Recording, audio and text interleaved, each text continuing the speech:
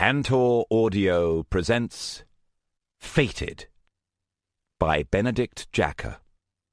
Narrated by Gilbert Jackson. Chapter 1.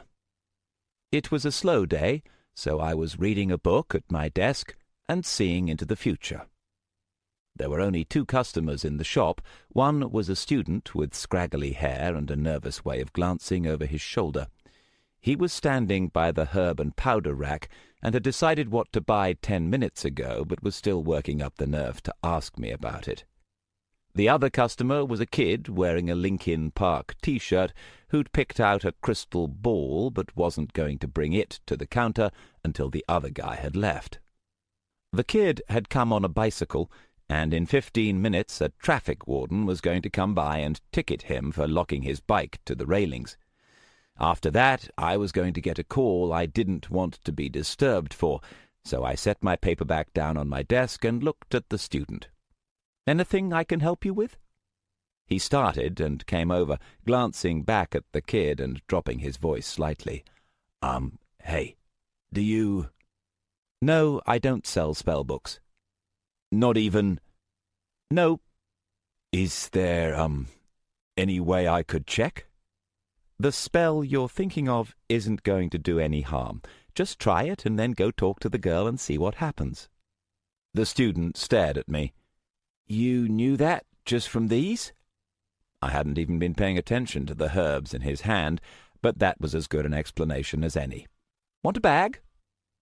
He put verbena, myrrh, and incense into the bag I gave him and paid for it while still giving me an awestruck look, then left. As soon as the door swung shut, the other kid came over and asked me the price for the second biggest crystal ball, trying to sound casual. I didn't bother checking to see what he was going to use it for.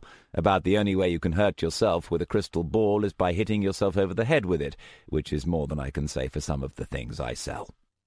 Once the kid had let himself out, hefting his paper bag, I got up, walked over, and flipped the sign on the door from open to closed. Through the window I saw the kid unlock his bike and ride off.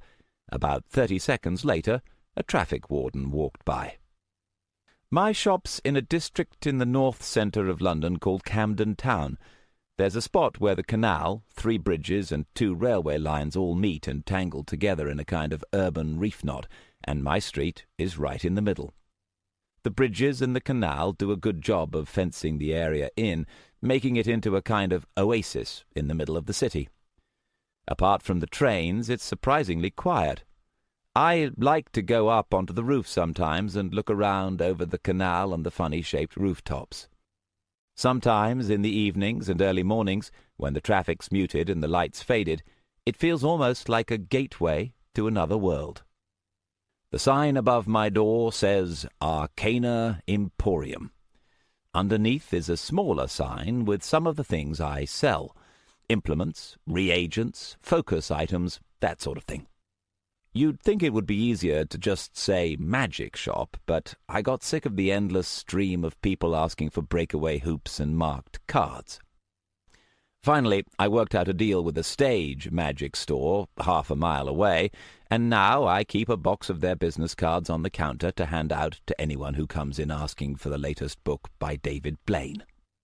The kids go away happy, and I get some peace and quiet. My name's Alex Verus. It's not the name I was born with, but that's another story. I'm a mage, a diviner. Some people call mages like me oracles or seers or probability mages if they want to be really wordy, and that's fine too, just as long as they don't call me a fortune teller. I'm not the only mage in the country, but as far as I know, I'm the only one who runs a shop. Mages like me aren't common, but we aren't as rare as you might think either. We look the same as anyone else, and if you passed one of us on the street, odds are you'd never know it. Only if you were very observant would you notice something a little off, a little strange, and by the time you took another look, we'd be gone. It's another world, hidden within your own, and most of those who live in it don't like visitors. Those of us who do like visitors have to advertise. and it's tricky to find a way of doing it that doesn't make you sound crazy. The majority rely on word of mouth, though younger mages use the internet. I've even heard of one guy in Chicago who advertises in the phone book under Wizard, though that's probably an urban legend. Me, I have my shop. Wiccans and pagans and New Agers are common enough nowadays that people accept the idea of a magic shop, or at least they understand that the weirdos have to buy their stuff from somewhere.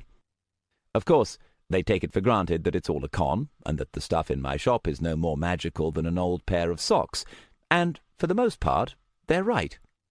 But the stuff in my shop that isn't magical is good camouflage for the stuff that is. Like the thing sitting upstairs in a little blue lacquered cylinder that can grant any 5 wishes you ask. If that ever got out, I'd have much worse problems than the occasional snigger. The futures had settled and the phone was going to ring in about 30 seconds. I settled down comfortably, and when the phone rang, let it go twice before picking up. "Hey!" "Hi, Alex," Luna's voice said into my ear. "Are you busy?" "Not even a little. How's it going?" "Can I ask a favour? I was going through a place in Clapham and found something. Can I bring it over?" "Right now?" "That's not a problem, is it?" "Not really. Is there a rush?" "No. Well," Luna hesitated, "the thing makes me a bit nervous. I'd feel better if it was with you." I didn't even have to think about it. Like I said, it was a slow day. "You remember the way to the park?" "The one near your shop?" "I'll meet you there. Where are you?" "Still in Clapham. I'm just about to get on my bike." "So, 1.5 hours. You can make it before sunset if you hurry." "I think I am going to hurry. I'm not sure." Luna's voice trailed off, then firmed. "Okay, see you soon." She broke the connection. I held the phone in my hand, looking at the display. Luna works for me on a part-time basis, finding items for me to sell, though I don't think she does it for the money. Either way, I couldn't remember her ever being this nervous about one. It made me wonder exactly what she was carrying. You can think of magical talent as a pyramid. Making up the lowest and biggest layer are the normals. If magic is colours, these are the people born colourblind. They don't know anything about magic, and they don't want to, thank you very much. They've got plenty of things to deal with already, and if they do see anything that might shake the way they look at things, they convince themselves they didn't see it double quick. This is maybe 90% of the adult, civilized world. Next up on the pyramid are the sensitives, the ones who aren't colourblind. Sensitives are blessed, or cursed, depending how you look at it, with a wider spectrum of vision than normals. They can feel the presence of magic, the distant power in the sun and the earth and the stars, the warmth and stability of an old family home, the lingering wisps of death and horror at a dark ritual site. Most often they don't have the words to describe what they feel, but 2 sensitives can recognize each other by a kind of empathy, and it makes a powerful bond. Have you ever felt a connection to someone as though you shared something even though you didn't know what it was? It's like that. Above the sensitives on the magical pecking order are the adepts. These guys are only 1% or so, but unlike sensitives, they can actually channel magic in a subtle way. Often it's so subtle they don't even know they're doing it. They might be lucky at cards or very good at guessing what's on another person's mind, but it's mild enough that they just think they're born lucky or perceptive. But sometimes they figure out what they're doing and start developing it, and some of these guys can get pretty impressive within their specific field. And then there are the mages. Luna's somewhere between sensitive and adept. It's hard even for me to know which, as she has some unique characteristics that make her difficult to categorize, not to mention dangerous. But she's also one of my very few friends, and I was looking forward to seeing her. Her tone of voice had left me concerned, so I looked into the future and was glad to see she was going to arrive in an hour and a half, right on time. In the process, though, I noticed something that annoyed me. Someone else was going to come through the door in a couple of minutes, despite the fact I'd just flipped my sign to say closed. Camden gets a lot of tourists, and there's always the one guy who figures opening hours don't apply to him. I didn't want to walk all the way over and lock the door, so I just sat watching the street grumpily until a figure appeared outside the door and pushed it open. It was a man wearing pressed trousers and a shirt with a tie. The bell above the door rang musically as he stepped inside and raised his eyebrows. "Hello, Alex." As soon as he spoke, I recognized who it was. A rush of adrenaline went through me as I spread my senses out to cover the shop and the street outside. My right hand shifted down a few inches to rest on the shelf under my desk. I couldn't sense any attack, but that didn't necessarily mean anything. Lyle just stood there, looking at me. "Well," he said, "aren't you going to invite me in?" It had been more than 4 years since I'd seen Lyle, but he looked the same as I remembered. He was about as old as me, with a slim build, short black hair, and a slight olive tint to his skin that hinted at a Mediterranean ancestor somewhere in his family tree. His clothes were expensive, and he wore them with a sort of casual elegance I knew I'd never be able to match. Lyle had always known how to look good. "Who else is here?" I said. Lyle sighed. "No one. Good grief, Alex, have you really gotten this paranoid?" I checked and rechecked and confirmed what he was saying. As far as I could tell, Lyle was the only other mage nearby. Besides, as my heartbeat began to slow, I realized that if the council was planning an attack, Lyle was the last person they'd send. Suddenly I did feel paranoid. Of course, that didn't mean I was happy to see him or anything. Lyle began walking forward, and I spoke sharply. "Stay there!" Lyle stopped and looked quizzically at me. "So," he said, when I didn't react. He was standing in the middle of my shop, in between the reagents and the shelves full of candles and bells. "Are we going to stand and stare at each other?" "How about you tell me why you're here?" "I was hoping for a more comfortable place to talk." Lyle tilted his head. "What about upstairs?" "No." "Were you about to eat?" I pushed my chair back and rose to my feet. "Let's go for a walk." Once we were outside, I breathed a little easier. There's a roped-off section to one side of my shop that contains actual magic items, focuses, residuals, and one-shots. They'd been out of sight from where Lyle had been standing, but a few more steps, and he couldn't have missed them. None were powerful enough to make him think twice, but it wouldn't take him long to put two and two together and figure out that if I had that many minor items, then I ought to have some major ones too, and I'd just as soon that particular bit of information didn't get back to the council. It was late spring, and the London weather was mild enough to make walking a pleasure rather than a chore.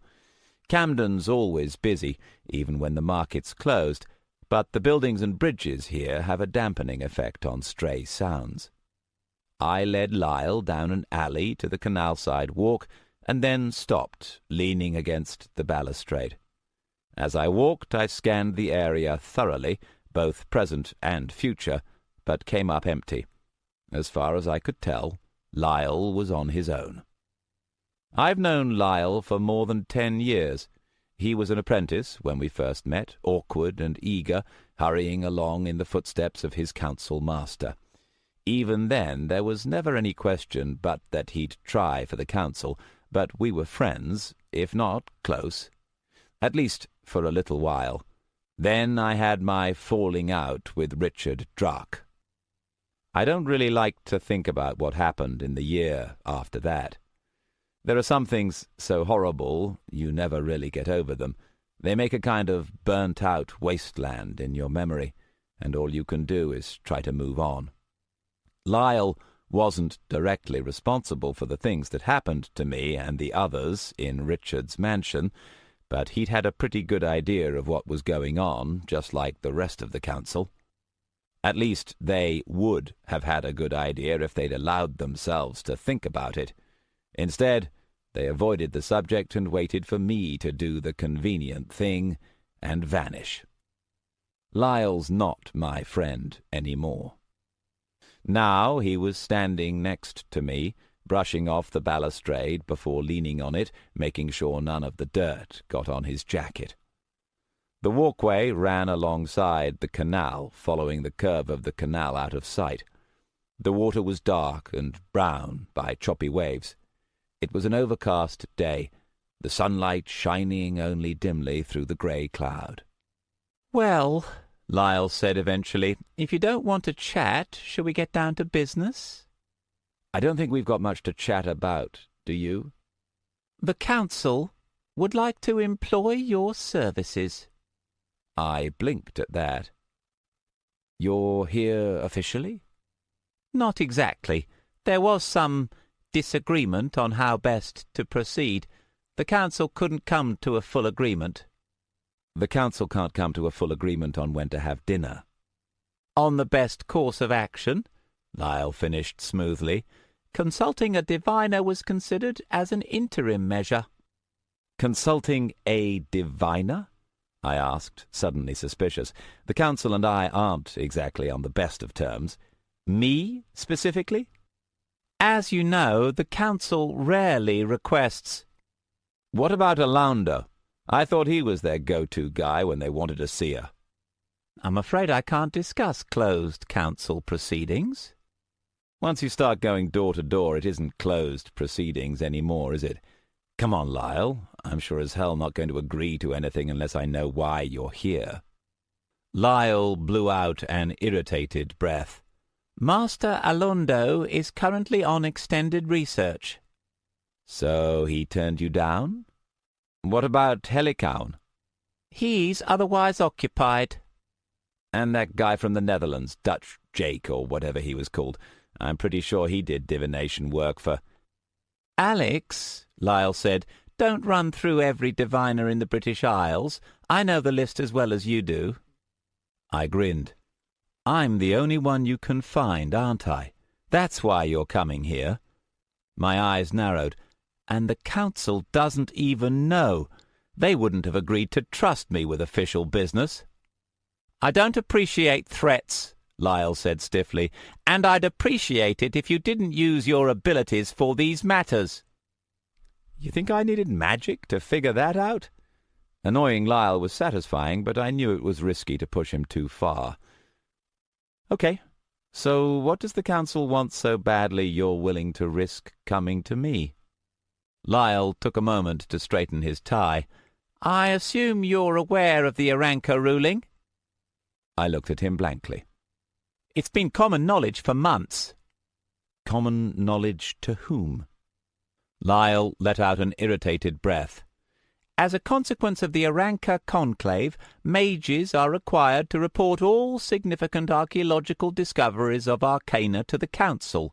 Recently, a new discovery was reported." "Reported?" "And subjected to a preliminary investigation. The investigation team have concluded quite definitely that it's a precursor relic." I looked up at that. "Functional?" "Yes." "What kind?" "They weren't able to determine." "It's sealed? I'm surprised they didn't just force it." Lyle hesitated. "Oh," I said, catching on. "They did try to force it.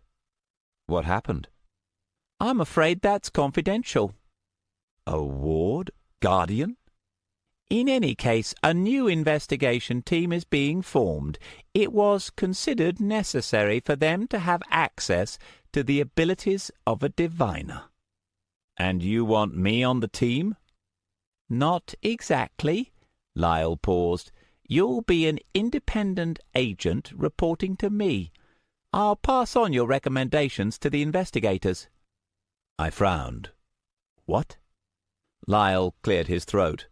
"Unfortunately, it wouldn't be feasible for you to join the team directly. The council wouldn't be able to clear you. But if you accept, I can promise I'll tell you everything you need to know." I turned away from Lyle, looking out over the canal.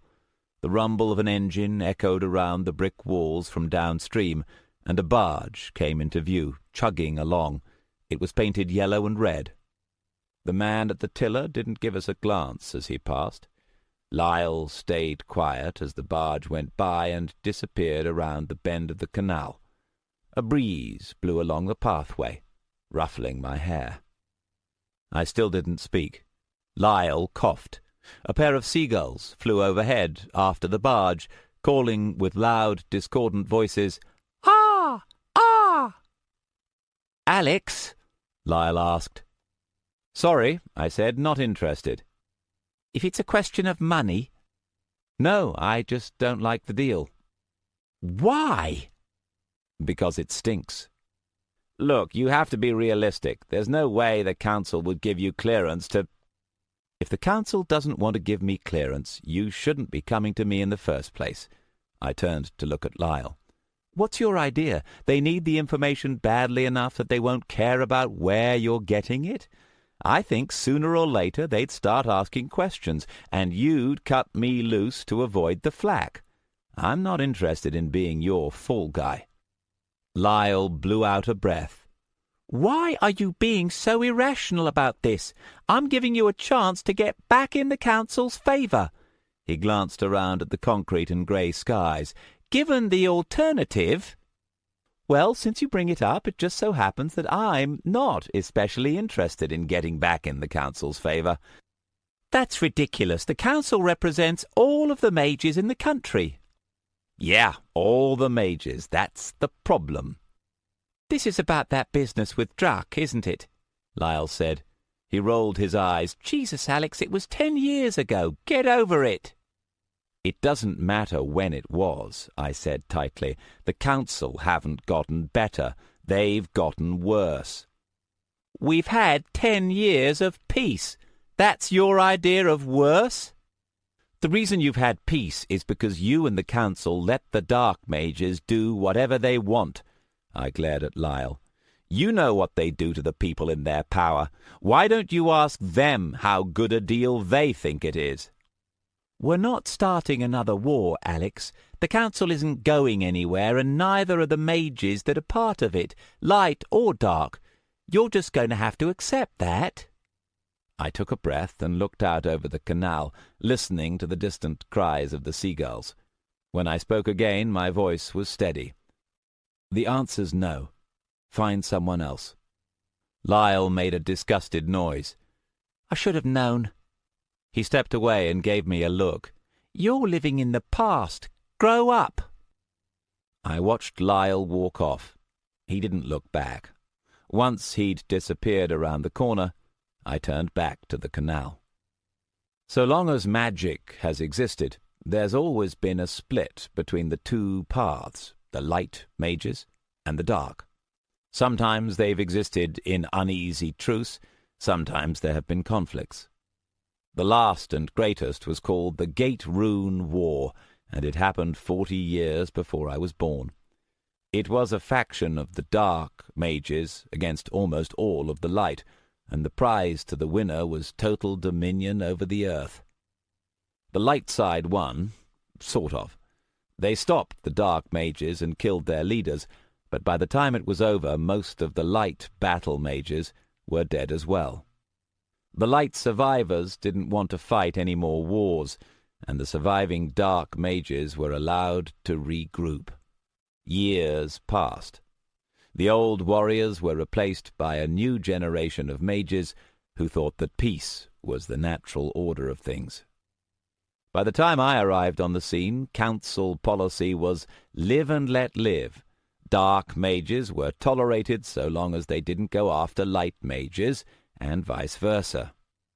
There was a set of rules called the Concord that governed how mages could and couldn't act towards each other.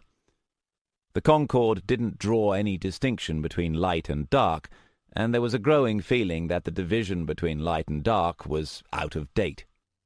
At the time, I thought it made a lot of sense. My own master, Richard Drach, was a dark mage, and I didn't see why light and dark mages couldn't get along. I changed my mind after I had my falling out with Richard, but by then it was too late. That was when I discovered that while the Concord had all sorts of rules for how mages were allowed to treat each other, it didn't have any rules at all for how they were allowed to treat their apprentices. After I escaped, I went to Lyle and the council. They didn't want to know. I was left alone, with an angry, dark mage after me. Even now, if I close my eyes, I can still remember that time, the horrible, paralyzing fear. It's impossible to understand unless you've experienced it, the terror of being hunted by something crueler and stronger than you. I was barely out of my teens, hardly able to look after myself, much less go face to face with someone like Richard. Now I look back on it, I can see that the council was really just waiting for Richard to get rid of me and remove the whole embarrassing mess. Instead, I survived. So you can see why I'm not the council's favorite person, and why I've no desire to get in their good books either. I knew that Lyle was gone and wasn't coming back, but I stayed where I was for another 20 minutes, watching the reflections in the dark water and waiting for the ugly memories to settle. When I was calm again, I put Lyle and everything he stood for out of my mind and went home. I didn't feel like doing any more work today, so I left for the park, locking the shop behind me. London is an old city. Even visitors can feel it, the sense of history, the weight of thousands of years. To a sensitive, it's even stronger, like a physical presence embedded into the earth and stone. Over the centuries, pockets have developed, little enclaves in the jungle of buildings, and the place I was going to is one of them. The park is about a 10-minute walk from my shop, tucked down a twisting back street that nobody ever uses. It's overgrown to the point of being nearly invisible behind the fence and trees. There are construction vehicles parked outside. Officially, the park's supposed to be closed for redevelopment, but somehow the work never seems to get done. There are buildings all around, but leaves and branches shelter you from watching eyes. I was sitting on a blanket with my back against a beech tree when I heard the faint rattle of a bicycle on the road outside. A moment later, a girl appeared through the trees, ducking under the branches. I waved, and she changed direction, walking across the grass towards me. A glance at Luna would show you a girl in her early 20s, with blue eyes, fair skin, and wavy light brown hair worn up in 2 bunches. She moves very carefully, always looking where she places her hands and feet, and often she seems as though her body's there while her mind's somewhere far away. She hardly ever smiles, and I've never seen her laugh, but apart from that, you could talk to her without noticing anything strange, at least to begin with. Luna's one of those people who was born into the world of magic without ever really getting a choice.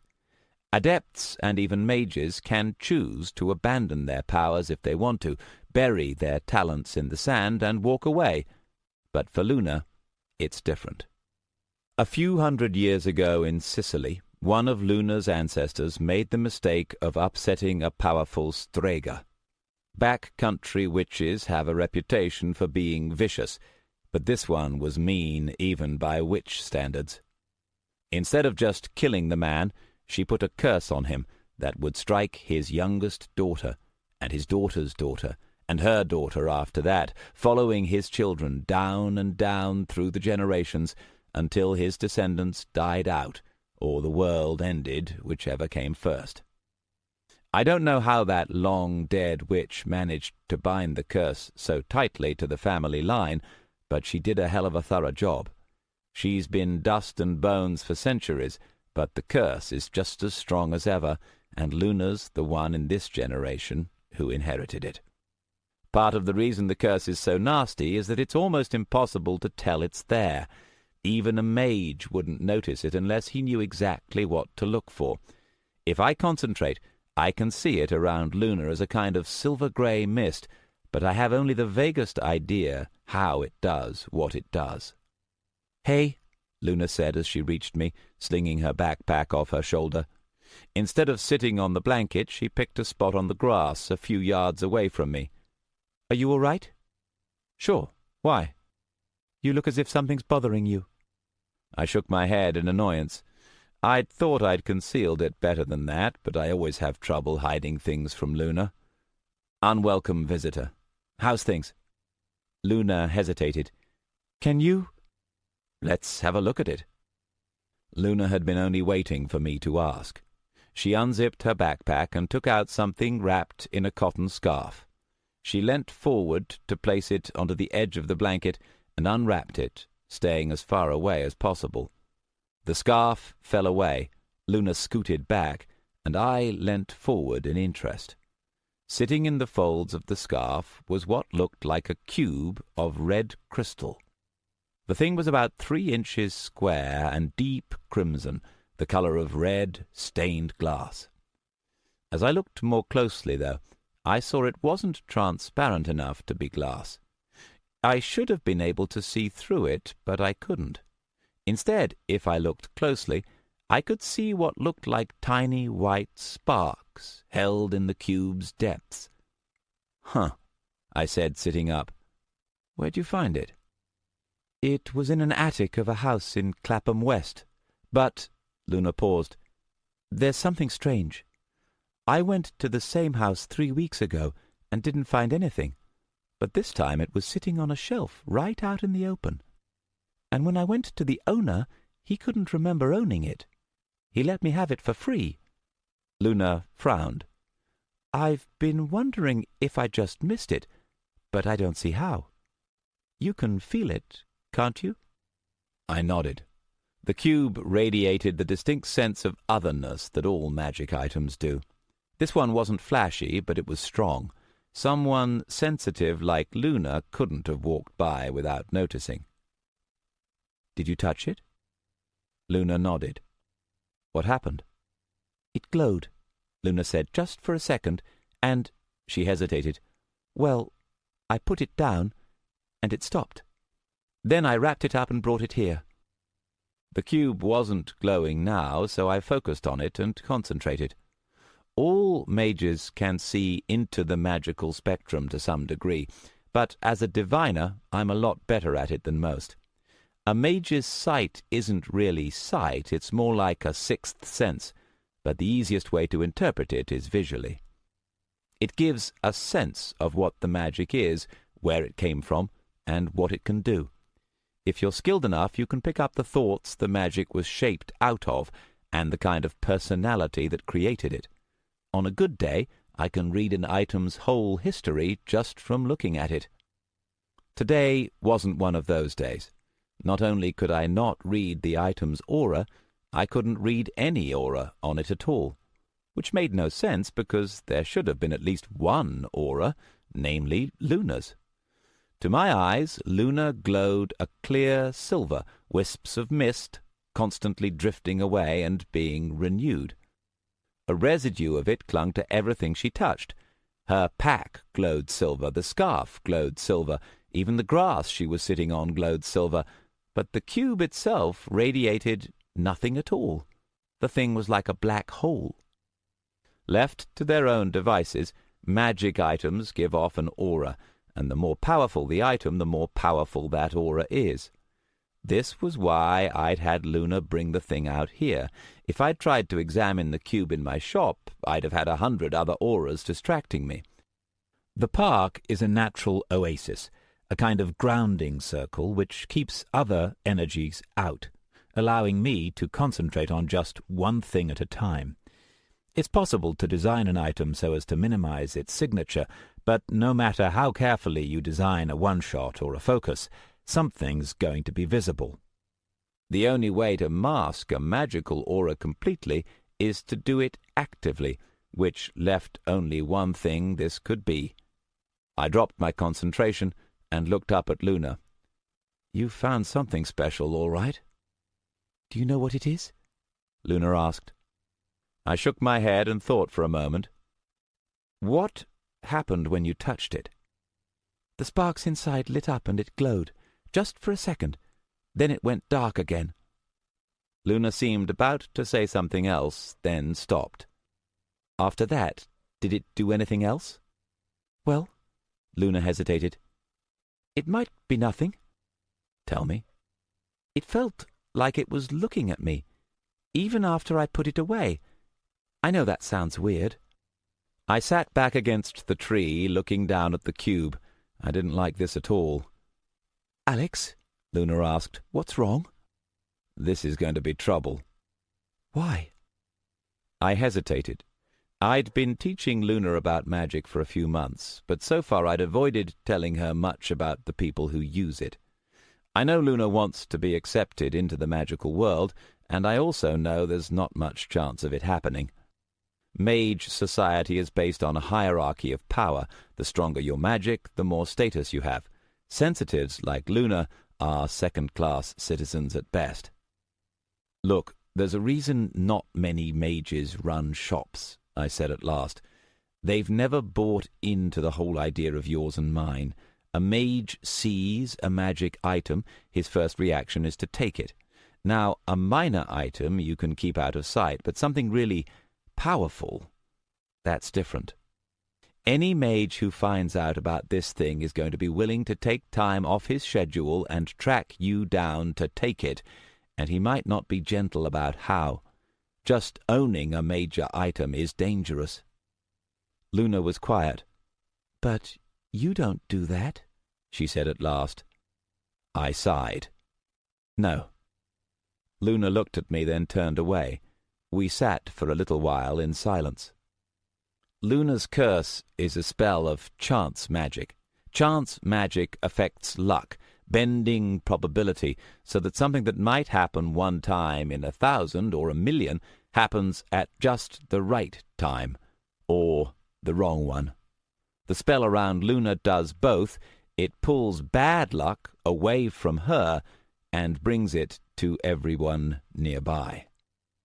The really twisted thing is that from what I've learned, the spell was originally invented by dark mages as a protection, not a curse, because it makes you as safe from accidents as a person can possibly be.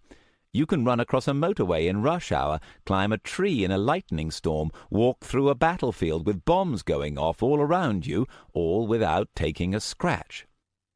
But the accidents don't go away, they just get redirected to everyone nearby. And when the spell is laid permanently, the results are horrible. The closer Luna gets to another person, the more the curse affects them. She can't live in the same house as anyone else because something terrible would happen within a month. She can't keep pets or they die. Even having friends is dangerous. The closer other people are to her, and the longer they stay near, the worse the result. Whenever Luna comes to care about any other human being, she knows that the more time she spends with them, the more they're going to be hurt. She told me once that the first boy she kissed ended up in a coma. I've spent some time researching Luna's curse, trying to find a way to break it, but haven't gotten anywhere. I might be able to get somewhere if I studied her intensively, but Luna's life is hard enough without being treated like some kind of science project. Still, Luna. There's something Something brushed against my senses, and I stopped. I looked into the future, and my stomach suddenly went cold. Luna was watching in puzzlement. She could tell from my expression that something was going on, but she didn't know what. "Alex?" I jumped to my feet. "Get away!" Luna started to rise, confused. "What's going on?" "There's no time." I was desperate. We had only seconds. "Behind the tree! Hide! Hurry!" Luna hesitated an instant longer, then moved quickly behind the beech. "Stay there," I said, my voice low and urgent. "Don't make a sound." I turned back just as a man stepped from the trees in front of me. He was powerfully built, with a thick neck and wide hands, and muscles that bulged through the lines of his black coat. He might have looked like a bouncer or a bodyguard, maybe even a friendly one, if you didn't look too closely at his eyes. "Verus, right? the dark mage said, regarding me steadily. "Don't think we've met." Chapter 2. The two of us stood facing each other across the grass. The wind had dropped, and the birds around had gone silent, sensing danger. I stood still, keeping my face blank and not letting myself show any sign of the sickening sensation you get when you've made a really bad mistake. I'd left my house without weapons or defences. Once upon a time I never would have dreamt of stepping outside without them, but months of safety had lulled me into dropping my guard. Now I was paying for it. I was standing in front of a dark mage, and if he decided to come at me, I was toast. The silence stretched out while I looked frantically into the future, trying to see what would happen. "I guess we haven't been introduced," I said at last, keeping my voice steady. "You can call me Cinder." I raised my eyebrows. "Subtle." "Trying to be funny?" "I don't know. Are you laughing?" He grinned then. "Smart mouth." I didn't answer, but as I looked at the futures branching out ahead of us, I felt a chill. This conversation could unfold in 1,000 ways, and most of them led to Cinder attacking me brutally and without warning. And the cause of the fight was... I stopped, trying to keep the confusion off my face. It was the red cube, the same one that had been left on the blanket just 2 feet behind where I was standing. The instant Cinder saw it, he would do his absolute best to kill me, and I had no idea why. Right now, Cinder was focused on me, but in only a few seconds he would notice. I made a snap decision and deliberately turned my back on Cinder, crouching down to fold up the blanket. "I reckon," Cinder began to say, then stopped. "Hey!" I didn't turn around. "What?" "I'm talking to you." I wrapped the blanket around the cube, keeping the thick cloth around the thing. And I took out my bag and started packing the blanket inside. From behind I could feel Cinder's confusion. No one turns his back on a dark mage unless he's crazy or planning something. I felt a surge of magic starting to build up behind me, and I glanced over my shoulder, feeling an itch in my back. "Stop that," I said, keeping my voice cool. A trace of anger was showing on Cinder's face. "I think maybe you don't know who I am."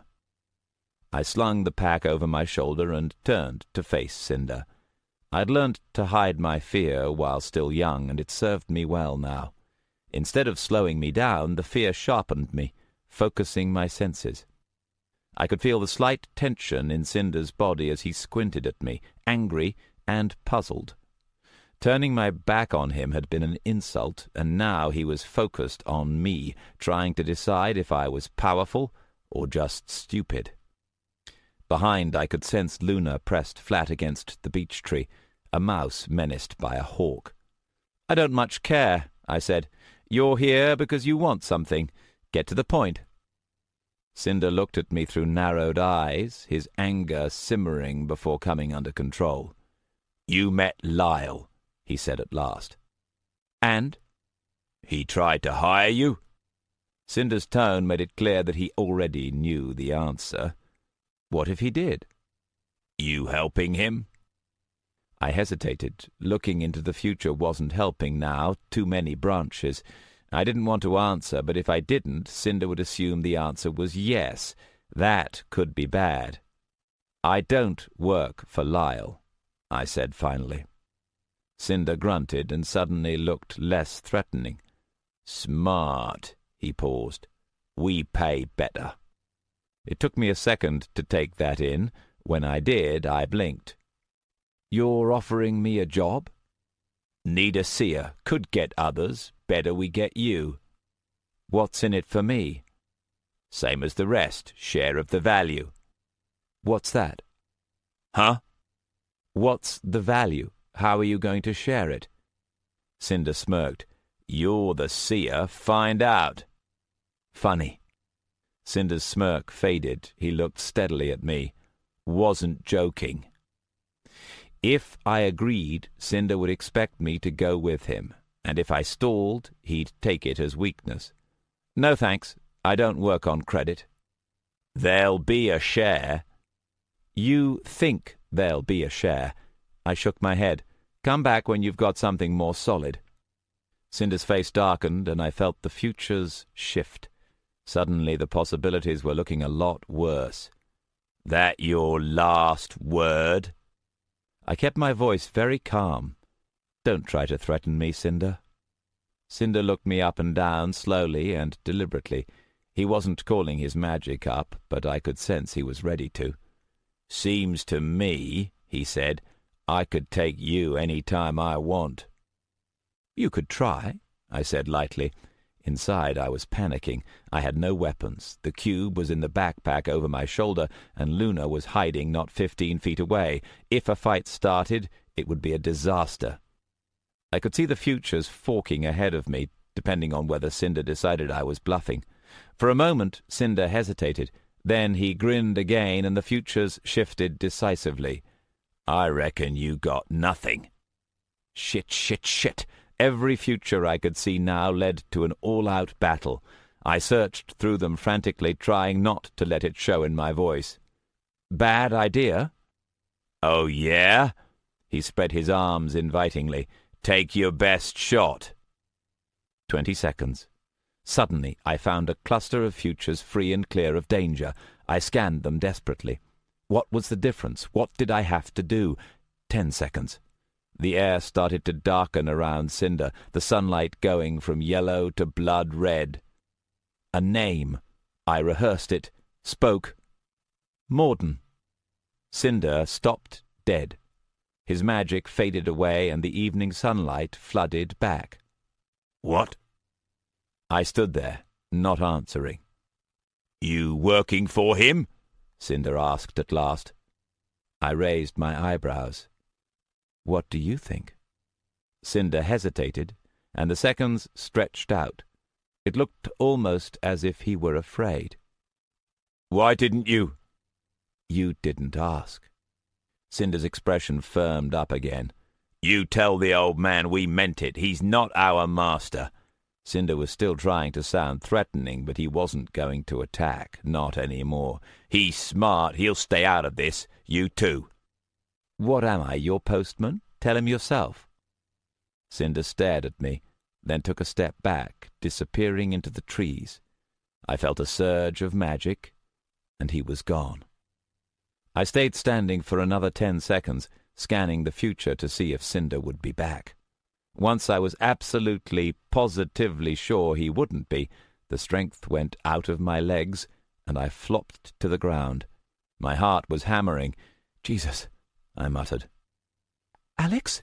Luna finally said from behind the tree. He's gone, I managed. I tried to get up and found I couldn't. My hands were shaking.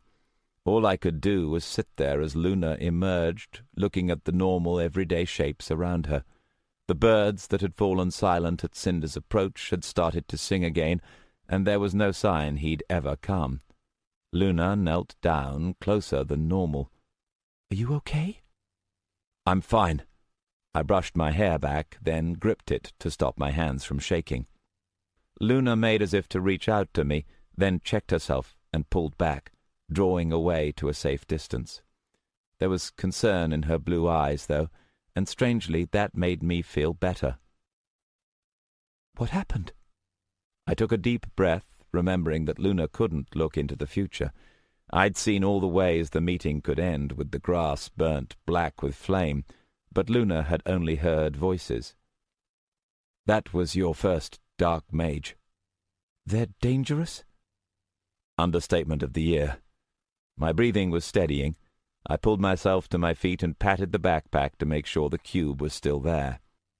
I don't understand, Luna said. Who's Morden? Southbound terminus on the Northern Line.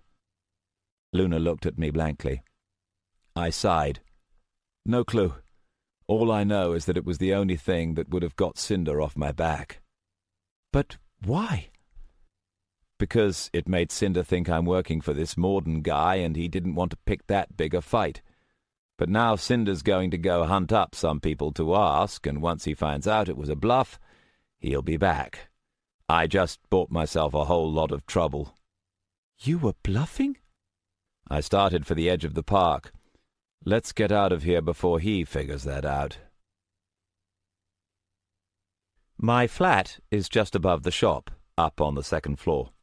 It's got what passes for my kitchen, as well as a sofa, a table, and a couple of chairs for my rare to non-existent visitors. There are 3 watercolours on the walls, inherited from the previous owner, and the windows look out over a low roof onto a view of the London skyline. The sun was dipping low in the sky, and the lights had started to come on across the city, outlining the buildings in yellow and orange. Across the canal and visible over the bridges are blocks of flats, their sides turned towards me, and sometimes in the evenings I like to lie on the sofa and watch the shifting patterns of the lights in the windows, wondering what they mean. Luna was curled up on one corner of the sofa, while I was sprawled in my favourite chair. "So," I said, setting my glass down with a sigh, "now you know one of the reasons I don't hang around with other mages." Luna gave me a questioning look, and I shook my head, more to reassure myself than her. "Well, it's done, and we got away safe. Could have been a lot worse. You were a good girl to run and hide when I told you." "Don't call me a good girl. You're not that much older." "Don't argue. Be a good girl." Luna gave me one of her rare smiles. It faded quickly, though. "Alex, you were scary. Your voice was so cold. I thought you were going to—" "Going to what?" Luna was silent. "You were really bluffing?" "He was looking for weakness." "I thought you didn't know him." "I know people like him." I fell silent, lost in old memories. "He talked like he knew you," Luna said after a pause. I didn't answer. "How do you know people like him?" When I still didn't answer, Luna went on, "Is it about what you did before you got this shop?" "Luna." There was a warning note in my voice. Luna fell silent. When I looked up, though, she met my eyes, not backing down. "You're better off staying away from this," I said at last. "Just knowing about these people can get you in trouble." Luna tilted her head. "I thought you said I was already in trouble." I hesitated. Mages have a policy of not discussing their business with outsiders. The council wouldn't be happy if they found I was telling this to Luna. On the other hand, the council doesn't like me anyway. And besides, I've never really bought into the idea of keeping people ignorant for their own good. What you know can hurt you, but what you don't know can hurt you a lot worse. "All right," I said. "What do you know about dark mages?" Luna curled her legs under her on the sofa. Her white fingers were clasped around a mug of tea, a faint wisp of steam drifting upwards. "I thought they were mages who went bad." "No." I tried to figure out how to explain it. "Well, maybe. Dark mages follow a philosophy called the true way. The true way says that good and bad, as we see them, are conventions. Our ideas about good and evil come from customs and religions designed to benefit the people in power. Dark mages think that obeying them makes you a sheep. Like when you asked for that cube from that man today. A dark mage would say you should have just taken it." "You mean stealing it?" A dark mage would tell you that you only feel stealing is wrong because your parents brought you up that way. Right and wrong are just conventions, like which side of the road you drive on. Luna thought about it for a few seconds, then shook her head. "But he'd have called the police." I nodded. That's the bit they think matters. What stops people from breaking the law is the threat of punishment, and the threat only means anything if there's the power to enforce it. To a dark mage, power is reality. The more power you have, the more you can shape the reality around you. Strength, cunning, influence, whatever. But the one thing they don't tolerate is weakness. Dark mages believe weakness is a sin, something shameful. If you're not strong enough to take what you want, it's your fault." Luna frowned. "Oh, "Do you understand?" I suppose." Luna thought for a second. "I've heard people say stuff like that. I suppose they've got a point." I shook my head. It's not about having a point. Dark mages don't say these things. They live them. Luna looked at me, and I knew she didn't understand. "That man, Cinder," I said, "what do you think he would have done if he'd found you?" Luna looked suddenly uneasy. "I don't know." "Whatever he wanted," I said. "He might have ignored you. He might have laughed and walked off. He might have raped you and left you bleeding on the ground. He might have taken you back to his mansion as a slave, and he wouldn't think twice about doing any of those things." Luna stared. "And something else," I went on. "No other dark mage would think twice about him doing any of those things either. If you can't stop him, it's your fault. Understand now?" Luna's eyes were wide, and I could tell I'd finally gotten through. "You know these people?" "Yes." Luna began to say something else, but I shook my head. "Don't ask me about it. Not now." Luna fell silent. The pause dragged out and became uncomfortable. "I should go home," Luna said at last. I nodded and rose.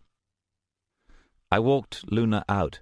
She kept at arm's length just like always, but there was a distance that hadn't been there before.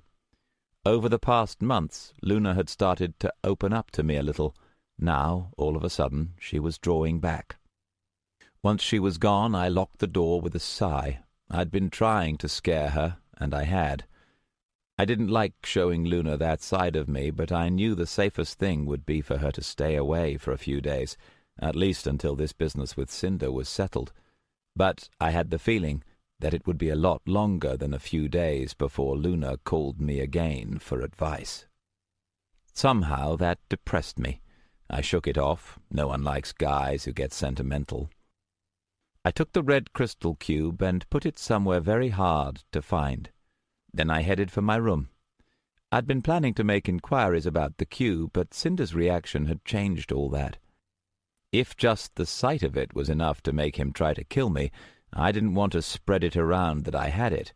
Instead, I'd keep it secret until the fuss had died down, and in the meantime, I'd arrange for it to be thoroughly investigated by an expert in magical items, namely, me.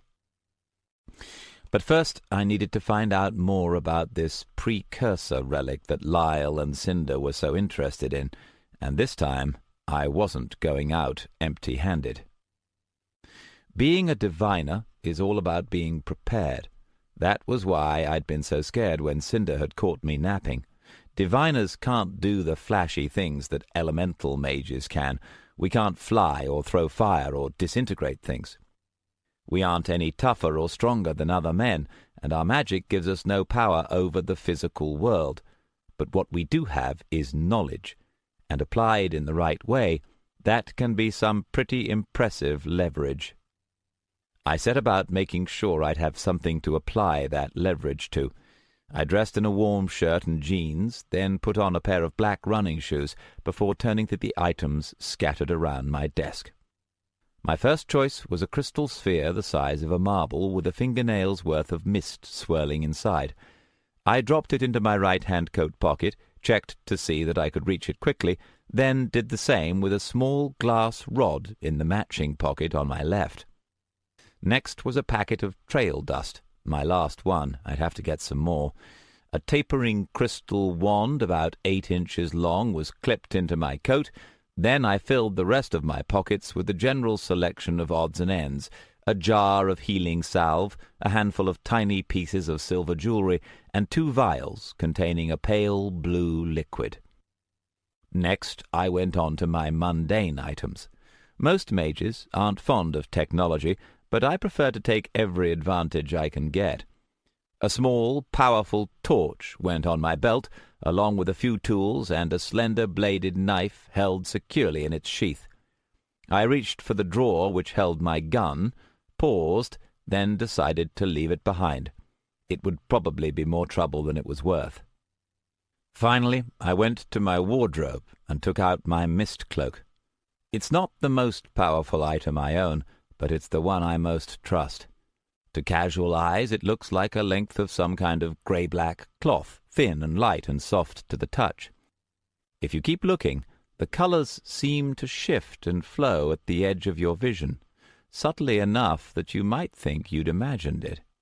Mist cloaks are woven from moonbeams and the webs of snow spiders, and they're rare and little-known items. They're imbued items, not simple focuses, and as I put it on, the colours rippled quickly before going still. I patted it affectionately, then turned to look at myself in the mirror. I saw a tall figure, angular lines blurred by the shadows of the mist cloak.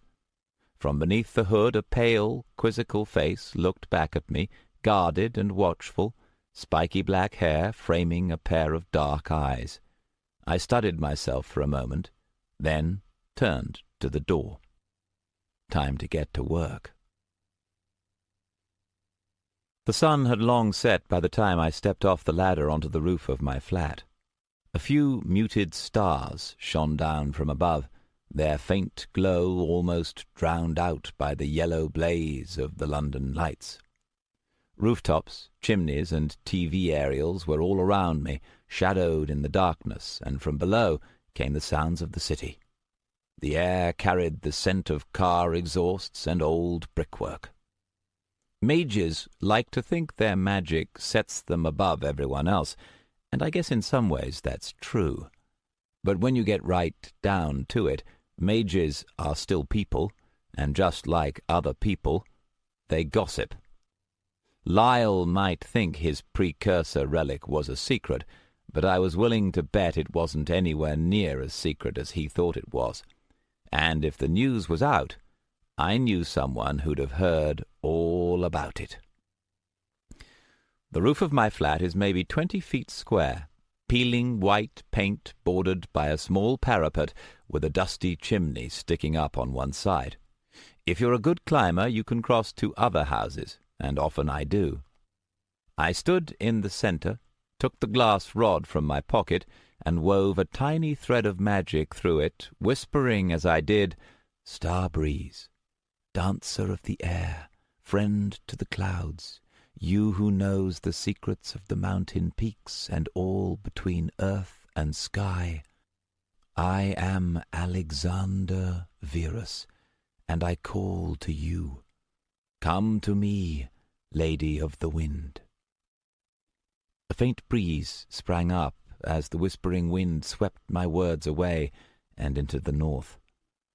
I repeated it again for south, west, and east, then looked into the future. The good news was that Starbreeze would be here soon. The bad news was that the assassin stalking me would be here sooner. It's nearly impossible to surprise an alert diviner. It's how we survive in the world of things bigger and nastier than we are. I'd detected the man hunting me even before I'd stepped outside my door. The only question was what to do about it. I don't usually let people pick fights with me. It's not hard to give someone the slip when you can see the future, and the kind of people who like picking fights tend to have lots of other enemies. It's easier just to keep your head down and wait for someone else to deal with them. In this case, though, if I shook this mage off, the first thing he'd do would be to try to break into my shop, and that would risk his finding the cube. I was better off dealing with him directly. Of course, that didn't mean I was going to fight fair. I hopped down to the roof of the house next to me and kept going until I reached the roof of a small block of flats to my south, 5 buildings down. The building had been renovated 10 years back, and the roof now held a couple of ventilators, but it still had the old chimney stacks near the edge. The combination of old and new made the roof cluttered, giving plenty of cover. I checked the roof to make sure the layout was as I remembered, then leant against one of the ventilators, closed my eyes, and waited. Not much light from the streets below reached up to the city rooftops, but there was plenty of sound. From all around I could hear the muted chatter of people on the streets below, mixing with the rumble of cars carrying their passengers home for the last time before the weekend. The breeze carried the scent of Indian and Italian food. The restaurants were just starting on the dinner-time rush. All around was noise and bustle, but the roof itself was quiet. The only sound from nearby was the rustle of wings from roosting pigeons across the street. As I listened, the rustle suddenly went quiet. I spoke into the darkness without opening my eyes. "You'll miss." Black lightning cut the night air, slashing through the space I'd been in as I twisted away. The bolts were jet black, visible only as a greater darkness against the night sky, and they made no sound but a low hiss. I completed my spin with my back pressed against the ventilator, and as suddenly as it had begun, everything was still. I leant just slightly around the ventilator's edge. "Told you." The mage who'd attacked me was on the next roof over, a dark shape crouching behind a chimney. Looking into the futures in which I approached, I could see he was a small man, spindly and thin, wearing dark clothes and a mask that hid his face. He was squinting in my direction, one hand lifted to shield or strike. "Come out, little seer," the man said when I didn't move. His voice was harsh, with a trace of an accent. "Why don't you come over so I can see you better?" I sensed the man's lips curl in a smile. "Because I can see you right now." As he said the last word, another stream of black lightning flashed from his hand. The black lightning was death magic, a kind of negative energy that kills by shutting down a body's systems, especially the brain and heart. Death magic is incredibly fast, as quick as the lightning it resembles. As if that weren't enough, this particular attack was augmented with kinetic energy, giving it a physical punch as well. It'd be a real bitch to shield against, even if I could make shields, which I can't.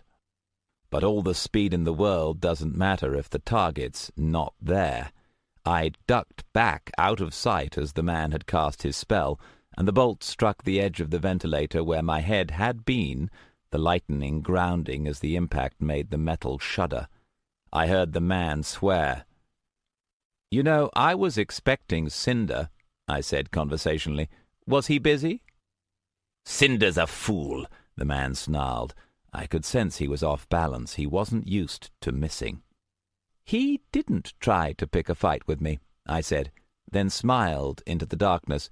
"I'd say that makes him brighter than you, Khazad." The man, Khazad, stopped dead. "How do you know my name?"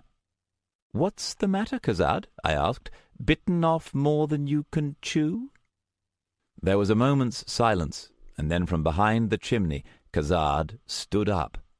Darkness flickered around him as he wove a shield. "I don't scare as easy as Cinder," he said quietly, and began walking towards me. So much for ending it the easy way. "So, is this your way of asking me to join your team?" I asked as Khazad closed in. "Because I've got to say, your sales pitch sucks." "You can help us or you can die," Khazad said, and I could tell he was smiling. "I don't mind which." Khazad had reached the parapet separating one roof from the next. He began to climb over it, slowly and carefully, keeping one hand free and his eyes on the ventilator. I took the opportunity to move back into the shadow of the chimney stacks, keeping the ventilator between him and me. Khazad's feet came down onto the apartment roof, and he straightened. "Running already?" he said mockingly. "You know, I can see why you make enemies like Morden," he said. "Your group really isn't great on social skills." "You're not working for Morden," Khazad said calmly. "You don't work for anybody. No one's going to care if you die here." Khazad had cleared the ventilator, but I'd been moving as well, and now there was a chimney stack between us. There was a reason I'd chosen to fight Khazad up here. Death magic is deadly, but it needs a direct line of sight to its target. A fire mage like Cinder could have just burned the whole rooftop, but Khazad needed a clear shot. I changed direction, moving towards the drop to my left. Just out of curiosity, how do you think killing me is going to help you get this relic? "Who says I have to kill you?" Khazad said. His voice was confident. He thought he was backing me up against the edge of the roof. Good. "All you have to do is do what I say." I'd backed into a dead end. The chimney stack I'd been hiding behind ended at the roof's edge. Glancing down, I could see balconies and a cluttered alleyway with a dumpster. Khazad was less than 30 feet away, heading straight towards my hiding place. Most mages have some way to use their magic to find people. Fire mages can pick up a man's body heat. Air mages can feel his breath. Life and mind mages can directly sense the presence and thoughts of a human being the same way that you can touch or taste. For death mages, like Khazad, it works a little differently. They sense living creatures as an absence, a concentration of life where their magic can't go. That was how Khazad had been able to sense me in the darkness, and it was how he was following me now. I drew the crystal wand from my pocket and concentrated, channeling my magic through it. There was no effect to normal eyes, but to my mage's sight the thing brightened, glowing. The wand is the simplest of all magic items, a battery. All it does is hold the magic and essence of the person who uses it. It doesn't really do anything, but it's very noticeable. There was a gutter on the edge of the roof, and I laid the wand in it. "You'll have to find me first," I said over my shoulder, and flipped the hood of the mist cloak over my head. I took 3 quick steps backwards and pressed myself up against the chimney stack, going very still. Let me tell you a bit about mist cloaks. They're imbued items with permanent magic of their own, and their basic function is to sense their surroundings and shift color to match, camouflaging the bearer no matter where he is. Right now, I knew the mist cloak had shifted to match the bricks behind me, blending my shape with the chimneys like a chameleon. As long as I didn't move, the illusion would be perfect. But mist cloaks have a second function which very few people know about. They also block detection spells. To magical senses, a human wearing a mist cloak gives off no reading, as though they aren't there. From Khazad's point of view, first he was sensing me, and then he was sensing a source of magic coming from the exact same place that I'd been in a second ago. If he'd been paying close attention, he might have noticed the flicker as the sources had switched, but he didn't have any reason to think I'd moved. In fact, he didn't even slow down. "Find you?" he said, and I could tell he was smiling. "I already have." Khazad came around the corner and stopped. A few steps ahead of him was the edge of the roof, streetlights glowing dimly from below. I was just 2 steps to his right, pressed motionless against the chimney. This close, I could see the side of Khazad's face behind the mask. His skin was light brown, and he was shorter than I was, small and lightly built. He was staring down at where the wand was hidden, just in front of him.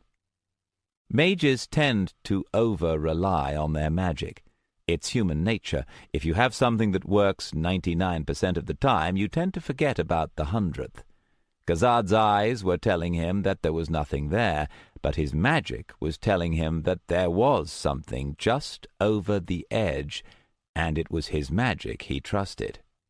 He moved forward, his movements quick and jerky like a bird, his shield flickering as it dimmed the light behind him. He reached the very edge of the roof and stared down at the wand, lying in the gutter. I came up behind Khazad and shoved him hard in the small of the back. His shield stung my hand as it took the blow, but while kinetic shields can spread out an impact, they don't do much to stop it. Khazad went flying over the edge with a shout. There was a crash as he hit the balcony, followed by a satisfying crunch.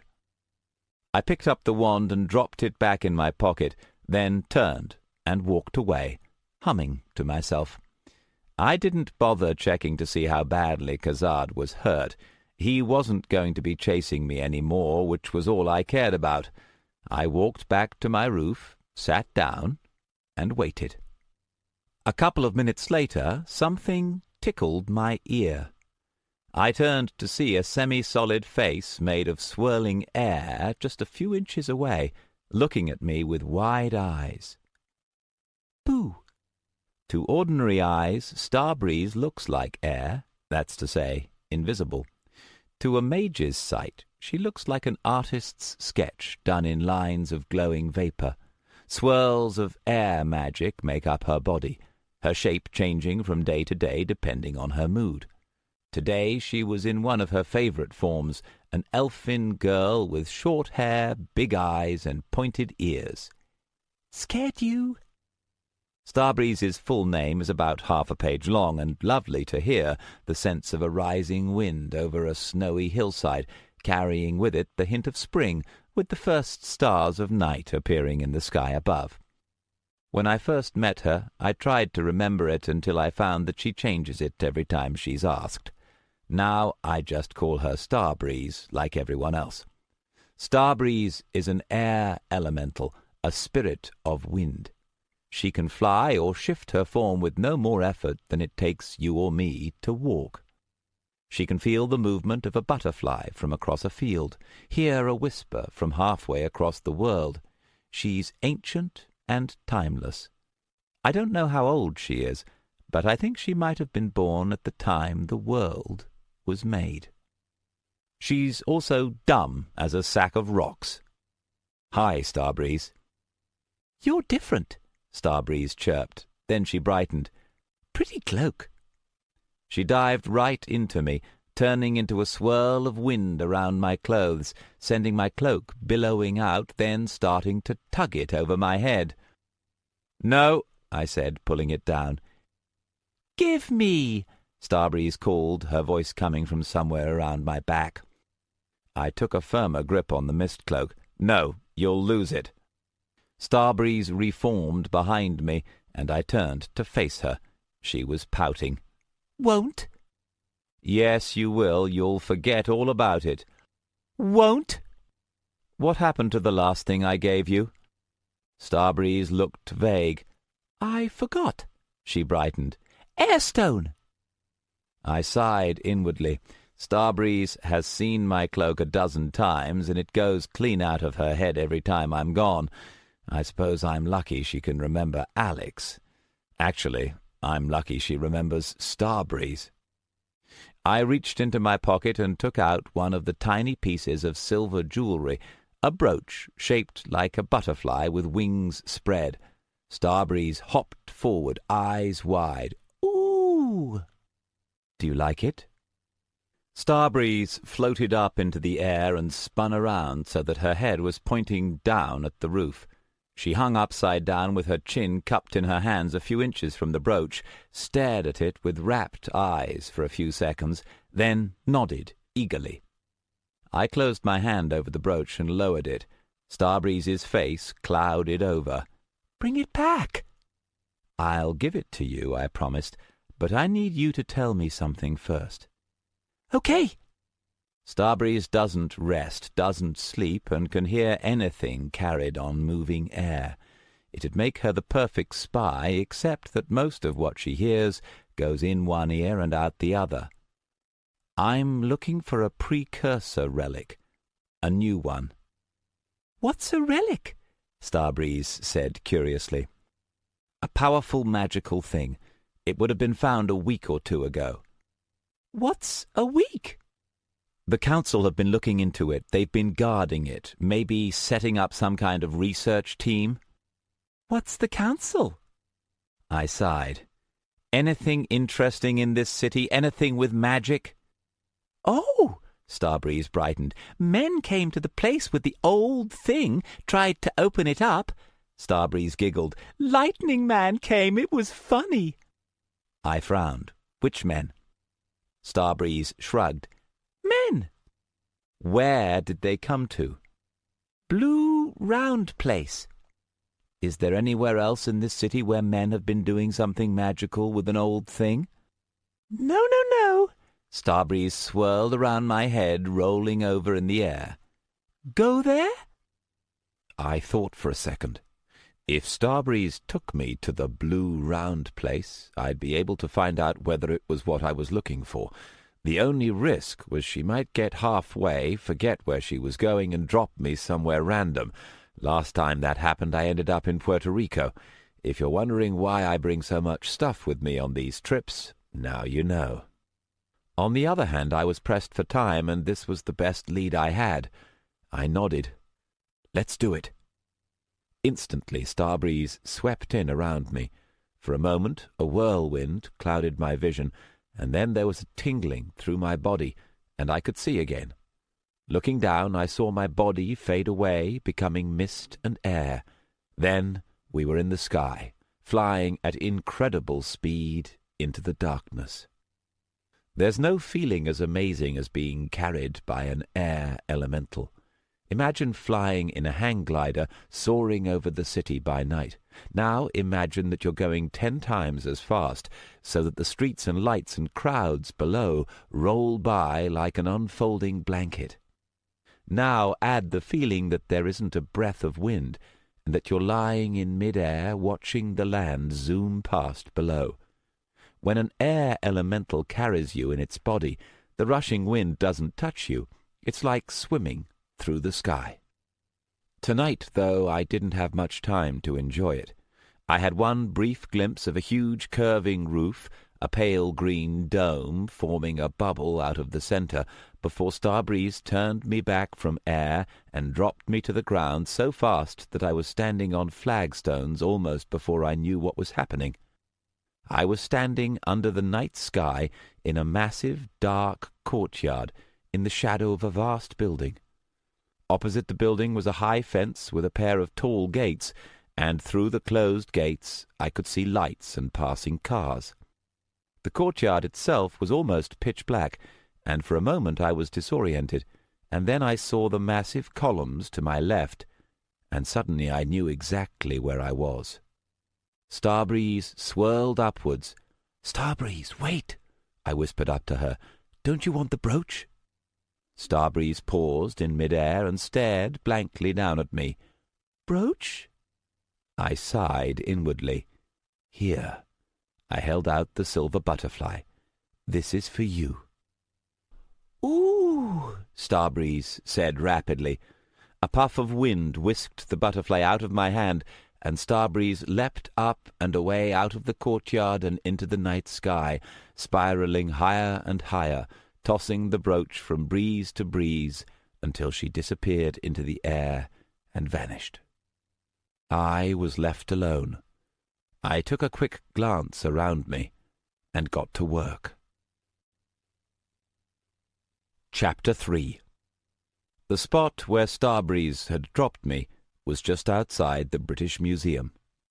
The courtyard was bordered to the north by the museum itself, to the east and west by outbuildings, and to the south by stone walls, tall gates, and a high iron fence with spikes. Beyond the fence, buses and cars tracked steadily from left to right to left along Great Russell Street, casting light and sound through the railings, but the courtyard itself was silent. As I waited for my eyes to adjust, I looked through the futures and saw that if I moved forward, I'd run into a line of massive columns, behind which was the museum's main entrance. Starbreeze had said something about mages trying to open something. It might be Lyle's relic, in which case this place would be under council guard. Otherwise it might be someone's secret project. Either way, it was a safe bet nobody inside would be happy to see me. If there's one thing all diviners share, it's curiosity. We really can't help it, it's just part of who we are. If you dug out a tunnel somewhere in the wilderness 1,000 miles from anywhere and hung a sign on it saying, "Warning, this leads to the Temple of Horrendous Doom, do not enter, ever, no, not even then," you'd get back from lunch to find a diviner already inside and 2 more about to go in. Come to think of it, that might explain why there are so few of us. In any case, even if this wasn't what I was after, I couldn't resist having a closer look. I flipped the hood of my mist cloak up over my head and walked into the shadows of the huge columns. In the wall beyond were double doors of metal and glass. Through the glass I could see an open area with 2 men at a security station, one sitting, one standing. The only way through into the museum proper was to cross in a clear line of sight of both men. I stood watching for 2 full minutes, then opened the door and walked inside.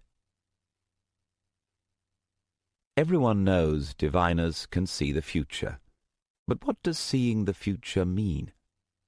Most people think it's like reading a book. You skip a few pages ahead, see what's going to happen.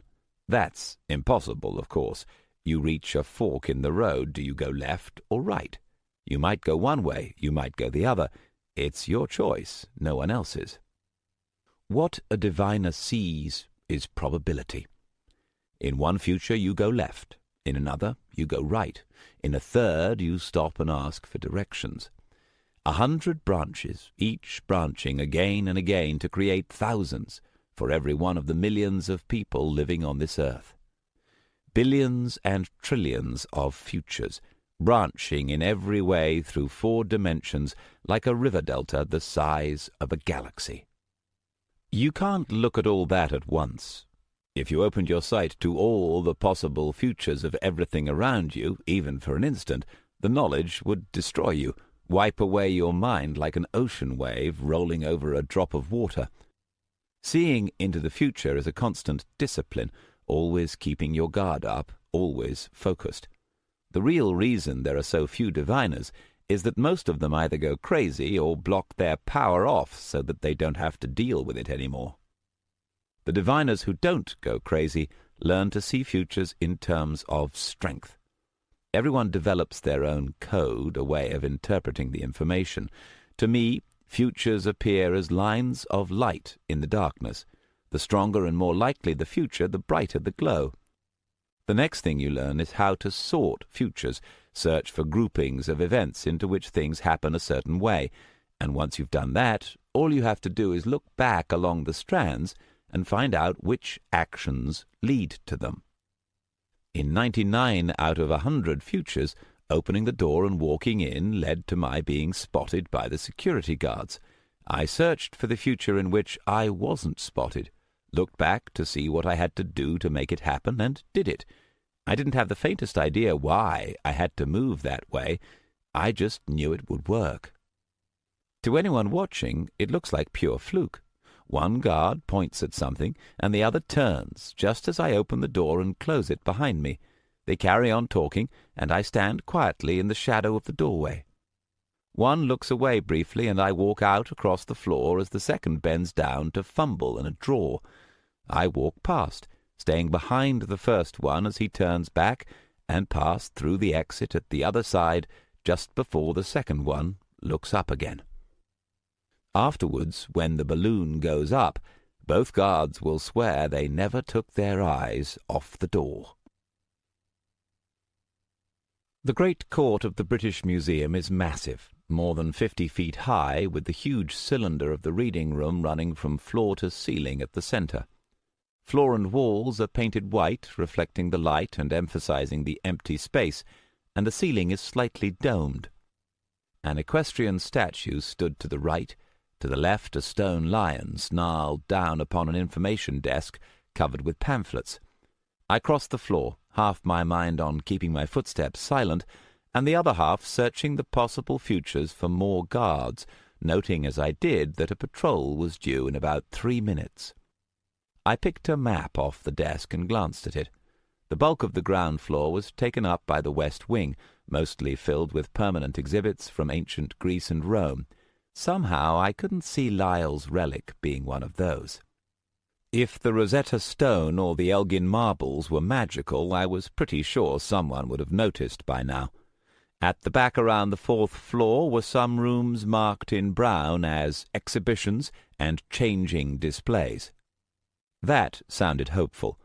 I slipped the map into my pocket and started for the stairs. As I climbed the curving staircase around the reading room and mapped out my path through the museum, the back of my mind was puzzling about why any kind of magical item would be here. Mages as a whole are not the most public-spirited of people. If they find something they want, they take it. They don't leave it on display. Unless, in this case, they couldn't take it. If the council couldn't move it to a safe location, that might explain why Lyle was desperate enough to try contacting me. I'd just reached Ethiopia and Coptic Egypt when something pinged on my precognition. 2 guards were ahead. I paused until I knew neither was looking in my direction, then peeked my head around the corner. The men were about 30 feet away, standing in front of a staircase leading up, and they were carrying... Bingo. The security guards at the door had worn the black uniforms and pullovers of British Museum security, with a silver BM on their epaulettes. These 2 wore plain clothes. They carried no obvious tools or weapons, but I could sense the auras of magical items, and from the way one had moved I'd spotted a gun in a shoulder holster, and that made them council security. Mages don't do sentry duty, not unless it's literally a matter of life or death. They're too important for that. Instead, they have private soldiers equipped with modern weapons and magical aids. These 2 weren't mages or even adepts, but they were alert and competent. As well as that, I could tell from here that the top of the stairwell behind them was warded with a barrier. The barrier would contain a well-hidden alarm. Anyone entering the 4th floor without the magical key, whether by foot or by spell, would set off a silent warning signal. Knowing the council, the guards wouldn't be trusted with the password key. An elemental mage could blast through the guards and the barrier, but would set off the alarm. A more subtle mage would be able to avoid raising the alarm, but wouldn't be able to get through the barrier. It was a typical council defense, cost-effective and ruthless. The job of those 2 guards was to be basically cannon fodder. If a mage attacked them, their chances of survival were nil.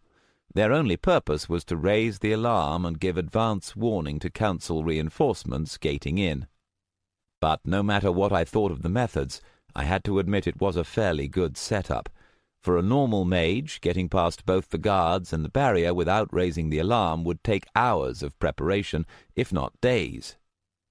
It took me slightly over 5 minutes. When you know exactly what will set off an alarm, then you know exactly what won't. Think about it. The 4th floor was sealed off from the rest of the museum with boards and screens. Worn red carpet covered the floor, and a scattered handful of lights cast the room in a dim glow. Standing in the center of the room was a statue. I should probably mention at this point that what I was doing was, under mage law, illegal as hell. The council might turn a blind eye to torture and murder, but trespassing, well, that's serious. With my reputation, I'd be in serious trouble if I was caught. However, I was pretty sure by this point that I'd be in more serious trouble if I stayed home. I had no particular desire to sit around waiting for the next guy in line to take a shot at me. I scanned the room. A few other exhibits had been pushed into the corners. A vase, a standing lamp, something that looked like a totem pole. None radiated magic. A lift was at the far end, but it was dark and unpowered.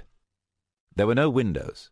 Apart from the stairs I'd climbed to enter this room, there was no way in and no way out, which meant I was standing in a dead end if anything went wrong. I would have to work fast.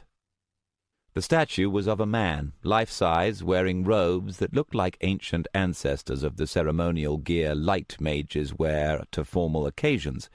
He looked in his 50s or 60s with a flowing beard.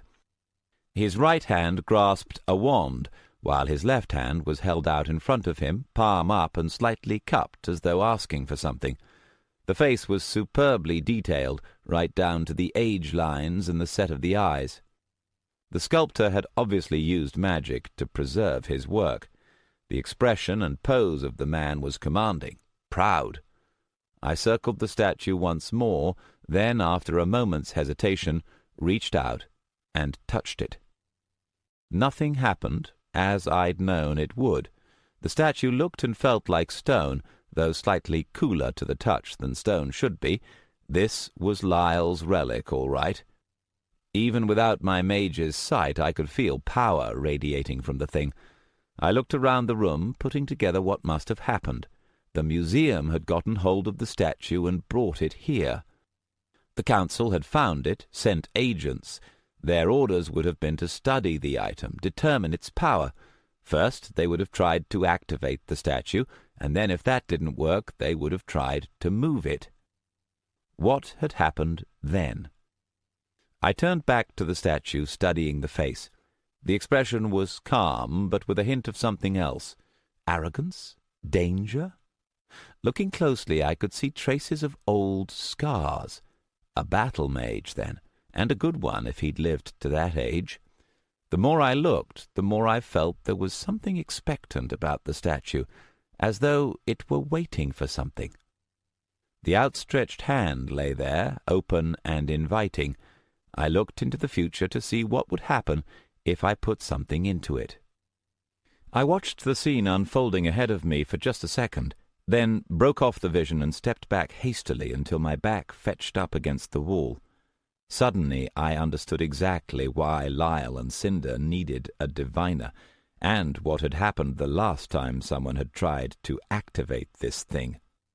The statue had been perfectly preserved, and its defense system had been perfectly preserved, too.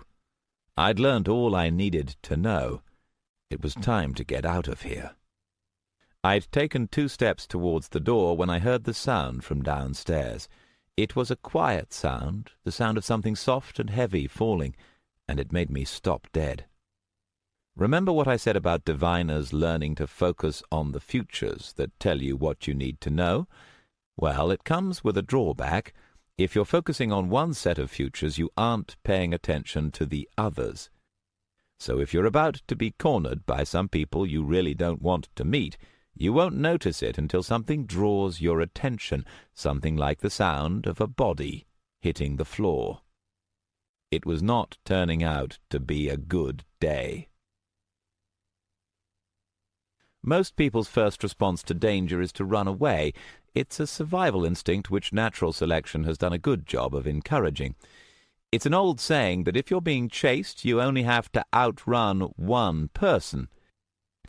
If everyone else runs away and you don't, by default, that makes you the one person. Hence, people whose first response to danger isn't to run away tend to get weeded out of the gene pool by teeth or bullets or fireballs, as the case may be.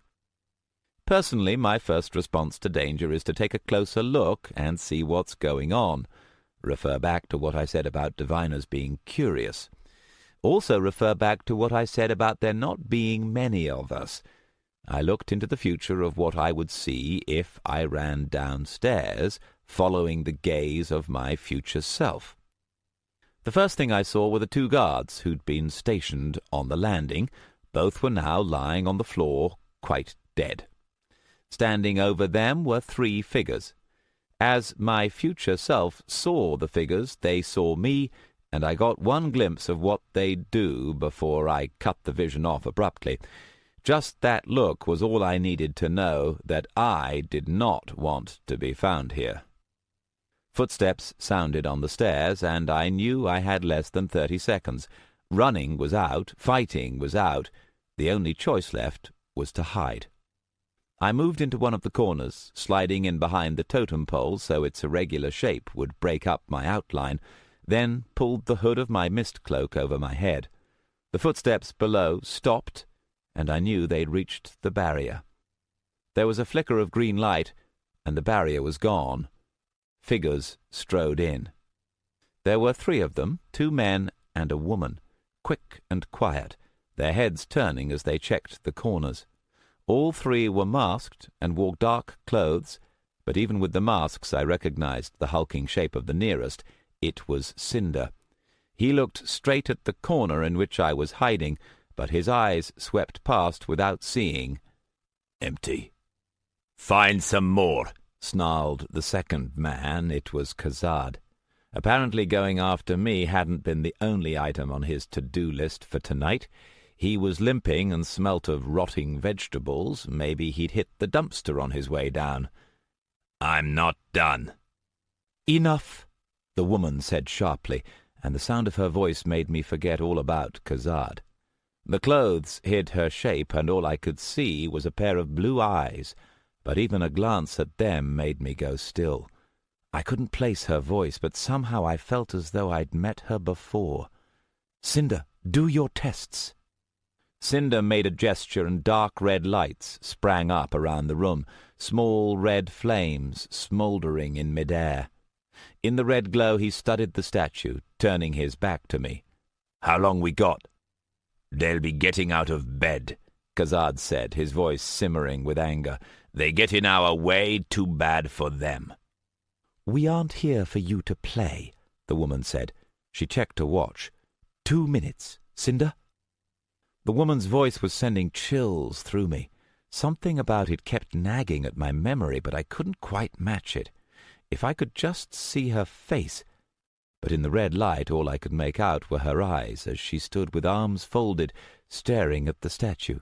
She was average height and moved with a smooth grace. "Trying," Cinder muttered. He was holding up his hands, weaving glowing red threads around the statue. I could recognize it as a divining spell of some kind, but a crude one. He wasn't going to learn anything useful. Cinder must have realized it the same time I did, because he lowered his hands and let the light die. "Need a diviner." Khazad looked at Cinder angrily. "You say something?" Cinder returned Khazad's gaze. "Said you'd bring Verus. Said you didn't need any help." Khazad showed his teeth in a snarl. I could feel the hate radiating off him, and I made a mental note to make sure I stayed out of Khazad's way for a while. I was getting the impression he wasn't the forgive-and-forget type. "Cinder," the woman said again, and Cinder looked away from Khazad, breaking the standoff. I couldn't help but grin. Hey, don't sell yourselves short, guys. You did manage to bring along a diviner, you just can't see him. Destroying the barrier had triggered an alarm, and council reinforcements were on the way. I already knew that Khazad's guess had been accurate. The reinforcements were going to be too late to do me any good. But the 3 dark mages didn't know that. The woman took a final glance at her watch and shook her head. "We're out of time." Reluctantly, Cinder held out his left hand. The woman handed him something the size of a tennis ball covered in a dark cloth. Cinder turned to the statue and hesitated. Khazad gave an ugly laugh. "Losing your nerve?" "Shut up, Khazad." The woman's voice had a snap of authority to it. Khazad fell silent mid-laugh and glowered. The woman's eyes swept past him and suddenly locked on the corner in which I was hiding. I caught my breath. Blue eyes stared into mine. In the dim light, I knew that I would be only a shadow in the corner, but if she came forward even a little, I closed my fingers around the glass marble in my pocket. "Fine," Cinder growled. The woman dragged her eyes away to look at him, and I let out my breath silently. "Let's do this." Cinder stepped forward towards the statue, unwrapping the whatever it was. His back was to me, and I wanted to find out what he was holding in his hands, but self-preservation made me look into the future instead. Cinder was going to place the thing into the statue's hand. The statue was going to activate, and... oh, crap. I'd been hoping these 3 knew what they were doing. Judging by what they were about to set off, it was obvious they didn't. As Cinder wove a protection spell around the statue, I knew I didn't have much time. My current location was about to become very unhealthy. I could try stepping out to give the 3 dark mages a warning, but I didn't even bother checking what the consequences of that would be. Pretty much every future in which I stayed in this room led to me being burnt to a crisp within the next 30 seconds.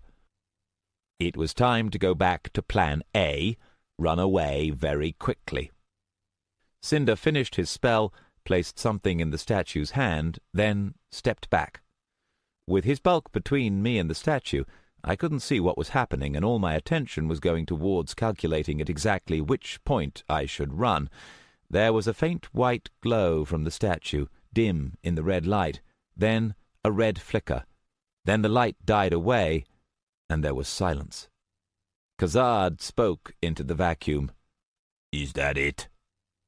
Never ask questions like that around active magic.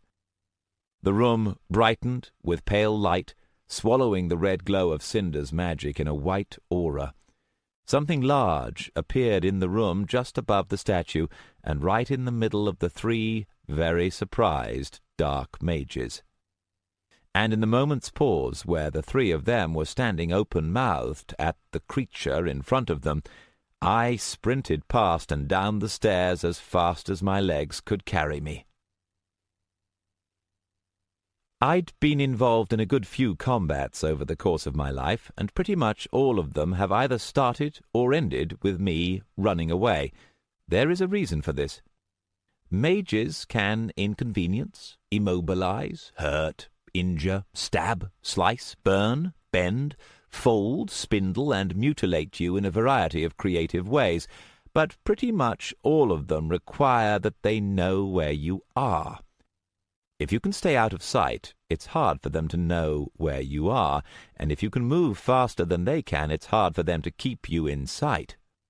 So, if you lead a lifestyle that brings you into frequent contact with unfriendly mages, and if you have plans for your life that don't involve getting turned into a small pile of charcoal, it's a good idea to learn to run fast. To run fast, you need training, fitness, and most of all, motivation. I had 3 dark mages and an angry guardian elemental behind me. I had motivation in spades. As I tore down the stairs, I heard a shout from the woman, followed by a hollow boom and a red-black flash, as at least 2 of the dark mages took a shot at the elemental. A second later, the stairs flashed white, and there was a crack of thunder as the elemental took a shot back. I didn't know whether I'd been spotted, and I didn't hang around to find out. I made it back the way I came into the great court and to the top of the staircase with a speed that an Olympic sprinter would have had trouble beating. The great court showed no signs of battle. The 3 dark mages had probably bypassed the doors and gated in. The good news was that there were no security guards. The bad news was that the council reinforcements had just turned up. There were 5 of them, just entering through the front doors. The battle mages of the council are more of a police force than anything else, but you still don't want to mess with them. This group was shielded, armed, and ready for trouble. But they didn't have advance warning, and I did. As I reached the top of the staircase, I pulled the crystal marble from my pocket and threw it to shatter at the foot of the stairs. Silvery vapor surged out, filling the great court with an obscuring mist, and the mages disappeared from view in an instant. I sprinted down into the mist, relying on my magic to avoid a fall. If I'd been lucky, that would have been it. I could have passed them in the mist and left them to fight it out behind me. But their leader was fast, already throwing up shields, shouting orders, and I knew I'd never make it through the door. I made a snap decision, jinked right, ran across the great court into the west wing, and just made it into the doorway before one of the other mages evaporated the mist to nothingness with a surge of air magic. I'd been forewarned in time to freeze in the shadow of the door, my mist cloak gathered around me. The mages were clustered around the main entrance, defensive spells glowing around them. "Where'd he go?" the leader snapped. He was a tough-looking man in his middle years with iron-grey hair. "Can't see him," another mage said, scanning the court. "Didn't feel a gate." "He couldn't have made one that fast." "We don't know that," the leader said. "Ward the door. We need to push up." With care and persistence, you can track down even someone in a mist cloak. I knew that the mages of the response team would be able to find me given enough time. I also knew they weren't going to get it. The air mage who'd blown away the mist heard the sound of running footsteps first and called a warning to the others. The response team swung their attention to the top of the staircase just as the 3 dark mages appeared at a dead run. Even at this distance I could see that Cinder and Khazad's clothes were smoking. The leader of the council mages started to shout something up at them, and the ensuing conversation would have been very interesting if the elemental hadn't followed them out a second later.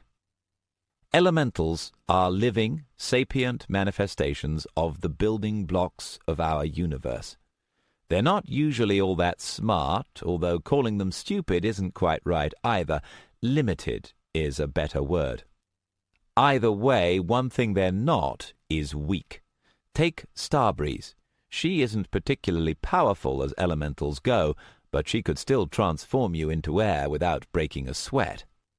She could also, should she feel like it, scatter that air across so many thousands of cubic miles of atmosphere that your body would be in every time zone at once.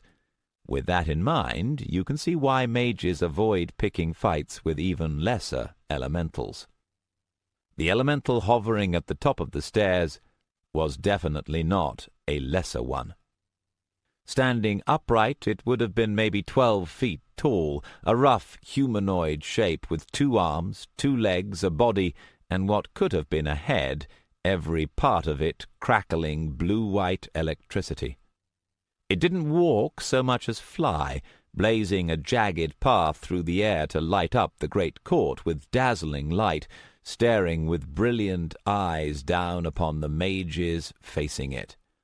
Ah, I thought, Lightning Man. So that was what she meant. The leader of the light mages shouted something, but no one was listening to him anymore. About 5 of the light and dark mages hit the elemental at the same time, fire and wind and earth slamming into it as one. The elemental hit back, and a lightning storm blazed outward from the top of the stairs, bolts slamming off shields to crackle down into the floor. By this point I was running again. For a diviner like me, a 2-sided battle is more than dangerous enough. A 3-sided battle isn't even worth thinking about. By my count, there were now 4 sides: the Dark Trio, the Council reinforcements, the Elemental, and me. My curiosity wanted to stick around and see who won, but it was outvoted. The only problem was that the free-for-all I was running away from just happened to be right between me and the exit. I sprinted past the Rosetta Stone and Assyria, took a right at the Nereid Monument, and ducked into a corner in the Greeks and Lycians displays. Pulling out my glass rod, I channeled a thread of magic and whispered urgently, "Starbreeze, friend to the air and... No, wait. Lady of the wind, dancer of... friend to... Oh, hell with it, Starbreeze, it's Alex Verus, and I need you right now. Get me out of here." There was a crash from the direction of the great court, and the air lit up white. I'd picked the farthest corner I could find, but from the way the floor vibrated, it wasn't far enough. "Starbreeze, come on, where are you?" Running footsteps echoed from where I'd come. I scanned, then snapped a quick look around the corner. Running through the gallery which held the Nereid monument were 2 figures in dark clothes, Cinder and the woman. I ducked back and swore under my breath, "Why do these people keep following me?" "Who?" Starbreeze said in interest. I jumped and spun to see Starbreeze hovering right next to my face, the transparent lines of her face almost invisible in the darkness. Starbreeze giggled. "Scared you?" She pointed brightly back towards the great court. "Lightning Man!" "Yeah, I noticed. Let's get out of here." "Stay and watch?" Around the corner the sound of approaching footsteps had stopped. Dimly I heard Cinder's voice muttering, "Someone there." "Khazad?" the woman's voice muttered back. "Why can't they find their own place to hide?" "Let's not," I urged. "Look." I rummaged through my pocket and came up with a silvered earring. "Here, Starbreeze! Starbreeze!" Starbreeze was floating 5 feet up in the air, gazing absently in the direction of the battle. She gave a look down at the earring, then shook her head and went back to staring at the wall happily. "Lightning's pretty." "Starbreeze, come on!" Starbreeze shook her head. Uh-uh. Over Starbreeze's voice I could just hear Cinder talking. "Not Kazad." "Burn the room he's in." "Can't tell which room." "Burn them all, then." As I heard those last words, my precognition screamed. I went from a standing start to a dead run in 1 second flat, sprinting out through the exit on the right. There was a whoomph, and a wave of heat washed over me, followed by the wail of smoke alarms. I turned back to see that the gallery I'd been standing in was a cloud of ash and smoke. The edge of the blast had missed me by maybe 10 feet. As I watched, the sprinkler system came on, water hissing as it struck the molten glass of the display cases. Starbreeze came zipping out of the smoke. "That hurt!" Her voice rippled, upset, and her form was shaky, specks of ash fluttering as she moved. "Then let's go! Get us out of here!" Starbreeze swept down and around me, turned me into air, and whisked me up and out of sight. I had one fleeting glimpse of Cinder and the woman emerging from the smoke. Then we were moving at Starbreeze's full speed, and let me tell you, full speed for Starbreeze is fast. The museum blurred, and before I had time to take a breath, we were outside and soaring upwards, the dome of the British Museum turning into a speck beneath us as we vanished into the night. I had plenty to think about on the trip back. Whatever that statue was, it was valuable enough that the 3 dark mages had been willing to take heavy risks to be the first to activate it. They'd tried to pick the lock and failed. It was obvious now why they'd wanted a diviner so badly. With my help, they wouldn't have set off that trap. Now that they'd botched their first attempt, the security on the museum would be doubled. That meant they'd have to either quit or come after me again. Somehow none of them struck me as the quitting type. Thinking about them made me think again about the woman. Something about her kept nagging at my memory. I was sure I'd met her before, but I couldn't remember where. By the time I managed to persuade Starbreeze to take me home, the adrenaline rush from the battle had worn off and I was dead tired. Starbreeze dropped me off on my roof and swirled away as I climbed wearily down to my flat.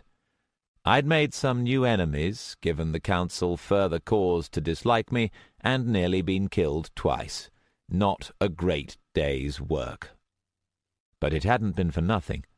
I've always believed in the power of knowledge. Any problem can be solved if you understand it well enough, and somewhere in what I'd learned today was the key to this whole mess. I just needed to figure it out. Once I was back in my bedroom, all I wanted to do was sleep, but I had more work to do. I hung my mist cloak in the wardrobe, giving it a pat and watching as its colours rippled slightly at the touch of my hand. Then I fetched the cube from where I'd left it and set it down on my desk. Cinder had been willing to kill me for this, which meant I needed to know what it did. It was going to be a long night. Chapter 4. The caverns were cold and still, and footsteps echoed in the distance. In the centre of the room was a stone bier, and laid out upon it was a body dressed in the white gown of a sacrifice. Her red hair was the only colour in the darkness, and her eyes were closed. I tried to run to the girl lying on the stone, but my limbs felt heavy and slow. I didn't dare call out for fear of being heard. When at last I reached her, my hands seemed shadowy. I couldn't tell if it was her skin that was cold or my own. Then suddenly I realized that the footsteps had stopped. I froze, listening. When the laugh came, it was right behind me, and I felt a surge of terror as the flames began. I came awake with a gasp, my heart hammering in my chest. I lifted my head and winced as pain stabbed from my neck. I opened my eyes a crack, closed them again at the gritty feeling, and as I came fully awake, realized I was slumped over my desk. The grey light of an overcast morning was coming in through the window, making me squint and starting up the beginnings of a headache. I don't sleep well. I never did, even as a child, but the things that happened in Richard's mansion made it worse. Usually the nightmares are pain and fear, but it had been a long time since I'd remembered Shireen. Seeing her again, even in a dream, made my heart clench. Watching someone die is bad, but knowing that they have to be dead, yet never being sure, is worse. Instead of one clean cut, it allows you to keep a tiny sliver of hope that fades only gradually, bit by bit, as the years slip by. It's cruel. I tucked my head into my hands and breathed steadily, letting my heart beat slow. As I did, I ran through my mental exercises, pushing the memories away. I'd just finished when the phone rang. The screen read, "Caller ID unknown." I let the phone ring 11 times, then on the 12th hit the talk button and put the phone to my ear. "Lyle, you have 30 seconds to explain what's so important you needed to wake me up." "Alex, it's Lyle." "Gosh, Lyle, thanks. There's no way I could have figured that out on my own by, I don't know, seeing the future." "There's no reason to be so rude." "Reason number 1, because I hate you. I'd add more, but you've only got 15 seconds left." "There's something we need you—" "Heard it," I leant back. "We'd be prepared to—" "Heard that too. 5 seconds." "Wait, it's urgent that you—" "Bye, Lyle. Don't call back." "There was an organized attack on the precursor relic last night," Lyle said, his voice crisp. "The council met for an emergency session this morning." All of a sudden I was wide awake. Adrenaline will do that to you. "Okay," I said at last, once it was clear Lyle was waiting for a response. "The council has decided secrecy is no longer an issue." "Okay." "This brings us to you. You understand?" "What do you mean?"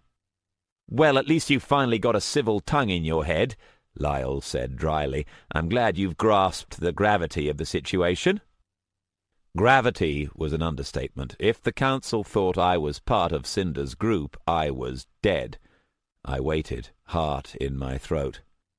"So I'm offering you the same job as before." I stared at the phone for 5 seconds. "You're what?" "The leader of the investigation team would like to employ your services," Lyle said. "We'll work out the details later." I closed my eyes and silently let out the breath I'd been holding. Lyle wasn't calling about last night. Well, he was, but not the way I'd been afraid of. "Look," I said after a moment's pause. "I said already, your problem was that the job wasn't official, correct?" "Yeah."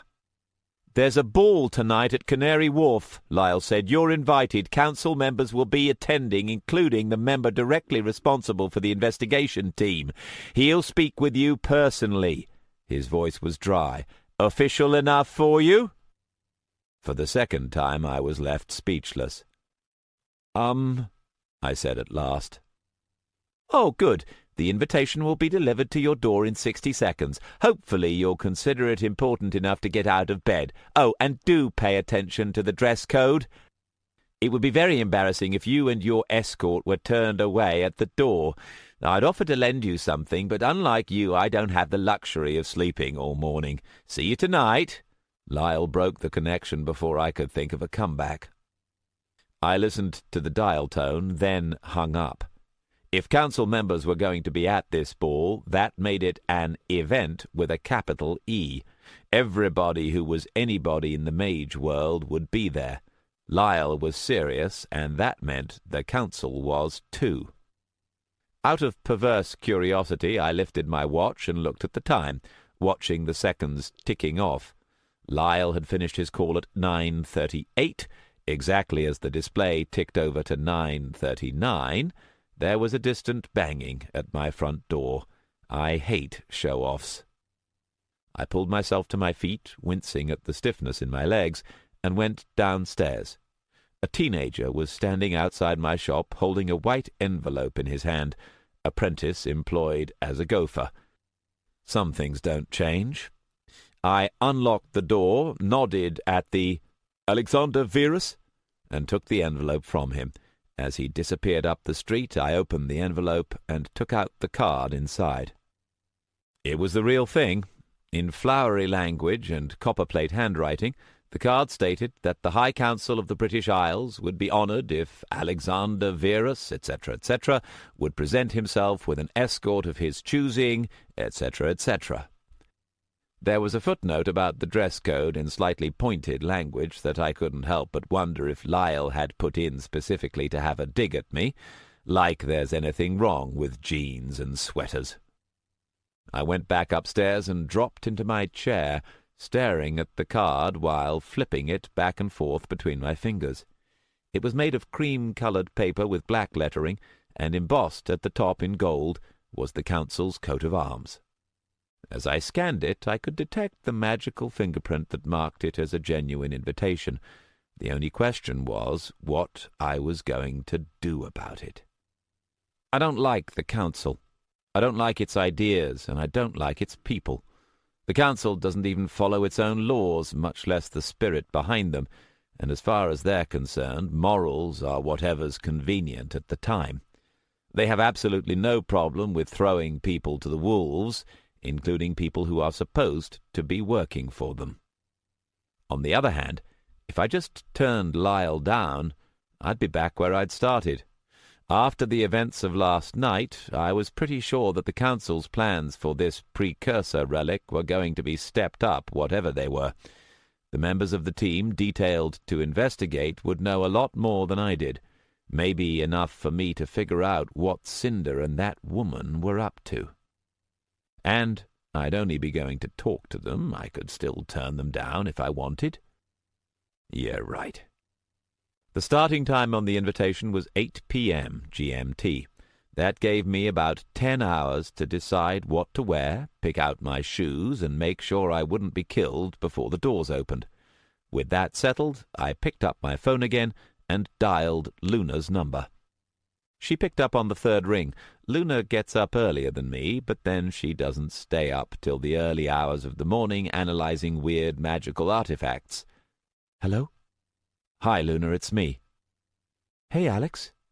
Luna's answer was friendly, but there had been a tiny pause before she spoke. "Listen, can you do me a favor? Could you come around to my place sometime today?" I know it's short notice. I've found out something important about that cube of yours, but I need you to run a test. Is that okay?" "Well—" Luna hesitated. Then her voice firmed. "Okay, I can come by now. About an hour?" "Great. See you then." I broke the connection and turned to look at the cube. I'd been up for a good 4 hours last night studying the thing. I still hadn't figured out what it did, but I was starting to get a pretty good idea what it was. Magic items are inherently difficult to create. By its nature, magic is tied to life, created by the exercise of a living conscious will. Trying to make a permanent magic item out of an object is sort of like trying to make a permanent light source out of bits of wood. But mages are a persistent lot, and over the years they've worked out ways to get around the problem. The simplest way is to use items which aren't magical at all, but which guide and direct raw magic in a specific form. These are called focuses, and they're effectively tools built for a single purpose, like a hammer or a chisel. Energy channeled into them is shaped and directed in the same way that water follows the banks of a river, and given enough time, they can even pick up an imprint of the personality of the user. They've no power of their own, but they're useful in the right hands. Another approach is to make one-shot items like the fog crystal I'd used the night before. In this case, a mage casts a spell, then seals it in an item. Typically, you break the item to cast the spell. These are usually low-power effects, and their main function is to make schools of magic available to those who can't access them normally. A skilled crafter can whip up a one-shot item in a couple of hours, and they do a brisk trade in the magical economy.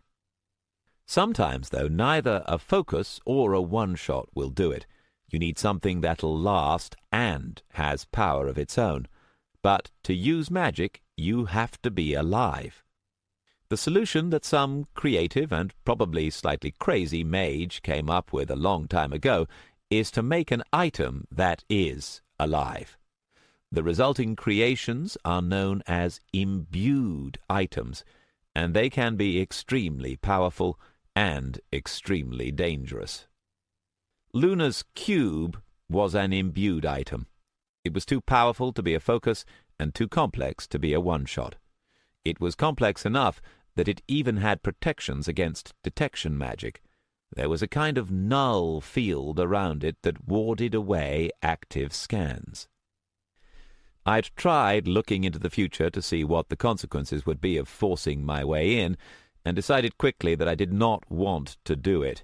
This thing had a lot of energy, and it was quite capable of releasing it explosively if provoked. As yet, I hadn't been able to communicate with it, and I wasn't sure if there was any way to. Imbued items tend to be single-minded, and they usually don't talk, making their own decisions based on whatever sensory input they have access to. I'd discovered that the cube had a network of microscopic holes in its outer shell. That was what produced the sparkling effect when you looked into the depths. I had the feeling they were access points of some kind, and that the right signal of visible light might activate the cube, but any such signal would be extremely complex. Without more information, there was no way I could guess it. One person, though, had been able to produce a response from the cube. Luna. I didn't know why, but if she'd been able to get a reaction once, maybe she could do it again. At least that was what I was hoping. I checked my watch. Luna was due in 45 minutes. I washed and shaved, then looked into the future to see what time she'd arrived. I paused, then looked again. Luna wasn't coming. That was strange. I looked a third time, then a fourth. As things stood, Luna wasn't going to come to my door within the next hour, or any hour for that matter. Frowning, I pulled out my phone and called, but got her voicemail. I looked into the future, trying for a clue, and couldn't see one. A thread of worry started to curl up from somewhere inside. Maybe she'd been in an accident? No, that didn't make sense. The one good thing about Luna's curse is that it makes her nearly immune to accidents. But it doesn't make her immune to things done on purpose. A new, unwelcome thought intruded. Maybe Luna wasn't coming because she didn't want to. The more I thought about that, the more likely it sounded. Occam's razor states that the simplest explanation is usually correct. The simplest explanation for Luna's not showing up was that she didn't want to see me. God knows I've had enough people flake on me before. I got up and paced, tense and nervous, glancing at my watch. 20 minutes. Did Luna need my help? Or did she want to stay away? Give a problem like this to an engineer and he'll give you an answer straight away. Insufficient data. But in life, you have to make calls on insufficient data all the time. I forgot about my magic and listened to my instincts. My instincts told me Luna wouldn't have flaked after promising to come. She was in trouble. In 2 strides, I was at my desk. I went through the drawers in a clatter, shoving handfuls of items into my pockets, snatched my cloak from the wardrobe, then ran downstairs and out the door. As I hurried down my street, I pulled out my phone and dialed Luna's number. It didn't work. I swore and tried again. This time it rang. 1 ring, 2 rings, 3 rings. Come on, I muttered as I hurried along. There was a click. Hello? Luna, it's Alex. Where are you? 5 minutes away. What's wrong? Luna, this is important. I tried to keep my voice calm. I need to know where you are exactly. I heard Luna stop and turn around. I don't know the name of the street. It's the one off Camden Market with the glass building on the corner. Luna was only a short walk away, but if she wasn't going to arrive... I felt a chill. That meant that whatever was going to stop her was there with her right now. Turn around. Go back into the market. What? Back into the market or the shops. Anywhere where there's lots of people. But your house is the other way. I know. Luna, please, just trust me. Do it now. There was a moment's silence. I'd broken into a run and I was quickly covering the distance. Then I heard Luna's voice. All right. Are you in the market? Yes, but Alex, there are people everywhere. I can't stay far enough. I'll be there in 2 minutes. Just keep moving. And Luna! Luna! The line had gone dead. I swore and kept running. Camden Market is one of the big tourist attractions of London. It fills the blocks between Chalk Farm Road and the Grand Union Canal, and even on off days it's busy. On Saturday mornings it's packed to the seams with street sellers, tourists, arts and crafts types, teenagers, goths, punks, trendies, performers, bargain hunters, antiquists, dealers, kids, and just about everyone else, all forming a seething mass. The shops sell antiques, knickknacks, and fashions of the kind that newspapers call alternative, and most people just call weird, and everywhere is filled with people talking and eating, bargaining and shopping, filling the place with noise. Finding one girl in Camden Market is like looking for a contact lens at a football match. It's impossible for a normal person. For a mage, though... Luna turned off Chalk Farm Road and down Camden Lock Place. To most eyes, she would have blended in with the crowd, a girl of medium height wearing casual clothes and backpack. Only the way she shied away from anyone who got too close made people glance at her. From time to time she would look nervously over her shoulder, scanning the bustling crowd. Luna turned down a side street where there were fewer people. She shook her head at a man trying to give her a leaflet, skirted a clothing stall, crossed onto the pavement. Something appeared out of the shadows next to her. Luna jumped, then stopped as she recognized me. Alex! This way, quick! One of the best things about Luna is that she knows when not to argue. She'll ask questions for hours without a break, but when I tell her to move, she moves. Luna ran down the stairs and I held the door open for her, then slammed it shut, hearing the lock click. We were in an underground parking garage, filled with rows of cars lined neatly between support pillars. Fluorescent lights cast a weak glow over the concrete floor. The sounds from outside were muffled, a steady buzz. "Alex?" Luna asked. "What's wrong?" "2 people after you," I said. I hadn't laid eyes on them yet, but if Luna and I hadn't ducked out of sight, I would have. A man and a woman. Luna just looked at me, confused. "They would have moved on you as soon as you got to the end of that street," I said, and pointed. "Find somewhere to hide. We're not out of the woods yet." As Luna hurried to the side wall, I pulled the packet of trail dust from my pocket and tore it open. I ran to the other side of the garage and opened the door at the end, leaving it ajar so that a sliver of light crept through. Then I paced the distance back, sprinkling the trail dust left and right. The brown powder sparked briefly as it touched the floor, vanishing. Once I'd covered all the floor we'd stepped on, I walked quickly to where Luna was waiting. "What are you doing?" she asked. I threw the last handful of the trail dust back where we'd gone, then crumpled up the wrapper and stuffed it in my pocket. "Covering our trail. Are you okay?" Luna's face clouded.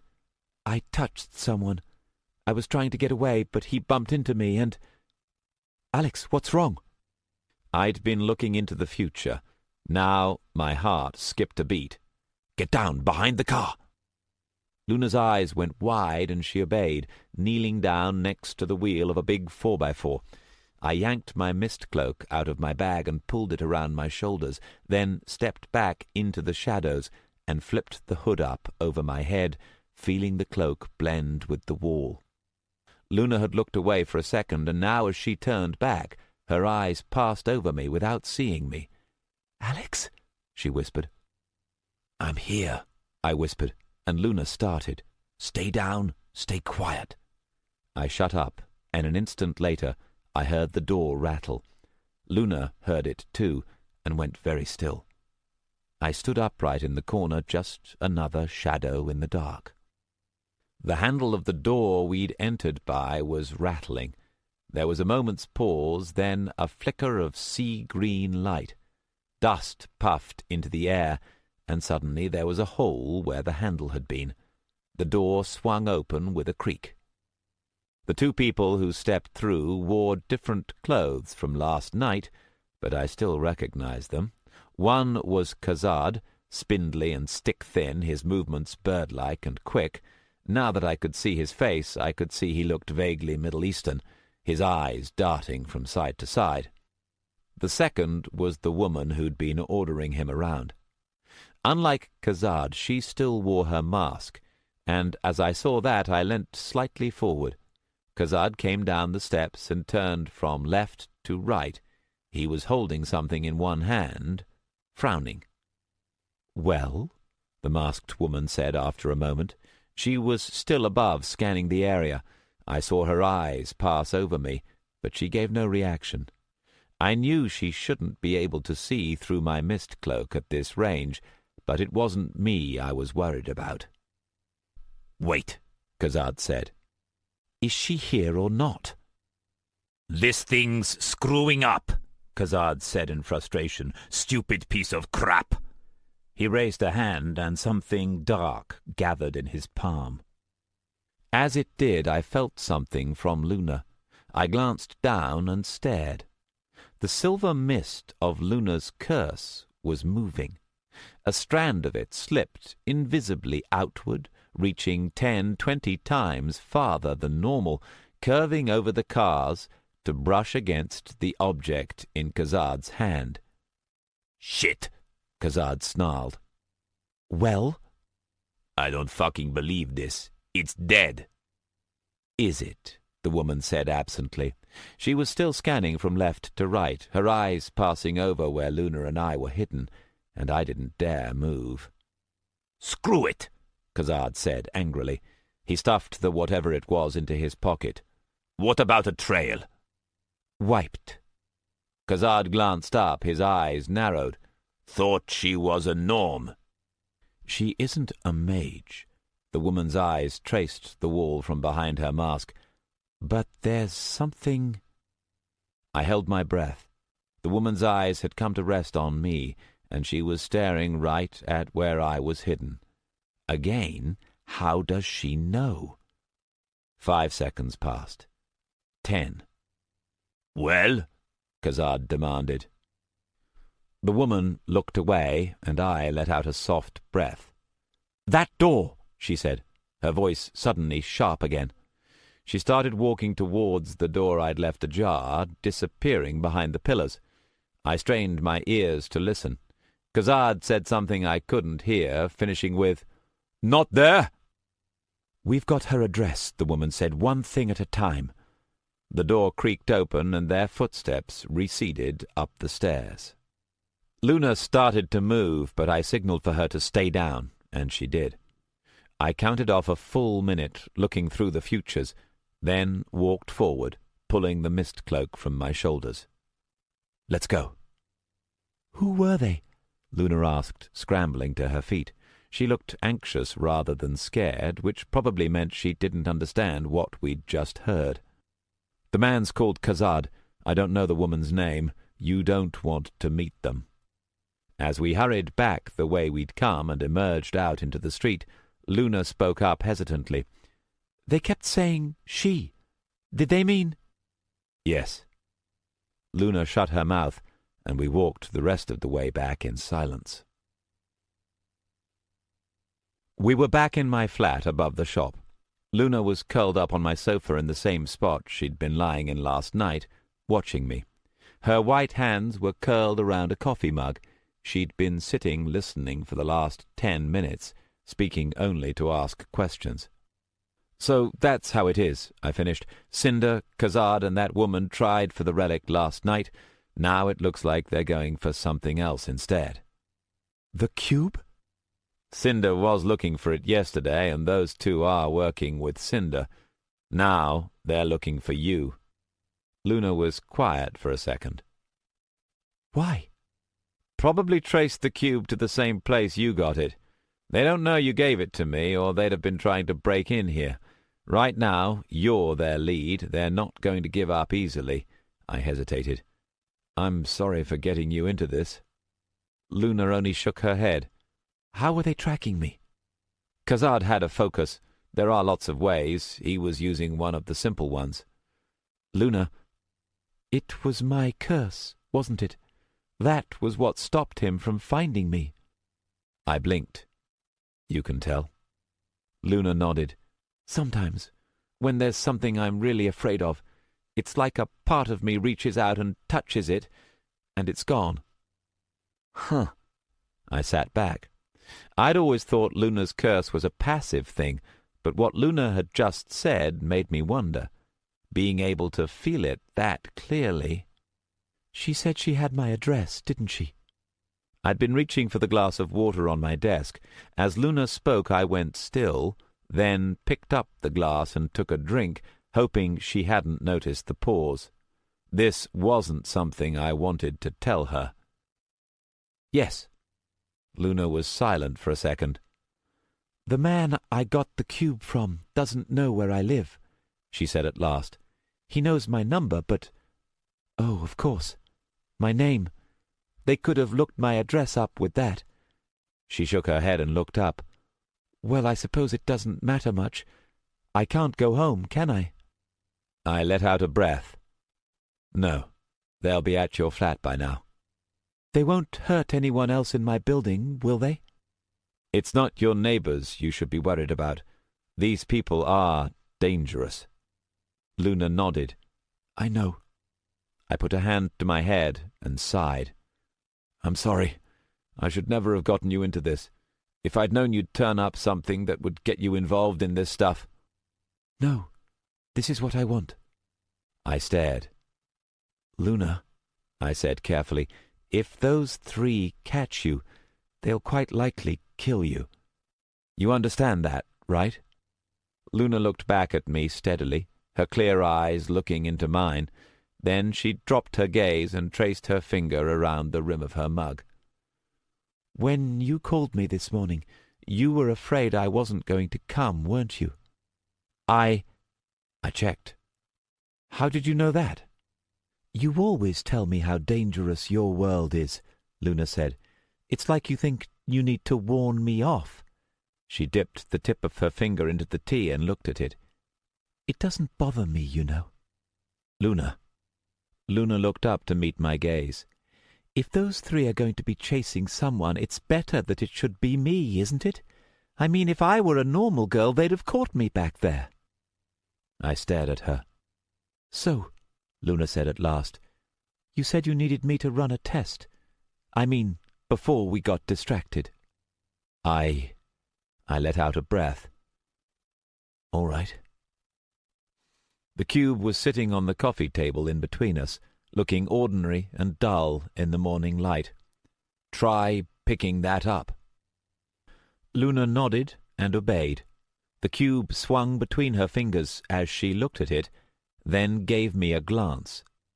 I grabbed a pencil and paper and scribbled a word, then pushed it across the coffee table, taking care to keep my distance. "This is a general-purpose command word. Hold up the cube and say it." Luna waited for me to sit back, then reached forward and picked up the paper. To my eyes, the silvery mist of her curse engulfed the paper as she studied it, frowning slightly.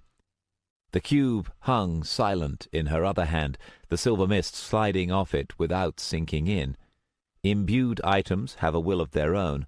Until they decide to use their power, they're nothing but blunt objects. One way to get an imbued item to obey you is to find the item's special purpose and bring it to bear somehow. If you don't know the item's purpose, you're out of luck. The item won't obey anyone except its master. But if you can guess who its master might be... "Anath," Luna said. Light flowed from the cube, and in an instant the gloomy room was lit up in red and white. The crystal surrounding the core glowed with energy, and thin lines of light sprang outwards, playing over the sofa, the table, the walls. For one instant Luna was backlit in the glow, holding the cube aloft, her eyes lifted up in wonder. Then the light snapped out, and the room was back to normal. Luna dropped the cube, and it bounced, came to rest on the sofa cushions, and sat quietly. Luna twisted around and stared down at it. There was a moment of silence. I let out a breath. Okay, then. What was that? I got to my feet. Luna, it's going to be better if you're somewhere very hard to find for a while. I'll explain along the way. Chapter 5. I explained along the way, and carried on explaining. Luna kept asking questions and didn't stop long after I expected her to go quiet. It was as though, now that she'd finally gotten me to open up, she wanted to learn everything she possibly could. Learning about magic's dark side is a major tipping point for newcomers, and the way they react tells you a lot about who they are. Some freak out completely. Once they realize that messing with this stuff can get them killed, they run and never come back. Others just get a bad case of the shakes and adjust, bit by bit. I've seen the whole range, or at least I thought I had. But Luna had been near missed by dark mages twice in as many days, and she'd just learned that they weren't going to stop until they found her, yet she hadn't turned a hair. Why was she so calm? I think it was at that point I first realized just how little I really knew about Luna. I'd always focused on her curse, how it worked, whether I could do anything to fix it. I'd never learnt what really made her tick. "So there are lots of those spells?" Luna was asking. "Could they find me another way?" "Easily," I said. We were walking up a grassy hill, avoiding the path to keep clear of people. A pair of students were throwing a frisbee off to our left, and dogs ran across the meadow. But most of the powerful ways to track someone take time. If they're smart, they'll stake out your flat while they put something together. "Will my curse help?" Chance magic needs some randomness to work with. If they get something that can find you reliably enough, there's not much it can do. Up ahead, a family was laughing and tramping downhill on the path. We fell silent briefly as we waited for them to go by, letting Luna give them a wide berth. "I still don't see why this thing with the cube makes a difference, though," Luna said once they were gone. We crossed over and headed for the woods on the other side. "Why does it matter whether I can use it?" "It's more than that. I spent 3 hours last night playing with that thing and didn't even get a flicker. You touched it, and it obeyed you straight away. Imbued items choose their wielder. I'm pretty sure that for anyone but you, that cube's nothing but a piece of glass." I left unsaid the question of why it had picked her, mainly because I didn't have any idea myself. "You said they wouldn't know that." "They probably don't know that, but they obviously know more about that thing than we do. Maybe they know it'll only bond with one person." "Why does that make a difference, though?" Luna asked. We'd entered the woods and were away now from the bulk of the crowds. The trees were just starting to come into bloom, and birds sang cheerfully from the branches. "I mean, either they're hunting me because they think I've got the cube, or because they think I can use it. Either way—" It means that no matter what happens, this isn't going to be over quickly.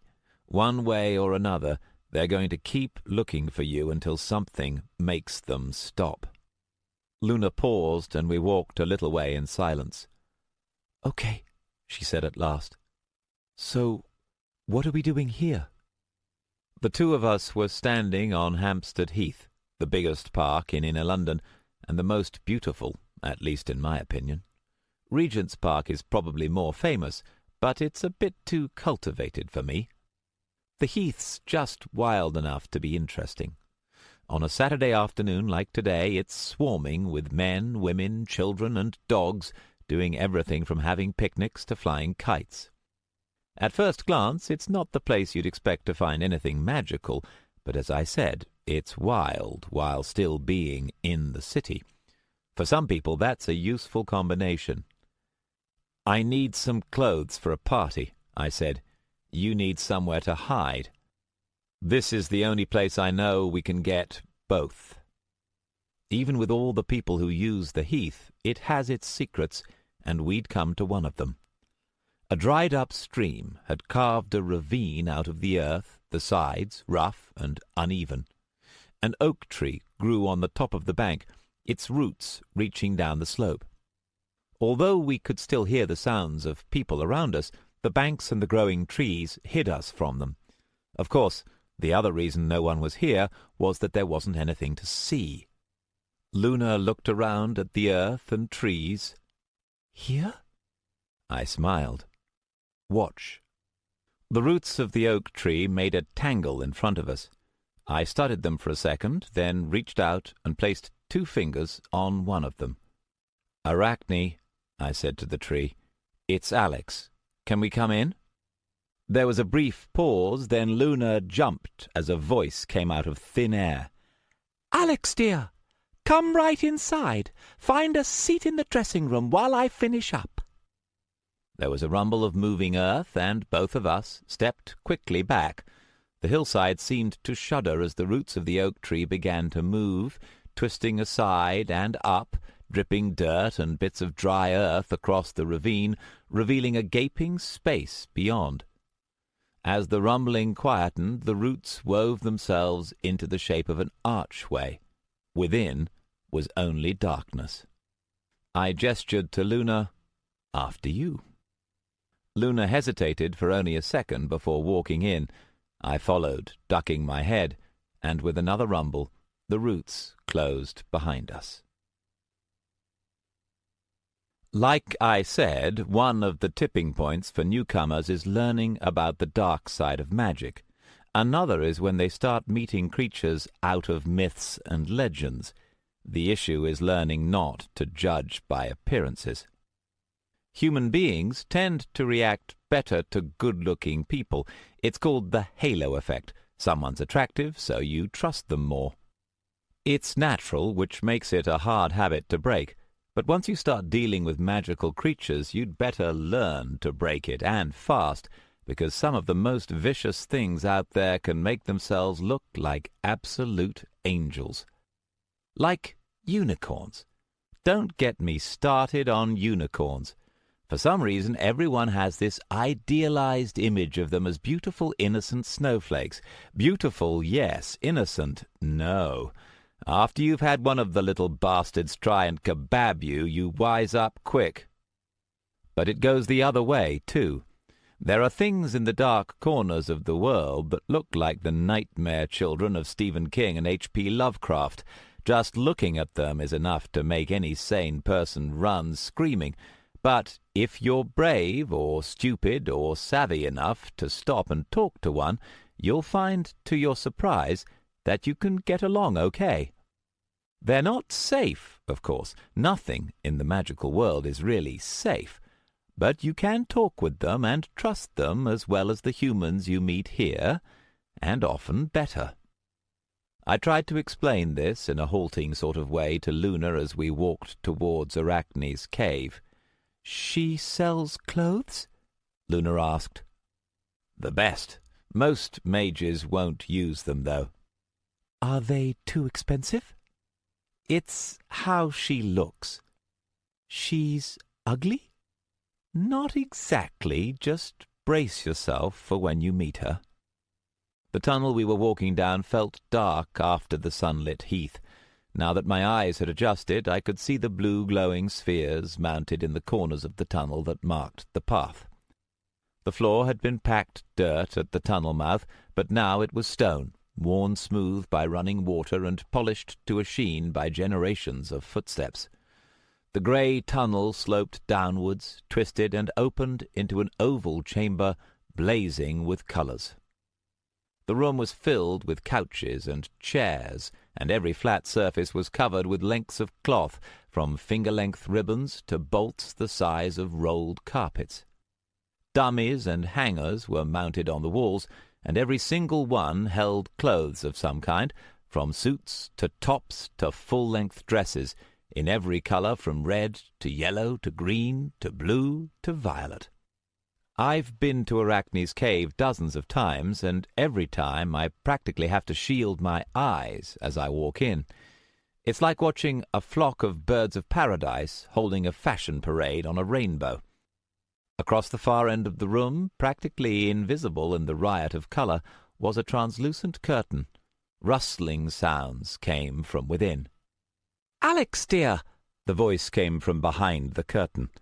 Up closer you can just hear the clicking sound under Arachne's voice, though it's faint enough that you wouldn't notice unless you knew what to listen for. "Where have you been? Clear off a couch and sit down? Is that a guest?" "This is Luna," I called back.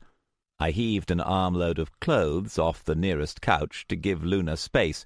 Luna was so busy staring that she didn't notice. "What a pretty name! Hello, Luna. Can you hear me?" It's nice to meet you," Luna called. She moved to a chair and traced a finger down a pale green ribbon, then tested it between her fingers, looking at it curiously. "Are you wondering what they're made of?" Arachne called, and Luna dropped the cloth with a start. "Everyone does, you know." Yes." Luna touched the ribbon again, fascinated. "Is it silk? I've never seen anything like it." Arachne laughed, and again there was that odd clicking noise. "Almost. Not the kind you're thinking, though. Well then, Alex, if you're here, I expect you want something, "Yep, the ball at Canary Wharf." My, that's tonight." "Invitation was late. Got anything lying around?" "Oh, good heavens, Alex," Arachne said, and I could hear the exasperation in her voice. "Well, at least you've got the sense to come here. Let's have a look." There was a shadow of movement behind the curtain. Then Arachne emerged, and for the first time Luna got a good look at her. Arachne is about the size of a minivan and weighs maybe half a ton. Her body is black, with a cobalt-blue sheen that glimmers slightly when she moves, and she has 8 eyes in 2 rows of 4 at the front of her head. Each one of her 8 legs has 7 hairy segments, ending in tips where the hairs are finer and can act almost like fingers.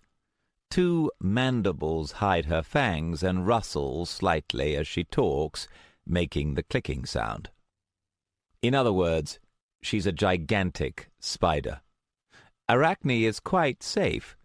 Well, more or less, but she's every arachnophobe's worst nightmare, and even people who aren't scared of spiders are likely to scream the house down the first time they meet a tarantula bigger than their car.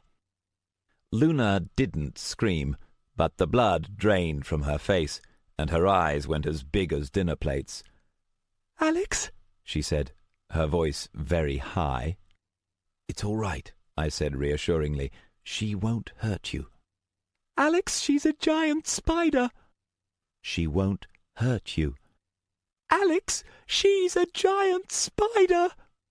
"I know," I said patiently. "She won't hurt you." "Well," Arachne said expectantly, "aren't you going to introduce us?" Keeping a careful eye on Luna, I stepped forward. "Right. Arachne, this is Luna. She's still pretty new to all this.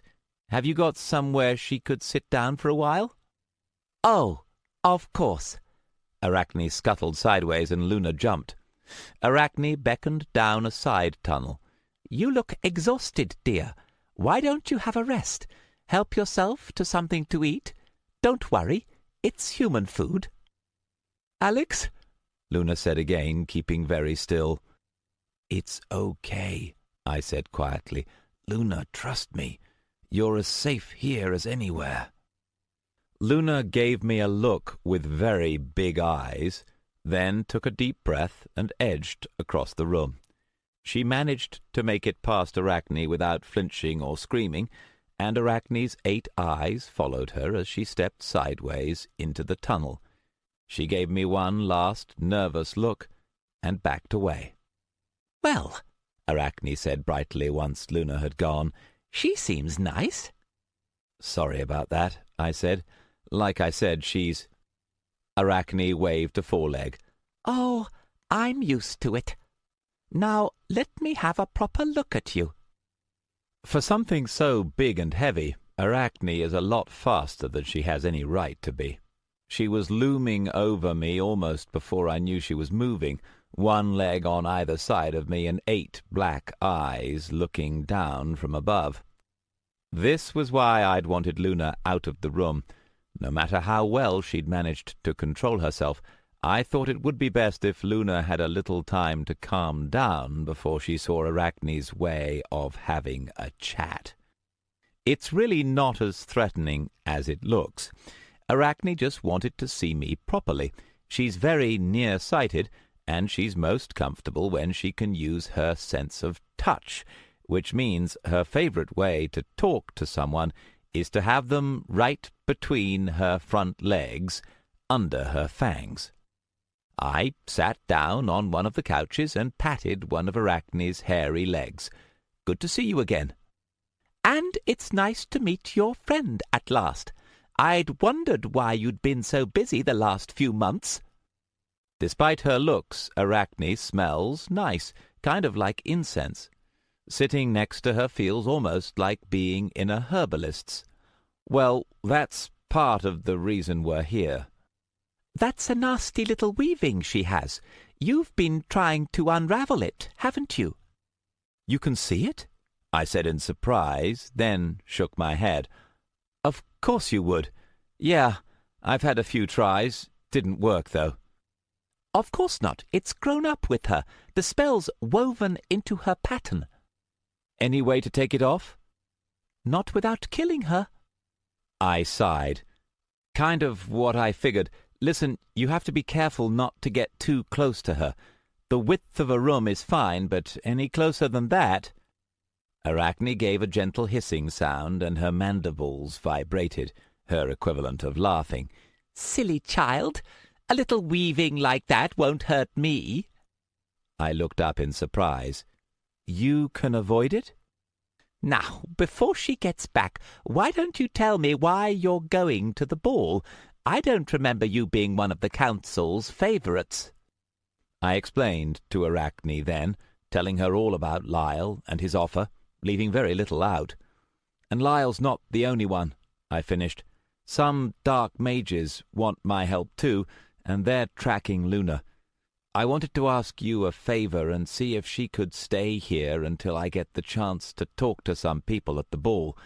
If I'm lucky, I'll be able to clear things up there." Arachne sat in silence for a moment. Her opaque eyes looked down at me, showing nothing. "You're in dangerous waters, Alex." I shrugged. Mages always want to use diviners for what we know. It's just my bad luck they're desperate enough to come to me. "Luck? Really?" I looked up curiously. One problem with talking to Arachne is that it's really hard to read her facial expressions. "What do you mean?" "It's not luck that made every other diviner in these islands vanish." Arachne settled herself down slightly. "My customers have been running thin the past few weeks. Something is going on, and the careful mages don't want to be involved." I had a grimace at that. And I'm already involved. Great. I don't suppose you know what it is? Arachne rustled a no. I think you should find out. I'll watch your apprentice. I laughed.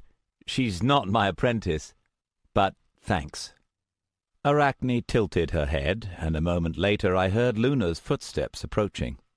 I got up off the couch and ducked between Arachne's legs to see Luna enter. Her eyes flickered to Arachne, but the colour had come back to her face. Hi. It's nice to meet you, Miss Arachne. I'm sorry about before. Arachne waved one of her legs. Don't worry about it, dear. You're doing very well now. Alex, what sort of outfit were you thinking of? I said, you know what, you decide. Well, at least you're showing some sense. I rolled my eyes and turned to Luna. I need to look up some contacts. Arachne's agreed to let you stay here for a little while. Luna's eyes widened just slightly. Stay here? I won't be long. These tunnels are warded. No one's going to be able to find you. Right now, this is probably the safest place you can be. Luna looked from me to Arachne, then took a breath and nodded. Okay. Wonderful, Arachne said cheerfully. And while you're here, why don't we have you fitted? Luna looked at Arachne doubtfully. Fitted? For a dress, of course. I have something I think would match perfectly with a little work. Why don't you come over to the fitting room so I can have a proper look at you? Luna gave me one last anxious look, then turned to Arachne and smiled bravely. Sure. Thank you. As I turned to leave, I saw Luna following Arachne through the curtain into the chamber beyond.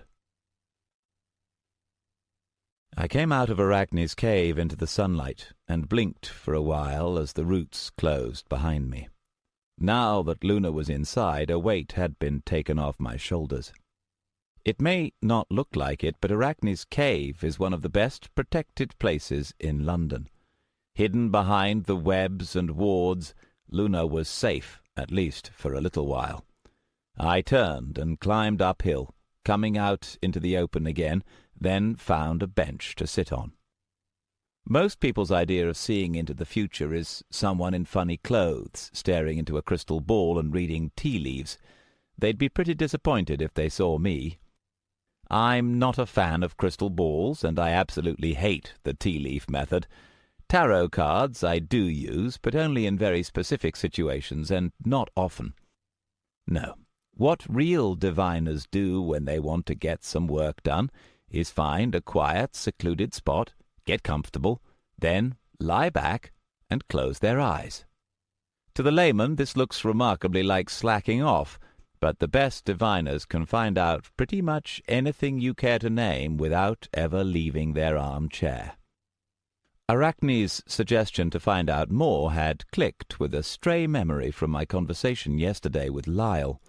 When I'd asked Lyle about the other diviners, he'd told me they were all busy, and mentioned Alaundo and Helicaun.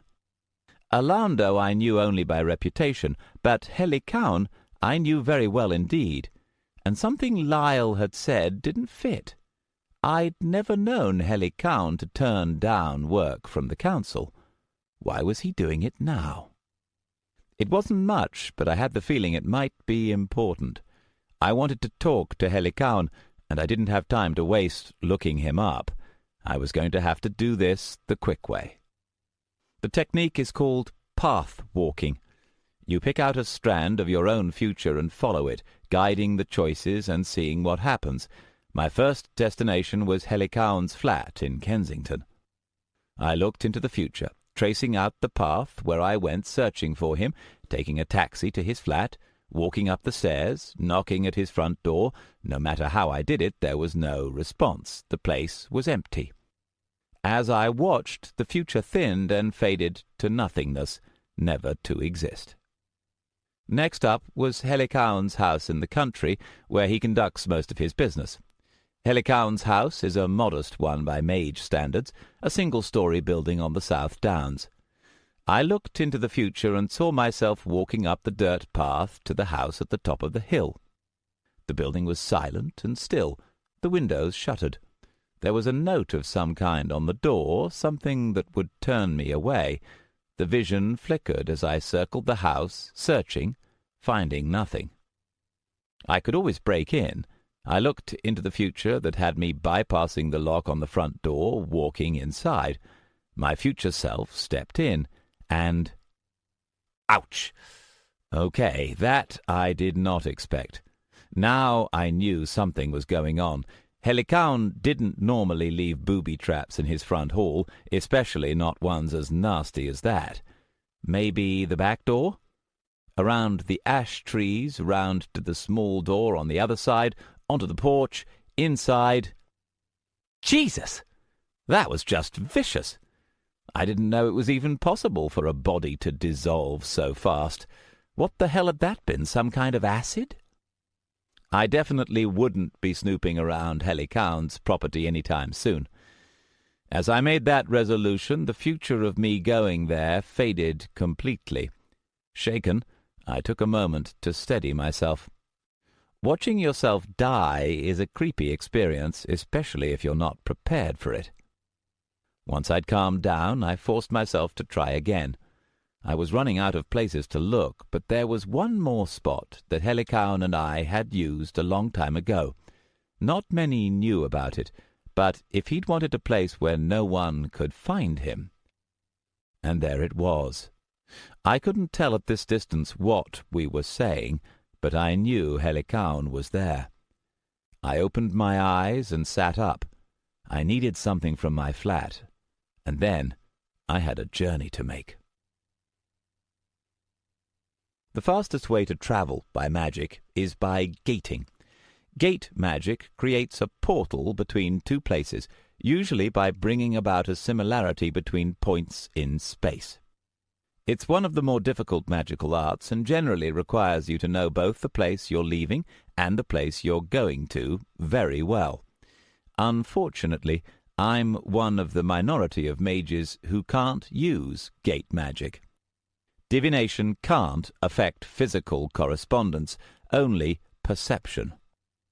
The next option is to use a mount, like a Pegasus or an air elemental or a tire. It's a lot slower than gating, but has the advantage that it can get you a lot of places that gate magic can't. Using a mount allows you to travel to warded locations, gives you the ability to explore places you don't know, and also lets you show off your rare and expensive status symbol if you're into that sort of thing.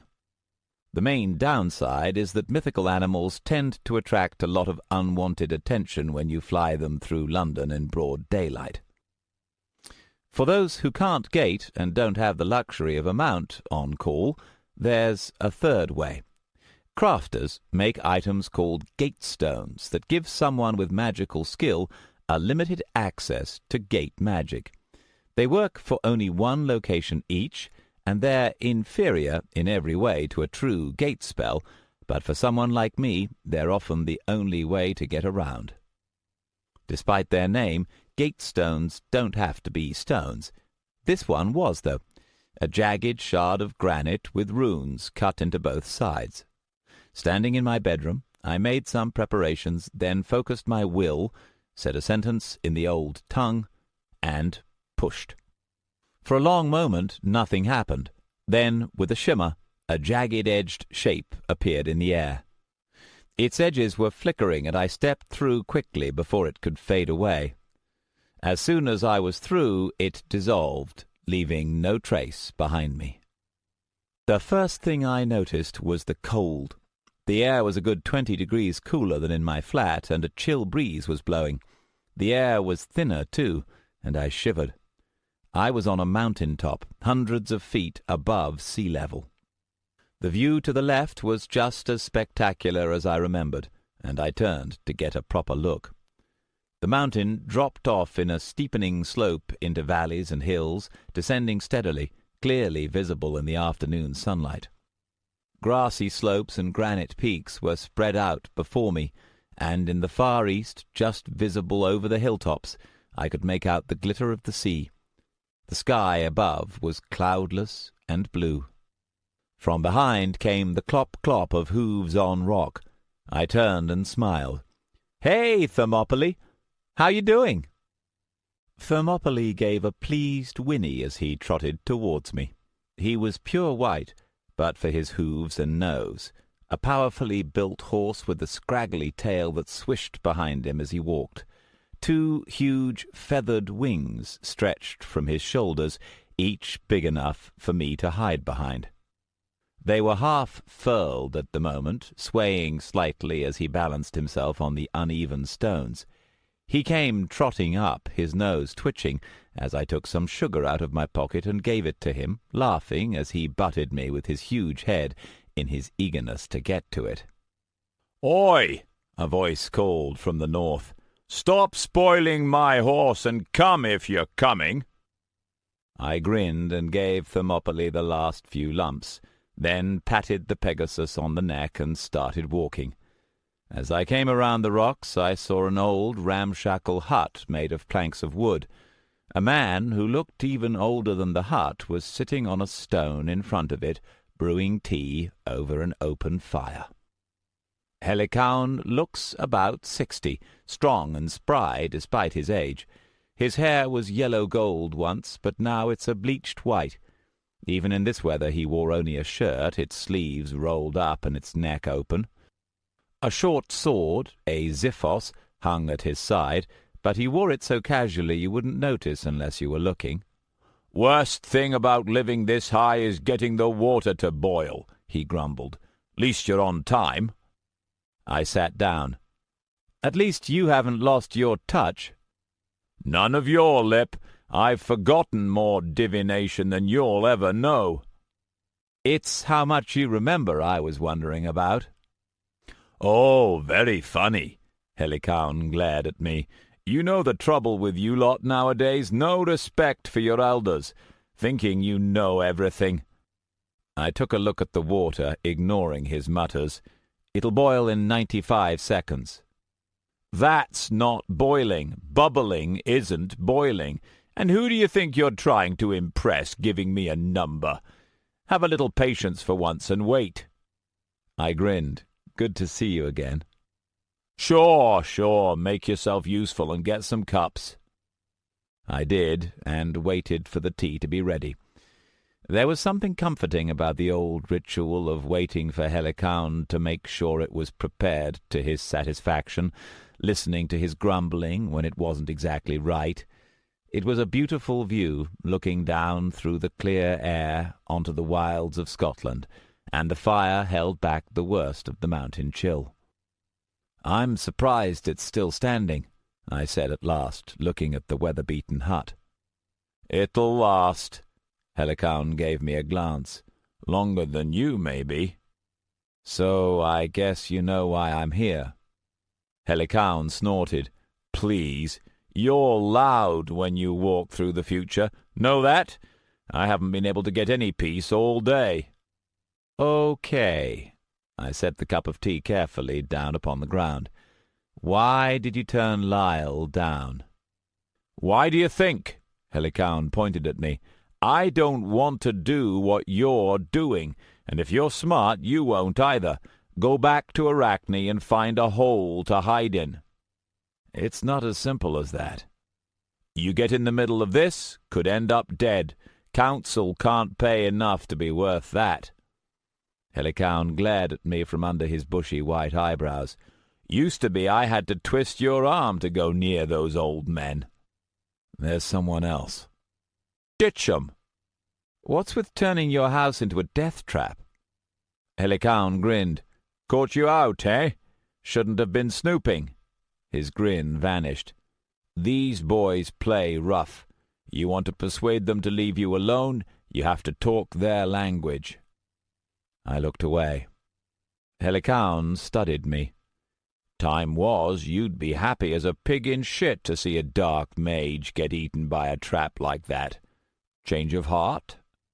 "It's not that." I turned back to Helicaun. "Look, I've been out of the loop. I know you've still got your contacts. What's going on?" Helikaun sipped his tea, then shrugged. "Been building a few years. Dark mages pushing for status. I know," he held up his hand to forestall me, "they've got it, but they want more. Seats on the council." I stared at him. "The council?" "Old news, boy." Helikaun gestured out towards the vista below us. "Council are split, as usual. Some want to give in, some want to stall. Darks'll probably get their way in the end. Weight of numbers." "Numbers?" "They've been recruiting, pretty aggressive. Some mages they can turn. The ones they can't—" "I know what happens to the ones they can't," I said flatly. "But not united. That's what it's about." Helikaun pointed south. "That relic's got a precursor artifact. Big one. Dark mage who got hold of it could set himself up as their leader. More power than any faction in the council. Council wants it too. Uses a bargaining chip. All of them need a seer to get inside." Helikaun pointed at me. "All 'd rather see you dead than helping the others. That's why I'm up here.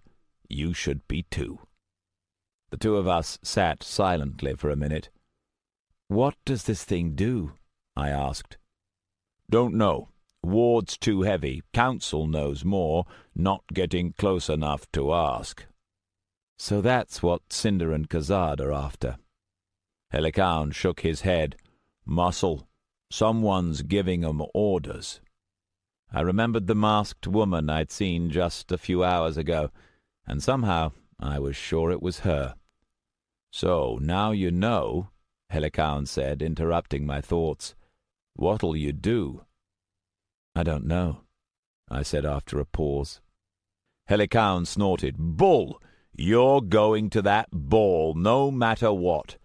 I'll tell you what's going to happen with that relic. Light and dark are going to fight and kill for it, use their fancy magic to blow holes in each other till one side wins.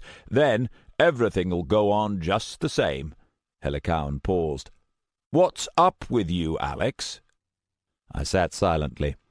"When you came to me, I told you," Helikaun said, "forget about revenge. Keep your distance. You listened then. Now you're getting involved. You're smarter than this." "Maybe I'm tired of not getting involved," I said. I looked up. "What about friends, family? Don't you have anything you'd stand and fight for?"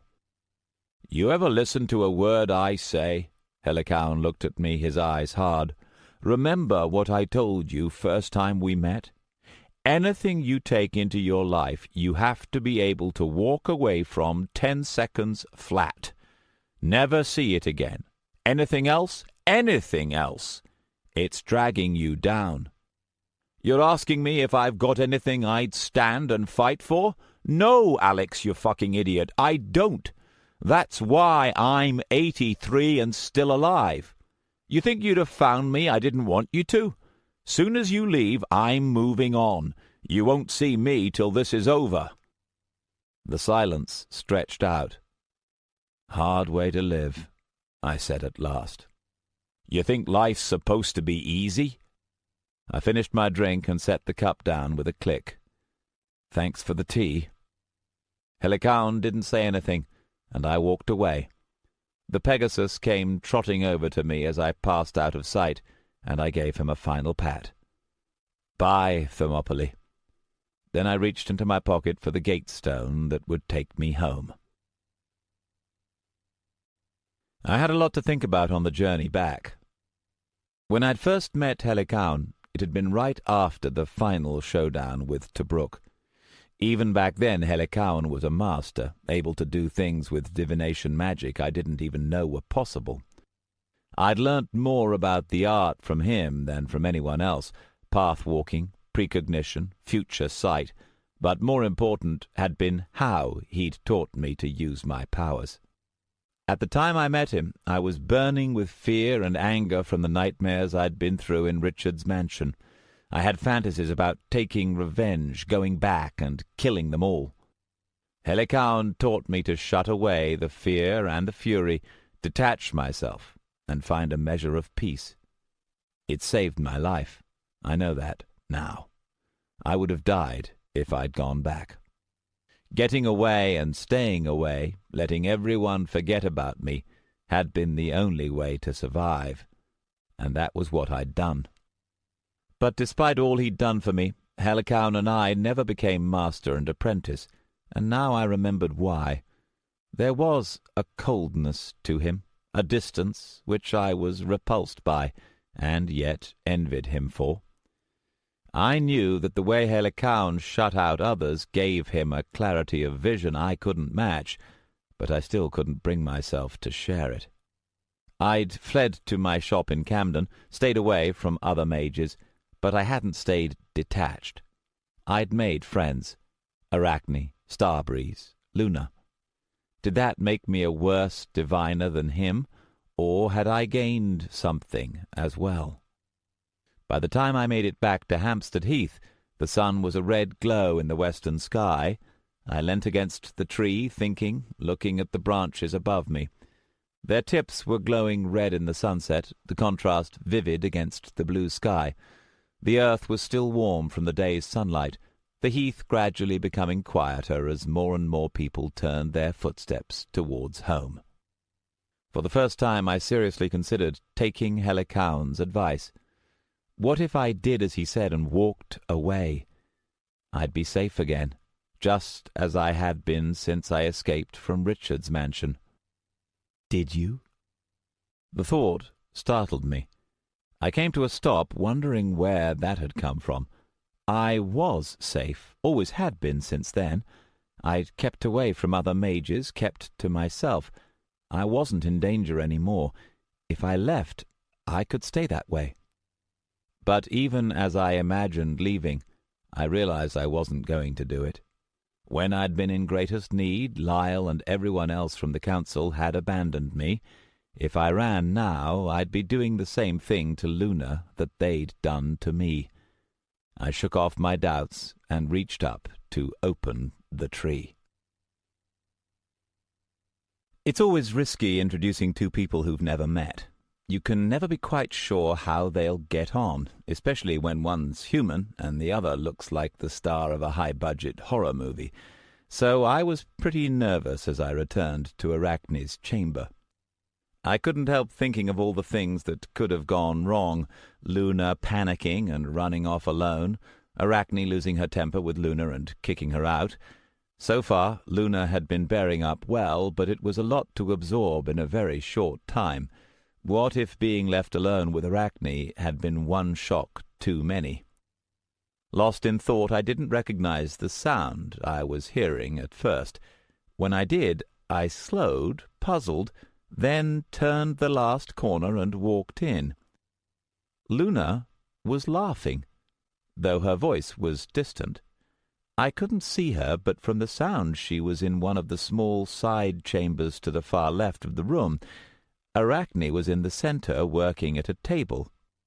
"There, you see," Arachne said. She was working on a dress in white and green, altering something in its design.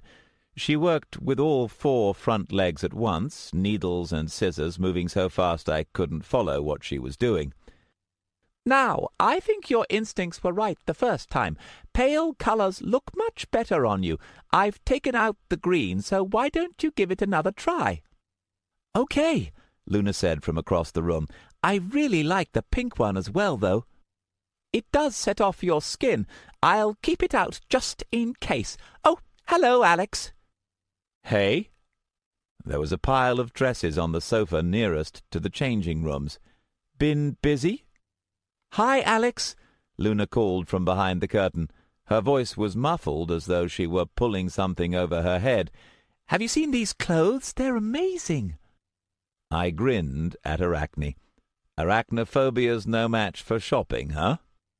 "Don't be graceless," Arachne said, and glided across the room to pass the dress over the top of the curtain. Luna's bare arms reached over to take it. "Here you go, dear. Have a look at both while I see to Alex." Arachne drew the curtain back from another side chamber. "Now, Alex, before you put these on, I want you to promise you'll take care of them." "Sure." "I mean it. You hang them up properly. Have them washed in that funny way. What's it called?" "Dry cleaned." "And don't get them slashed or dissolved or chewed up or burned." "It hasn't happened that many times." "Oh, really? What about the first set I made for you?" "That was 10 years ago. Would you have even noticed if it had been me that didn't come back instead of the clothes?" "It was a full wardrobe, some of my best work, too. With a little work, they'd still fit." "Look, you know what happened there. I couldn't exactly have gone and asked for them back." "And the outfit I made you for Unicorn's Run. Have you any idea how hard it is to get blood out of silk? Then there were the ceremonial robes for the investment ceremony. You said to make it fire-resistant, and I did. I even told you exactly what temperature it would tolerate. And then—" "I didn't say fire-resistant, I said fire-proof. Besides, that thing with the Inferno elemental was not my fault." "What are you two talking about?" Luna called from behind the curtain. "Nothing," Arachne and I said at exactly the same moment, then looked at each other. "I think it'd be a good idea if she went with you to the ball," Arachne said.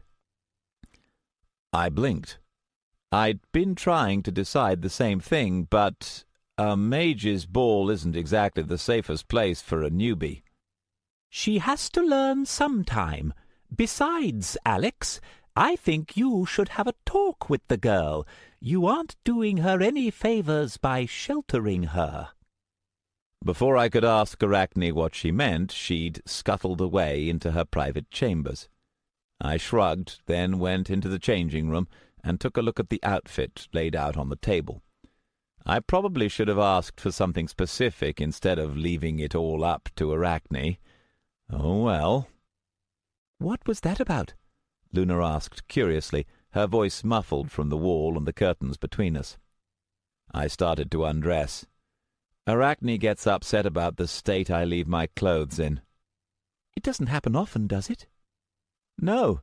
I hesitated, mentally counting. "Not really." I counted again. "Okay, maybe. But I only get clothes from her when I'm going to meet a lot of other mages." "You mean like now?" "Yeah, like—" I stopped and turned my attention to my new outfit. Laid out on the table, it looked like a dinner jacket, although there was something a little different about it. I picked up the shirt. "Alex?" "Uh-huh." "Is it okay if I come to the ball with you? I won't get in your way."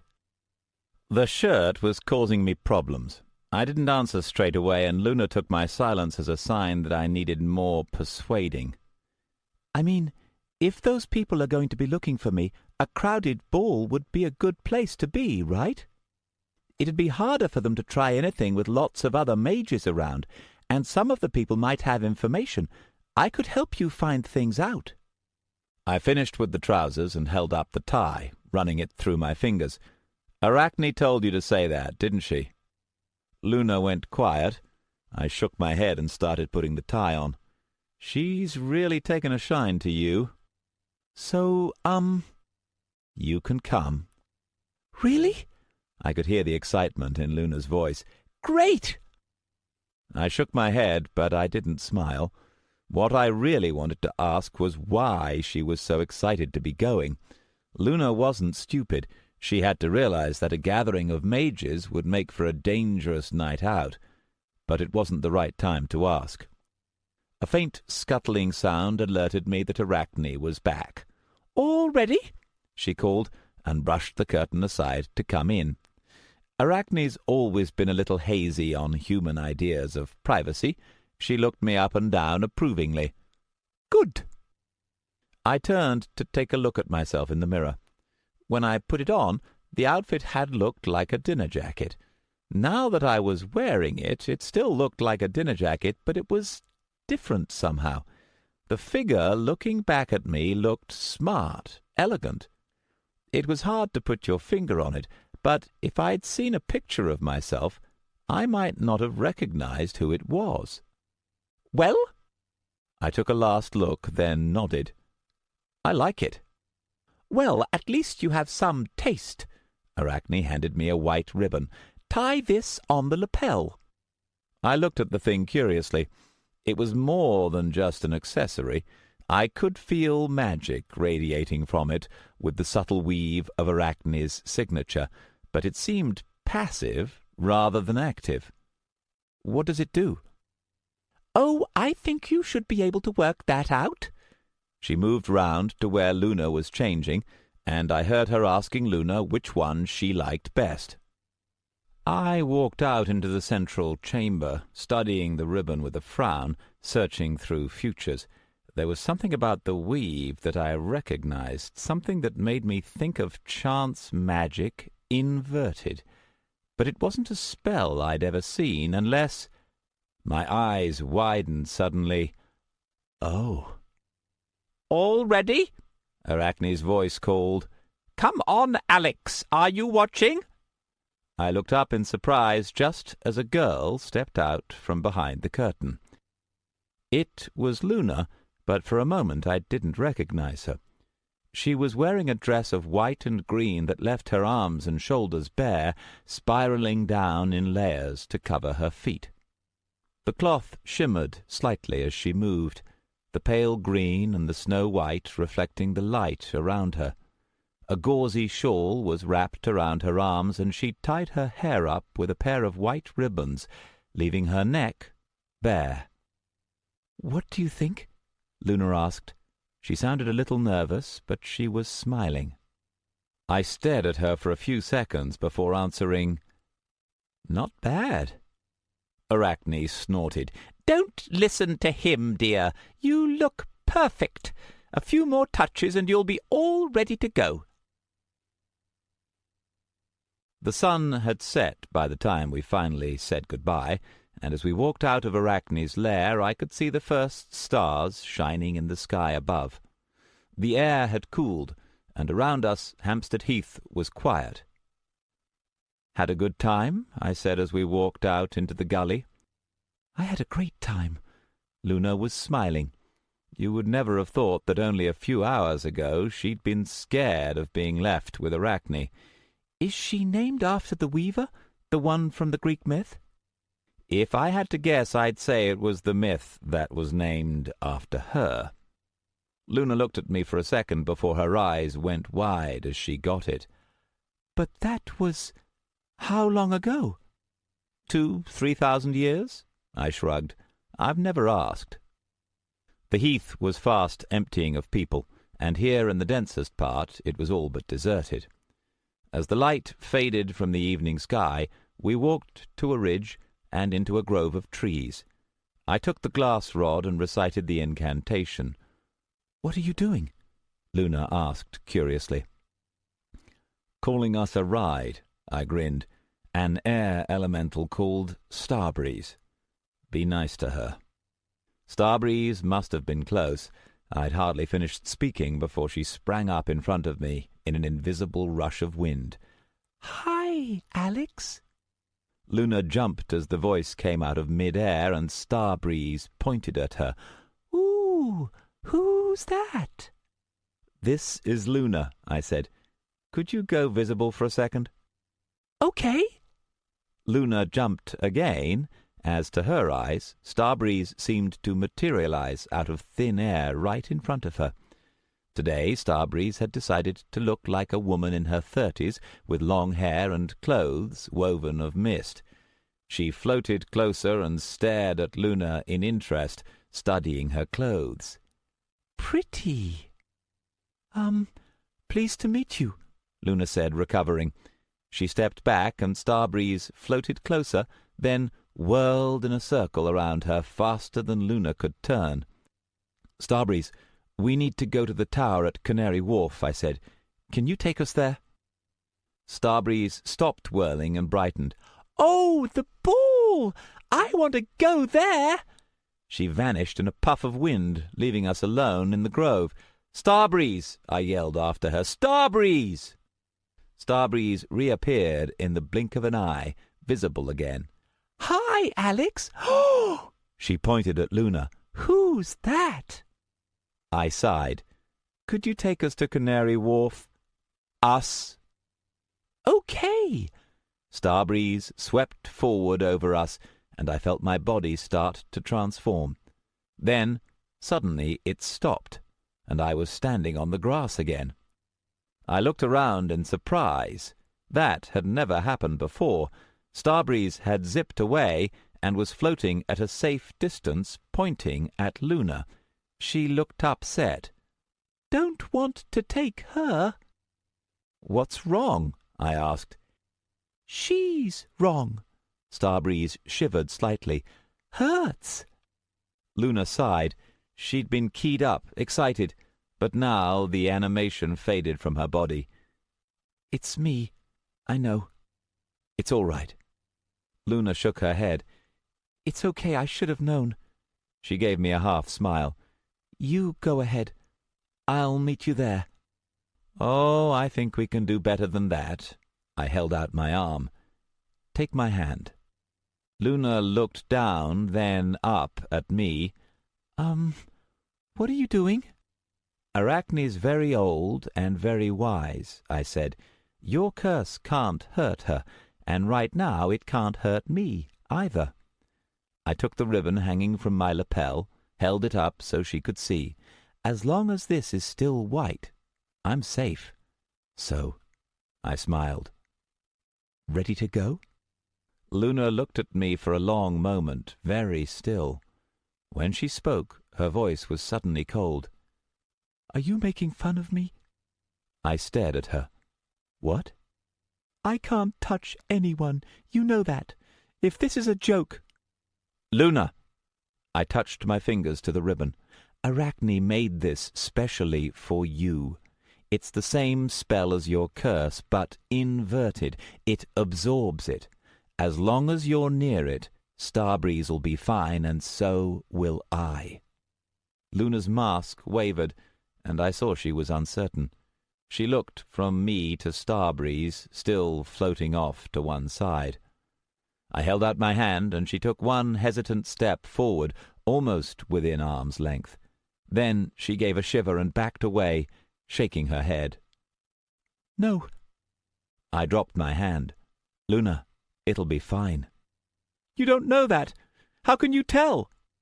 "I don't know, maybe because I can see the future?" I stopped and took a deep breath.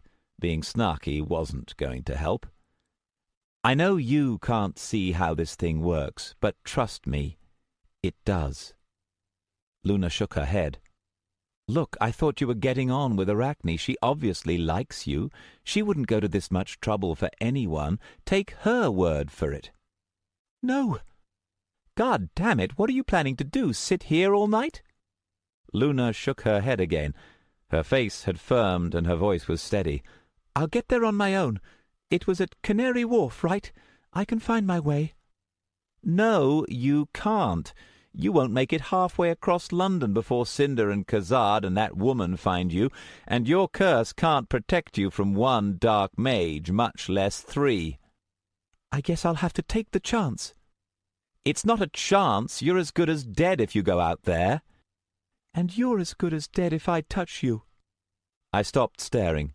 Luna glared at me, then caught her breath as she realized what she'd just said. She closed her eyes, inhaled, and straightened her back. When she opened her eyes, she looked calm again. "Thank you for trying, really. But it's fine." "That's it, isn't it?" I said slowly. "You're afraid." Luna went still, then shook herself. "It's okay," she said levelly. "You go with Starbreeze." "You're scared of what'll happen." I gave a short laugh.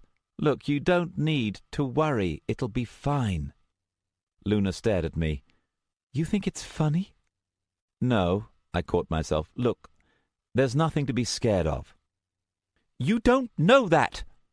There was an edge in Luna's voice. "Yes, I do." "You don't know everything." "I know enough about this." "Shut up!" I rocked back, and Luna took a pace forward, glaring at me.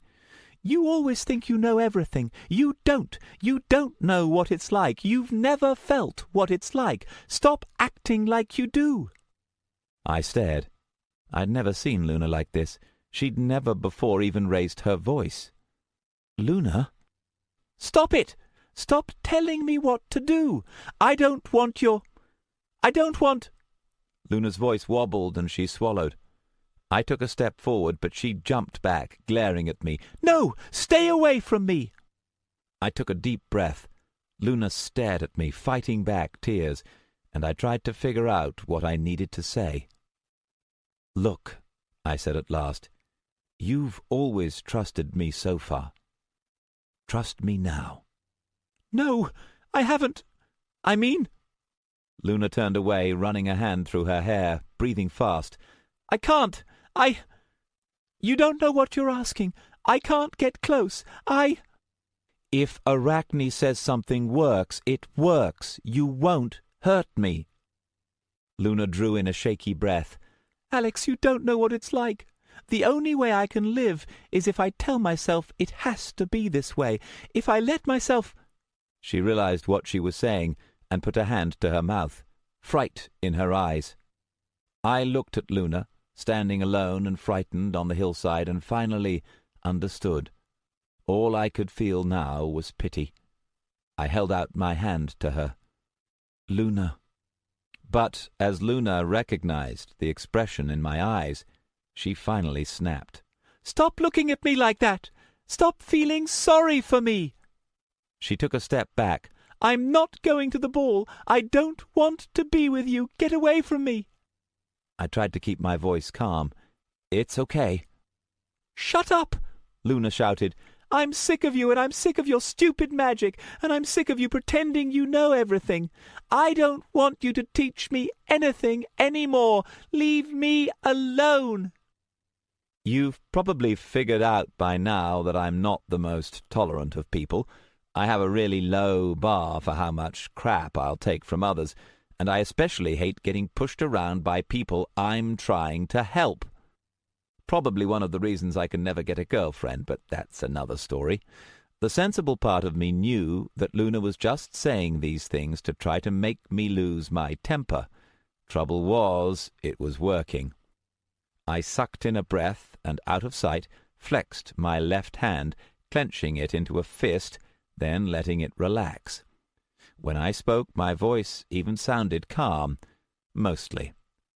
"Let's get one thing clear," I said. "I am not leaving you out here with a bunch of dark mages hunting you." "It's not your choice." "Yes, it is," I snapped. "I don't care how stupid you're acting. I'm not going to let you kill yourself." "Try and stop me." Luna's eyes were wide, and she was breathing fast. She was standing a few paces away, half-turned and poised to run. It would take only one more push to make her flee, and I had the nasty feeling that in the state she was in, she might just be able to outrun me. I took a breath and went still. "You know what?" I said as I let my leg muscles coil. "Fine." I was on Luna before she had the chance for more than a yelp. She tried to spring back, but I got one hand on her wrist and the other around her shoulders, and as I did, I came into range of her curse. To my mage's sight, Luna's curse is a silver-grey mist, following her like a cloud. As soon as I started towards her, it had stretched out towards me, silvery tendrils reaching out eagerly. If I didn't trust Arachne so well, I don't think I'd have had the nerve to make the jump. But the tendrils never reached my body. As they touched my clothes, they twisted downwards, curving away to soak into the ribbon like water into a sponge. Silver mist poured steadily from Luna, flowing off my clothes like water off a duck's back. The ribbon absorbed it all, and as I watched, its corners began to darken. Around that point, though, I stopped having any attention to spare. "I'm a head taller, £50 heavier and a good bit more skilled than Luna, so I'd been thinking I wouldn't have much trouble keeping hold. However, it was at this point I first learned that holding on to a healthy and active 22-year-old girl who's seriously trying to break free is a lot like trying to give a cat a bath. The whole thing lasted about 30 seconds, and it was claws, knees, and elbows the whole way.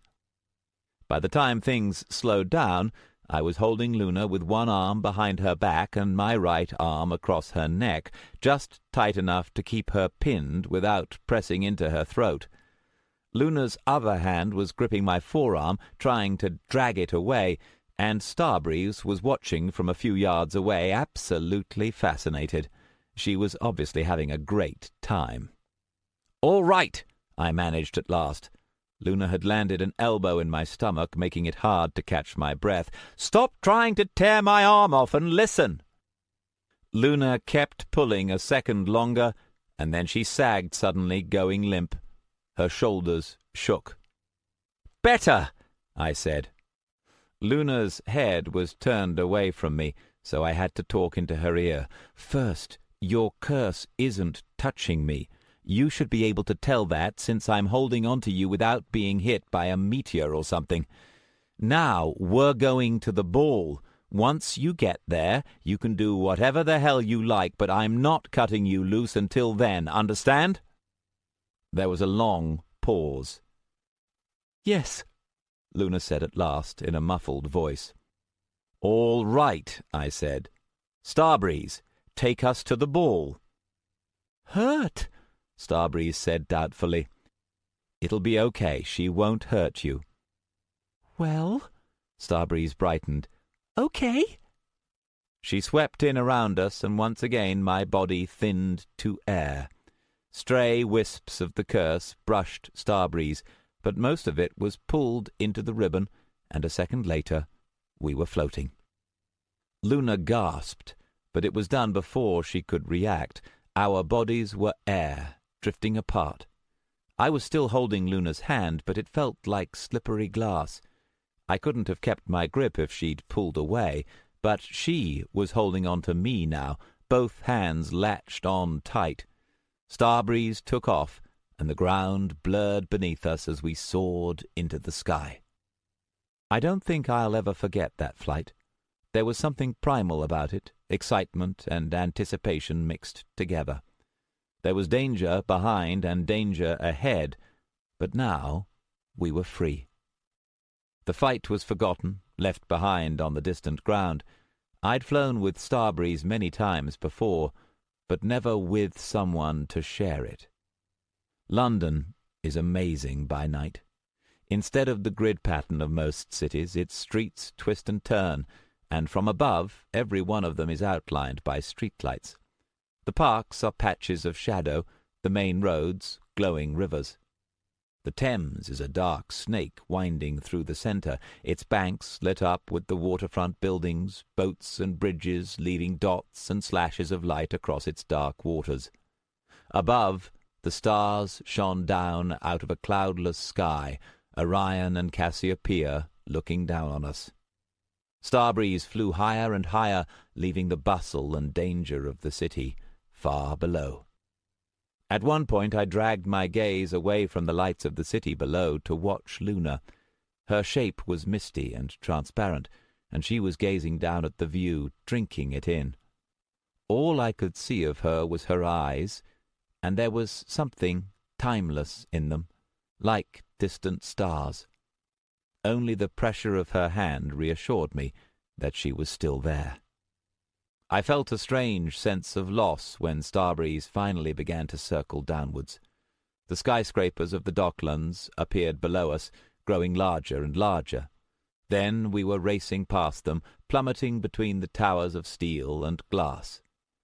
The ground rushed up to meet us, halted, and Starbreeze brought us down to the stone, gently as a feather.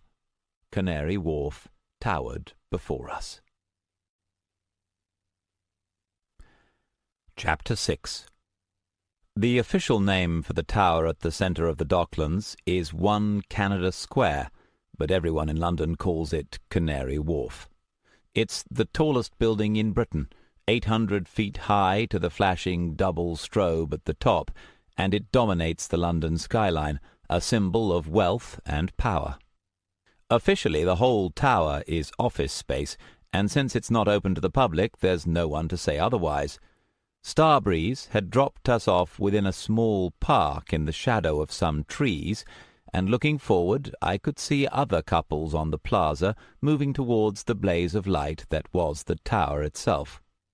I felt awake and alive, on full alert. There was work to be done. At my side, Luna was looking up at the tower. She looked as though she might have been crying, but the journey had wiped away any tears, and her face was unreadable. I stood, waiting to see if she'd speak, but instead she looked down and began to shiver, wrapping her shawl around her bare arms. Canary Wharf is right in the middle of a meander of the Thames, and a cold wind was blowing off the water. "Let's get inside," I said. "I'm fine," Luna said, still shivering. I sighed inwardly, put my arm around Luna, and started walking her towards the distant entrance. She didn't resist.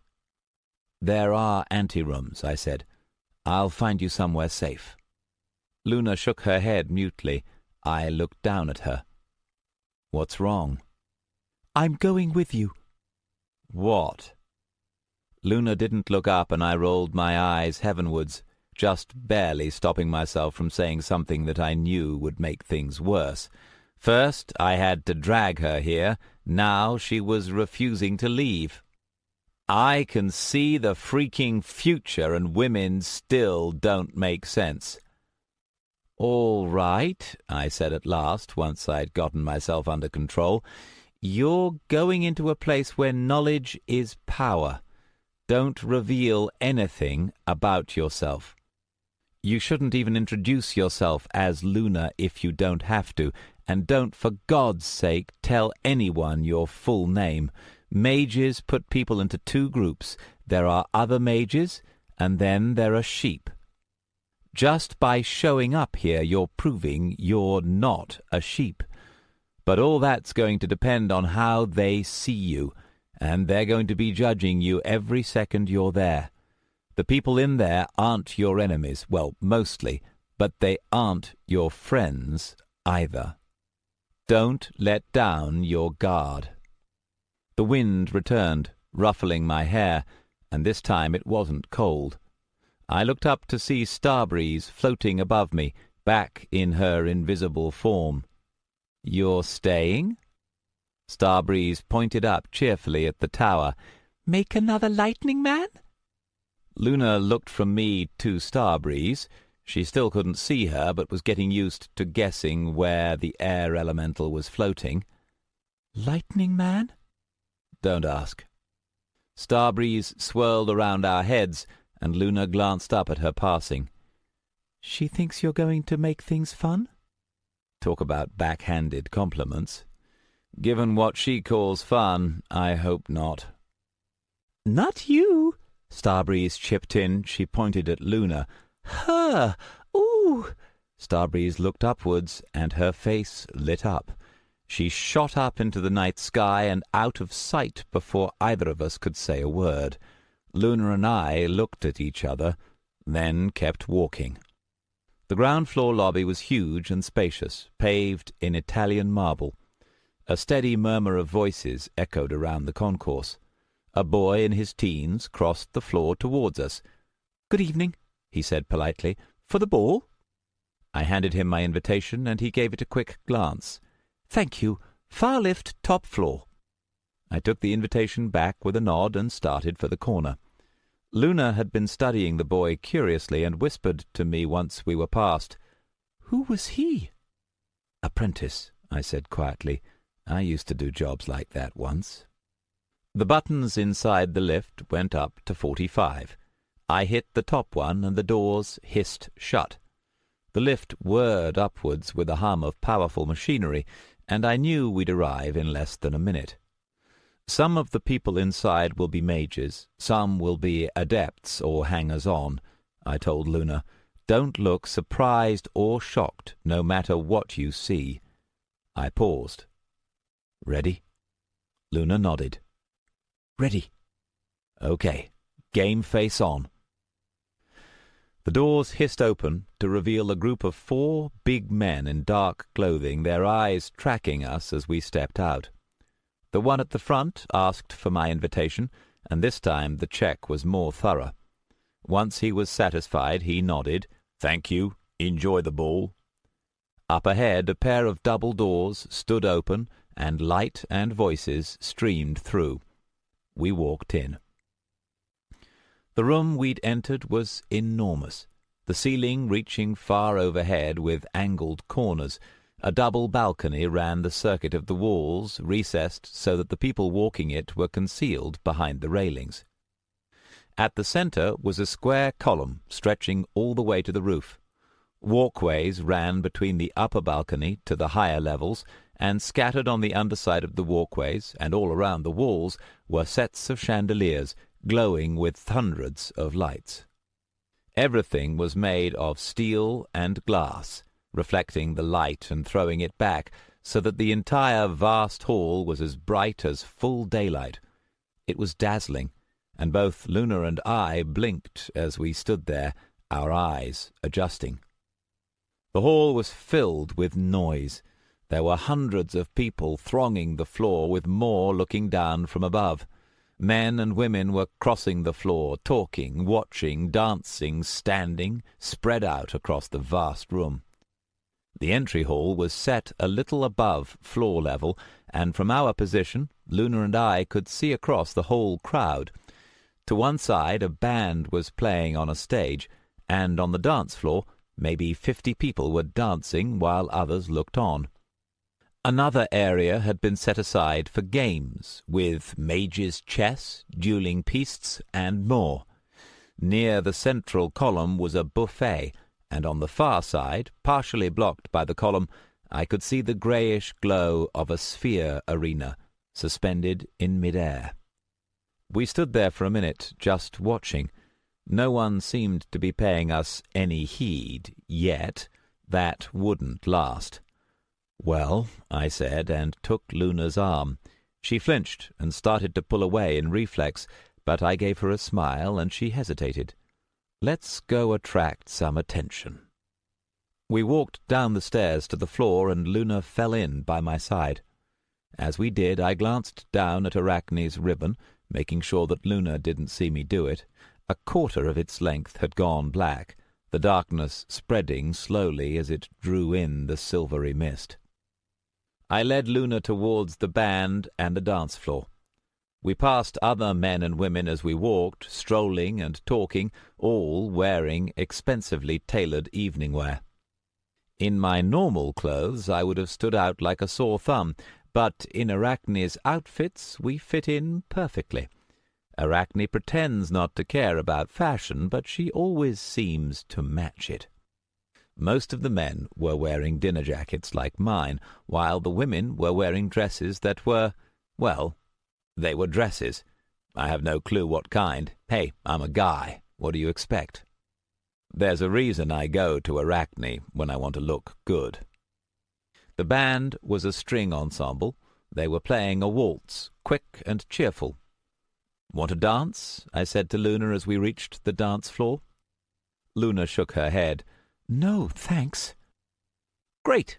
I pulled Luna out onto the floor. "Alex!" Luna protested, her voice rising. People turned to look, and she hushed it to a whisper. "I can't." "Relax," I said as I took her right hand in my left and raised it. "I can."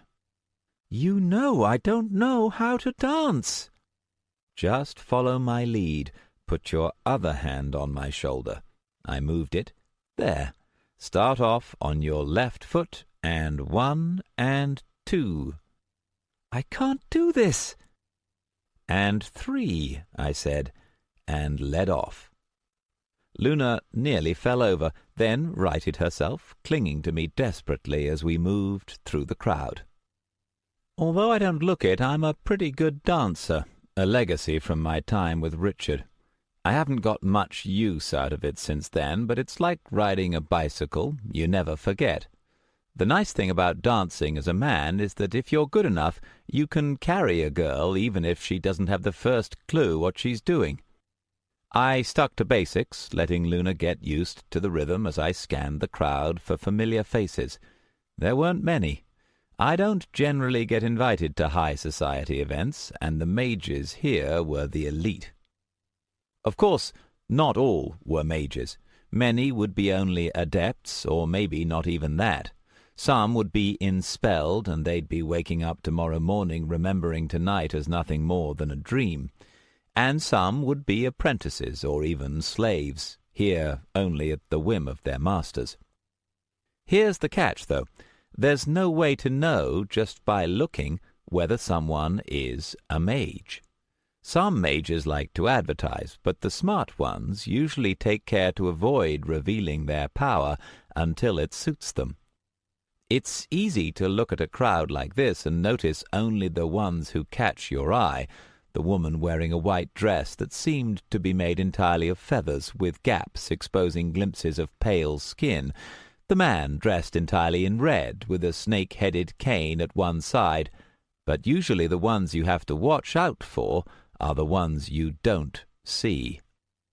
The music shifted into a slower dance, and as Luna began to realize that she wasn't going to fall over, her death grip on my arms loosened. I could feel her muscles relax slightly through the hand on her back.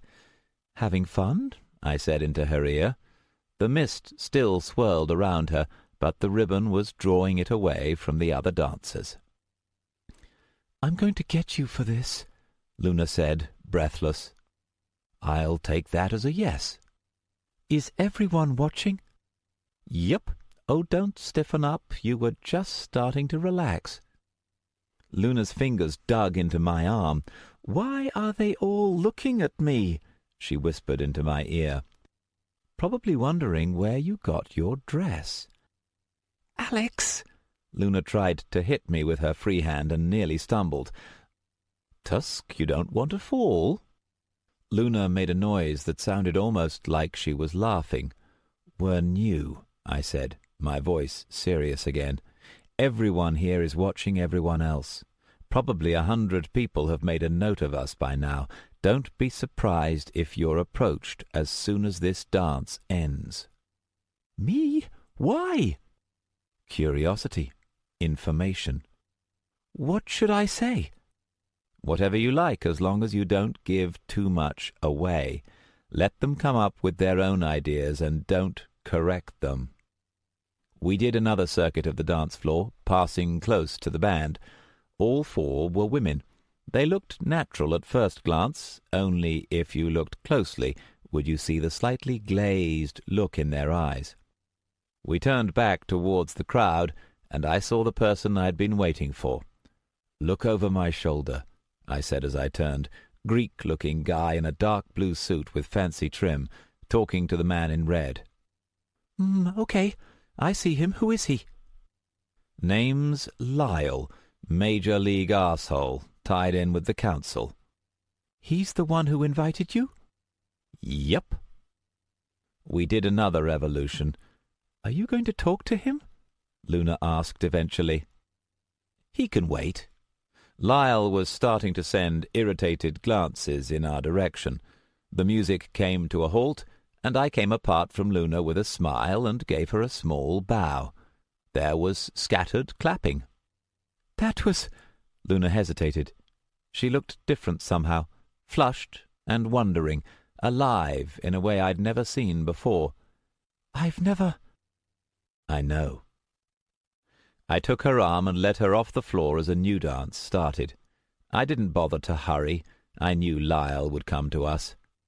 He materialized out of the crowd before we'd even reached it.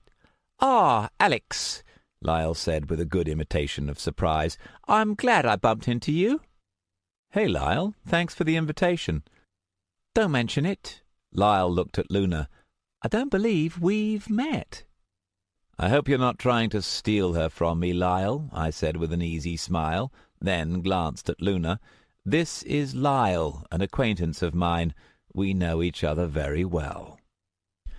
Lyle bowed to her. "An honor to meet you." He straightened. "If it's convenient, Alex, I've some things to discuss with you in private. Baraya, perhaps you could show the lady around." A man who'd been waiting at Lyle's side stepped forward. He looked like a functionary. "You'll have to excuse me," I said to Luna. "I'll be right back."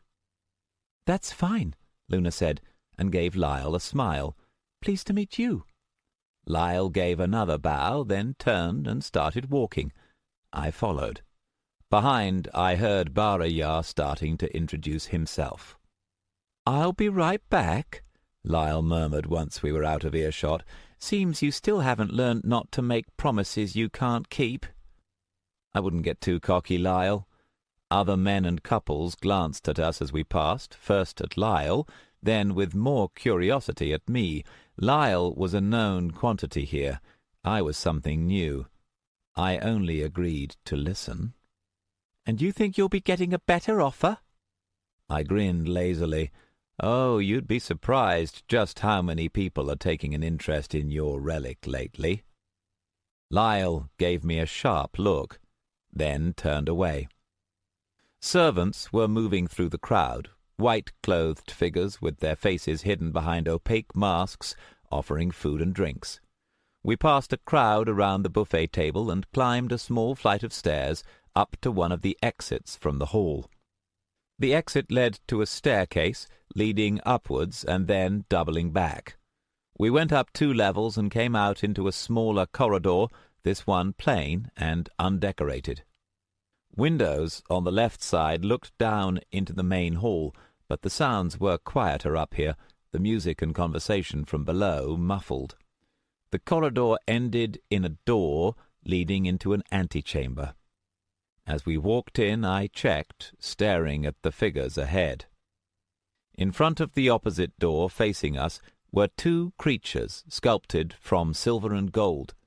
They stood 7 feet tall on triple-jointed legs and had 2 pairs of segmented arms carrying 8-foot-tall ceremonial glaives and devices of tapering metal the size of heavy guns. Their heads were turned towards us, and faceted golden eyes watched us silently as we entered. These were Githka, mantis golems, and their presence meant a council member was here. Lyle hadn't been kidding. "Lyle Trahellis," Lyle said as he walked up. He hadn't stopped. He gestured in my direction. "He's with me."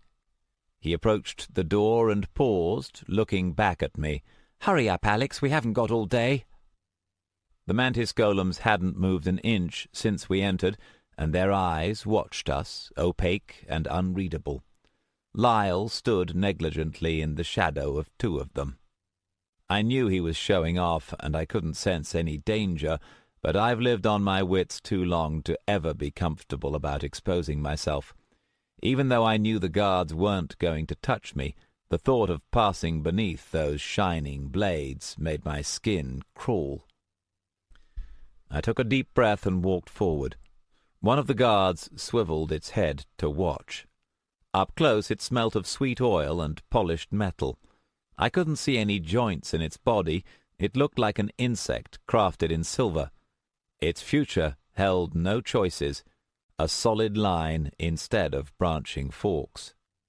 Githka are constructs with no will of their own, programmed to obey council members absolutely.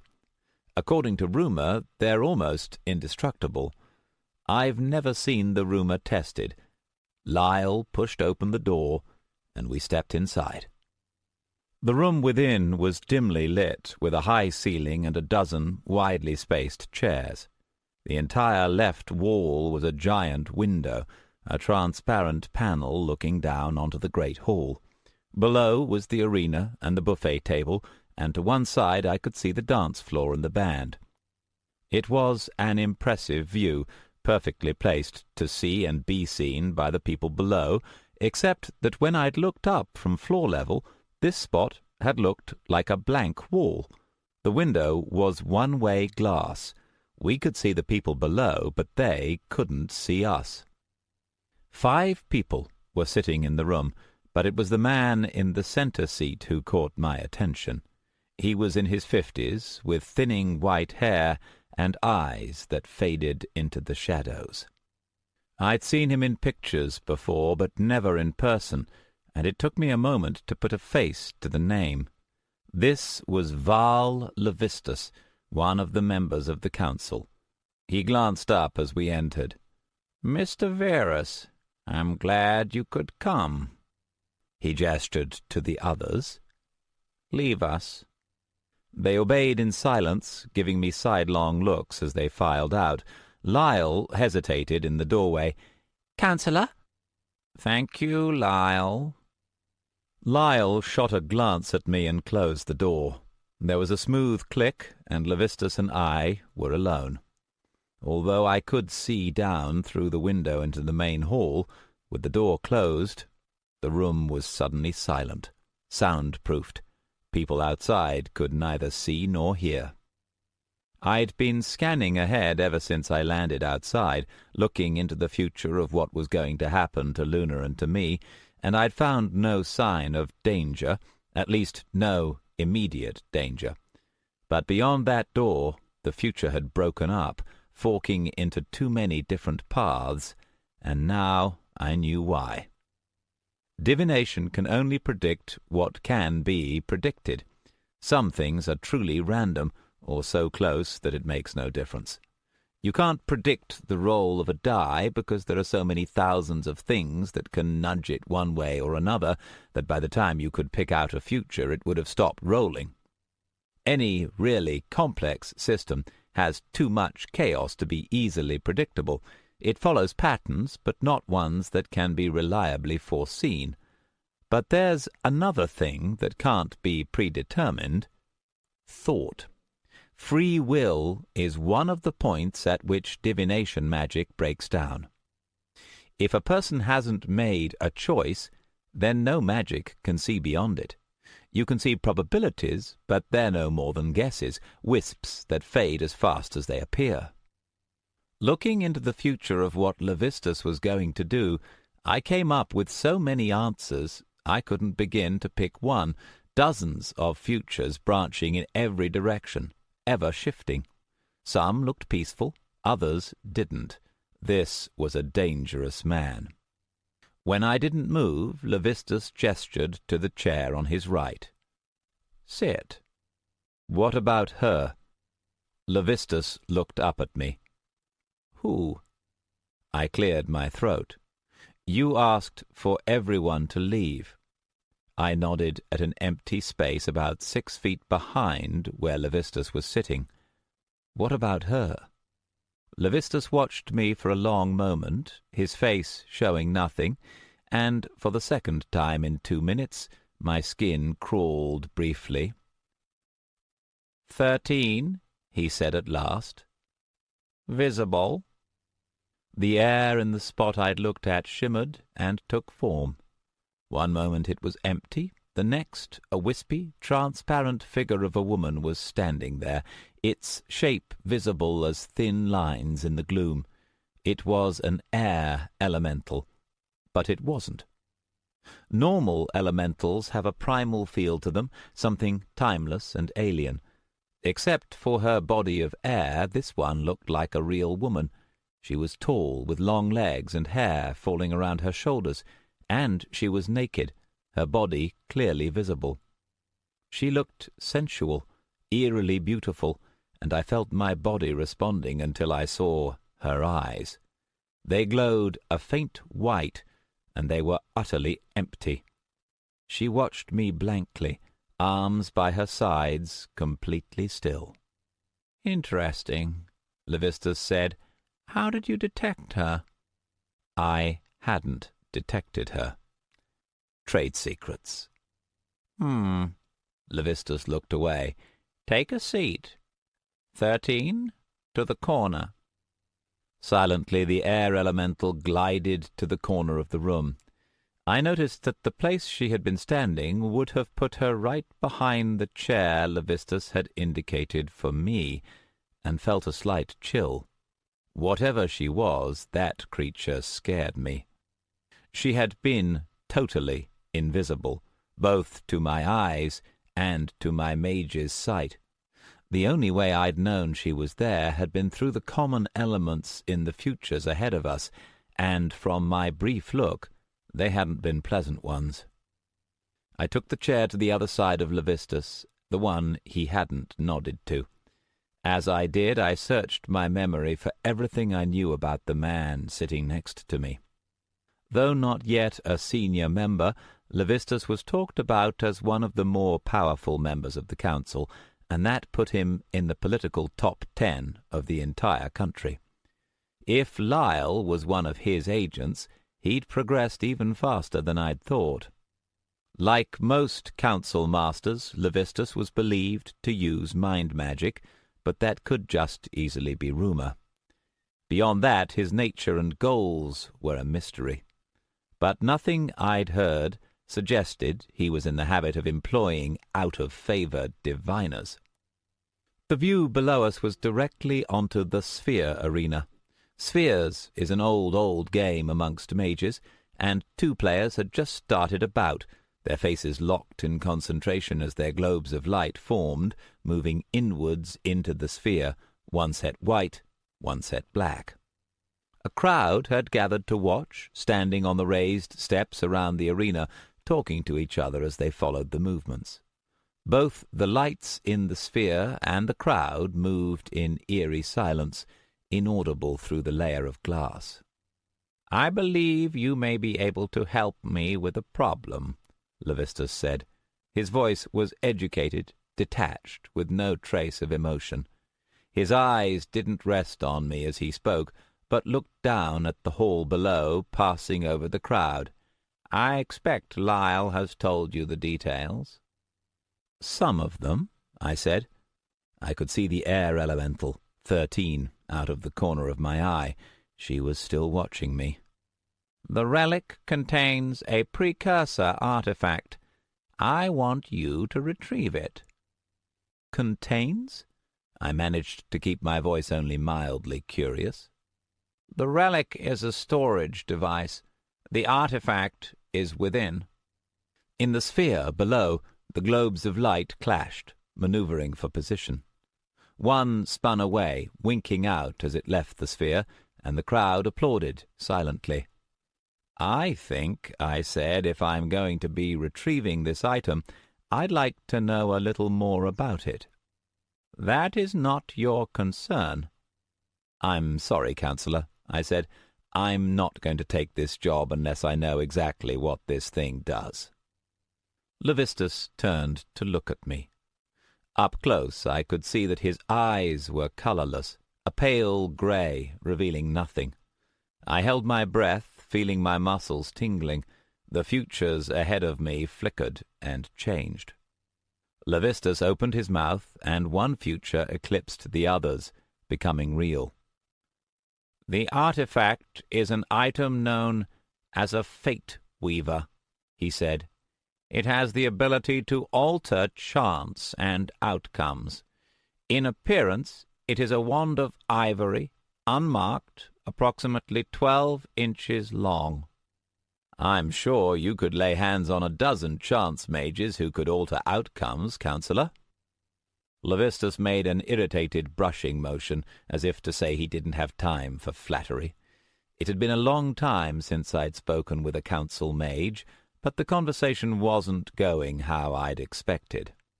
High-level mages tend to be full of their own importance, expecting compliments and ceremony. Levistus was all business.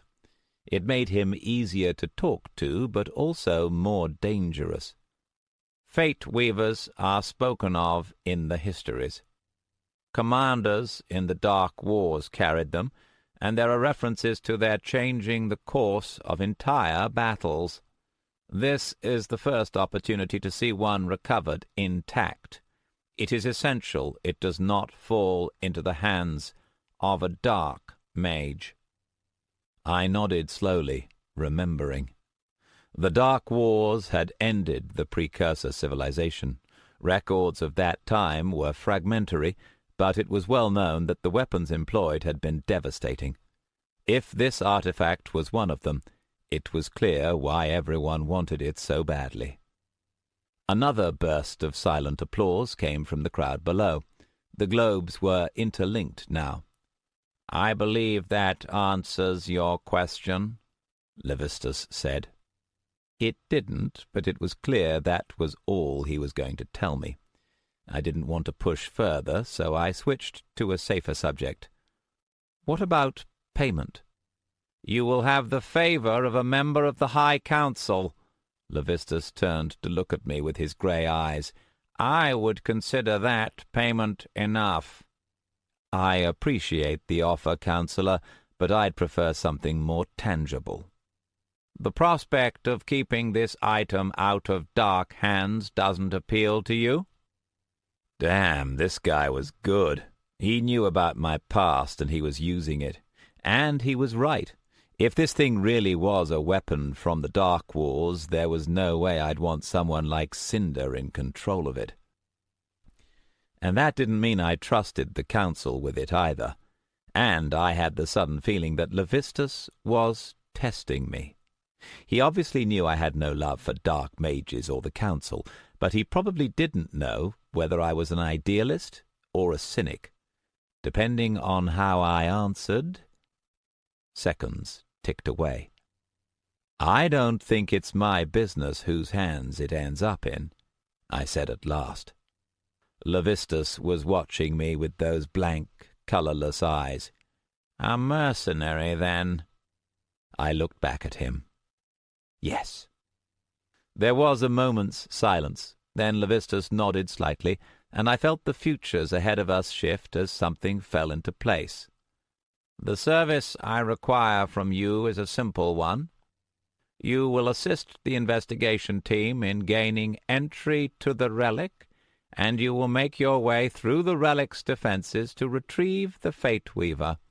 In return, you will have your pick of the other items within." "How do I know there will be any other items?" "I can arrange payment in other terms, if you wish.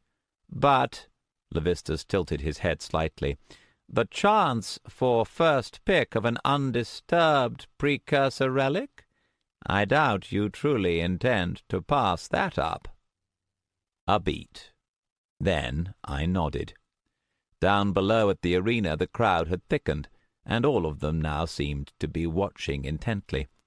A group of globes arced around, and another round of applause broke out, the men in their suits and the women in their elaborate dresses clapping silently behind the crystal.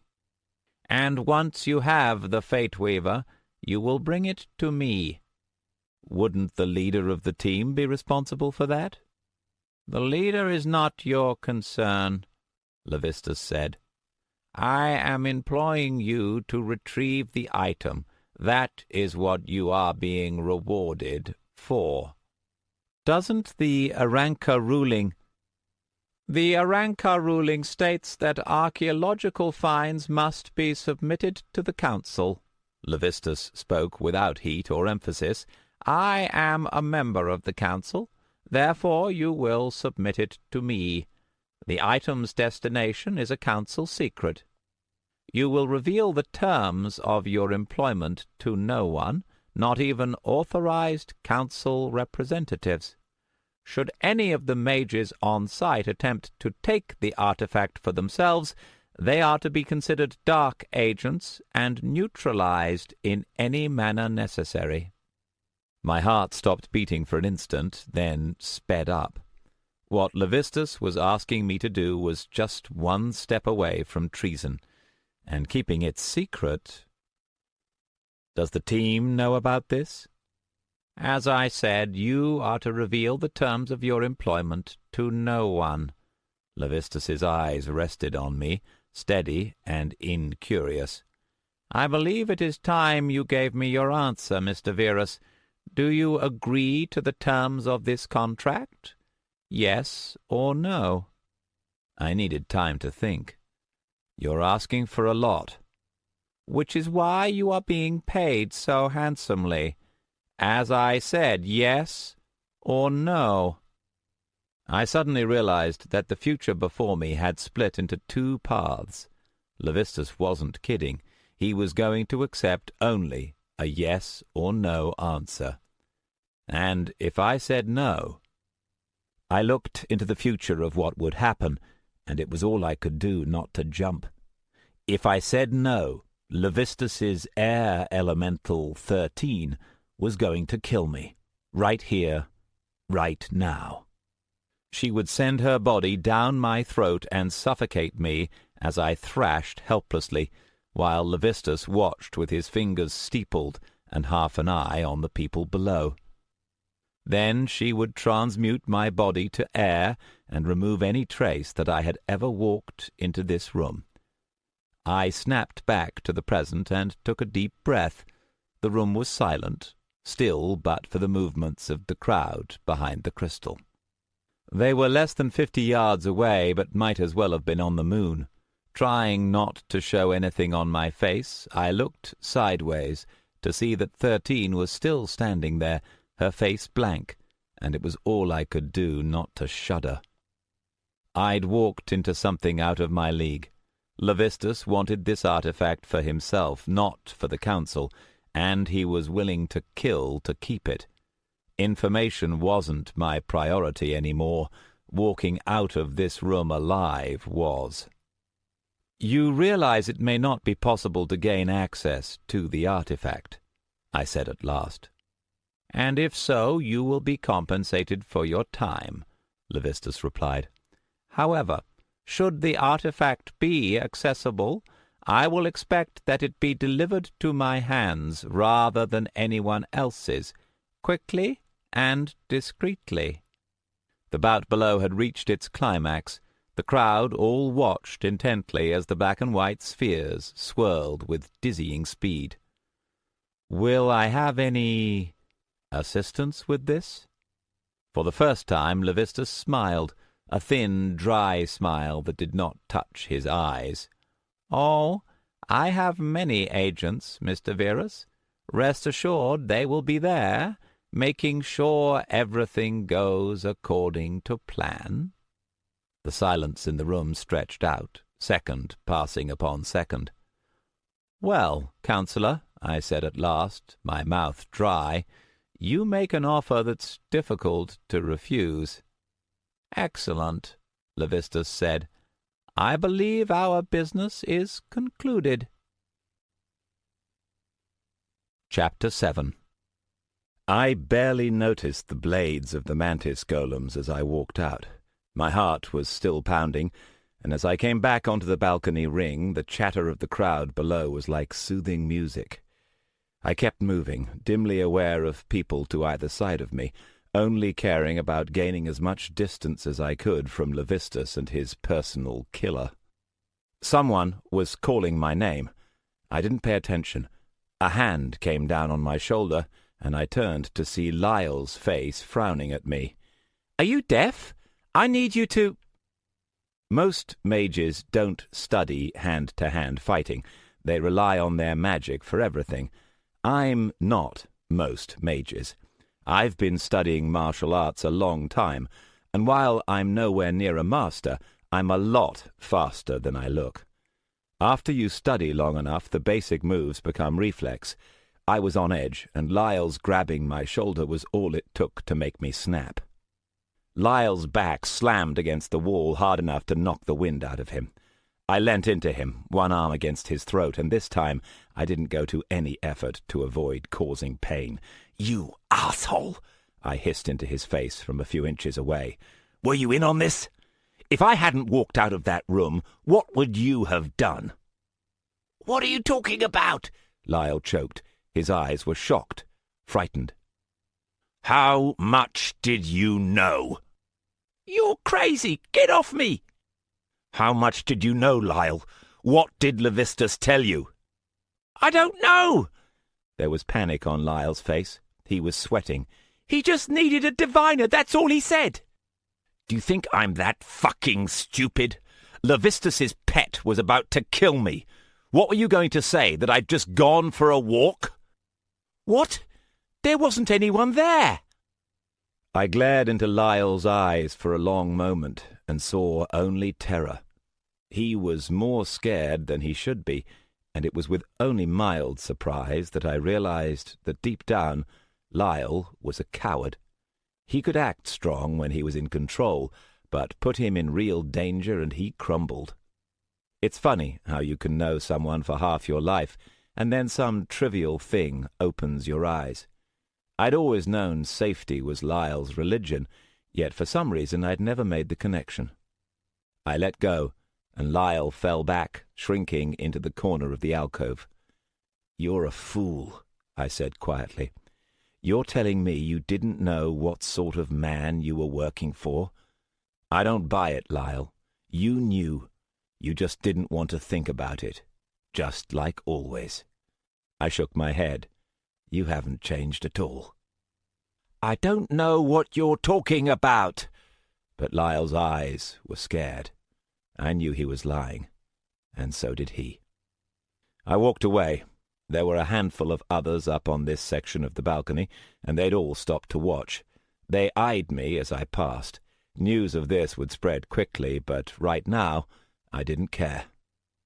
The second-floor balcony ran the entire circuit of the hall, and its side was open to the floor below. Arched pillars supported the level above my head, and a steel handrail gave protection against falling. After a moment my thoughts steadied enough for me to realize that I was walking back around towards the dance floor where I'd last seen Luna. I kept going, hoping to spot her from above, and before long I was within earshot of the band again. The music was captivating, and I felt my pulse starting to slow. I settled into the shadow of one of the pillars and leant on the railing, looking down over the crowd. As I looked from side to side, my mind flitted back over my encounter with Levistus. I finally understood what Helicaun had been trying to tell me. I'd never liked the council, but I realized now that I'd been blind to the threat it could be. I'd walked into that room without understanding just how dangerous the competition for this artifact was, and I'd nearly paid for it with my life. Well, now I did understand. Everyone after this artifact was willing to kill to get it, and if things kept going as they were, I was going to end up in the middle. That was not a safe place to be. I felt a presence to one side and turned. A man was standing on the balcony a few steps away. "Mr. Verus." His voice was cultured, polite. "Might I have a word?" "Depends on the word." I studied the man. His clothes looked high quality but nondescript. He had no visible escort or companion, which could mean something, or nothing at all. The man smiled slightly. "I believe you've just had a meeting with Councillor Levistus. I'd like to offer my assistance, should you be willing to accept it." "Yeah?" A scan of the future told me the man was no immediate threat. I turned to the railing and went back to searching the crowd for Luna. "I think I've had all the assistance I can handle for a little while, thanks." "I can understand how you'd feel that way. However, I think you'd benefit from taking the time to listen to what I have to say." The last thing I needed was yet another mage trying to take advantage of me, but for the moment at least this guy was harmless, and I didn't have time to shoo him off. "Okay, shoot." There! Luna was a little to the side of the dance floor, in the center of a small crowd. Everyone was smiling, and from a quick glance at the body language the mood looked pleasant. Luna was talking to a woman in a shimmering pink dress who was watching her with her head tilted in interest. She seemed to be holding her own, and I felt myself relax slightly. I realized the man next to me was speaking. "Be interested?" "Sorry, could you say that again?" "As I said," he repeated patiently, "Levistus is not the only mage on the council, and his ambitions are far from being a secret. If you're worried about the terms of your employment with him, I might be able to offer some assistance." I sighed. "Let me take a wild guess. As part of the terms of this assistance, you, or whoever you're representing, would get the items inside the relic, right?" "We would prefer to see any precursor artifacts in our hands rather than his, yes." "I'm sure you would. I turned to face him. "Look, Mr. Talacid." Mr. Talacid, I'm rapidly losing count of the number of factions out to grab this artifact. What exactly makes you different from the others?" "For one thing," Talacid said calmly, "we aren't threatening to kill you if you don't cooperate, or even if you do. I'm sure it's already occurred to you that being a loose end in one of Levistus's plans might not be the safest of positions." For the first time I turned my full attention to the man. He was a hair under medium height, in his 40s, dressed in dark clothes with a receding hairline. He looked like a blackbird against the peacocks on the dance floor, but there was a steadiness to his gaze that suggested he might be someone to take seriously. "You seem to know a lot about what was supposed to be a private conversation," I said at last. "Diviners don't have a monopoly on knowledge, Mr. Verus. Deduction can work just as well." "You're with the Council?" "I represent a faction of the Council. At the moment, I believe our interests coincide with yours." Talacid moved past me to rest his arms upon the railing, his clothes dark against the metal. "Not everyone on the Council is happy with the Dark Mage's growth in power, and even those sympathetic to their proposals would prefer not to see one of them gain control of such a powerful relic. In this case, the majority is with us." "If you've got the majority on your side, why do you need me?" "Unfortunately, while a majority of the Council have a preference for the artifact not falling into the hands of a dark mage, they have an even greater preference for the artifact falling into the hands of themselves." I let out an exasperated breath. "This is ridiculous. Do you guys even know what this thing does? You're all going to look really stupid if it ends up being a dud, you know that?" "We've got more important concerns than looking stupid, Mr. Verus," Talacid said patiently, "and as I was saying, we may be able to assist you." Something pinged on my danger sense, and I looked down. Luna was still talking in the middle of her crowd, but that wasn't where the thread of trouble was coming from. I scanned up and down, looking through the crowd for movement. 3 figures caught my eye. They were spread through the crowd, but linked somehow. And oh, crap! It was the 3 dark mages, Cinder, Khazad, and the masked woman, and they were after Luna.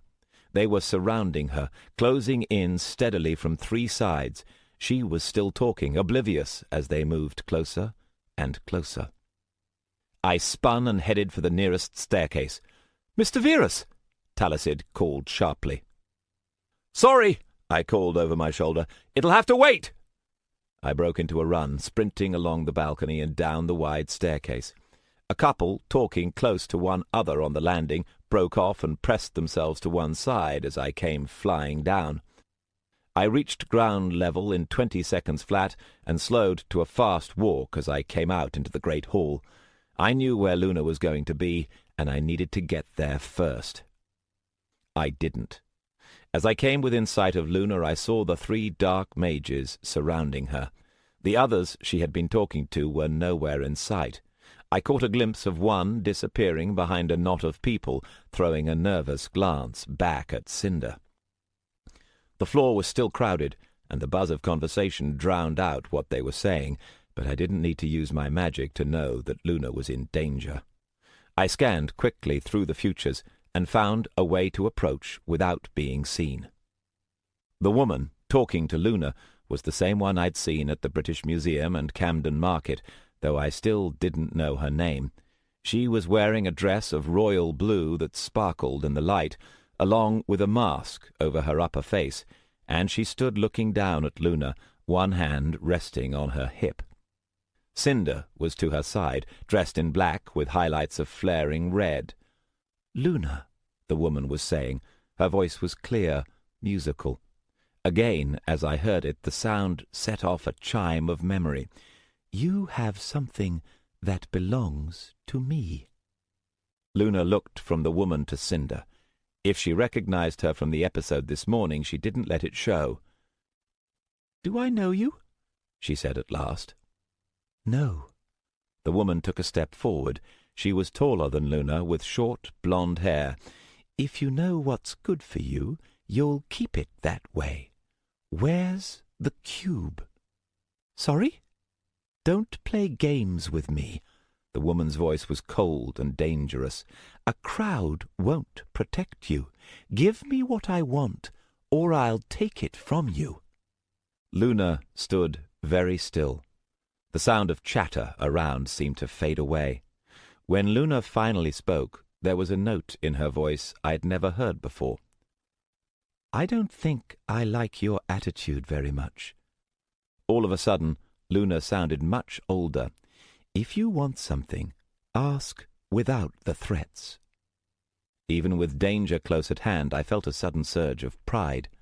Under pressure, Luna had recognized the woman for what she was and done exactly the right thing, stood up to her without showing fear. All the time I'd been talking to her, she had been listening, and she'd shown she could do it under pressure. In that instant, I realized that despite everything that had happened, and even though she wasn't a diviner or even a mage, I did think of Luna as my apprentice, and I was proud of her. Of course, it wasn't going to stop her from being abducted in exactly 15 seconds, but that was where I came in. You, little girl, just made a big mistake, the woman said after a long pause. She made a signal with 2 fingers. Let's see exactly what you... As she spoke, Khazad glided behind Luna. I thought the small man looked like a bird the first 3 times I'd seen him, but he moved now with a sinuous grace, more like a snake. A needle gleamed in one hand, catching the light as he brought it towards the bare skin of Luna's shoulder. It never got there. As Khazad moved, so did I, and as he came up behind Luna, I stepped in beside him. My right hand closed on his wrist, and as he made his move, I spun him around, redirecting his momentum so that the needle sank into his own arm. There was a faint spark as the spell discharged, and Khazad's head jerked in shock. Luna, Cinder, and the woman all turned in the same instant to stare at me. Luna's eyes lit up. Cinder's darkened. You! Hey, Cinder, nice to see you again. I turned my gaze to the woman with a smile. She did warn you. The woman stared, speechless. I turned to Luna, offering my hand. Sorry I got held up. Shall we go? Luna took a glance back at Cinder and the woman, then took my hand with barely a pause. The other 2 stared after us as we walked away, Khazad in tow. That was awesome, Luna said once we were away. All traces of how she'd been outside were gone. She looked alert and glowing. Are they following us? No. Yes. Through the crowd. Okay. Break left. Now. We slipped behind a group of people. From the other side I could just hear hurrying footsteps as Cinder and the woman came walking quickly after us, fading away as we doubled back. Khazad was still walking aimlessly by my side, guided by my arm around his waist. Luna tilted her head to look into his eyes, then waved her fingers in front of his face. He didn't respond. What happened to him? Same thing he was about to do to you. I lifted his right hand and pointed to the needle clutched in his fingers. It was about 8 inches long, made of some kind of silvery metal, tipped with a dot of blood where it had driven into Khazad's arm. Enchantment effect, kind of like magical rohypnol. They were going to use it on you, then walk you out the front door. Khazad's eyes were vacant. Without me to guide him, he just stood there. Relaxed, his face was harsh and cruel. Luna peered over to look at him while I went through Khazad's pockets. He was carrying another of the needles, along with a few other things that looked like weapons, but no written instructions or anything that would give me a hint as to which spell they'd been using to track Luna. Damn! Can he hear us? Luna asked. Probably. I glanced back over my shoulder. We'd swerved away from the dance floor towards the other side of the hall, and had ended up next to a fountain of steel and stone that bubbled with clear water. A minor illusory effect played over the water, causing it to flicker through the colours of the rainbow, red to yellow to green to blue and back again. We'd better dump him before he slows us down. I sat Khazad down on the edge of the fountain and slapped him in the face, twice, hard. A few people gave me curious looks, but you can get away with a lot if you're blatant enough. I'd just gone through his pockets in full view of all the guests and gotten nothing more than a few funny looks. "Khazad," I said clearly, "can you hear me?" Khazad's eyes were still vague, but I could sense a presence behind them this time, something looking at me with a distant hatred. This was the second time I'd gotten the better of him, and even with the magic scrambling his thoughts, I could feel how much he wanted to kill me. "That's twice you've tried," I said. I looked into his eyes as I spoke, keeping contact. "This is your last chance to walk away. You understand? One chance. Pull anything like this again on either of us, and I'll see you dead." Khazad glared at me, unable to speak. I could sense the two dark mages approaching from behind. I straightened and walked away, and the two of us disappeared into the crowd, the noise and bustle swallowing us. The music of the band faded as we put some distance between us and the dance floor. "Are they still coming?" Luna said once we were away. She was craning her neck, trying to look in every direction at once. "Yeah. Now that they weren't heading straight for us, I couldn't predict their movements so easily, but I knew they'd be back." "How did they find me?" "They spent today at your flat. Could they have found anything from your body? Hair, nail clippings, blood?" "No." "Yes. Some hairs from my pillow. Maybe the bathroom?" I nodded. "If you have something that was once a part of someone, you can put together a tracer spell that works through just about anything. No chance of it failing on its own. We're going to need something stronger." Luna nodded. "What do we do?" "Head for the games area. Keep going towards those pillars at the back." As we crossed the hall, I led Luna in a looping, swerving course. Most divination spells are directional, and if Cinder or what's-her-name were trying to anticipate Luna's movements, this would slow them down. We passed knots of people, fountains, more of the white-masked servants, the buzz of laughter and conversation filling the air. The sphere arena had quieted down. A new match would probably start soon. My eyes tracked up to what looked like a blank stretch of crystal wall above the arena and between the balconies, and the hairs on the back of my neck stood up. Levistus was behind that wall, and somehow I knew he was watching me. "Alex?" Luna asked as we walked. "Did you mean it?" "What?" "Khazad, when you said you'd kill him." "I meant it." Luna walked for a little while in silence. "Thank you," she said eventually. I looked at her in surprise, then smiled slightly. "You did well back there." Luna looked taken aback, then flushed. She was about to say something when a voice spoke from in front of us, interrupting. "Hi!" I looked up to see a girl smiling at me. She was young, maybe 18 or 19, and beautiful enough to be a model. Long, shining gold hair hung down her back, and she wore a low-cut blue silk dress with long slits that showed off her legs. A black ribbon was tied around her neck. "You're Alex Verus, right?" "That's me." "Oh, it's great to finally meet you." She came to stop nearby, her smile showing a set of perfect teeth. "I'm Lisa." "Hi, Lisa." I kept walking, leaving her behind. Lisa blinked, then hurried to catch up, struggling in high heels. "It's so cool to meet you," she said, trying to catch my eye. "Everyone's talking about you." "That's great."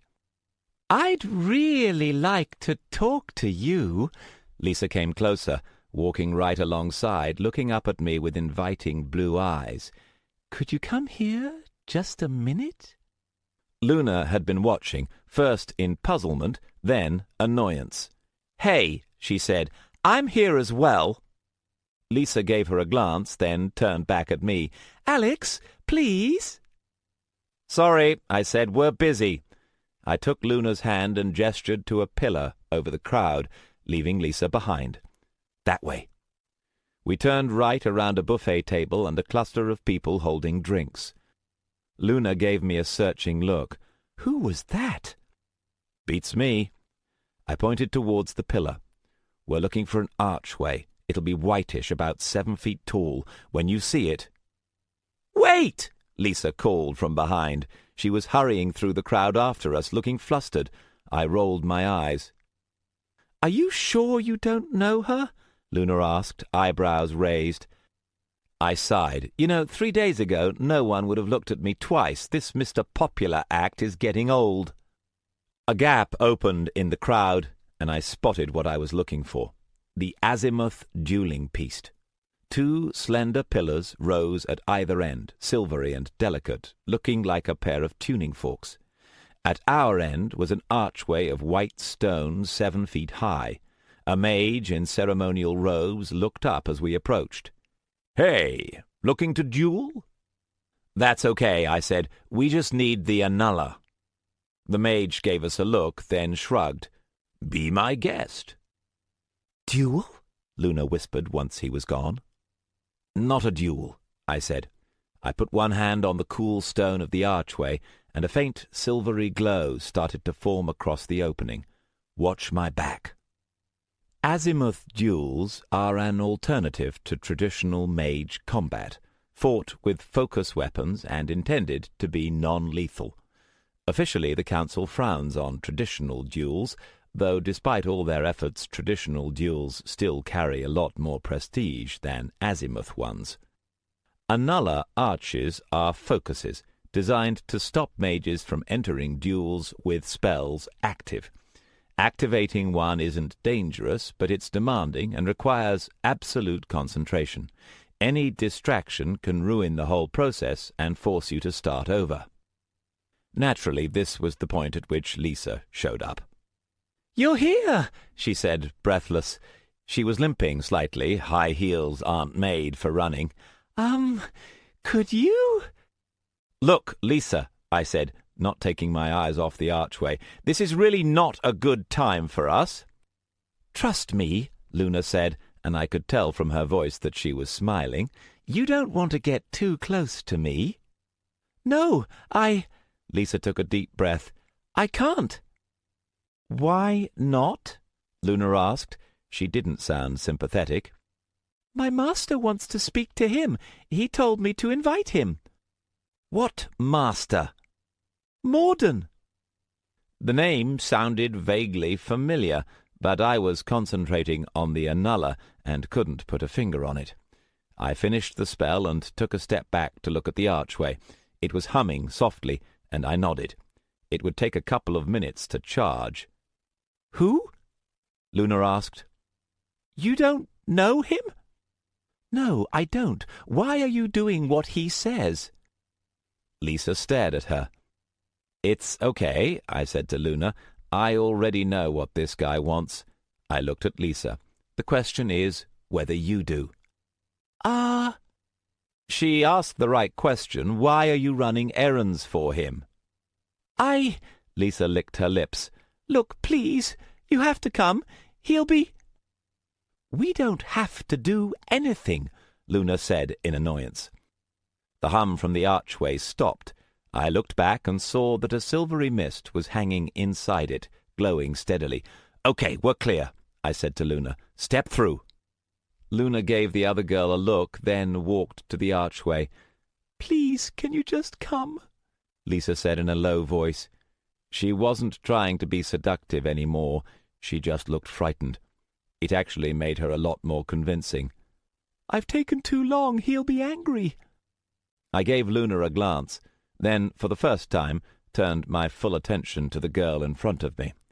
"Look, Lisa, I don't know who your master is, but I've got a pretty good idea what he is. If you really want my help, tell me what he's planning." "I can't do that." "Then I can't help you." To one side, Luna stepped through the archway. There was a very brief flash, and then the archway was still again.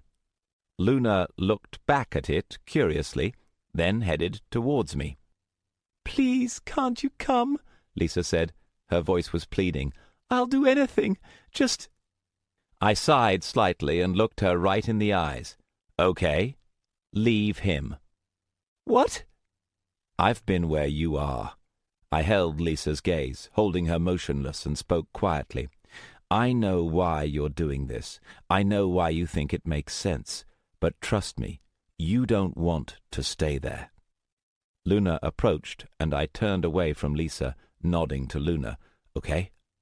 "I think," Luna said doubtfully. She looked at her hands. "I feel strange." "It's a nullifier," I said. Concentrating, I could see that the grey mist of Luna's curse had briefly vanished. Now it was returning again, flowing out again and into my ribbon. Grounds every magical connection on you like earthing a power line. You'll feel a bit out of place for a couple of days. "It'll stop them from tracking me?" I nodded and started walking, ignoring Lisa. If we're quick.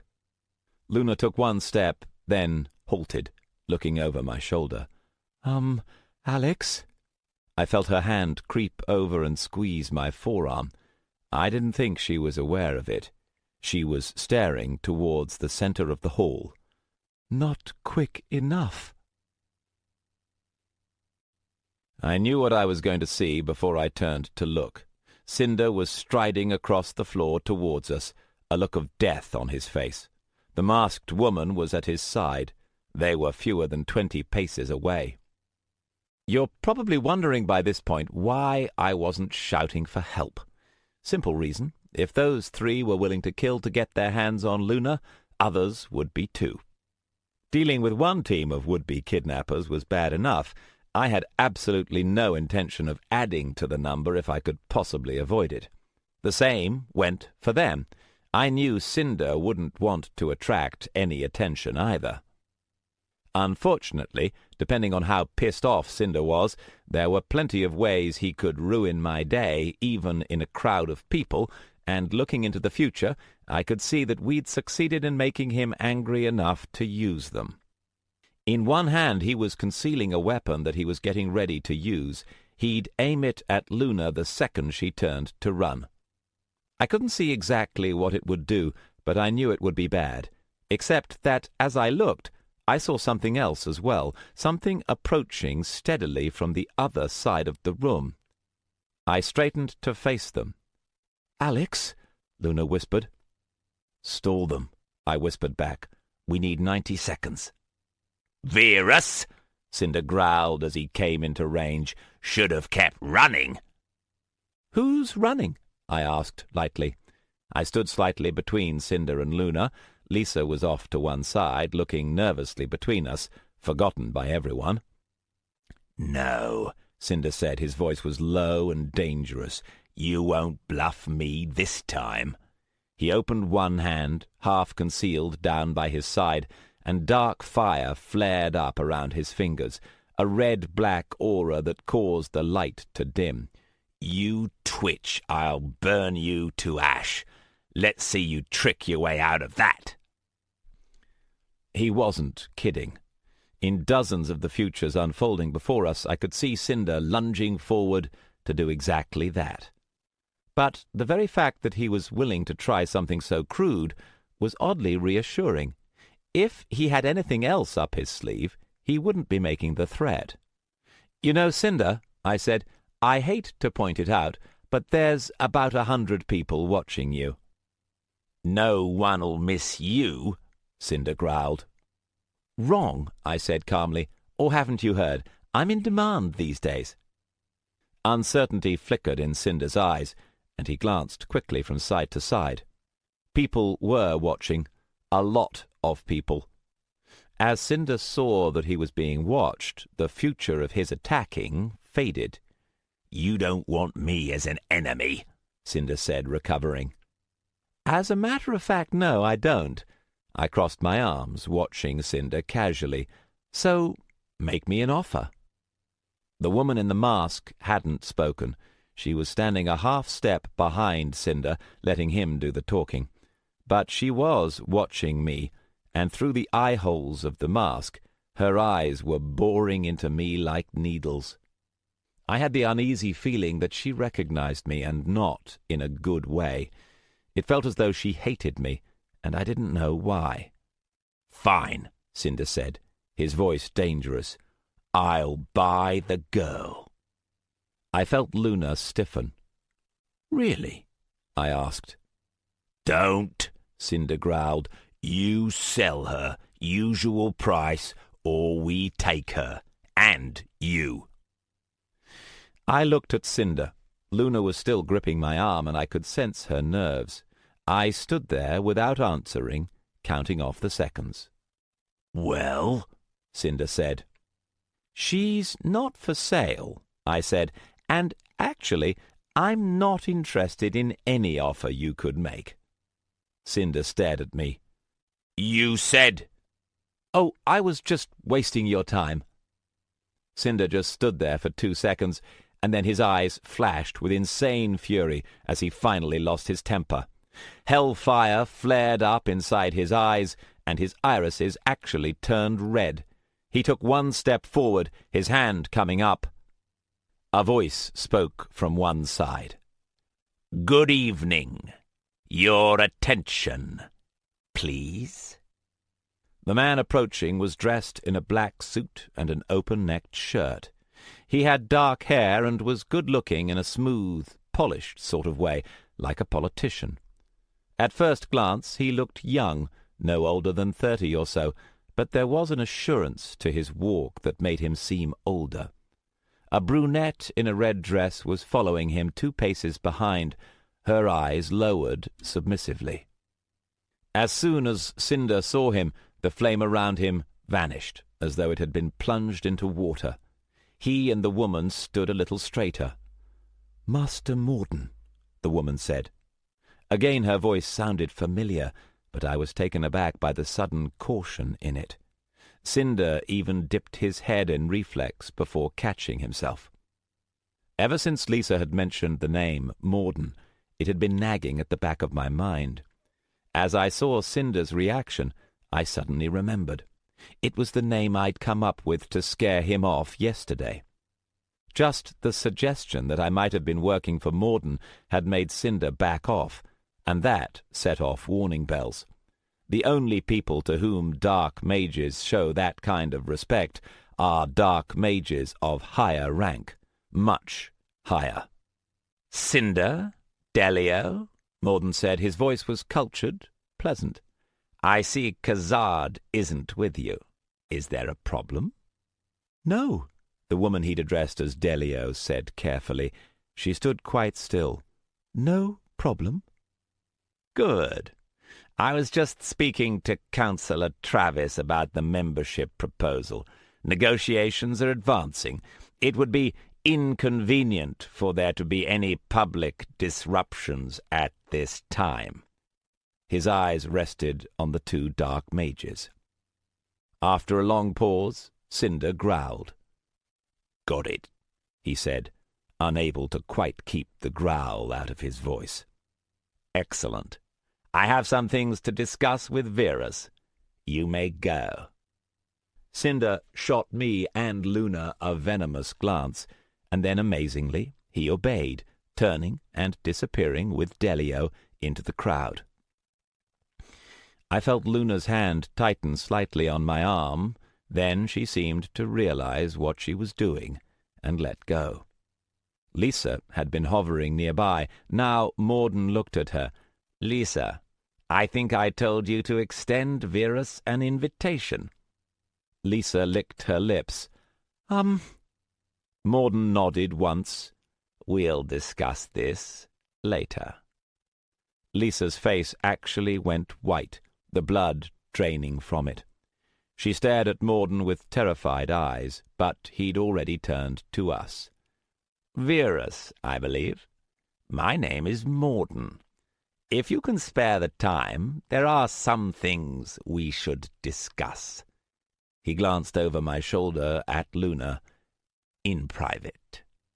I still didn't know who this man was, but every sign was pointing to his being really bad news.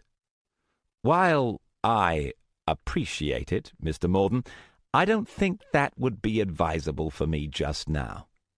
And why is that? Because I've already had one private interview with a mage willing to kill me, and that's enough for one night.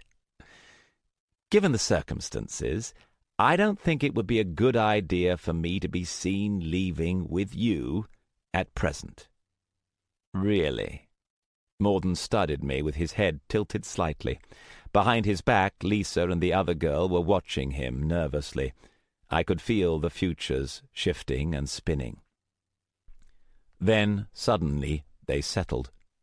Then we'll save our discussion for a later time, Morden smiled.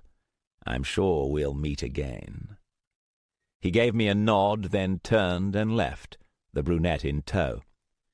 Lisa gave me a single frightened glance and scuttled after. I was left standing on my own, staring after him. Luna whispered, what just happened? I have no idea. I shook myself awake. Cinder and that woman are still out there. Let's move. Now where? Luna asked as we set off again through the crowd. Out. We're leaving? I think we've pushed our luck far enough. I checked and looked down at Luna. Wait, are you disappointed? Luna looked away and I shook my head. The ball was in full swing, and the hall was filled with the chatter of voices. A match was being fought in the dueling arenas behind us, and I could hear shouts and cheers. I could sense that Cinder and Delio were still looking for us, and I shifted direction towards the angle where it was least likely they'd spot us. Beyond was a short flight of stairs leading up to an exit directly opposite to the one by which we'd entered. I took Luna's hand and led her up the stairs. "Quick," I said. "If we can get outside without them spotting us—" I felt the futures shift and looked over my shoulder. Delio had climbed up onto the sill of one of the fountains and was scanning the floor, her masked face lifted above the crowd. We spotted each other at exactly the same time, and our eyes made contact with a jolt before she spun and started shouting something, her voice lost in the noise. "Oh, for crying out loud," I muttered. "Can't they just leave us alone?" "Let me guess," Luna sounded resigned. "They're chasing us again." "Change of plans." I led Luna at a run up the stairs and into the foyer beyond. I scanned ahead quickly. The corridors to the right led to a bank of lifts that would take us down to the lower floors, but looking ahead I could see that Cinder was already moving to block off that direction. He and Delio had split up and were trying to pincer us. It might have worked if I hadn't seen it coming. "This way!" "Are your nights out always like this?" Luna asked as we hurried down the corridor. "Later, all right?" The corridor opened up into a wide corner room. Ahead and to the left, windows looked down over the night city, and in the corner was a lift made of glass. I walked inside and hit the button. The doors hissed shut, and the lift began to climb. Below I could sense Cinder and Delio, but they were going the wrong way. By the time they realized we were going up instead of down, it would be too late. I leant against the corner with a sigh. "All right, we're safe for a while."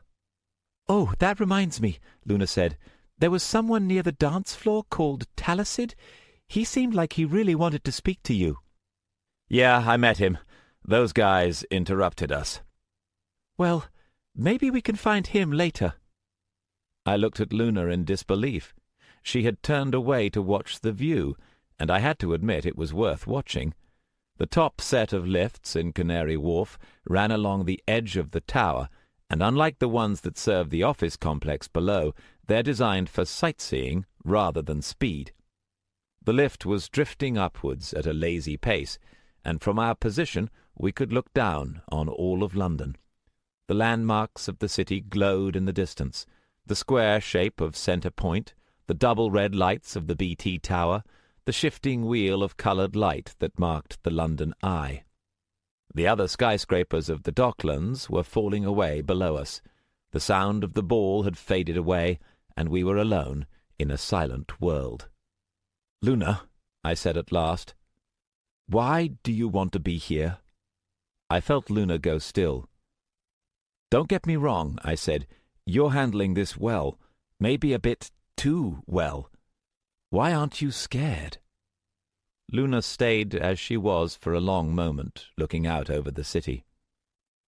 "What would I be scared of?" she said at last. Her voice was light, and there was something strange about it. "From these people? You want a list?" "Do you know why I came looking for your shop that first time?" I frowned. Luna was turned away, her fingers resting lightly against the transparent wall. "Why?" "It was a few weeks before." Luna didn't turn to face me. I could just make out the outline of her face in the reflection off the glass. "On a Saturday I woke up late. I'd been sleeping longer and longer then. I lay there, and I listened to the birds singing, and I couldn't think of any reason to get up. There wasn't anything I was looking forward to, that day, that month, ever." Luna fell silent a moment, then went on, her voice absent. "That was when I realized that if I didn't do something, I was going to die, just from not caring." Luna looked down at the floor, not meeting my gaze. "I don't have anything else," she said quietly. "Your world is all I have. If that doesn't work, nothing else matters." I looked at Luna, and for once I couldn't think of a single thing to say. The silence dragged out for a long minute. Then Luna seemed to shake herself, and when she looked at me, her face was normal. "What was going on back there, with that girl?" What do you mean?" "Was she a mage?" I threw off the weight of what Luna had just told me, stored it away for another time. Somehow I knew that right now sympathy was the last thing she needed. "No, probably not." "But you knew who she was?" "I didn't know her." "But you knew something," Luna persisted. I looked away. "You don't want to tell me?" Luna asked. "It's not that." "Then what is it?" Okay, it is that." I looked away. "It's something I haven't had to think about for a long time." "That bad?" Luna asked in surprise. I didn't answer, and she carried on. "Why was she acting like that girl Lisa? She was acting like she was his—" I was silent for a moment, looking out over London. We were above the highest skyscrapers now, but I didn't see any of it. I was remembering a time long ago, the darkness in Richard's mansion, Shireen and Tobruk, Rachel. "Alex?"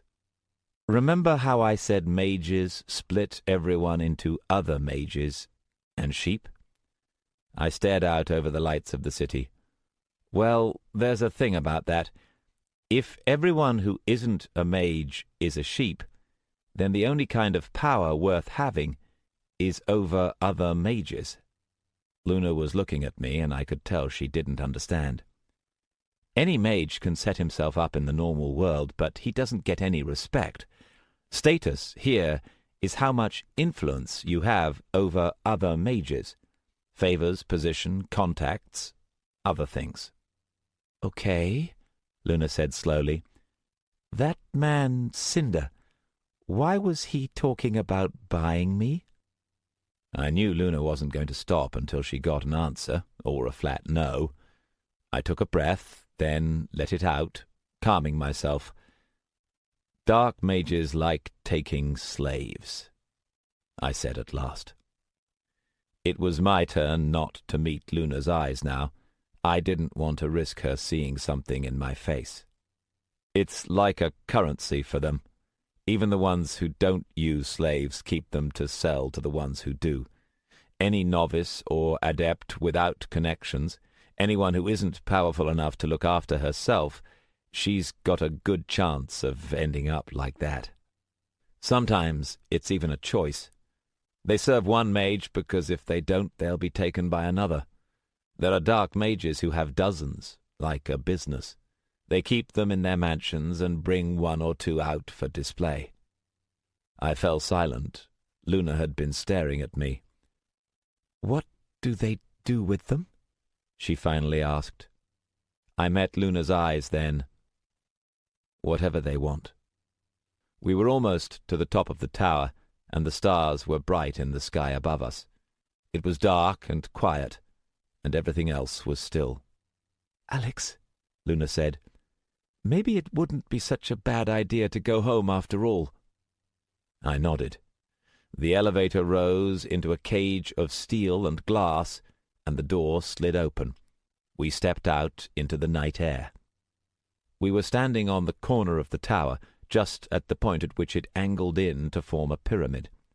A small walkway with a transparent railing ran along the edge in both directions, stretching to the other two corners that we could see. Beyond the railing was a vertical drop, 700 feet, straight down to the concrete below. Not the place to be if you were scared of heights. The double strobe of the aircraft warning light flashed from the pyramid right above us, dazzlingly bright. We were alone. Luna watched as I took out the glass rod I used to call Starbreeze and whispered my summoning charm over her. "Alexander Verus calls you. Answer my prayer, Queen of the Sky." I finished and tucked it away. Then I stared off into the distance, working out how long Starbreeze would be. "Alex," Luna said, pointing. I followed her finger to see that she was pointing over the edge towards the southwest corner. A dim light was moving upwards along the edge of the building, its glow just barely visible from our angle. It was already a third of the way up. I sighed. Delio, God damn it, doesn't that woman ever give up? I scanned through the futures quickly. Cinder's still below, probably in... Yeah, he's at the base of the lift, waiting for us to double back. Luna looked out at the night sky, then down at the rising sphere, and I knew what she was thinking. Delio. You were wondering who'll get here first, Starbreeze or Delio. It'll be Delio. "Oh," Luna thought briefly. "Do we run again?" Good plan, but no. Running from these guys too long is a bad idea. It gets them into the habit of chasing you. I handed Luna the glass rod. Stay out of sight. When Starbreeze comes, shout. "What about you?" Be a good girl and do what I say. I'm not a good girl, Luna said, but I could tell she was holding back a smile. She obeyed, backing off so that the tower pyramid was between her and Delio's lift. Once she was gone, I went a little way out along the walkway. Despite how high we were, the air was quite still. The council likes to keep everything scenic in case some of their guests feel like enjoying the view. Once I'd gotten far enough, I took a pair of gold-coloured discs from my pocket and laid them on either side of the walkway, one by the railing and one at the edge of the pyramid. Then I took a step back and waited. It was a spectacular view. From the height at which I was standing, I could see virtually all of London. The air was cold and bracing, and I realized suddenly as I looked out into the night sky that I'd missed this. There'd been something missing from my life in Camden, something I'd discovered again in the past 2 days. The glow of the lift vanished from the side of the tower, then appeared on my level, visible through the glass of the pyramid. I watched. Delio stepped out into the night air. She saw me, paused, then started across the walkway towards me. I let her get within 30 feet before speaking the command word. The gold discs flared to life, and a wall of force appeared, stretching from the discs on the walkway floor, out past the railings, along the slope of the pyramid, and up into the air. It was invisible to the naked eye, but there was now no physical force in this world or the next that could cross that barrier. Delio came to a halt. Her hands had snapped up as I'd spoken, and now I watched her stare at me through the transparent wall, her eyes hidden behind the mask. As she came to a decision, green-blue light welled up about her hands. "Don't bother," I said. "You could break it if you were on your own, but not with me boosting it from the other side." "It won't last forever," Delio said.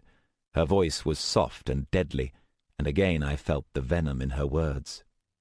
"So let's talk." I folded my arms, watching her casually. "There's some stuff I've been wanting to ask you." Delio didn't answer. "For a start, I'd like to know what your plans were for Luna," I went on. "But I know you wouldn't tell me the truth, so I thought I'd ask about something you seem to have more of a personal interest in." I cocked my head. "Why do you hate me so much?"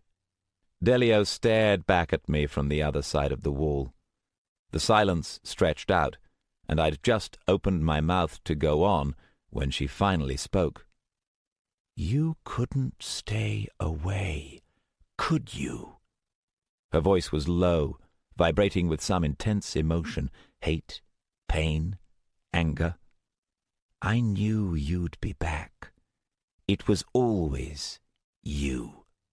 I said. "Okay, let's try this again. Why—" "Shut up!" Delio's voice was raw. "Don't talk to me. It was your fault, all of it. Now you're trying to do it again." The light around her hands flared, brightened. "It's people like you that always screw things up, always make it worse. If you were gone, I could fix things. The ones who really matter." Suddenly she turned. "Stop it!" I stared, following her gaze. Delio was looking at empty air out over the railings. I searched the area and saw nothing. I said, "Look, if—" "You've had the dreams, haven't you?" Delio asked. She sounded distracted, like she was carrying on two conversations at once. "I can see them. You haven't escaped. No one does. It always comes back. I'm the only one who can break it." She cocked her head, seeming to listen, then snarled, "Shut up!" "Okay," I said. "You know what? I don't want to know any more. You're nuttier than a fruitcake. Just stay away from me." "You don't understand." Delio's eyes stared through me for a second, and then all of a sudden they cleared and she was focused on me again. "Give me the girl?" How about no?" "You think you can protect her? You can't. The only way she'll be safe is with me." I actually laughed. "Oh, that's different. I'll just hand her over, shall I?" In a quick moment, Delio stepped up against the barrier. Her left hand pulsed against the wall of force, sending ripples through it. "I won't let anyone get in my way," she said. All of a sudden, her voice was deadly calm. "You were always weaker than me. I know how to hurt you, Alex." Delio and I stared into each other's eyes from less than 10 feet away. The barrier was starting to tremble. The amount of destructive force she was pouring into it was staggering. From behind, I heard Luna's voice calling, "Alex! Alex!" I stepped back. "Don't come after me." "This isn't over," Delio said. It sounded like a promise. I turned and ran. Behind, I could hear the force wall whining under the strain. As I got around the corner of the pyramid, I saw Luna leaning over the railing and Starbreeze floating just beyond it. "Time to go!" I called. "Go where?" Starbreeze asked curiously. "Home!" I grabbed Luna's hand. "Fast!" "Okay." Starbreeze engulfed us. In a flash, we turned to air and whisked away. Looking back, I had one glimpse of the barrier breaking in a blue-green flash before the tower was shrinking behind us. "No fun," Starbreeze complained, her voice muffled by the wind. "What's wrong?" Luna asked. "Nothing happened," Starbreeze said, sounding disappointed. The Docklands vanished behind us, their lights merging with the rest of London as Starbreeze lifted us higher and higher into the sky. Already we were far enough away to be invisible to anyone watching. "Trust me, Starbreeze," I said as we banked and turned north, heading home. It was exciting enough down on our end. Starbreeze dropped us off on my roof, and I gave her something or other and watched her soar away. My shop was dark and quiet. All around I could hear the sounds of the city again, distant and reassuring. All of a sudden, I didn't want to deal with magic and mages any more. I just wanted to be home and safe. "Want a drink?" I said, smothering a yawn as we walked through the hall. Luna shook her head. Her dress was a little disarrayed, but it made her look better, if anything. She seemed to be slowly coming down from a high. "Stay here for tonight, then?" I asked. "I think there's a camp bed somewhere." "I think I should go." I looked at her, puzzled. Luna nodded down at my chest. "Look." I stared for a moment before realizing. In the excitement I'd forgotten about Arachne's ribbon. I looked down to see that almost all of the white ribbon had turned black. Only an inch or so was left.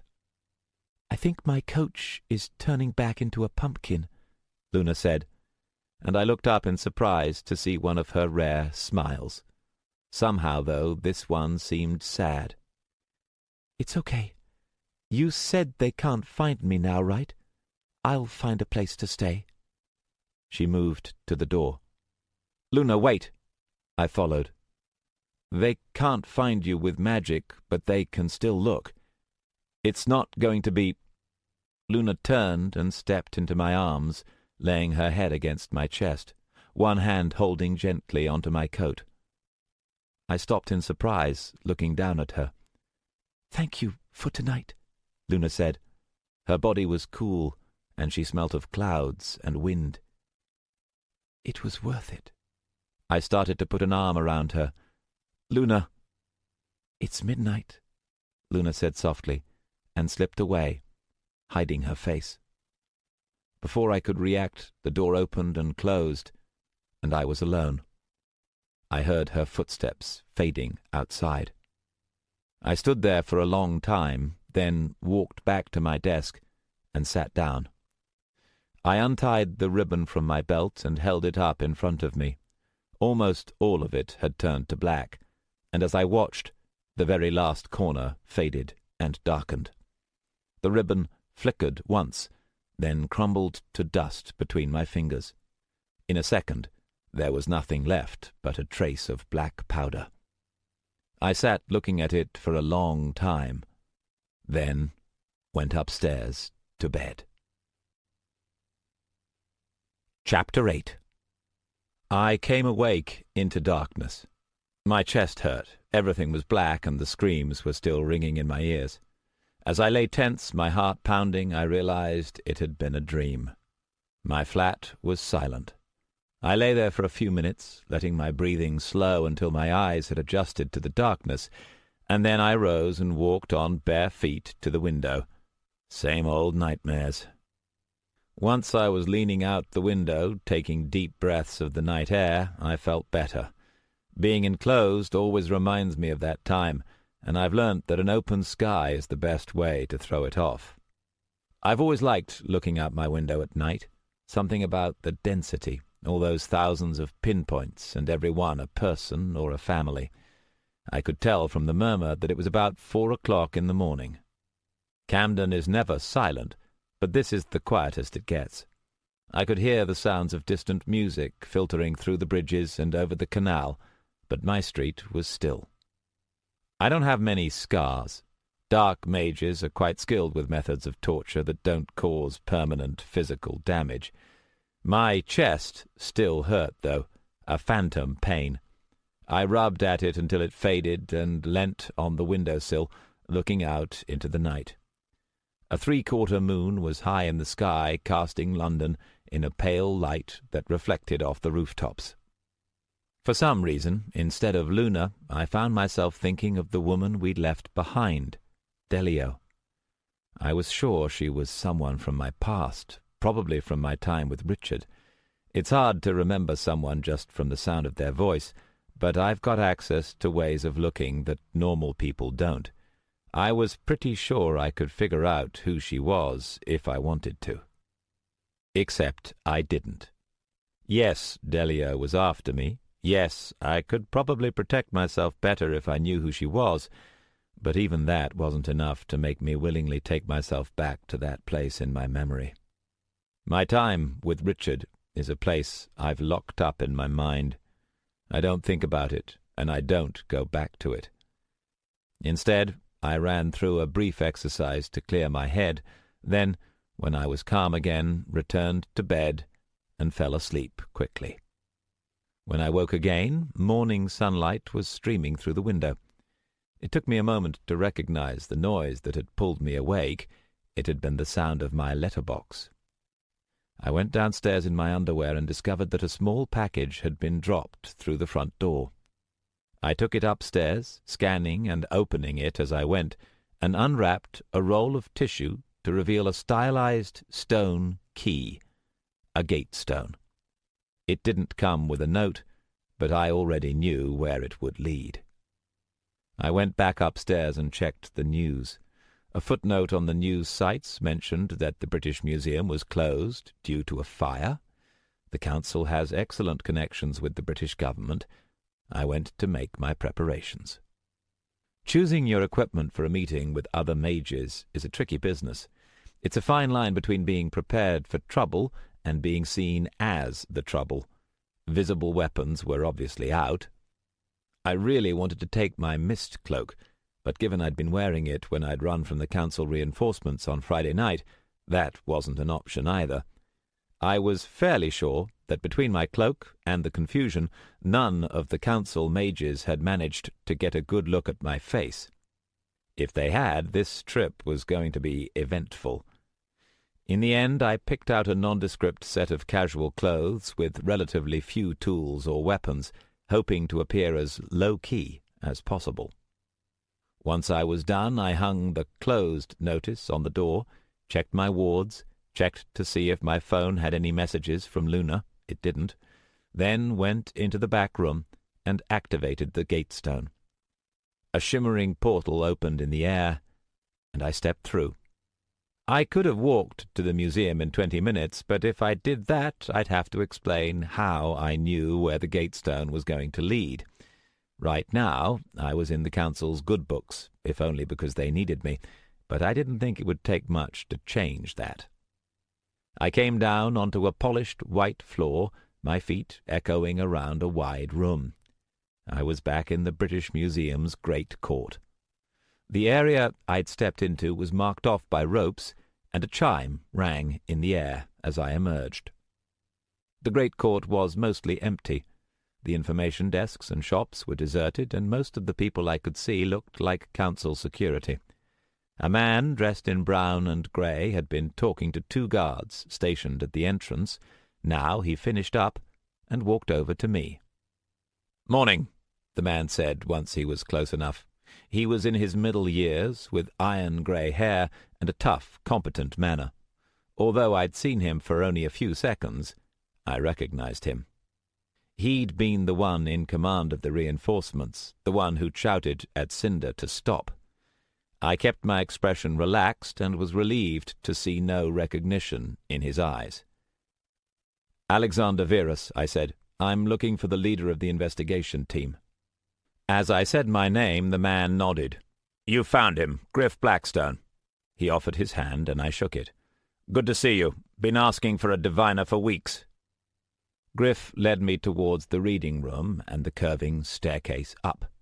Now that I had a chance to count, I could see there were at least a dozen council guards around the great court, stationed at the doors and corners. There were no traces of Friday's battle. The floor and stairs were neat and flawless.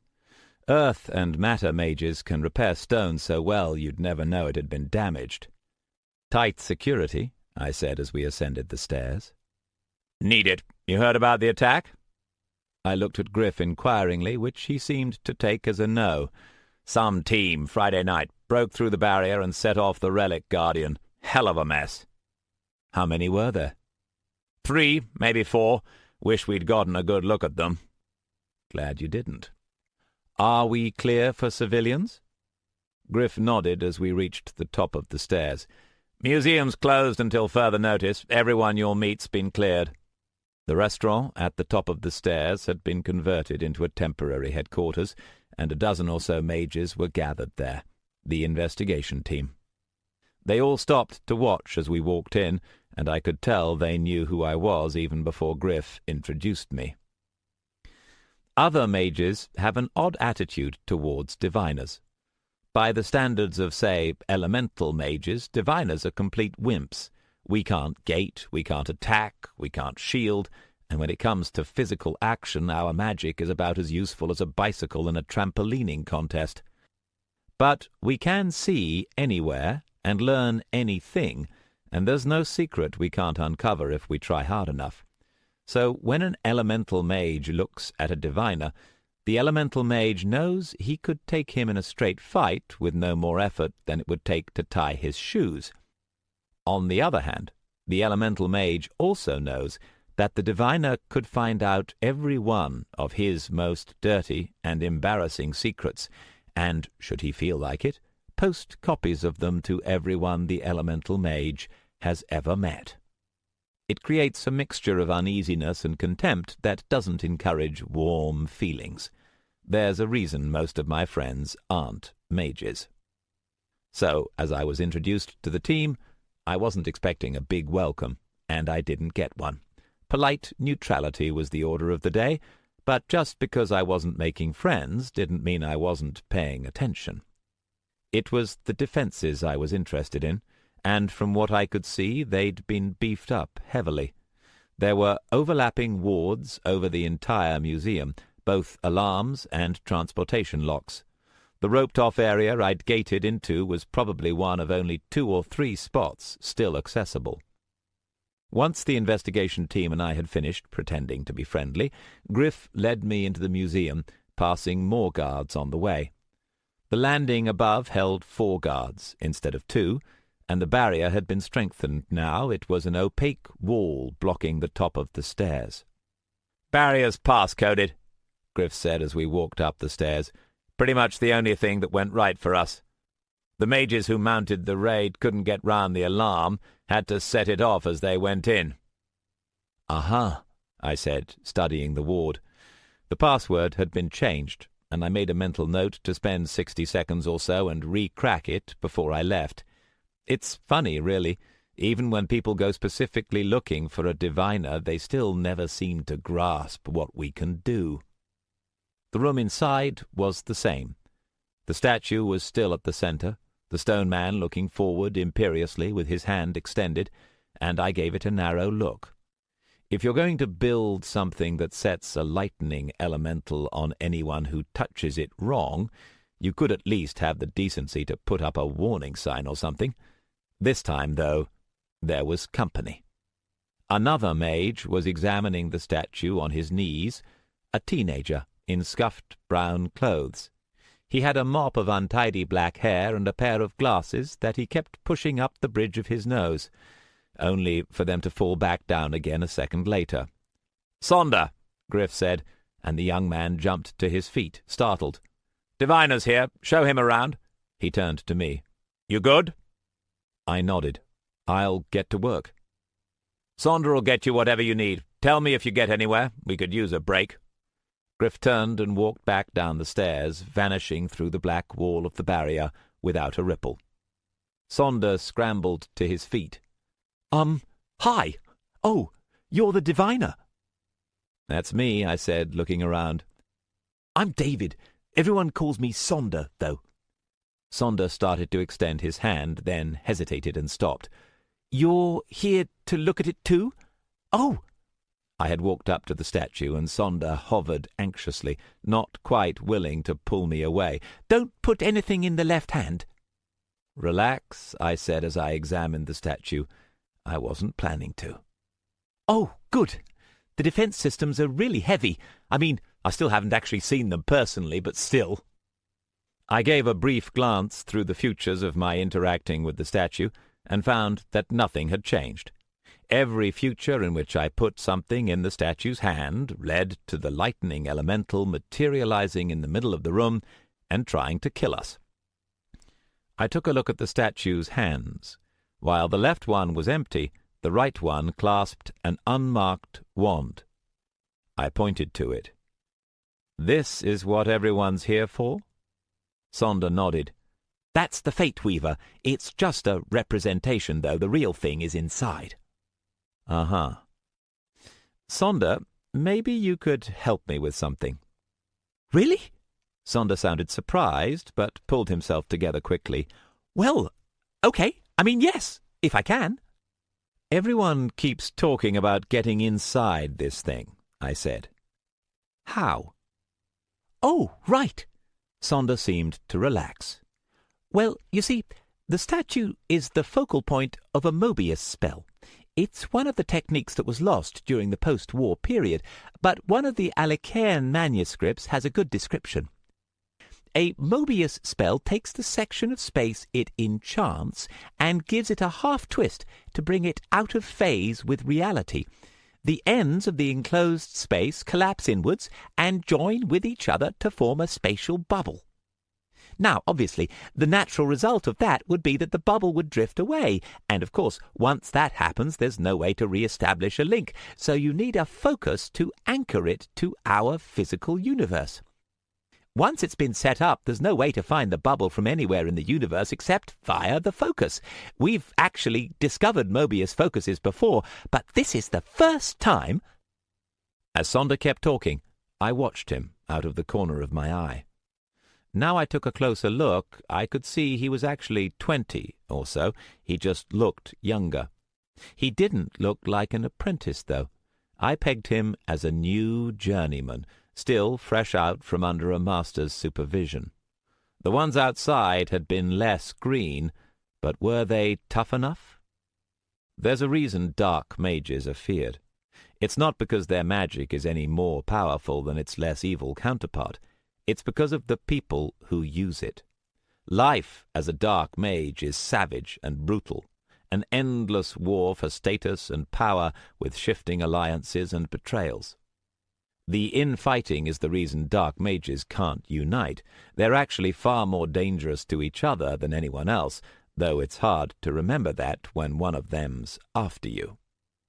But the same infighting that weakens dark mages as a group is also what makes them so deadly as individuals.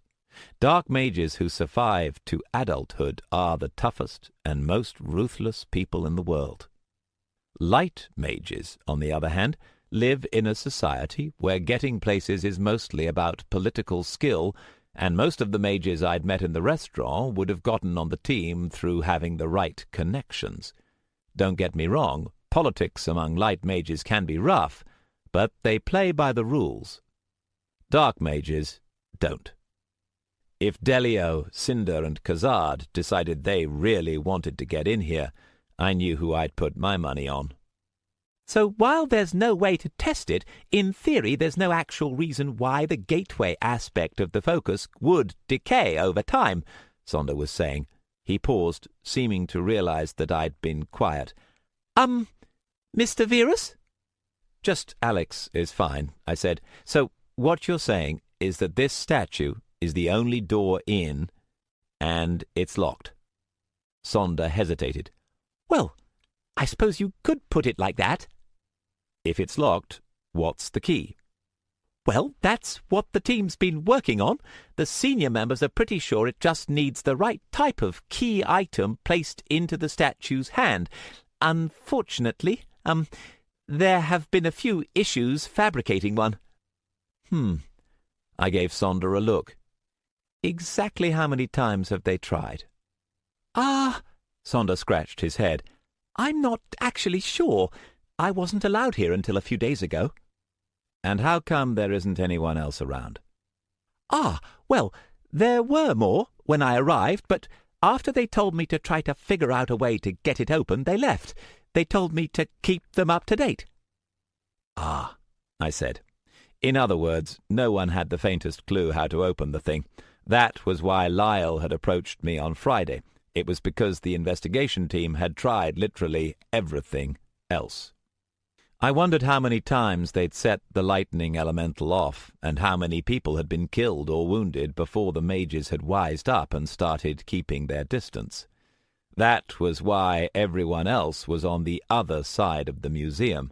They didn't want to be in range if we became the next ones to trip the switch. "You studied under an academic mage, right?" I asked Sonder. "What did you specialize in? Magical theory?" Sonder blinked. "History, actually."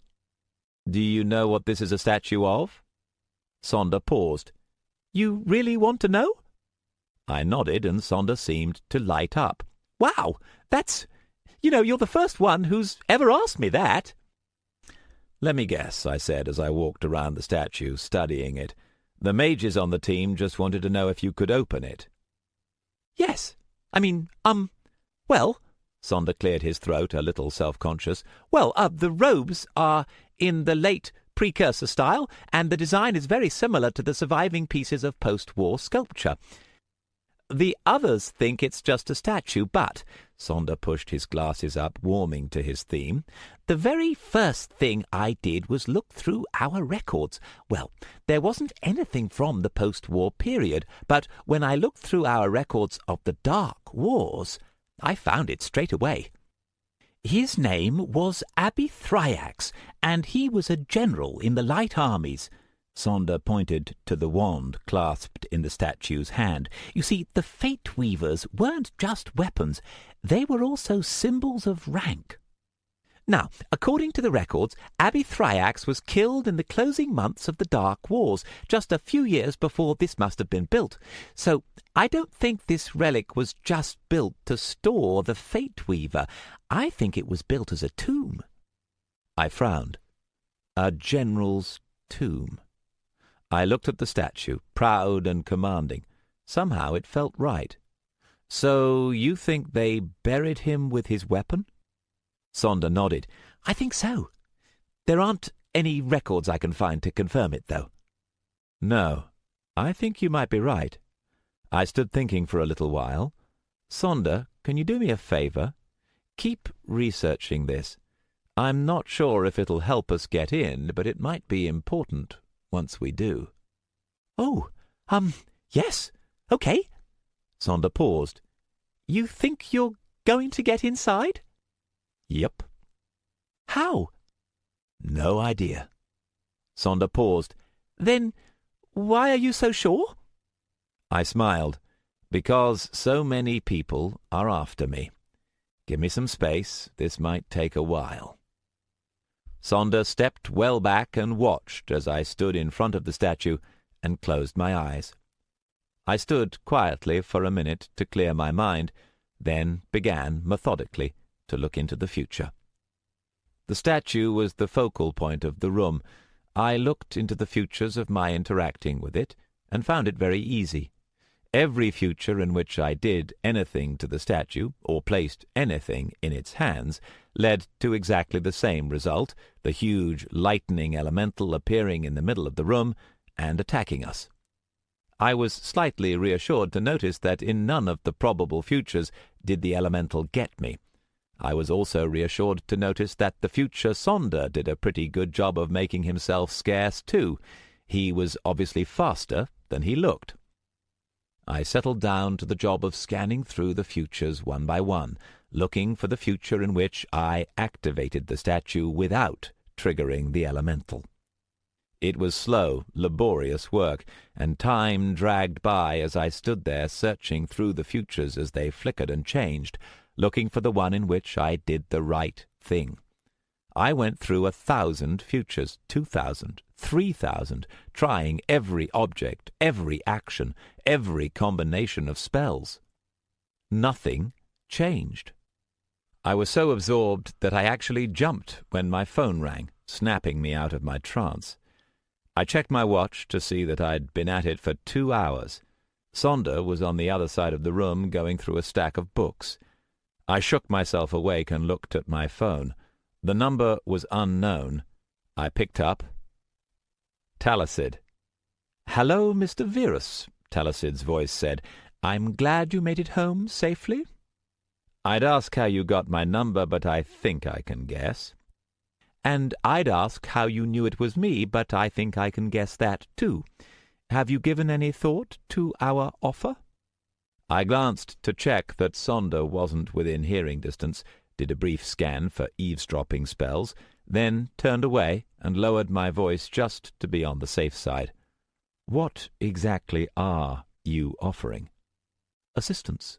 Starting from tomorrow, I'll be present at the museum as official council liaison. I'll be able to help with any resources you require." "And what would you want in exchange for this generosity?" Talisid sighed. "Let's stop fencing, Verus. We want to stop any ambitious individuals from taking the Fate Weaver for themselves.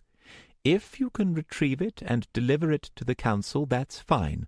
If you can't retrieve it, that's fine too. Mostly we'd like to resolve this with as few people killed as possible.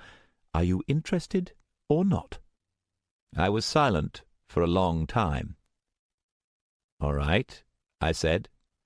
"I'm not promising anything, but I'll meet you to talk things over. 6 o'clock at Center Point?" "That'll be fine. See you then." Talisid hung up. Talisid's call had broken my concentration. I turned back to the statue and started to slip back into my trance, then shook my head and stopped. This wasn't working. If there was any remotely possible way I could activate this thing, I would have found it by now. I hadn't, and that meant that with what I had here, it wasn't possible. I looked at the statue. Abithriax's stone eyes stared back at me. The longer I looked at him, the more expression I seemed to notice in his face. He did look like a general, confident, as if he already knew he was going to win. I wondered if he'd been wearing that same expression when he died. I remembered what Sonder had told me. The mages who'd built this thing had known what they were doing. Tricking it wasn't going to work. Maybe I was going about this the wrong way. Instead of trying to work it out by myself, I should take my cue from the people who knew more than I did. Levistus obviously thought I had a good chance of opening this door, or he wouldn't have revealed so much, but he didn't know for sure. Delio, Cinder, and Khazad had made their own attempt on Friday night using a fake key, but it hadn't worked. Then what? Then they'd gone after Luna. Luna? And suddenly I got it. Maybe you've already guessed by now, and you're sitting there wondering how I could take so long to figure it out. If you are, all I can say is that it's a hell of a lot harder to step back and look at the big picture when you have to keep watching your feet for landmines. The relic key was Luna's red crystal cube. And since Luna was the cube's mistress, she'd have to be the one to place the cube in the statue's hand. It all fit. That was why Cinder had been willing to kill me when he'd come searching for me on Friday. He and Delio hadn't been able to find the cube, so he'd intended to use my divination magic as a backup, never knowing that the cube was lying on the ground right in front of him. Khazad hadn't known about the cube either, and so he'd come after me, intending to press-gang me into service or kill me so that I wouldn't help anyone else. After the failed break-in, Delio and Khazad had followed the cube's trail to Luna and tried to hunt her down in Camden, and when that had failed, all three had tracked her to the ball last night. I remembered Delio's words to Luna, "You have something that belongs to me." They'd known Luna had been the one to take the cube, but they didn't know that Luna had been the one to open it, or they'd have just snatched her without asking questions. And that meant that right now I was the only person who knew the secret to opening this door. For a moment I felt a rush of excitement, but then, as I made the connection, my heart went cold. They knew the cube was the way in, and they thought Luna had the cube. They'd be doubling their efforts to find her. "I have to go," I said, and started moving. Sonder said something, but I wasn't listening any more. I passed Griff at the restaurant, talking with another mage. He frowned, then followed me, catching me up as I hurried down the stairs. "Well?" "I need something from home," I said. "What, right now?" "Right now." Griff looked irritated and was about to argue, then stopped. "Fine. Just hurry up." As I left the museum, I was already working on plans. The annuller effect should keep Luna safe from magical detection, at least for now, but Delio and Cinder had seen us by the arch, so they'd know that too. I walked along the street, ticking off other possibilities. A really powerful spell could theoretically find Luna even through the annuller. Unlikely, but possible. A more serious threat would be if they switched away from using magic. There are plenty of mundane ways to find someone. Would Delio be the type to think of that? I reached a corner. A black cab was passing, and I hailed it and jumped in. I started, then changed my mind. Camden. I'd need to get equipped first. The driver nodded and pulled away. As the driver wound his way northwards through the London streets, I pulled out my phone and dialed Luna's number. The first call rang and rang before going to a dial tone. I swore, hung up, and tried again. The taxi turned into Royal College Street. We were only a few minutes away from my home. I could tell that there was a chance of Luna picking up, and I focused on the futures of her speaking to me, ignoring everything else, and so, when the attack came, I was caught completely by surprise. There was a surge of fire magic, a double bang as 2 tires burst, and the taxi slewed left and hit a parked car at 30 miles an hour. The next thing I remember is lying across the back seat at an awkward angle, my head spinning. There was blood in my mouth and my eyes felt fuzzy. I struggled to a sitting position to see the driver slumped over his steering wheel. My phone was gone somewhere. I could hear a hissing noise, and through the cracked windows I could see white smoke. Shaking my head, I leant clumsily towards one of the doors, trying to get it open. Before my fingers could find the handle, the door was yanked open from the other side. A pair of big hands reached in, grabbed me by my shirt, and dragged me out. I could hear voices and shouting in the distance, but all I could see through the smoke was the oval shimmer of a gate. Someone snapped out an order, and I was shoved towards the gate and through. I came down on concrete with a painful thump. Twisting around, I saw other people following me through the gate. 3 people. The gate shimmered and vanished, and I could see we were in some sort of warehouse. The man with the big hands bent down and hauled me to my feet again, and as my head cleared, I found myself staring into Cinder's face. "Not so smart now, you bastard," Cinder growled. I remember reading a book where some pretentious writer claimed there's no moment of enlightenment more terrible than when you realize your parents are simple human beings. Personally, if you've grown up listening to your parents having screaming matches, realizing that they're simple human beings isn't much of a revelation. In my opinion, the most terrible moment of enlightenment is the one where you realize you're outflanked, outgunned, and a sitting duck.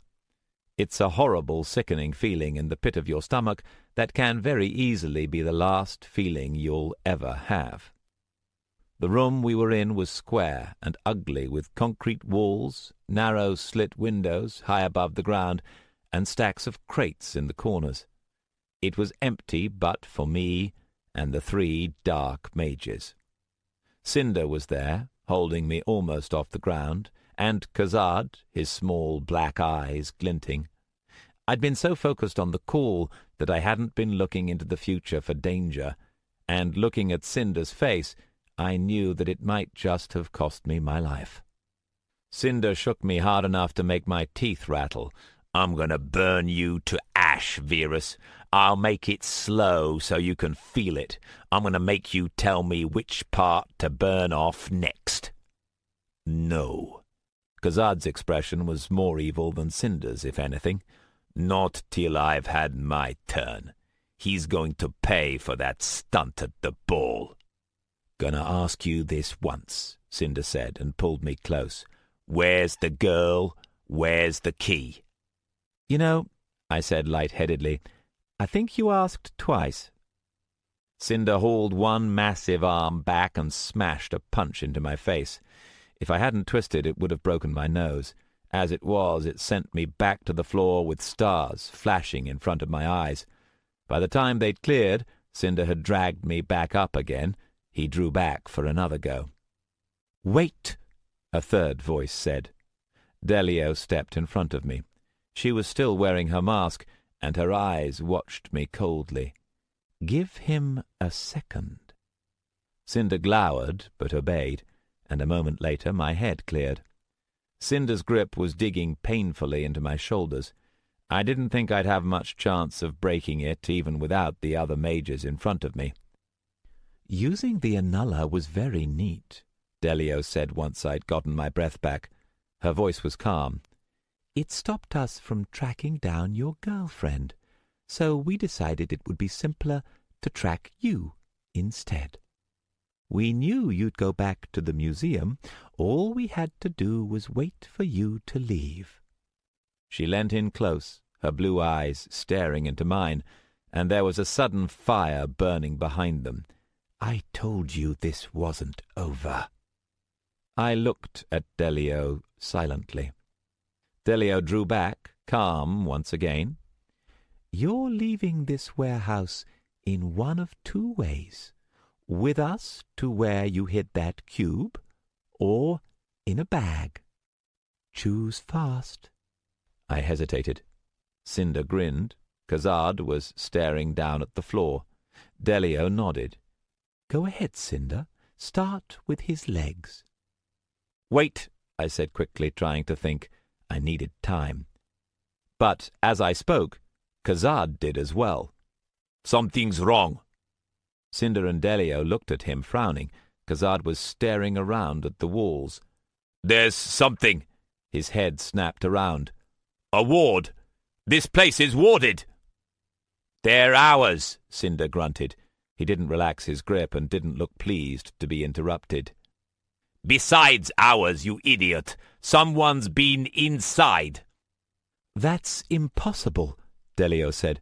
"No one could have gotten through the defenses without us noticing." "And I'm telling you they did." Kazad shook his head. "It's too risky. We should kill him and go." Black energy flared up around his hand, and I knew my time was up. But before Kazad could strike, a voice spoke from one side. "Your attention, please." Cinder dropped me to the concrete with a thump as he spun around. A man with dark hair and dressed in black had stepped out from behind a pile of crates. It was Morden. If Morden was bothered by the sight of three dark mages a hair's breadth from attacking, he gave no sign of it. "Good morning, all of you." His voice was pleasant, and he held his hands clasped behind his back. "Cinder, Kazad, I'd prefer if you attempted no attacks." "You said it was clear," Cinder hissed at Kazad under his breath. "I said we should go, if you hadn't screwed up." Delio made a quick motion, and Cinder and Kazad fell silent. All three seemed to have forgotten me completely, their attention locked on Morden. "Master Morden," Delio said levelly, "I don't think this is your concern." "Oh, don't take it personally, Delio." Morden sounded quite friendly. "You've done very well, but now it's time you came with me." "Thank you for the offer," Delio said, her voice carefully controlled. "The answer is still no."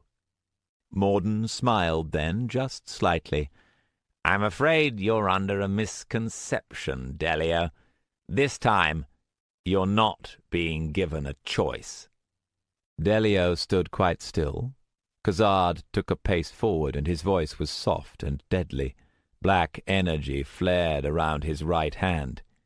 "There's 3 of us and 1 of you, old man." I craned my neck, trying to look around, but Morden seemed to be alone. I wanted to run, but knew any movement would draw everyone's attention. "Yes, yes," Morden said tolerantly. "Bravado is all very well, but please realize you're in no position to argue. Now, I'm quite impressed you were able to detect the carrier ward, but if you think for a moment, you should realize there must be many more, and quite frankly, at your level of ability—" "Shut up!" Khazad said with a snarl. "I can see your ward. It's nothing." Morden sighed. "Do pay attention, Khazad. As I was saying, behind that ward are many others, and all of you are well within the blast radius. I'd prefer to do this peacefully, but—" "Del," Cinder rumbled. Delio hesitated, then made a swift motion. Cinder darted left, and energy flared up around Khazad as he drew back to strike. The entire area vanished in a black wave. A light-eating pulse swept over all of us, nauseating and weakening and dazing me all at once. I felt my strength fade and crumpled to the floor. There was a moment of silence. Then, as if from a distance, I heard Morden speaking. His voice seemed to be fading, growing fainter and fainter. "They always have to learn the hard way, don't they? Pack them up and make sure they're still alive." There was more, but I didn't hear it. Blackness swallowed me, and everything went dark.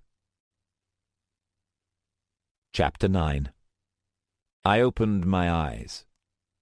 I was lying on a warm bed in a small, comfortable room. The walls were panelled with wood. Furniture crowded the room, neat and expensive, and a fire was burning in a fireplace. To one side was a long window. Although the room was well lit, the light outside was dim, and rain streaked the glass. Something told me not to move, and I didn't. Instead, I lay where I was, letting my memory come back. I was wearing the same clothes as when I'd left for the museum. All I could hear was the faint crackle of the fire and the distant sound of the rain as it beat against the window.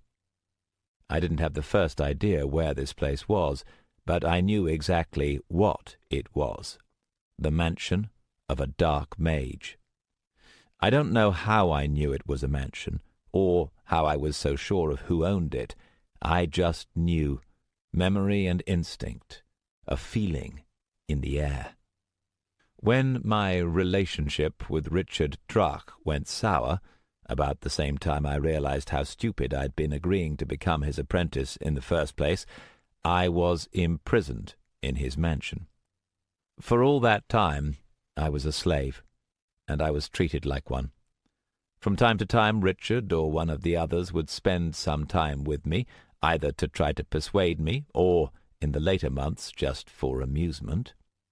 Very occasionally I'd be taken out under supervision when Richard had some job he needed me for, and it had been on one of those trips that I'd finally managed to escape. But the rest of the time I'd been a prisoner, just like now. It's strange.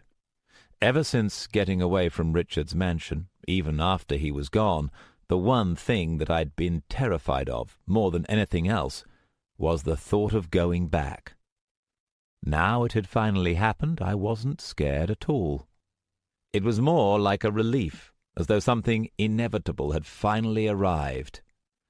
What I felt more than anything else was the old alertness, that animalistic sense of danger. Everything but the present fades away, and there's nothing but surviving, 1 hour and 1 day at a time. I understood quite clearly that my mistake at the museum, allowing myself to be ambushed, had been the last one I could afford. This was my last chance. I took stock. I was still wearing my clothes, and I was in a bedroom instead of a cell. I wasn't injured, and I couldn't feel any bruises from the crash. I must have been healed. Adding it all up, that meant I was about to be offered some sort of deal, and that meant I had something to work with, at least for now. With that, I got up, moving my arms and legs to lose the stiffness. The room was small and cozy, the walls made of some kind of reddish wood. Outside I could hear the wind whining, though inside the air was warm. My pockets were empty, but piled neatly on the table beside the bed was everything I'd been carrying. I went through it and found it all there, my wallet, my weapons, even the gate stones. Interesting. Even with my items, they didn't consider me a threat. Good faith or overconfidence? Or both? Old instincts took over, and I checked my lines of retreat, looking through the futures of myself trying to leave. The window was locked and warded. The door wasn't. What about my gate stones? Ouch! An interdiction spell. I concentrated, and 1,000 versions of myself explored the room in 1,000 projected futures, looking for a way out besides the door. There wasn't one. I withdrew and nodded to myself. Gilded cage. I could probably break the window lock given time, but for now it wasn't worth the risk. I walked to the door. It opened into a living room. Comfortable-looking sofas and chairs, upholstered in red leather, filled the floor, while paintings of ancient battles decorated the walls. A fire burned in a fireplace, and the room was warmly lit. Doors led deeper into the mansion. Settled in one of the chairs, the light sinking into his black hair, was Morden. He had one leg crossed ankle to knee, and was reading from a folder. "Ah, Verus," he said, not raising his eyes from the page. "I'm glad you're up. Take a seat." I walked to one of the sofas facing Morden. Without even looking, I knew that my future depended on the decisions of the man sitting in front of me. Pissing him off would not be a good idea. Morden kept reading for half a minute longer, then nodded to himself, closed the folder, and looked up. "Good to see you on your feet. I hope you're feeling better?" I nodded. "Just fine, thank you." "Excellent. First of all, I have to apologize for the way you were brought here. I'd hoped to resolve things peacefully, but your 3 pursuers seem to have more persistence than sense, and, well, you were in the blast radius. I took the liberty of making sure your injuries were healed. I hope there are no hard feelings." I'd gotten only a short look at Morden last night. His hair and eyebrows were jet black, and he had the smooth good looks of someone who'd taken the time to develop them. Physically, he could have been 30, but his voice and eyes told a different story. If I'd had to guess, I'd have said Morden was older than he looked, maybe much older. At the moment he was sitting easily, welcoming, and everything about his poise suggested hospitality.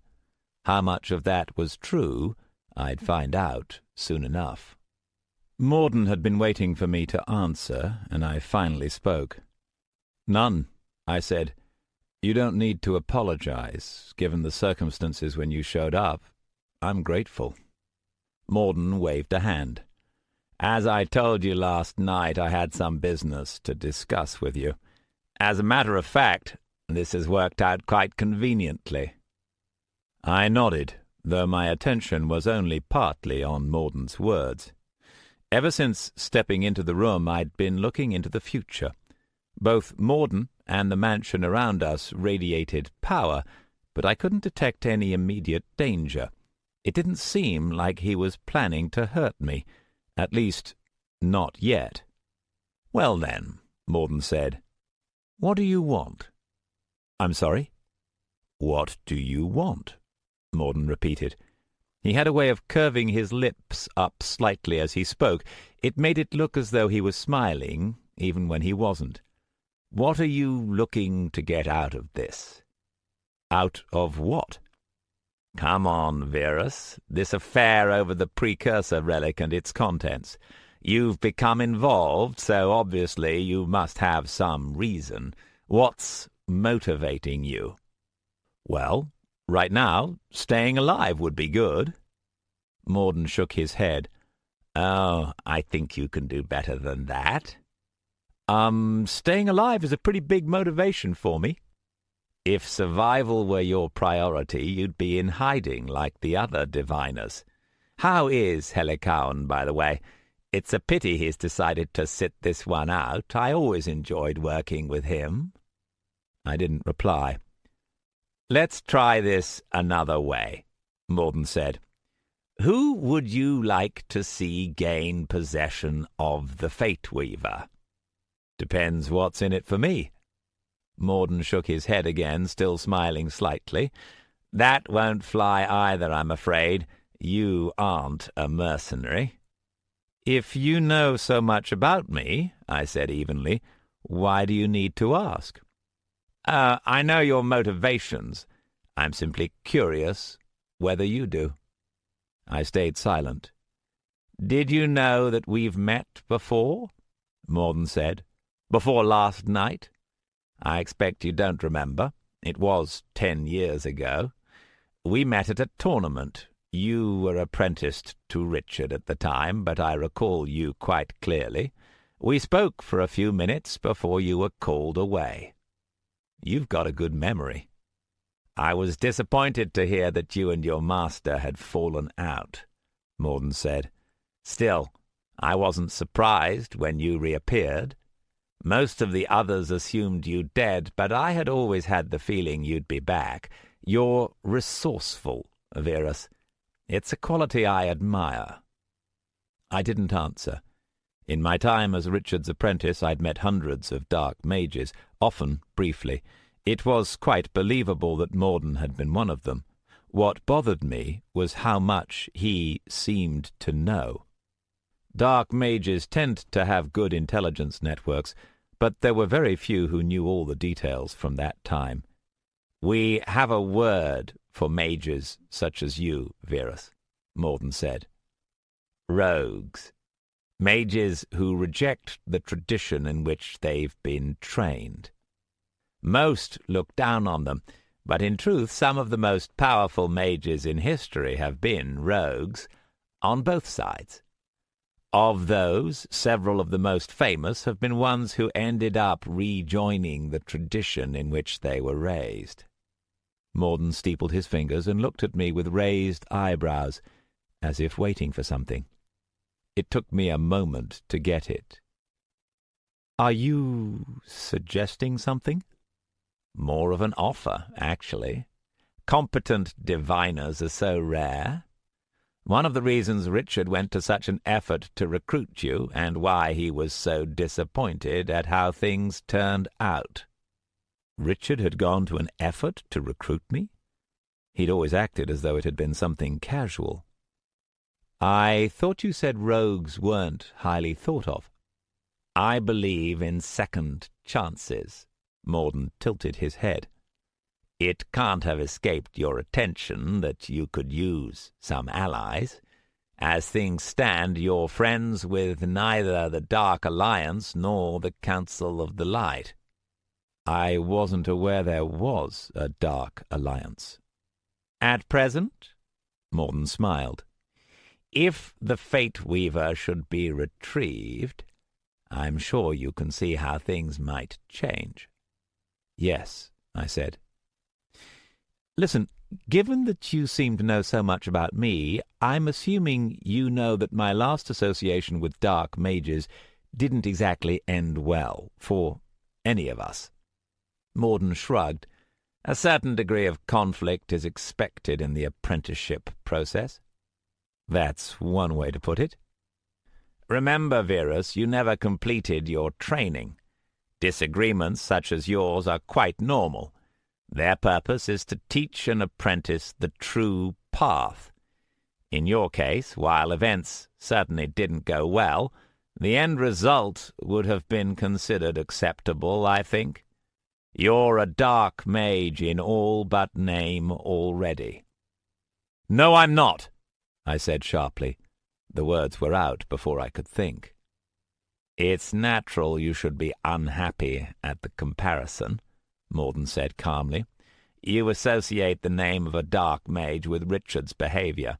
But being a dark mage doesn't mean being destructive or vicious. We don't believe in evil for its own sake, or any of the silly propaganda that others spread. We simply recognize the truth, that all definitions of good and evil ultimately come down to points of view. You no doubt consider Richard's behavior evil. He would have disagreed. But think for a moment. How did you eventually survive?" "On my own." "Exactly." Morden pointed at me. "You didn't waste time trying to convince Richard that you were right and he was wrong. You broke away with your own abilities." I know what I did. A part of me remembered that I shouldn't piss Morden off, but it was getting harder and harder. I was there. Morden simply watched. I took a deep breath and slowly regained my cool. "What are you trying to say?" I finally asked. "I'm simply pointing out the obvious. You survived and escaped because you were powerful enough, which is, of course, what this is really all about. If you hadn't, none of your beliefs would have mattered. Certainly the Council doesn't seem to share your views about, well," Morden raised an eyebrow, "anything, really. I'm sure you know they're never going to accept you.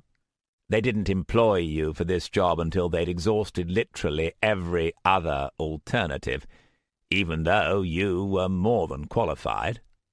So, once again," Morden looked at me pleasantly, "you're an enemy of the Council. You live on your wits and your power. Effectively, you're a dark mage in all but name, except for one thing." Morden raised his eyebrows as if inviting me to ask what it was. I didn't. "A true dark mage has purpose," Morden went on once it was clear I wasn't going to speak. "Those who lack purpose are pawns to those who do not. Which brings us back to our original question. What do you want?" "What do you want?" Morden smiled. "I want the Fate Weaver, of course. That's hardly a secret. The question is who you want to get it." I started to answer and realized suddenly that I didn't know. I'd been so busy maneuvering between the different factions over the last 2 days that I'd never stopped to think of whom I actually wanted to win. And why should I have thought about it? It wasn't up to me. Except now I did stop to think, I realized it was up to me. Enough of the pieces of the puzzle had ended up in my hands that I could make a difference. Morden was right. Until now I'd just been reacting, being pushed around by one faction or another. If I was going to get out of this in one piece, I'd have to stop reacting and start acting, and that meant figuring out exactly what I wanted. I sat thinking for 5 minutes. Morden didn't rush me, waiting patiently while I worked out what I was going to say. "What are you offering?" I said at last. "Consider the position that of intelligence officer," Morden said. "I think it's a role to which you'd be well suited." "What's in it for me?" "Come on, Verus, I know money doesn't motivate you." I wasn't talking about money. "Ah," Morden tilted his head. "Well, for one thing, you'd get to stay alive. You listed that as your primary goal, I believe." "You're going to have to do better than that." "You are aware I could kill you at any time?" "Very," I said. "But you haven't, which means at the moment you've got a reason not to. You could tell me to follow your orders or die, and I'd have to do as you said." But threatening a diviner doesn't work out very well in the long run, not if you're planning to rely on the information he gives you. Morden studied me for a moment. I knew from looking into the future that he wasn't going to follow through on his threat, but something in his eyes still made my skin crawl. Suddenly, he smiled. "Very well, then. What I can offer you is safety. As long as you're working for me, neither you nor any associates you bring with you will be harmed by either side. I think you'll find my security quite impressive. You'll also have whatever you can find from the site, bar the Fate Weaver itself. Of course, your team members will have their own shares." Team members? So then, Morden leant back in his chair, "Tell me how to open that relic." I felt the futures shift into a series of forks. I took a long look at the options ahead of me and saw the consequences of answering one way or the other. "With a key," I said at last. "What does the key look like?" "A cube of red crystal." "How does it open the door?" "You place the cube in the statue's hand." "Do you have it?" I paused. "Yes." A beat. Then Morden nodded, and I felt the flicker of a minor spell. A second later, the far door opened, and a young man walked in. He couldn't have been older than his early 20s, but no one looking at him would call him a boy.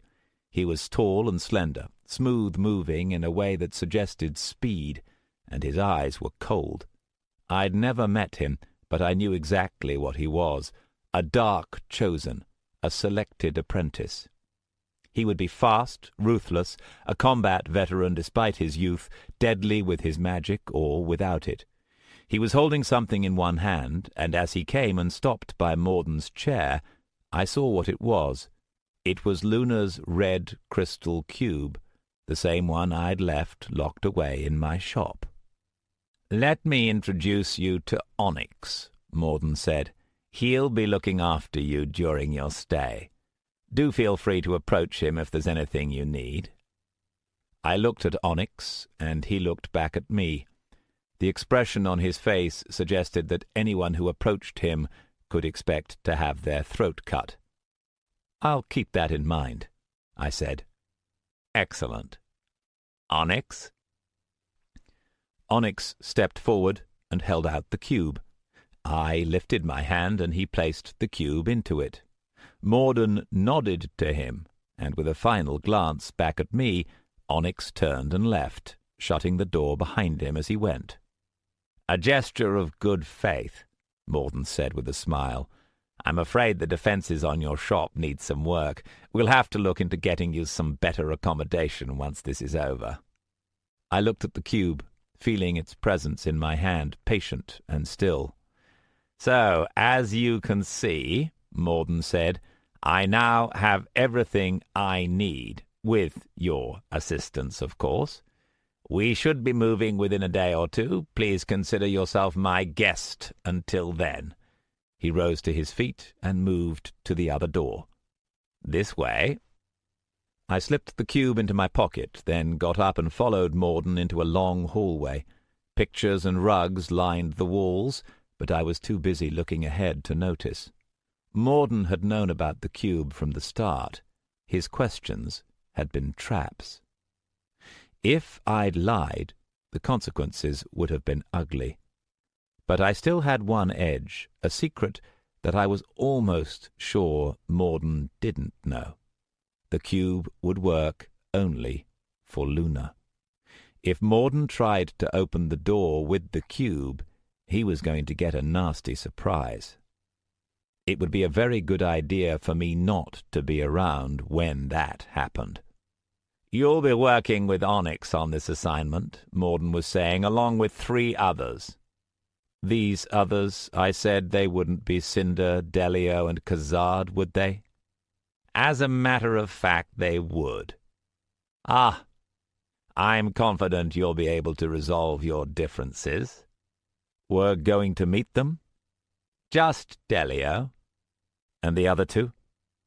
Unfortunately, they've proven less accommodating. They should be in good condition by tomorrow." Morden smiled. "However, I'm sure you and Delia will have plenty to talk about. First, though, I think a reintroduction is in order." He opened one of the doors. The room inside was dimly lit. It looked oddly familiar, and it took me a second to realize what it reminded me of. The room in Canary Wharf where I'd met Levistus. Just like there, a handful of chairs faced a full-length window made of one-way glass. But my attention was fixed on the woman standing in the center of the room.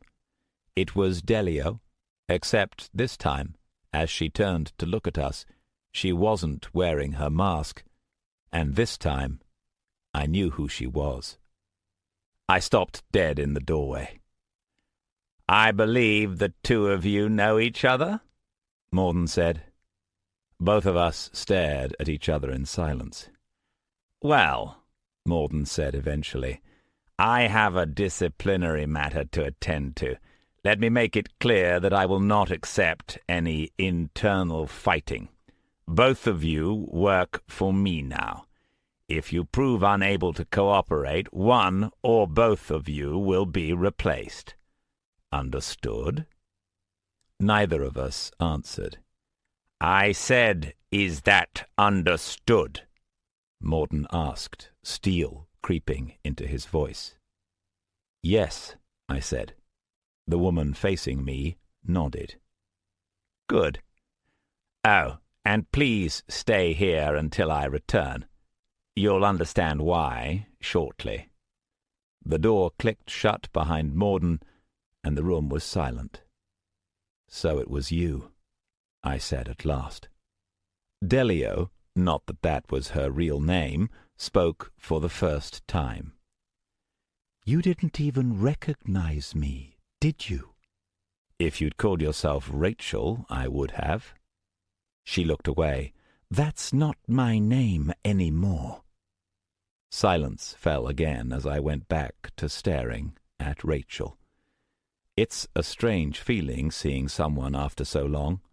When I'd first known Rachel, she'd been a teenager, pretty and thoughtful, always changing. In her face I could still recognize the person she'd once been, but her face was immobile now, mask-like. She was striking, even beautiful in a cold way, but pretty didn't describe her any more. There had been 4 of us back then, me, Shireen, Tobruk, and Rachel.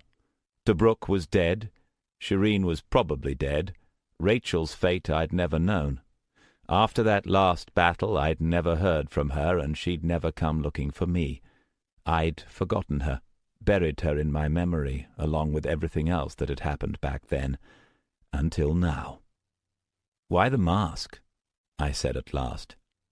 "You wouldn't understand." "Is this how you've been keeping yourself busy? Treasure hunting?" "And you've been running a shop," Rachel said contemptuously. I shrugged. I can't say I like mages looking down on me for my day job, but I'm used to it. "Running a shop or treasure hunting? It seems to have led us to the same place." Rachel didn't answer. "Just out of curiosity," I said, "what were you planning to do with me and Luna after you got into that relic?" "Whatever I wanted." "Modeling yourself on our old teacher?" "Fuck you," Rachel snapped. "We had you. You could never beat me." "I wasn't trying to beat you," I said. Rachel made a disgusted noise and stalked to the end of the room, her back turned. Despite the violence in Rachel's words, I couldn't sense any danger. With her mask off, she seemed a different person. I could also tell she wasn't going to answer any more questions, so I walked to the one-way glass and studied what was beyond. The room on the other side of the glass was a torture chamber. 3 small barbed cages were lined against the far wall, not quite tall enough to stand in, and not quite wide enough to sit in. A rack was in one corner, and there was also a vagrant's chair and an iron maiden with its spikes just visible inside its half-open doors. In pride of place, at the centre of the room, was a 10-foot-tall agonizer.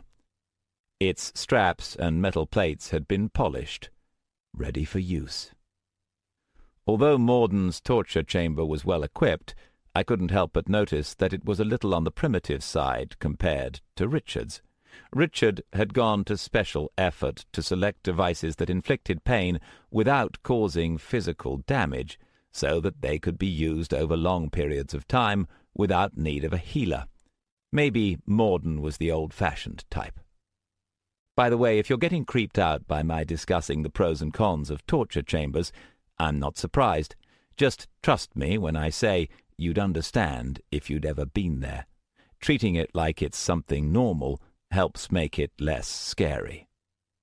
Of course, when you're treating torture chambers as something normal, that's also a sign that you should seriously re-examine your life. Just like old times, I said. When Rachel didn't reply, I looked at her. Did Morden put you in there? Or was it just Cinder and Kazad? Rachel looked at me without expression. I leant back against the wall, watching her. You wouldn't take orders from anyone back then, I said after a pause. You were the one in charge. That was how you sold it. Now, one day, and you're following Morden. What changed? Rachel turned her back on me again. For a moment I thought she was going to answer, then she spoke. A lot of things changed. One thing hasn't. I smiled slightly. We're supposed to be working together again. No. Rachel turned to me. I never wanted to see you. I wouldn't have if Cinder hadn't sniffed you out. Then you had to get involved with that girl. Why couldn't you hide like the rest? Just looking at you makes me... Rachel clenched her fists and took a breath. I hate you more than I could ever hate Morden. He's just another man. You're... Rachel trailed off. I'm what? I asked. You're a memory, Rachel said, her voice low and intense. Every time I look at you, I have to remember. Stay away from me. I'll kill you if that's what I have to do to stop seeing your face. The sound of an opening door made us both turn and look. From the other side of the one-way glass, 3 people had entered the torture chamber. As soon as I saw them, I understood what was going to happen, and why Morden had told us to stay. Morden was at the front. Behind him were the 2 girls who'd been accompanying him at the ball, Lisa and the brunette. The brunette's face was blank, and she was pulling Lisa along by one wrist. Lisa was crying and begging, tears streaming down her face. Despite the one-way glass, we could hear everything she said clearly. "No, Master, please! I'm sorry, I'll do anything. I didn't mean to. Master, please, I didn't mean to, I didn't. Don't put me in there.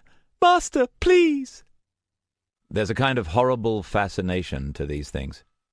Even when you know what's going to happen, something makes you look. I'd seen what was going to happen, knew how this was going to end, yet somehow I found myself staring through the one-way glass. To one side I was conscious of Rachel, standing, motionless, watching as well. As the other girl started strapping Lisa into the agonizer, Lisa stopped pleading and just started crying. "Lisa," Morden said, "do you understand why you are here?" Lisa mumbled something. "Louder, please," Morden said. Lisa sniffed. Disloyalty." Her voice was shaky. "To whom?" "To you, please, Master. I didn't." Morden raised a hand, and Lisa fell silent. The other girl had finished with the straps, leaving Lisa spread-eagled. "This is the punishment for disloyalty," Morden said. He looked at the brunette and nodded. The other girl's face was still blank.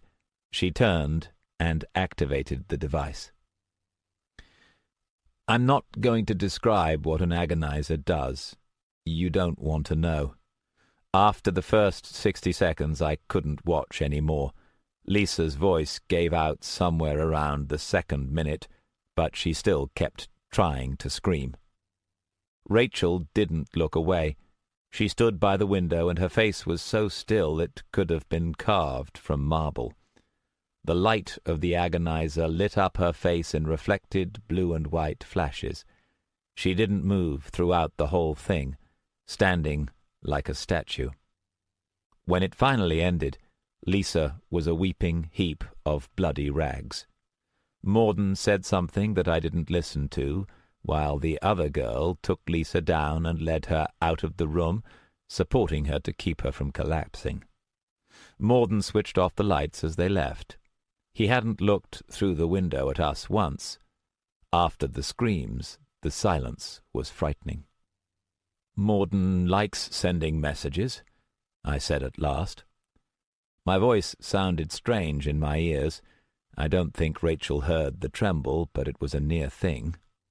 "You think that was a message?" I looked at Rachel. "The punishment for disloyalty?" "That was half of the message," Rachel said distantly. "That's what he'll do if we upset him. If we betray him," Rachel looked at me with cold eyes, "he'll just kill us."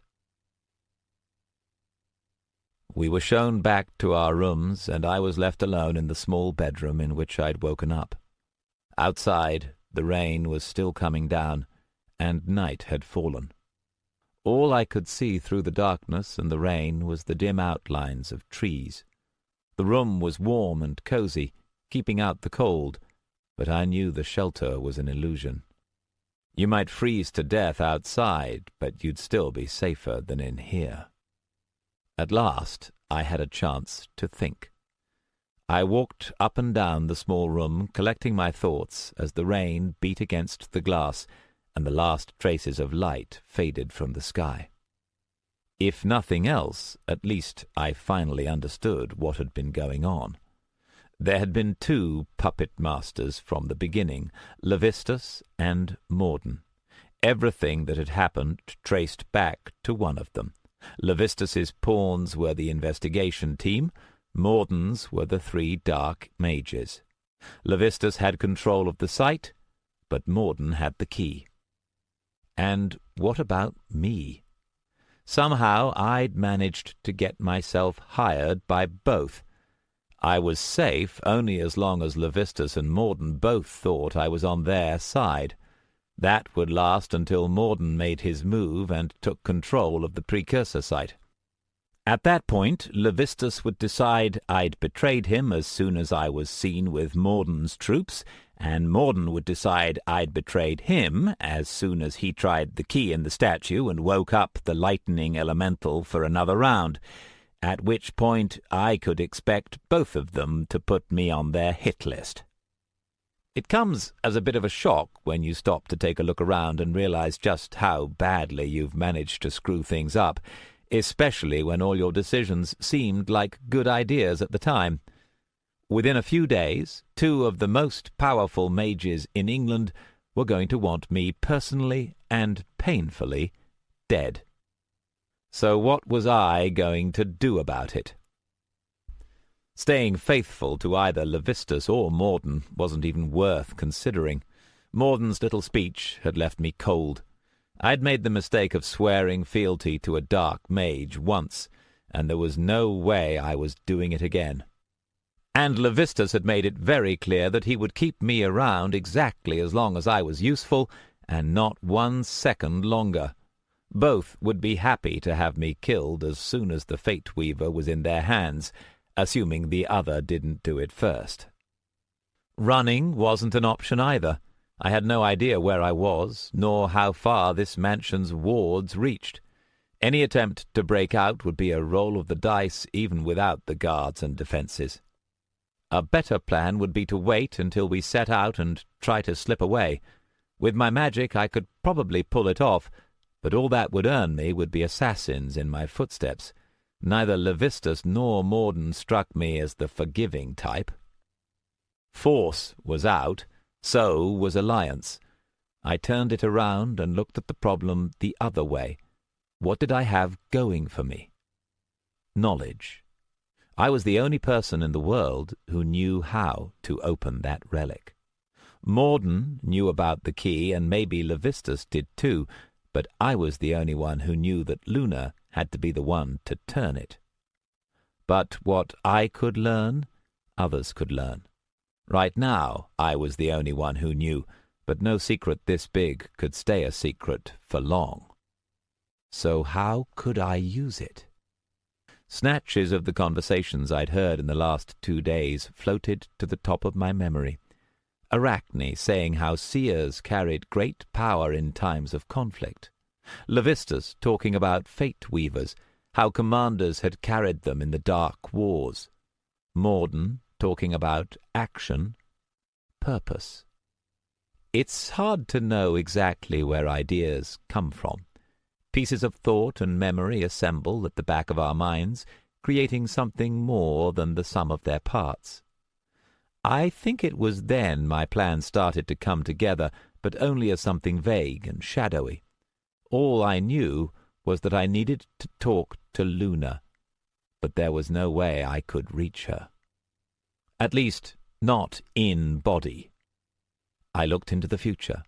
For this to work, I'd have to be sleeping at the same time that Luna was.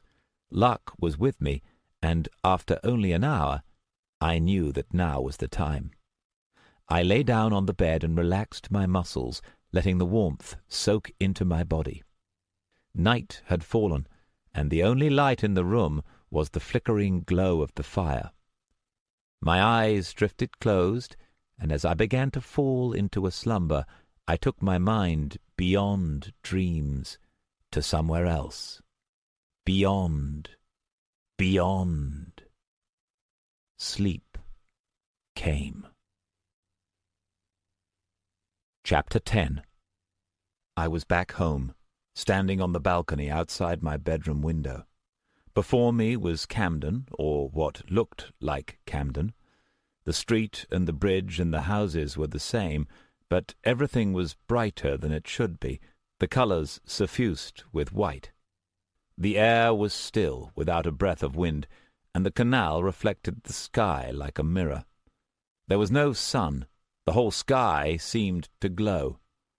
The city was so silent that you could have heard a car starting from miles away, except there weren't any cars. This wasn't London. This was elsewhere.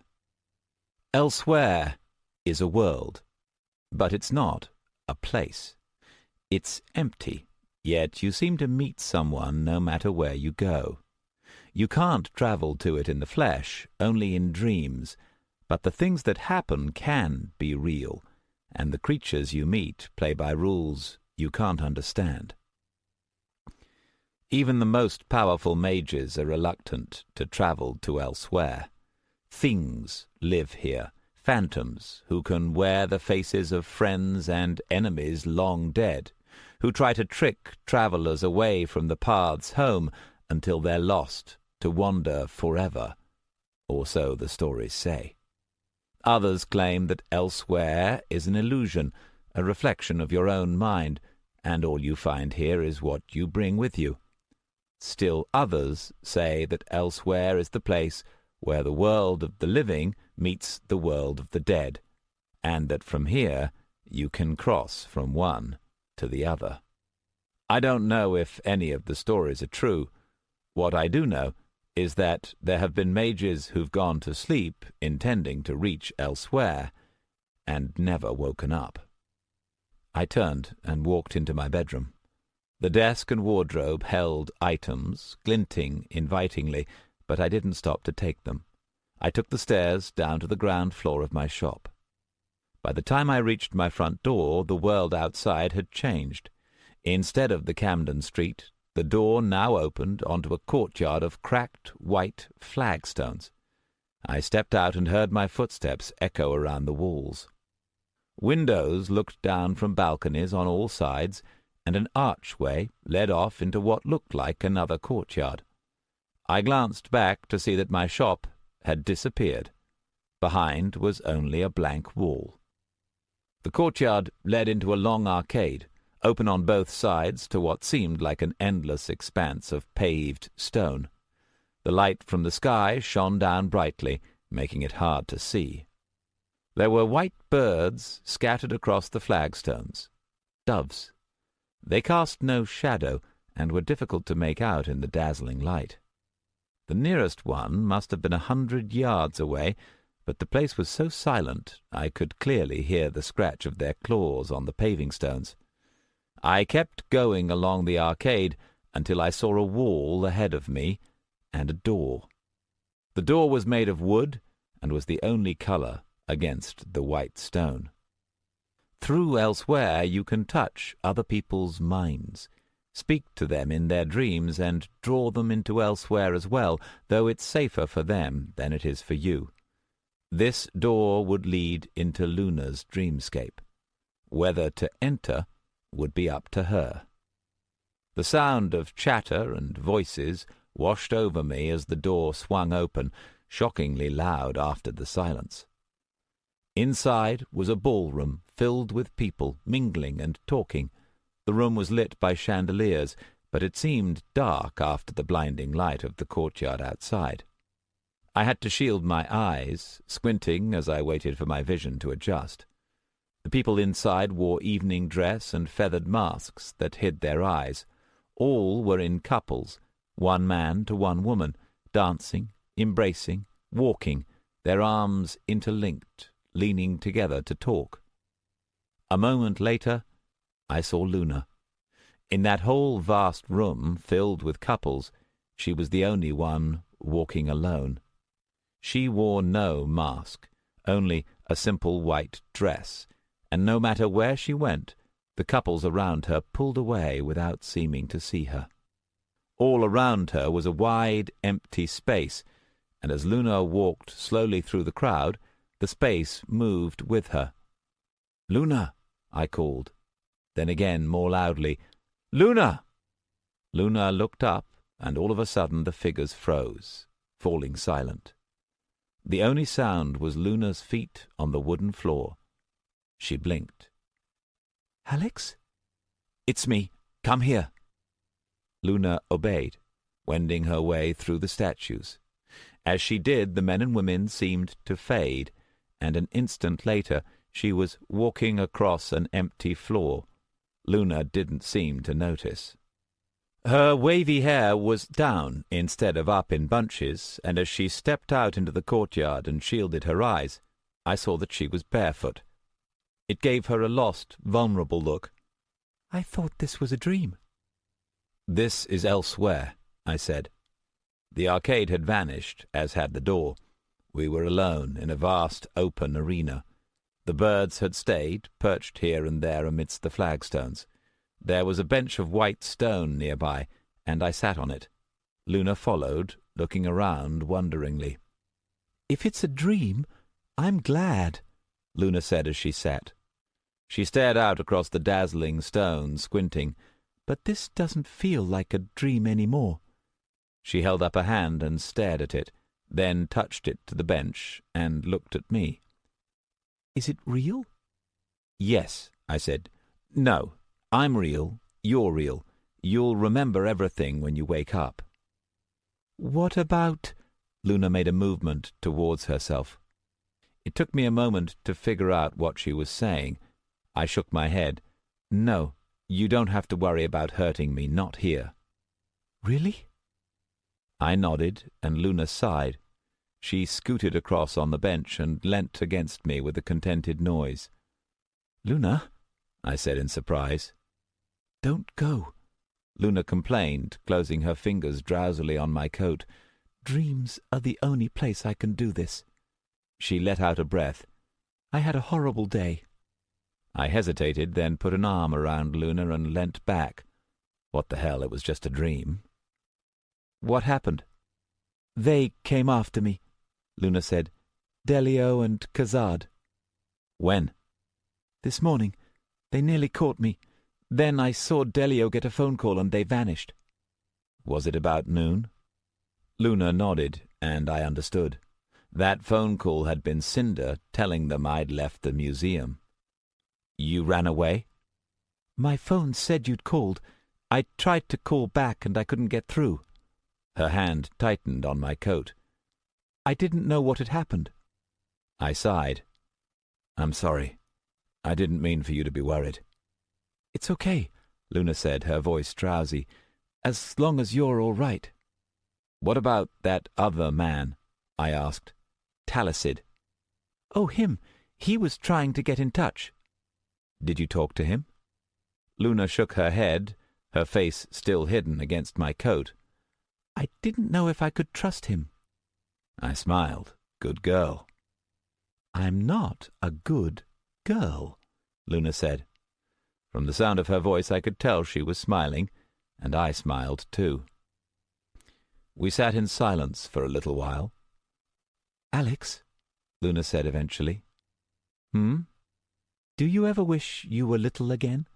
That you didn't have to grow up? I thought of my years as a teenager, all the things I'd done wrong leading up to my fateful decision to sign up with Richard.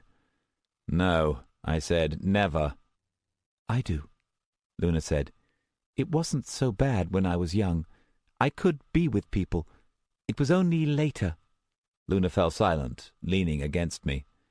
I could feel her weight, see the wave in her hair. When she spoke again, her voice was quiet. I nearly let them catch me.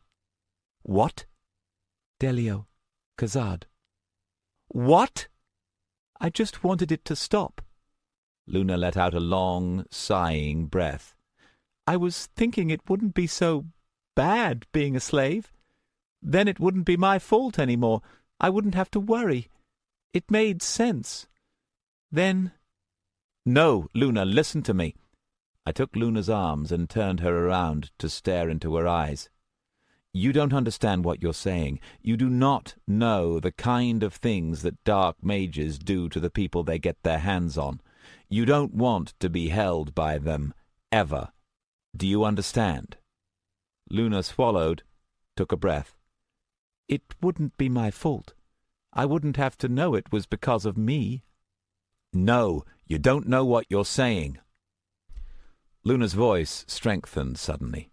Yes, I do. She tilted her head up, staring at me. I hurt everyone near me, everyone, even being close. It won't stop. It'll never stop. The longer I live, the more harm I'll do. Wouldn't it? She took a breath. Wouldn't it be better if I were gone? No one would miss me. I held Luna's gaze for a long moment before speaking quietly. I'd miss you. Luna kept staring at me. Then her eyes filled with tears, and she started to cry. I sat there on the bench. Luna buried her face against me and kept sobbing, her shoulders shaking as she drew in shuddering breaths.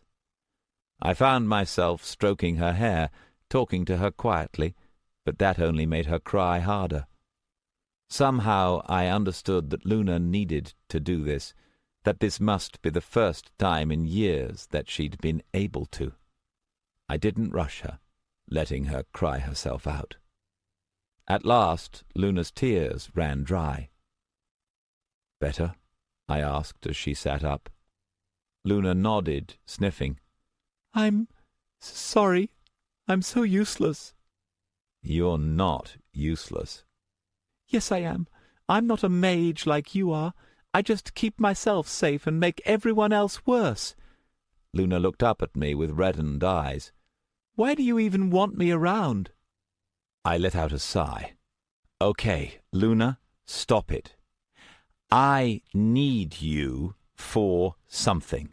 You're not useless, and if you don't show you're not useless, I'll be dead within the week. Luna stared up at me. What? I told her then everything that had happened and everything I'd pieced together. How it had been Levistus and Morden all along, why Delio and the others had been after the cube, how she was the only one who could open the relic, and where I was now. "And that's how it is," I finished. "Morden's going to make his move in a couple of days, and once he breaks through to that statue, he's going to find that it won't open without you. If I don't have something to pull out of my sleeve by then, I'm sunk." Luna sat for a few seconds, taking it all in. "But what are we going to do?" "That's where you come in. You still have a way to get in touch with Talcid, right?" "Yes, but—" Luna slumped. "Alex, I can't do this. I can't use magic. I don't know anything. All I do is run away." "You wanted to get involved before." "I thought the one who was going to be in danger was me." Luna looked up at me in distress. "I've never done anything useful since I met you. I just get you into more trouble. What am I supposed to do against these people? I can't." "Okay," I said, "I'm going to tell you something important, so listen closely. It's something most mages never learn at all. The most powerful weapon you have is your mind. Magic doesn't mean anything unless you know the right way to use it. You're already involved. You don't have a choice about that anymore. What you do have a choice about is whether you'll help me. What's it going to be?" Luna looked back at me for a long second. Then she took a deep breath, closed her eyes, and seemed to straighten. When she opened her eyes again, she looked more like the girl I remembered. "Tell me what to do," she said, and her voice was steady again. I explained. It didn't take long. By the time I was done, Luna's eyebrows had climbed almost into her hair. "Are you sure this is a good plan?" "No, it's a pretty crazy plan. But if we run, they'll just chase us. Levistus and Morden will want me to get them into the relic, and once they figure out that you're the only way in, which they will sooner or later, they'll be after you too. This is the only way I can think of that gives us a chance to get them both off our backs." Luna was silent, and I could see her turning it over in her head. "What should I tell them?" she asked. "The mages at the museum." "Talcid should be there," I said. "Talk to him. He made it pretty clear he didn't want anyone else getting hold of what's behind that door. Tell him Morden's planning an attack, and you'll have his attention. But there's one thing you have to keep secret, that you're the only one who can use the cube. That's our ace in the hole. Don't let it slip to anyone." Luna sat a little while longer. "What about you?" she asked at last. "I've done this before. I'll be fine." "What if you're not?" Luna asked quietly. "Morden needs me to get through to the Fate Weaver. As long as he needs me, he'll make sure I stay alive. It's what happens when he stops needing me I'm worried about. That's why—" "What if you're wrong?" I let out a breath. "Then it's all going to come down to you after all." Luna met my gaze, and there was something painful in her eyes. "Alex." And suddenly we weren't alone any more. Elsewhere changes with who's in it, and the hairs on the back of my neck stood up as I felt the shift. I looked around to see that the plaza was empty and the birds were gone. "We've stayed too long." I got up, pulling Luna to her feet with me. "Back through that door." Luna hesitated, and I dragged her along, forcing her to hurry beside me. "Wait," she began. "You need to get back." We'd reached the door, and I pulled it open. Beyond was the ballroom, dark and empty. "Remember, Talcid, the items, the plan. Don't forget." "Alex!" Luna tried to pull back. "What's coming? Let me—" I pushed Luna through the door and slammed it before she could react. Instantly the courtyard was silent. Luna was safe now, back in her own dreams. I took a breath and turned. The girl walking across the plaza towards me was 19 years old, and she was dressed in the same clothes she'd been wearing when I'd last seen her. That had been almost 10 years ago. She'd been 19 years old then, too. Smaller than Luna, with short, dark red hair, she looked a bit like a small furry animal, full of energy and movement. I didn't move as she approached, and came to a stop a little way away. She watched me with a smile, one hand on her hip, waiting. "Shireen," I said at last, and let out a breath. The name sounded strange to my ears. It was the first I'd spoken it in a long time. "So you're dead, after all." "Come on, Alex," Shireen said with a grin. "When I didn't call for 9 years, that should have been a big clue." We stood looking at each other. When I'd known her, Shireen had so often been angry, except for that last time. She didn't look angry now. She looked at ease. "What happens now?" I asked after a moment. "Up to you." I paused, then shrugged and walked past her. Shireen fell into step beside me. "What? You're not going to ask me anything?" "I'm curious," I said. "I'm just not sure what you are." "I thought diviners knew everything," Shireen laughed. "Okay, how about some proof? Let's see. How about the time we met? Wait, I know. I could tell you the time you finally turned against Richard. I remember exactly when it happened." "No, thanks." Shireen sighed. "When did you get so serious?" "Right now. I want to leave."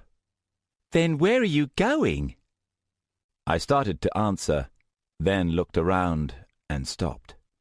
The arcade had ended, and the building Luna had vanished into was gone. Instead, we were on a walkway running above a deserted city. On either side, stairways led down to dusty streets, stretching off into the distance. Buildings with empty windows were below, silent and still. I turned to Shireen. "Where's the way out?" "Up to you." I hesitated. On either side, flights of stairs led down into the city, while ahead the walkway seemed to go on and on into nothingness. I didn't like the look of the streets below. I kept walking forward. Shireen kept pace beside me. "Why are you here?" I said, once it became obvious she wasn't going to say anything. "I need to talk to you about Rachel." "You've got to be kidding. She doesn't even call herself that anymore." Shireen shook her head. "You don't understand. She's what you could have been." "Yeah, well, I paid the price for that."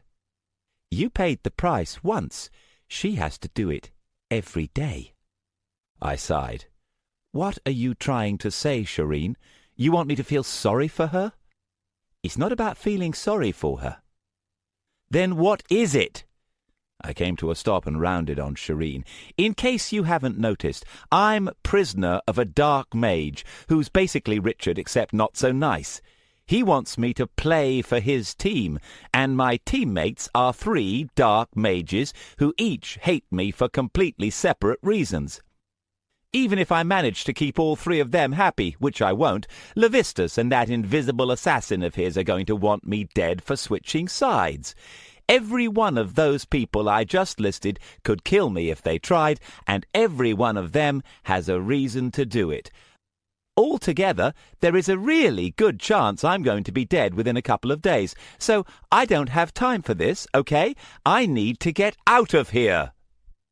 Shireen had stood quietly. Now that I'd finished, she spoke again.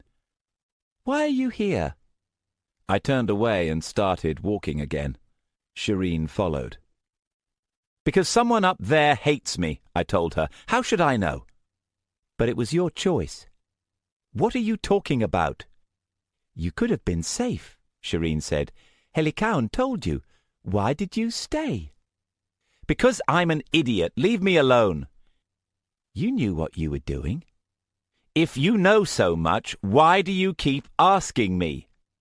Shireen didn't answer, and I stopped and looked at her. "Fine. I stayed because of Luna." As I said the last word, I felt something shift. I looked around and realized that the walkway had been steadily descending until it was level with the city rooftops. Ahead, it sloped down to street level, ending in front of a mansion, a familiar one.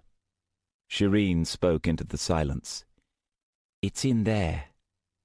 Slowly, I walked towards Richard's mansion.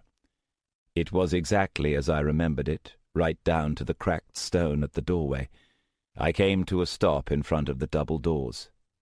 "Why are you stopping?" Shireen asked from behind me. "Are you afraid?" I stood silently before answering. Yes. We stood looking at the doors for a minute. The city was quiet, expectant, as though holding its breath. "I swore I'd never come back here," I said at last, "when I escaped." "But you didn't?" "Not really." I turned in surprise to see that Shireen was looking up at me seriously. "You never really got away. That's why you have the dreams every night. You live alone. You don't get close to anyone. The only human friend you've made is a girl who can't be touched. Morden was right, you know. You are still living like Richard taught you." I looked back at Shireen in silence. "What does that matter?" I said at last. "Because Morden was wrong, too. You've protected yourself, but you've protected others as well. You risked your life to try to save Luna. You're not a dark mage. You shouldn't live like one." "Why are you telling me this?" Shireen sighed and looked away. "Alex, I was 19 when I died. I didn't live very long, and I made a lot of bad choices, and by the time I figured out which choices were the bad ones, it was too late. I just want something good to come from it. I've tried with Rachel, but she won't listen to me anymore. There's still a bit of what we had inside her, but it's so twisted now that when I try, it just makes her angrier. You're all that's left. I don't want everything I touched to be evil. Please." I looked down at Shireen. "What do you want me to do?" I said at last. I saw Shireen close her eyes for a second, her shoulders going limp with relief. "The way out is in the mansion. It's in Richard's study. Walk towards the door. Once you step into the room, don't turn aside for anything, no matter what you see. If you take even one step to the side, you'll never be able to leave. You'll be trapped there forever." I nodded. "There's one last thing. It's a message for you. I had to go to a dragon to learn it. You have to remember it word for word." I nodded again. This was the message. "At the end, in the light of the stars, trust in your friends and forego the greater power for the lesser." Forego the greater power for the lesser. I frowned. That came from a dragon? Shireen nodded. "I don't know what it means, but I know it's important. It cost me a lot. Don't forget. I'll make sure." I looked at Shireen and felt a tug of odd feelings. "It really is you, isn't it?" "No." "But you—" I trailed off. Shireen was shaking her head, and there was something sad in her face. "I'm only a shadow," Shireen said. "I can look like her, and I can feel like her, and I can think like her. But she's gone. Soon I will be too. I've only lasted this long because of her." I looked at Shireen a moment longer. It was a strange feeling looking at her through an adult's eyes. I'd grown, but Shireen was still the same, frozen as she'd died. "I'm glad I could see you," I said at last. Shireen smiled. "You'll see her again, sooner or later." And with that, she was gone. All of a sudden, elsewhere felt much emptier. I was alone in the empty city, but for the mansion brooding behind me. I took a look around, then drew breath. "All right," I said to no one in particular.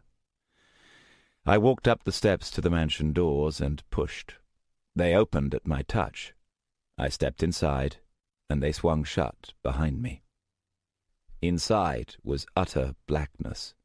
Spots swam before my eyes after the brightness of the outside. I stood still for a long moment before lights started to appear, brightening ahead and above. As they grew stronger, I saw that I was in the entrance hall. Mage lights hung from the walls and ceiling, but they seemed dimmer than they should be. Shadows clung to the corners and beneath the tables and chairs. The mansion was silent, but it was a different silence than outside. Outside had felt empty. This was the silence of something watching and waiting. I wanted to freeze, stay still and hide. The first step was the hardest. The second was easier.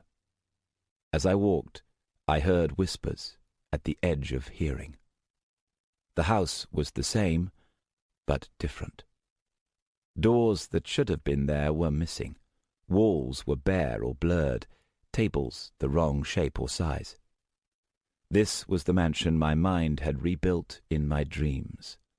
One part, though, was perfect. The door at the end of the first-floor corridor, the entrance to Richard's study. I nearly stopped then. Even though I'd been awaiting it, that simple wooden door sent a stab of fear through me that made my limbs grow heavy, and I stumbled. Only the memories of Luna and Shireen kept me going. A little bit of me screamed and ran.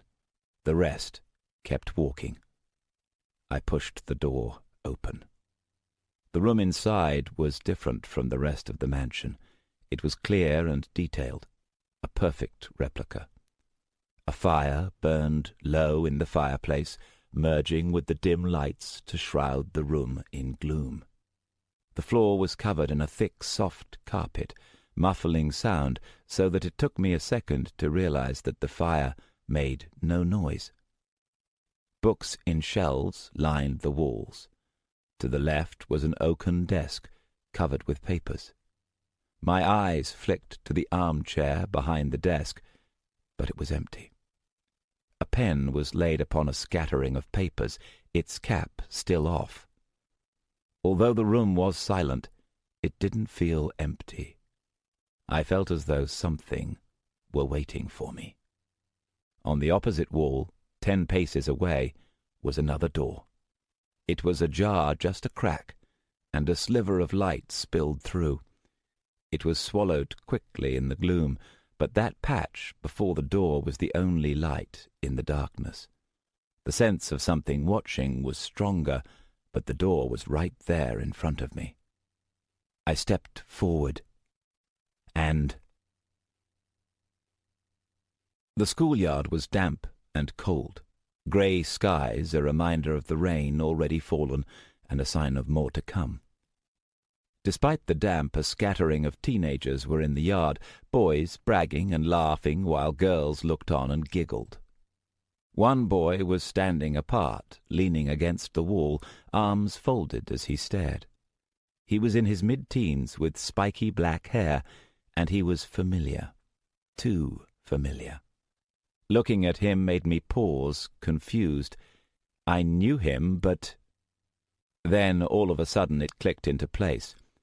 I was looking at myself, 11 years ago.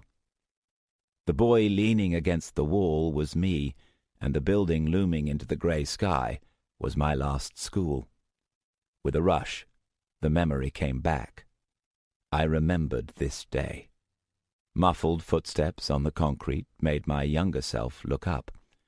A man was approaching, an ordinary-looking man with an ordinary, forgettable face, the kind of man your eyes flick over without ever really noticing.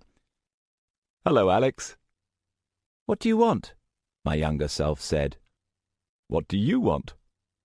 "I want to be somewhere else instead of in a school I hate with a bunch of bastards like them." The younger me jerked his head towards the children in the yard. "Is that all?" "It's a start." "And then?" The man tilted his head slightly. "What if you could have anything at all? What do you really want?" My younger self looked up in surprise. He'd been play-acting, not expecting to be taken seriously. "Okay," he said, and I knew he was paying attention. "What I really want? I want to be so powerful that I don't have to care about idiots like them. I want to be so far above them they can't even touch me. Can you get me that?" The man looked back at him and then suddenly smiled, an amused smile that didn't touch his eyes. "Yes, I can." The younger Alex stared at him. "Who are you?" "My name is Richard Drake." He kept smiling as he looked down. "But you can call me Master." My foot sank into the carpet. I looked from side to side, confused. The room was empty, quiet. But I hadn't imagined it. That had been the day I'd met Richard for the first time, as real as when I'd been there.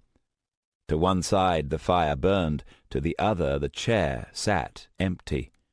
Cautiously, I took another step. The living room was warm and still. Richard was sitting in an armchair by the fire, and around him 4 children made a semicircle. The 2 girls were on the sofa, side by side. Shireen had been braiding Rachel's hair, and now was watching with a frown, while Rachel was wide-eyed and curious. The younger me was in a smaller armchair to one side. It was only a few weeks after that first meeting with Richard, and I looked much the same. I was sitting with my feet curled up underneath me, and the position gave me an oddly childlike look that was out of place with my sharp eyes. And leaning against the mantelpiece, slightly apart from the others, was Tobruk, the firelight catching his whimsical smile. "The true path is power," Richard was saying. His voice was deep and magnetic, powerful. No one who heard him speak would ever think him ordinary again. All 4 of us were staring as though hypnotized, caught up in his words. "Power to build and power to destroy. You have your magic, but true power does not come merely from being born with the gift. True power comes from one place only, your inner self. Strength, determination, force of will. These are what distinguish a dark mage, a true mage, from a dabbler. To be willing to rise higher or sink lower than your enemy, to know that no one is above you, that is the true way. Your greatest enemies are fear and compassion. Both are weakness, and weakness is death." Richard's eyes swept slowly across the 4 of us, from Rachel to Shireen to Tobruk to me. "I do not expect all of you to succeed. Some will prove weak, in body or mind or will, and if you have a weakness I will find it. But those of you who earn the right to call yourself dark mages, who become disciples of the true way, will be power incarnate. Lessers will speak of you in fear and envy. No one will be able to stand against you, and your words will be as the voice of God." The room was silent. Then Tobruk stirred. "When do we start?" "Now." I was back in the study, looking around. I saw I'd taken only 2 steps across the floor. I was seeing my life as Richard's apprentice, a step at a time. I didn't know how long had passed, but I knew I needed to keep moving. I stepped forward again. This time I was ready for the shift. I was looking at myself, Tobruk, Shireen and Rachel, a few months later, back in the living room, but without Richard this time, talking and planning. It was our first assignment, and we were working together, but I didn't listen to the voices this time. I made my body take another step forward. The scene blurred and steadied. Now we were outside, the setting sun painting the red rocks of a sandstone canyon. "This was your idea," Tobruk was saying, bored. "But—" My face was uncertain, frowning. "We don't need to do this." "So?" My stomach twisted as I remembered what was about to happen. I didn't want to watch this. Another step. The living room with the four of us again, but this time the cooperation was gone. Tobruk and I were arguing, Shireen chipping in. Tobruk's dark eyes flashed as he talked over me, and Rachel watched doubtfully, looking between us. The door opened, cutting us all off, and... The visions came faster, blending into each other, dissent and suspicion. Shireen and Rachel shifting step by step, Shireen angrier, Rachel desperate. My encounters with Lyle and the council, Richard above it all, seemingly oblivious, plots in the darkness, deception, fear, discovery. And then suddenly everything was steady. A younger me, maybe a year older than the first time, was standing in a corridor of dry, cold stone. Next to me was a girl, thin and barely able to stand, leaning on me with bloodstains on her tattered clothes. Both of us were staring at Richard, who was standing just a little way ahead, Shireen, Rachel, and Tobruk behind. "You knew," I was saying, and I sounded stunned. "Oh, Alex," Richard said, "don't confuse not knowing with not caring. I was willing to let you lie to me right up to the point where you disobeyed a direct order." I saw my younger self lick his lips. "You don't need her. There's a way—" "It's not about her. It's about you." Richard held out his hand and beckoned. "Give her to me." The girl looked from Richard to me, eyes wide in fright. I hesitated. Richard sighed. "That, unfortunately, was your last chance." He shook his head. "I warned you not all of you would make it." "Tobruk?" Tobruk stepped forward with a grin. "Hey, Alex, guess you're not top of the class any longer." He snapped his fingers and black fire ignited, leaping forward. I came down with a gasp. I was back in the study, but I'd crossed the floor. The door was in front of me, within touching distance. One more step and I'd be through. A voice spoke from my left. "Long time no see." I knew who it was before I looked. Tobruk was leaning back in Richard's chair, his feet propped up on the desk. He looked exactly as he'd been when I'd last seen him, a good-looking teenager with dark skin and a mobile, mischievous face. His mouth was smiling like always. His eyes weren't. "That's not your seat," I said at last. Tobruk grinned. "Richard's through that door. Don't worry, you'll find him.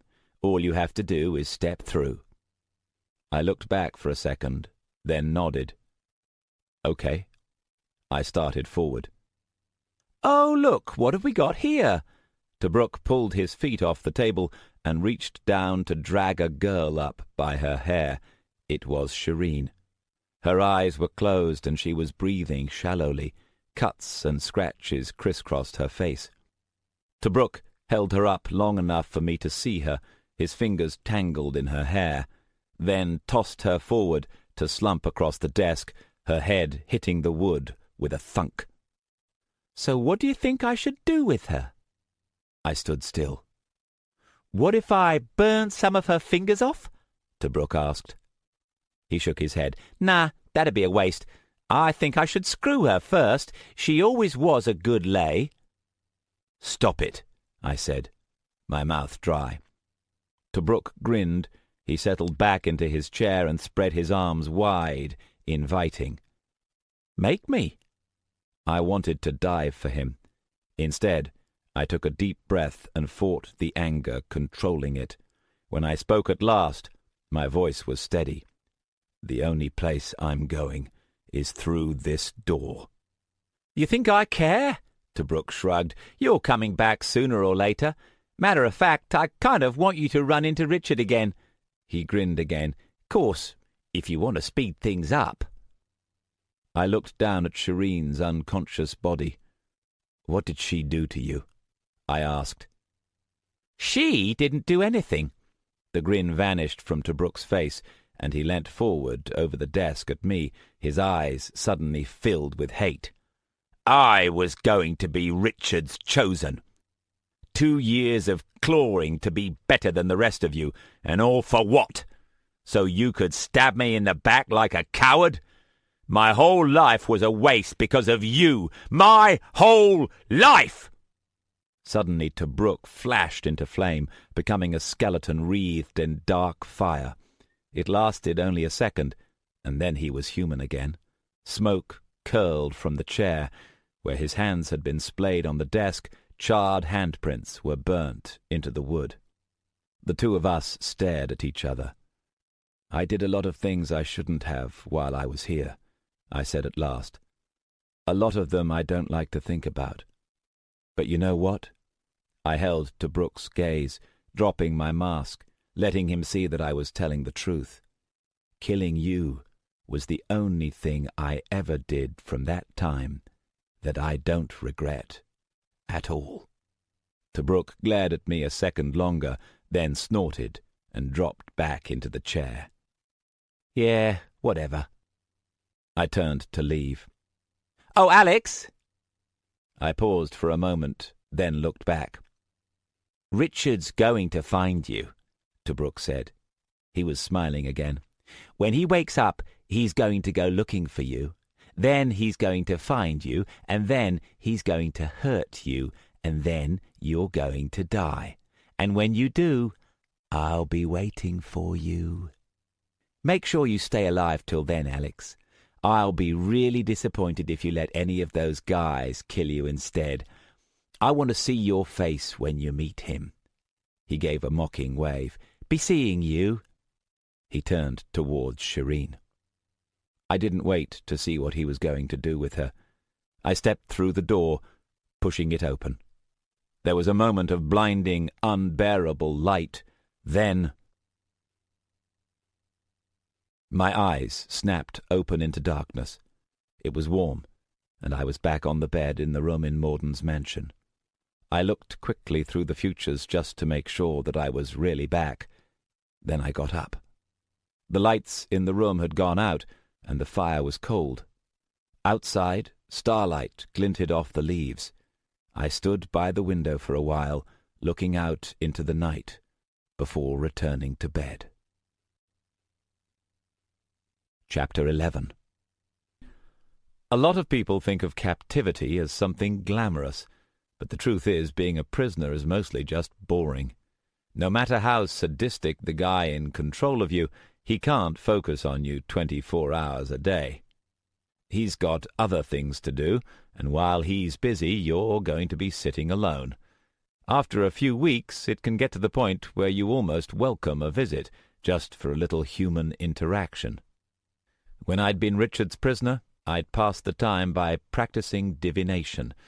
I couldn't reach outside the walls, but I got to know every square inch of that room. I learned some weird skills that way. Even now I can pick up anything from a pencil to a tennis ball and hit a target first time every time, looking into the future to see exactly how I need to make the throw. If I ever give up being a diviner, I can always make a living playing darts. So the following day, as Morden's guest, was just like old times. The door to my room wasn't locked, but I didn't go wandering. I didn't want to ruffle any feathers. Instead, I sat in the chair with a book, and anyone watching would have seen me barely move all day except to turn a page. But just because I wasn't moving didn't mean I wasn't busy. Within 2 hours of sitting in that chair, I knew the entire layout of Morden's mansion, everything from the basement to the attic. My future selves roamed through the mansion, wandering, exploring, trying things, and everything they learnt, I learnt. Everything from how the food was prepared in the kitchen to what would happen if you pulled the levers on the first floor. By noon, I'd discovered 4 routes by which I could escape the mansion, with varying probabilities of success once I got outside, 5 places in which I could hide with little chance of detection, in the short term anyway, 2 ways in which I could set off a small civil war between the mansion's various inhabitants. For the record, in all the futures I saw, Morden's side won. 1 way to destroy the mansion completely, along with most of the people inside it, including me, unfortunately. A way to cause the mansion and most of the surrounding countryside to be overrun with intelligent giant badgers, don't ask, and 1/2 of a process for creating crystals capable of absorbing cold and ice-based magic, which would be very useful if I had a spare couple of weeks, and if I were worried about being attacked by an ice mage, neither of which was true.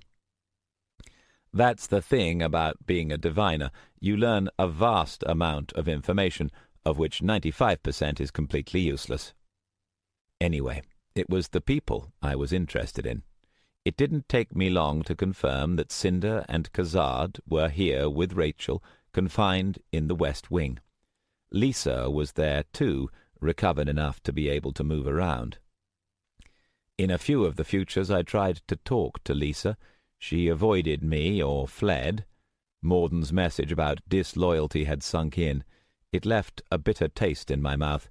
It's one thing to know why most slaves of dark mages stay that way. It's another to watch it happen. But despite everything, I was as focused as I'd ever been. For years I'd been trying to forget my time as Richard's apprentice, locking it up and burying it deep in my memory. The journey through Elsewhere had shattered that, bringing it all back. But now that I'd faced it, I found to my surprise that the fear had been worse than the reality. It had hurt, yes, but it had been like cleaning out an old wound, and as I looked back I realized that it didn't scare me the way it once had. I'd gotten stronger since then. Onyx came into my room in the late afternoon. His cold eyes rested on me as he dropped something onto the table with a clack. "Put it on." The item on the table was a bracelet made of some kind of black metal. I took a second to look at the consequences of saying no, then picked the thing up and locked it around my right wrist.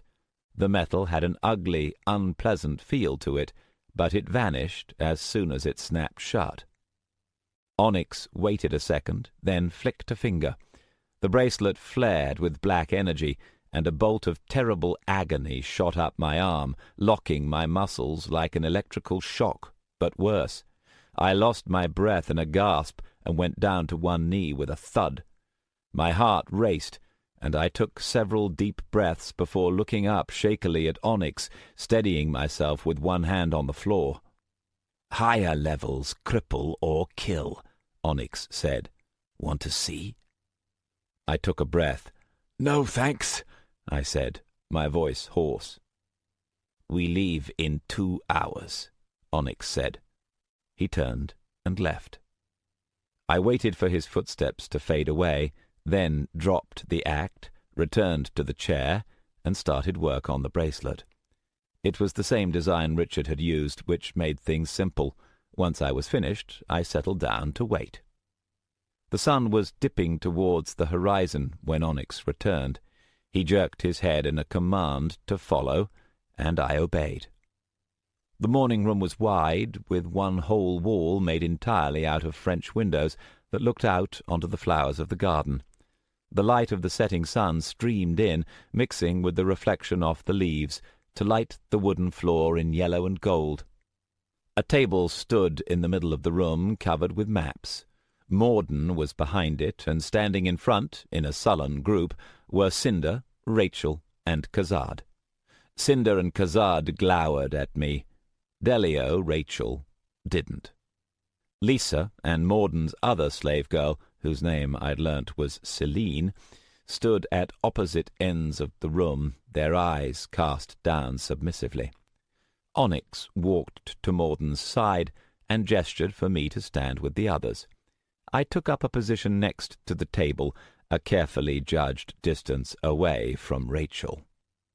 "Tonight at sunset, The 5 of you will enter the relic and recover the Fate Weaver, Morden said without preamble once we were around the table. Now that the pecking order had been established, he didn't waste time on pleasantries. Onyx will be in command. You will obey him absolutely. Any disagreements are to be put aside as long as you work for me. He looked between us. Do you have any objections? Cinder? Delio? Verus? Kazad? Onyx's eyes glinted as he watched us. I shook my head slightly and saw the others do the same. Rachel was holding quite still, and I noticed that she was wearing a black metal bracelet similar to mine, as were Cinder and Kazad. It was the first time I'd seen the 2 of them since we were captured, and both looked battered and sullen. Cinder seemed subdued and didn't react, but as Kazad caught me looking at them, he shot me a hate-filled glance. I turned back to Morden, thinking as I did that it couldn't happen to a nicer pair of guys. We expect moderate resistance at the museum, Morden was saying. Avoid unnecessary casualties, but entering is your priority. Once you've reached the statue, Verus, he nodded to me, will open it. Show them the key, please. Everyone's eyes were on me as I slowly reached into my pocket and produced the crystal cube. It sat quietly in the palm of my hand, the sparks glinting in its depths. Cinder's eyes were hungry, as were Kazad's. Rachel's were calculating. The rest of you will set up a perimeter until the door is open, Morden continued. Should Verus fail, Onyx will employ a contingency plan. I didn't like the sound of that at all. Once you are inside, Morden said, you will be in unknown territory. The relic interior has been sealed for at least 2,000 years. However, given that the Guardian Elemental still functions, I doubt the traps will have stopped working. Traps? Kazad said sharply. Of course, Morden raised an eyebrow. I assumed you knew. Cinder and Kazad looked at him, and then, as one, they turned to stare at Rachel. Rachel looked between them. What? She demanded. You didn't say anything about traps, Kazad said. I'm sure she had her reasons, Morden said smoothly. The Fate Weaver is located at the relic's center. Once Onyx has taken possession of it, you are free to return or to stay and loot the place as you wish. Morden smiled. I'll quite understand if you need some time alone, as long as you accomplish your objective. The decision of what to do afterwards is entirely up to you. Morden looked around. Are there any questions? Kazad had been staring at Rachel. Now he dragged his eyes away to look at Morden. When do we get paid? Once Onyx and the Fate Weaver are in this room. Morden looked around. Anything else? One thing, I said, and felt everyone's eyes turn to me. There were quite a few guards at the museum. Cinder snorted with laughter, and Kazad looked at me through narrowed eyes. What's the matter, Verus? Kazad's voice was angry. Afraid of a fight? I didn't look at him. I'll have trouble opening the relic if I'm dead, I said mildly to Morden. Onyx will explain your method of approach once you arrive. It wasn't what I'd wanted to hear, but I nodded. Morden looked around. Anything else? No one spoke. Excellent, Morden smiled. Don't look so gloomy, you four. By tomorrow you'll be free, rich, and in my favor. All you have to do is bring me the Fate Weaver. My shoes swished through the wet grass as we walked out into the garden. The setting sun lit up the landscape around, showing hills and distant forests. Clouds hung overhead, glowing gold in the sunset. Morden's mansion had a powerful shroud effect, but I was pretty sure we were somewhere in Wales. As we walked, I moved to block Rachel slightly, so that the two of us fell behind. She gave me a cool look, but allowed it. "Nice jewellery," I said under my breath once we were far enough behind Cinder and Khazad. "Onyx give you a demonstration?" "I'm not afraid of onyx," Rachel said, turning away. She was wearing a blue coat that looked like it might have belonged to Lisa. "What do you want?" Up ahead, Onyx was giving sharp orders to Khazad and Cinder, who listened sullenly. "Did you notice something strange about that briefing?" "Like?" "Morden wants to use the Fate Weaver to become the representative of the Dark Mages on the Council," I said, keeping my voice low. "For that to work, he can't leave any proof that he was behind the raid." "So?" "Morden said we could go free or keep working for him. Either way, we might talk. The guards at the museum might recognize us.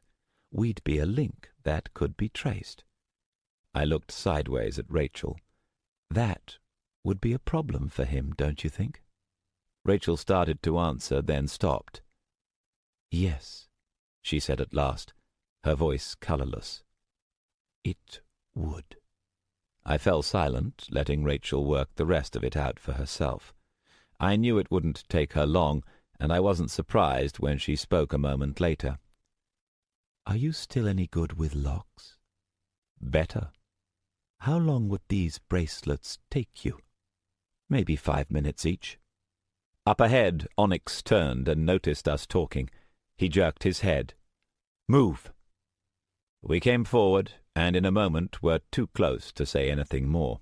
Onyx gestured, and the air in front of us rippled. A black oval 8 feet tall appeared, hovering just off the ground, soaking up the light from the sunset. Then it cleared, and through it I could see grass and trees. "Good luck, all of you," Morden called, and we turned to look. He had stayed behind on the veranda, and he was smiling at us, hands clasped behind his back. "I hope you make it back safely." I smiled back at Morden, my face as friendly as his. "No, you don't." Onyx took us by gateway to 3 more locations: a wood, a deserted quarry, and a dense forest. Gateways can be traced if you're good enough and know what to look for. By gating to multiple locations, you make it harder for anyone to backtrack to your point of origin. At each location we walked for 5 minutes before gating again. Cinder took the lead with Khazad on his heels, the 2 men forming a contrast, one heavy and lumbering, the other bird-like and quick. Rachel followed a little way behind, and I followed her a little farther still. Bringing up the rear came Onyx, his cold eyes on all of us. No one spoke. Even though I was on the receiving end, I had to admit that Morden's plan had a kind of twisted brilliance to it. The 4 of us had been his main competition for the Fate Weaver. He'd turned it around so that we were doing his work for him. He was sitting comfortably in his mansion, while we were going out to risk our necks. I'd almost admire the guy if he weren't so freaking evil. However, the more I thought about it, the more I became sure that Morden's plan included the 4 of us meeting with unfortunate accidents along the way. Not only would our dead bodies tell no tales, they'd make perfect scapegoats to present to the angry council. When Morden had offered me a job as his intelligence officer, and I'd accepted, I hadn't been serious. I'd thought I'd been fooling him. I had the uneasy feeling now that he'd been the one fooling me. Once we'd walked a short distance through the forest, Onyx stopped. "Wait!" He opened a gateway and stepped through, letting it close behind him. That left me with Rachel and Cinder, neither of whom I particularly wanted to be alone with. I heard Cinder growl something and took the opportunity to slip away, putting a few clumps of trees between me and him. I couldn't afford to get too far, If I wasn't nearby when Onyx returned, he'd probably trigger my bracelet as a reminder. On the other hand, if I was quick... I had only an instant's warning. I darted left towards cover, but something grabbed my chest and slammed me up against a tree before I could reach it. A claw of flickering black energy pinned me to the trunk, holding me up on tiptoe, unable to move. Khazad stepped up in front of me, and there was an evil light shining in his eyes. "Did you think I forgot?" he said softly. The claw tightened slightly, constricting my chest, and I grunted. "You know what I did to the last man who humiliated me like you did? You kill me," I managed to say, my voice stifled, "and Onyx kills you." Khazad stared at me for a long moment. Then the black claw loosened, and I drew in a ragged breath. "Of course, you've got the key," Khazad said absently. I opened my mouth to speak, and suddenly the claw tightened again, and I made a strangled sound as I lost the air in my lungs. Khazad leant in close, his dark eyes staring into mine. "But then it doesn't have to be you that uses it, does it?" Khazad whispered. "I could take it from your body. You tried to run, and I was forced to kill you. I'm sure Onyx will understand." I was choking, my chest crushed so that I couldn't breathe, and my ribs were on the verge of breaking. "Can't open." "What's that, Verus?" Khazad said with a smile. "I'm having trouble hearing." "Won't work for you." For a long moment Khazad stared at me, head tilted as if considering. Then suddenly he smiled. "I think you're lying." Spots were starting to swim in front of my eyes, and I could barely see Khazad as he leant in to breathe into my ear. "It's a pity I can't take my time." A cold voice spoke from one side. "Drop him." Khazad twisted to look back with a snarl. The voice spoke again. "Now." For a long moment Khazad hesitated, then drew abruptly back, the claw flickering into nothingness. I sank back against the tree, using it to stop myself from falling over, and looked up as I caught my breath. Rachel was just a little distance away, and she was wearing her mask again. If I hadn't known it was her, I wouldn't have recognized her as the same woman. She stood straighter, colder, more menacing. Blue-green light hovered at her palm, pointed towards Khazad. Khazad snarled again. "He's mine." "Try it if you like," Rachel said calmly. "We've got time." For a moment the two of them stood there, Rachel with her arm outstretched, Khazad hunched and ready to spring. Then Khazad took a step back. He shot a vicious look at me and stalked away. The light at Rachel's palm winked out, and she walked to me. "Once we're inside, you get rid of these," she said, tapping her bracelet. Her voice was ordinary, as if she'd already forgotten about Khazad. "In exchange, we keep you alive." I nodded slowly. "Agreed." Rachel was studying me, her head tilted. "You've seen her again," she said in sudden interest. She comes more often when you're here." Rachel laughed suddenly. "You didn't know that, did you?" I met Rachel's eyes. There was a curious, distant look in them, and all of a sudden I was scared, really scared. I'd called Rachel crazy on top of Canary Wharf, and then forgotten about it once I'd recognized her in the mansion. But I'd been right. Rachel really was crazy. Not all the way, but far enough. Lots of people think mad means funny, but real madness isn't funny. It's terrifying. Looking into the spinning futures, I saw Rachel doing 100 different things, and I had absolutely no way of knowing which she'd choose. "Rachel," I said carefully. "Can you hear me?" "That's not my name anymore," Rachel said absently, looking over my shoulder. Rachel was standing just a few feet in front of me, eyes fixed attentively on something a little way past. If she struck from this distance, her beam would go right through me and the tree behind. I stood very still and didn't make any sudden movements. Delio. Rachel suddenly turned back to me, her eyes alight. "Yes," she smiled happily. "I had to do that. You see that, right?" I think so." "I mean, it's not like I could just leave." Rachel laughed, then frowned. "But she wouldn't go away." Her frown cleared. "She's been quiet, though. It must be because of you." She smiled. "She always liked you. She wouldn't say it, but I knew. Why don't you carry on?" I had absolutely no idea what Rachel was talking about. I tried to think of what to say. Delio, Onyx is going to be back." "Onyx?" Rachel's brow furrowed for a moment, then cleared again. "Oh, he doesn't matter." She smiled to herself again, then her eyes seemed to snap back into focus. "Make sure you're ready to get rid of these." She raised her right wrist with the bracelet. "We have to see her again, don't we?" An instant later, Onyx emerged from the trees, and I slumped in relief.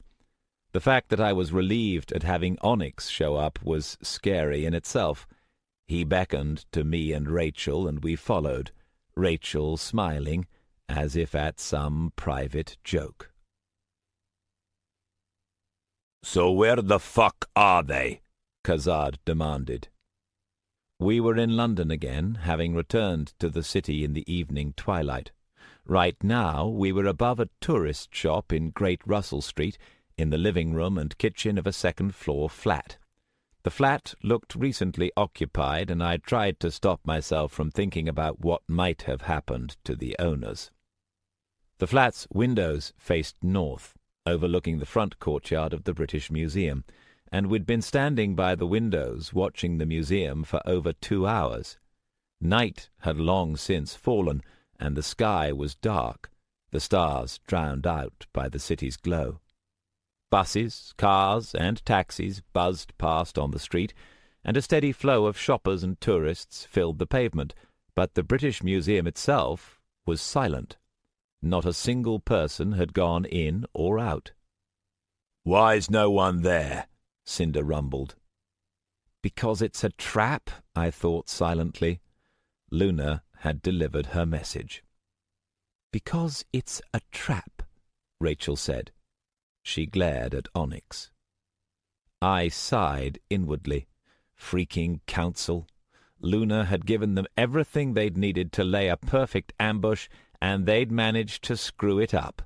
There should have been guards, people coming and going, the occasional mage keeping up a pretense. Instead, they'd kept their entire guard force hidden inside the museum, and in the process made their ambush so obvious that they might as well have stuck up a warning sign. This is what happens when politicians get put in charge of battle plans. "I said it's a trap," Rachel demanded when Onyx didn't answer. She was focused again, staring at Onyx. Khazad and Cinder stayed silent. "Did you hear me?" Onyx made a slight gesture with his fingers. Black energy wreathed the bracelet at Rachel's wrist, and she jerked, crashing to the floor as her legs spasmed, and she lost her breath in a strangled gasp. Rachel looked up, her eyes wild with fury, and sea-green light gathered at her hands. Onyx gestured again, and black lightning smothered Rachel, discharging into her arm, her body, the floor.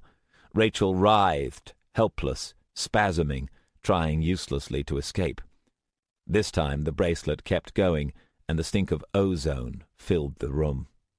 Rachel had no breath to scream, and the only sound was the scrabble of her fingers against the carpet. After 5 long seconds, the lightning stopped. The room was quiet again, and Rachel lay flat in the sudden silence, motionless except for the rapid rise and fall of her chest. Onyx turned to the rest of us and raised an eyebrow. I dropped my eyes and felt Cinder and Khazad do the same. After a moment, Onyx turned back to the window. Rachel took another half-minute or so to recover, then struggled to her feet, her breathing still shaky. No one spoke. In case you're wondering, nothing Onyx had just done was particularly unusual. Discipline amongst dark mages is brutal. It has to be. A dark leader who isn't willing to hurt anyone who disrespects him doesn't stay leader for long. That didn't change the fact that I wanted to get the hell away from this bunch of psychos as soon as I possibly could. "Tell me what spells are up," Onyx said. I knew he was talking to me, and I considered lying before deciding against it. Any sign of deception now, and I was done for. "The museum's covered with a gate interdiction field," I said. Cinder and Khazad were looking at me, and I tried not to let my voice show how nervous I was. "It's bound to the lines of the building, and it's strong. There's," I scanned, "one section unwarded in one of the basement rooms. About a 10-foot cube." "Sink," Cinder rumbled. I managed not to let my surprise show. The arrangement was a sink ward, like a magical whirlpool. Any attempts to gate into the area would be swept down into the center, appearing in that 10-foot space. I was starting to think Cinder might be smarter than he looked. "So we break through the walls," Khazad said contemptuously. "They're warded too," I said. "And?" Khazad was looking at me, and there was a glitter in his eyes. Rachel finally straightened, and Khazad turned away, as if he'd forgotten about me. I wasn't fooled. Khazad was still waiting for the chance to finish what he'd started in the forest. As long as I was useful, I knew Onyx would prevent any infighting. I also knew that as soon as I stopped being useful, Onyx would have me killed without a second thought. I wasn't intending to stick around long enough to give him the chance. I hadn't been idle while we'd been waiting. I'd been path-walking, and the one bit of good news was that Luna was there, in the statue room at the back of the museum. All I needed was a few seconds' distraction. I'd make a break for it. Luna would open the door, we'd lock it behind us, and Onyx and the Dark Mages could fight it out with the Council to their heart's content. At least, that was the plan. Onyx stirred. "Close up." We obeyed, standing in a cluster. I found myself brushing shoulders with Cinder, who gave me a single glance and then pulled his own mask on. Khazad and Delio were weaving spells, black and sea-green light glowing faintly about their hands. Onyx held out one hand, and the floor underneath us darkened and turned black as a horizontal gate began to form. I watched uneasily. If Onyx gated us into that sink, we'd appear under the guns of the Council Guard force. I knew Onyx was strong, but... Onyx tightened his hand into a fist, and the gate formed, linking us to the museum. For one moment there was a lurch as the interdiction field tried to take, then Onyx's spell ripped straight through it with sheer brute force. We dropped down to the floor with a thump, a white floor, with a staircase behind and a high ceiling above. We'd gated into the great court, right at the foot of the stairs. We weren't alone. A dozen people were scattered around the court, mages and guards. All had turned to stare at us, and as we came to our feet, a mage threw out his arm. He was at the center of a cluster of 3. "Hold it! Who are you?" At least that was what he would have said if he'd had the chance. It was quite terrifying what Onyx did to those men. Normal people, when they're dropped into a hostile situation, take an instant to orient themselves. Onyx didn't. In the time the leader took to open his mouth, Onyx slammed a bolt of force into the mage on the left, spun and did the same thing to the one on the right, then sent a blast straight at the face of the one at the centre, who was just in the middle of getting out the word, "Who?" If the mage hadn't jerked back, it would have broken his neck. As it was, it took him off his feet. A heartbeat later, Cinder and Khazad joined in, engaging the ones remaining. While everyone else was fighting, I was running, sprinting up the curving stairs. Behind me, I heard the roar of spells as the battle kicked off. It took me 5 seconds to reach the top landing, and for that instant I was completely exposed to the people below. But everyone was too busy to pay attention to me, and I made it to the top in one piece. I was getting pretty familiar with the British Museum by now, and as I ran, I could pick out the sounds behind me. The roar of Cinder's fire magic, the flat slam of Onyx's force spells, the chatter of the automatic weapons of the guards. An instant later, there was an explosion, and the chatter cut off abruptly. I knew that Onyx's side was winning, and that I wouldn't have much time before they caught me up. I reached the staircase leading to the statue room. There were no guards, and I raced up the stairs, calling out the password and passing through the barrier without a ripple. As soon as I was through, I dived and rolled. A hammer of earth magic whistled above me, passing through the space where my head would have been if I hadn't taken the tumble. I came up from my roll and threw my hand towards the man standing by the entrance. "Griff, you idiot, it's me! Seal the stairs!" Griff had just started a backswing with a maul of grey-brown energy. He checked, halting his swing. "Verus?" He stared. "How did you get in? The guards—" "They're getting their asses kicked, and so will we if you don't seal the stairs." "There's a barrier." "Which you just saw me walk through." "I'd have to collapse the—" "Then do it!" I was getting desperate. I knew Onyx and Khazad were less than 20 seconds away. "We're out of time!" Griff hesitated for a heartbeat, then turned and made a fist.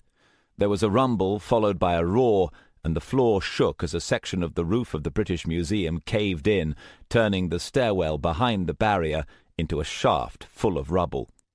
The barrier shivered slightly, but held. Dust flaked from the roof as I picked myself up. I couldn't hear anything from the floor below. We were sealed off, for the moment. "Alex!" I looked around, and there was Luna, standing alone in the corner of the room, her eyes shining. I felt something in my chest loosen as I saw her. "You're okay?" "I'm okay," Luna's voice wavered. "What about you?" I grinned. "Let's catch up later." I pulled the cube from my pocket and threw it to her. Luna caught it in reflex. Someone else peeked out their head from behind the statue. It was Sonder, his eyes suddenly alight with interest. "Oh, a crystal key! It must have micro-fissures that match the pattern of the light beams. Mr. Verus, where did you—" "Sonder, this isn't really the time," I said as I got to my feet, "and I told you to call me Alex. Luna, do it." Luna shook her head with a smile as if at some joke, and slotted the cube into the statue's hand. It fit perfectly. For a moment there was silence. Then a gentle white light sprang up around the statue's hand. Needle-thin beams of light sprang out from the fingers, reaching into the cube, and as they did, the cube responded. It glowed red, and more beams of light appeared, starting in the cube's center and stretching out. The two sets of beams moved, playing up, down, left, and right, as if searching for something. "Sonder," I asked after a few seconds, "what are we seeing?" "It's—" Sonder stared at the cube, utterly fascinated. The red and white light sparkled and reflected off his glasses. "Of course! That's why we could never get it to work." "What is?" "The crystal's responding to the interrogation. Look!" Sonder pointed eagerly.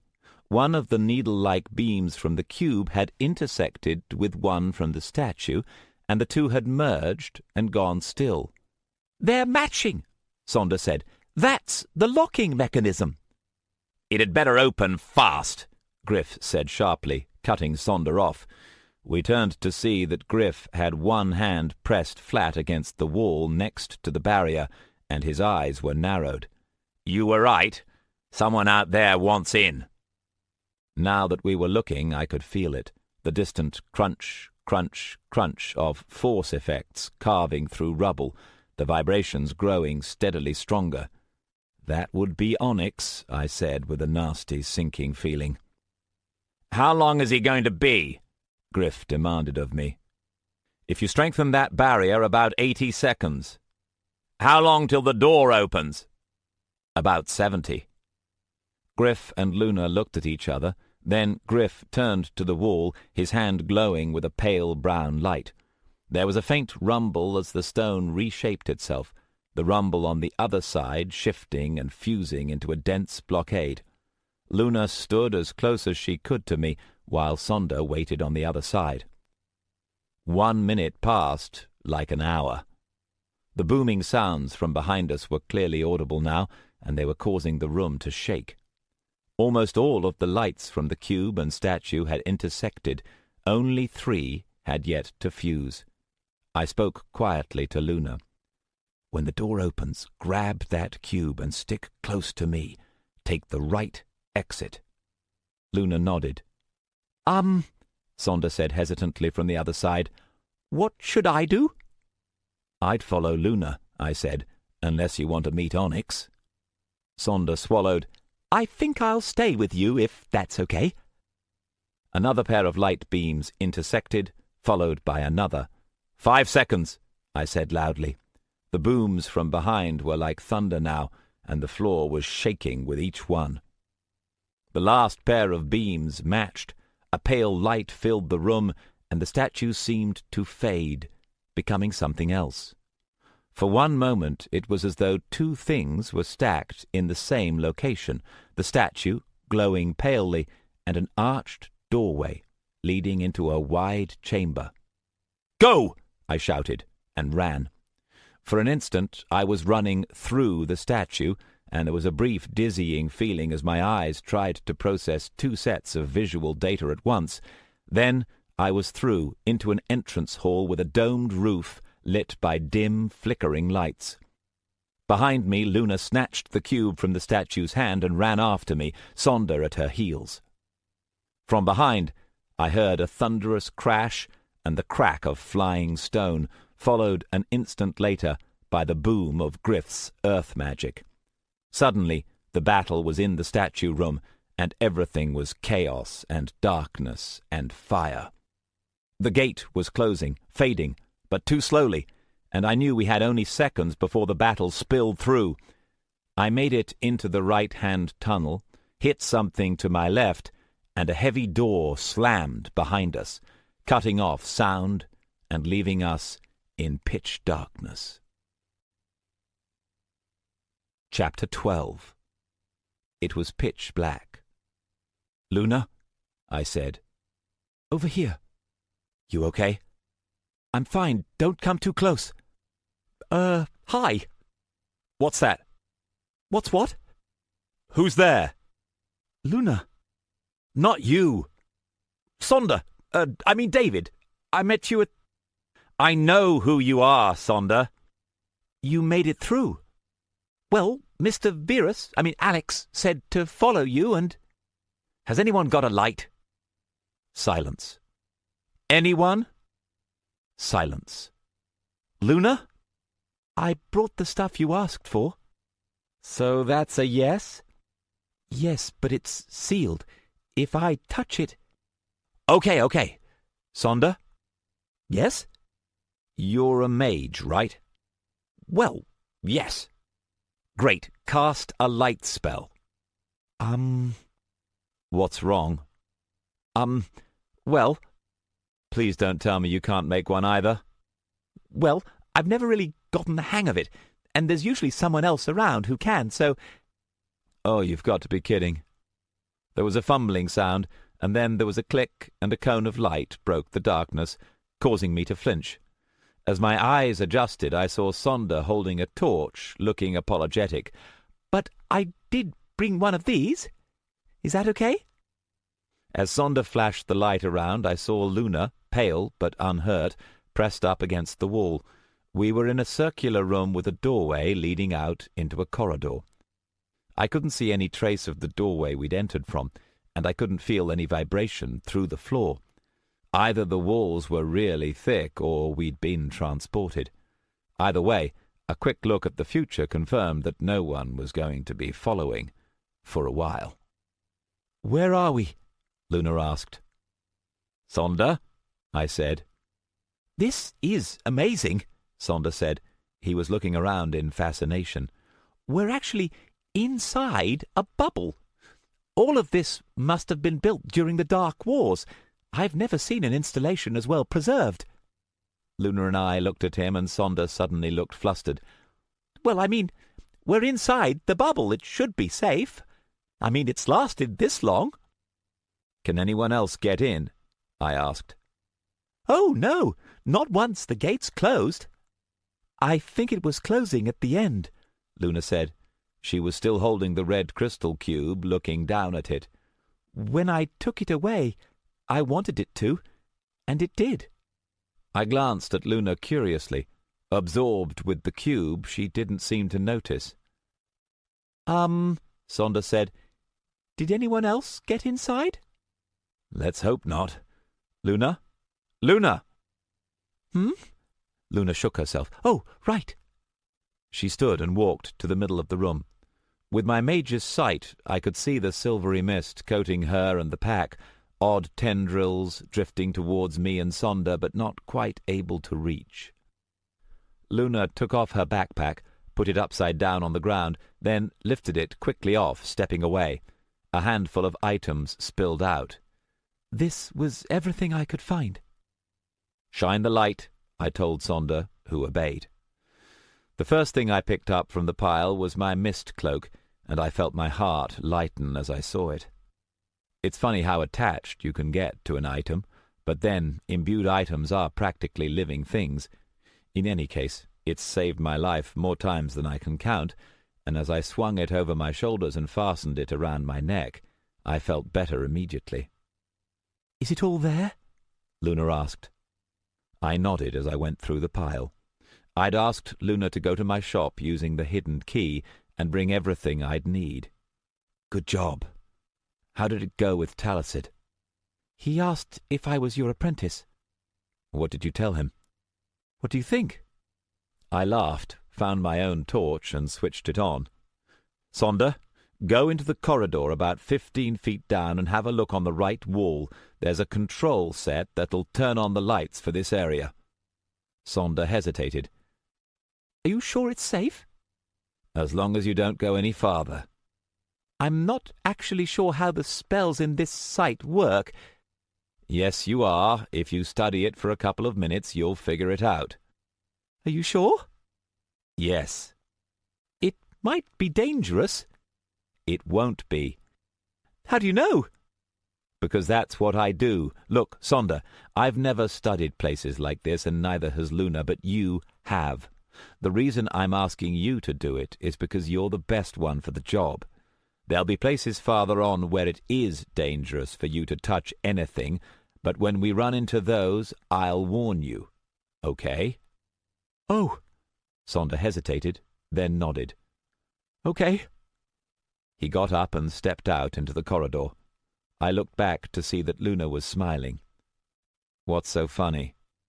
"Oh, I was telling him about you while we were waiting in the statue room." I gave Luna a suspicious look. "What did you say?"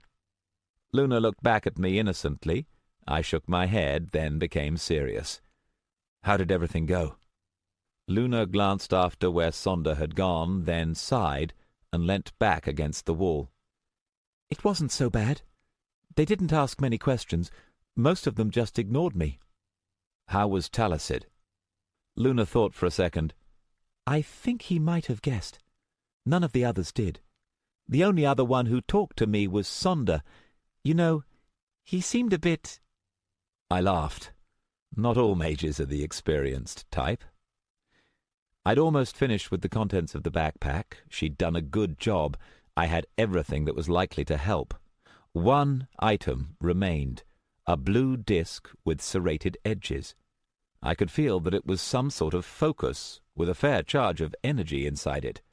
What's that?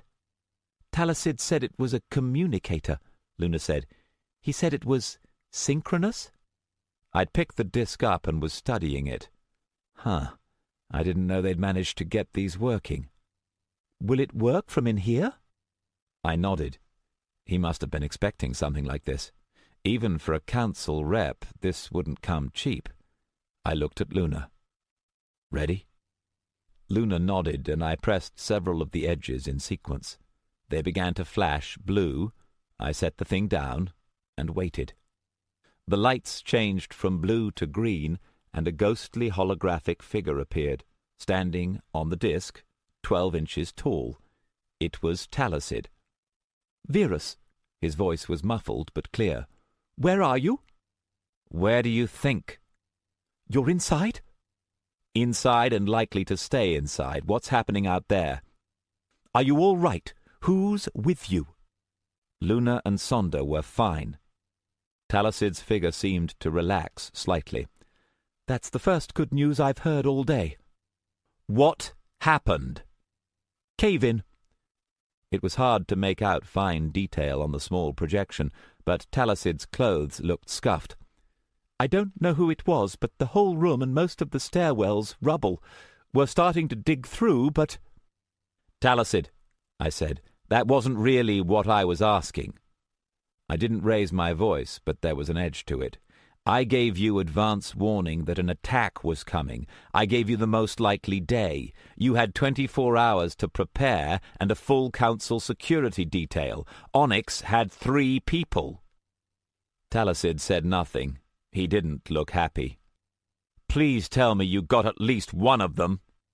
We haven't been able to confirm anything yet.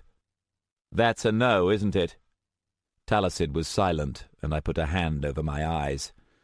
I'd ask for an explanation, but hearing the full details of exactly how you screwed up is kind of moot at this point. Look, Verus, I'm getting enough crap from the council right now. I don't need any more from you. And we're inside a sealed-off relic with anywhere between 0 and 4 dark mages who want to kill us. Who do you think got the better end of the deal? Talcid stayed silent. I took a deep breath and got myself under control. Where's Griff? We don't know. How many of the dark mages made it inside? We don't know. It's possible they were caught by the collapse. Don't bet on it. Who else is there? We don't know. It's bad out here, Verus. We've got dozens injured, and at least 3 of the security staff are dead. Onyx went through them like a buzzsaw. Everyone we can spare is on medical detail or digging out survivors or on guard, and we still haven't linked up with everyone. Everyone was in the wrong place. It's as though— Talcid checked and then went on. I was with Ilmarin. He's an air mage, one of the ones in the Great Court. He told me he felt something go after Onyx's group during the attack, completely invisible both to the eye and to magic. The only reason he could sense it was by the displaced air. He has no idea what it was. I closed my eyes again. Perfect, I said once I'd gotten myself under control. Anything else while you're at it? You know what it was? It's called 13. She works for Levistus. I don't suppose you can give us any sort of help. If the portal's still open. Luna spoke up. It's not. Talcid looked at her, then back at me. We might be able to jury-rig the thing with some kind of world gate. If we can follow the trace— Can you get that done in 4 hours or less? I said. Talcid was silent. I sighed. I'll take that as a no. Anything else? I'm sorry, Talcid said. I wish I had some better news. I wish you did too. I'll call you as soon as we learn anything. Please don't. The last thing we need is our phone going off when we're trying to avoid attention. We'll call you. Talcid nodded. Good luck. The communicator winked off. I didn't move. "What did you mean about the invisible thing?" Luna asked after a moment. Some sort of modified air elemental Levistus uses. I'm just wondering if that's all he's got. "What do you mean?" The council guards shouldn't have done that badly, I said. They were outclassed, but not that outclassed. And the way they were deployed with no one between the great court and the statue, I think someone was trying to make sure the attack got through. Luna frowned. "You mean Levistus? Why would he want to do that?" I remembered Levistus's words from the ball, delivered with just a trace of a smile. "I may have agents, Mr. Verus. Rest assured, they will be there making sure everything goes according to plan." My heart sank. Oh, crap. "What's wrong?" "Luna, was there anyone who stayed near the statue all the time you were there, as in never going away for long?" Luna looked puzzled. "I suppose." "Who?" "Sonder and Griff." "No one else?" "I don't think so. Why?"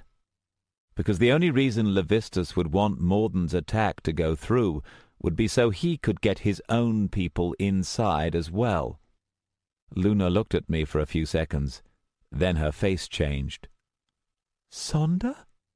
I didn't say anything. Luna looked out into the corridor after Sonder, then turned back with an uneasy look on her face.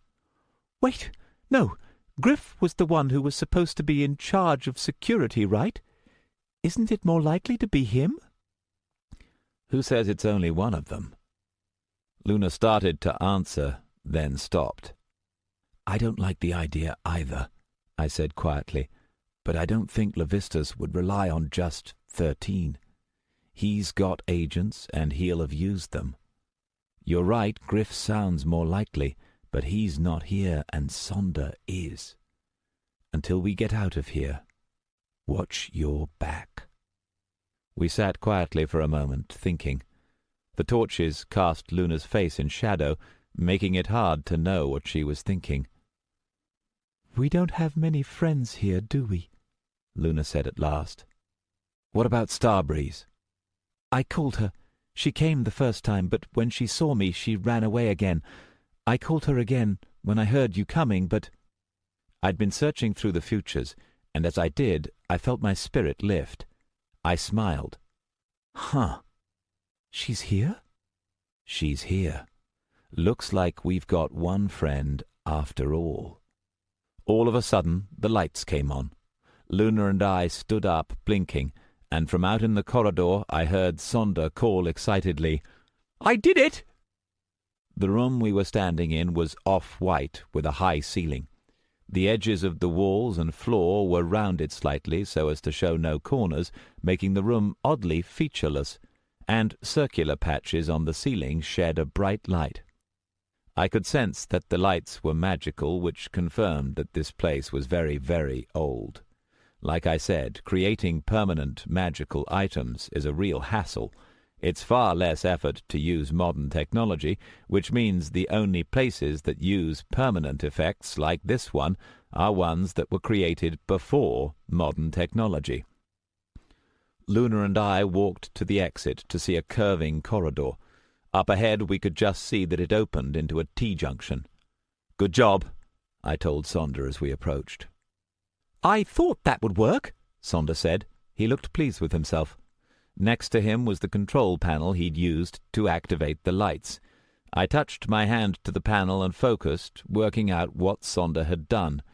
Meanwhile, Luna was looking around curiously. "What is this place?" "It was sealed up just after the end of the Dark Wars," Sonder said, "but there's nothing saying why.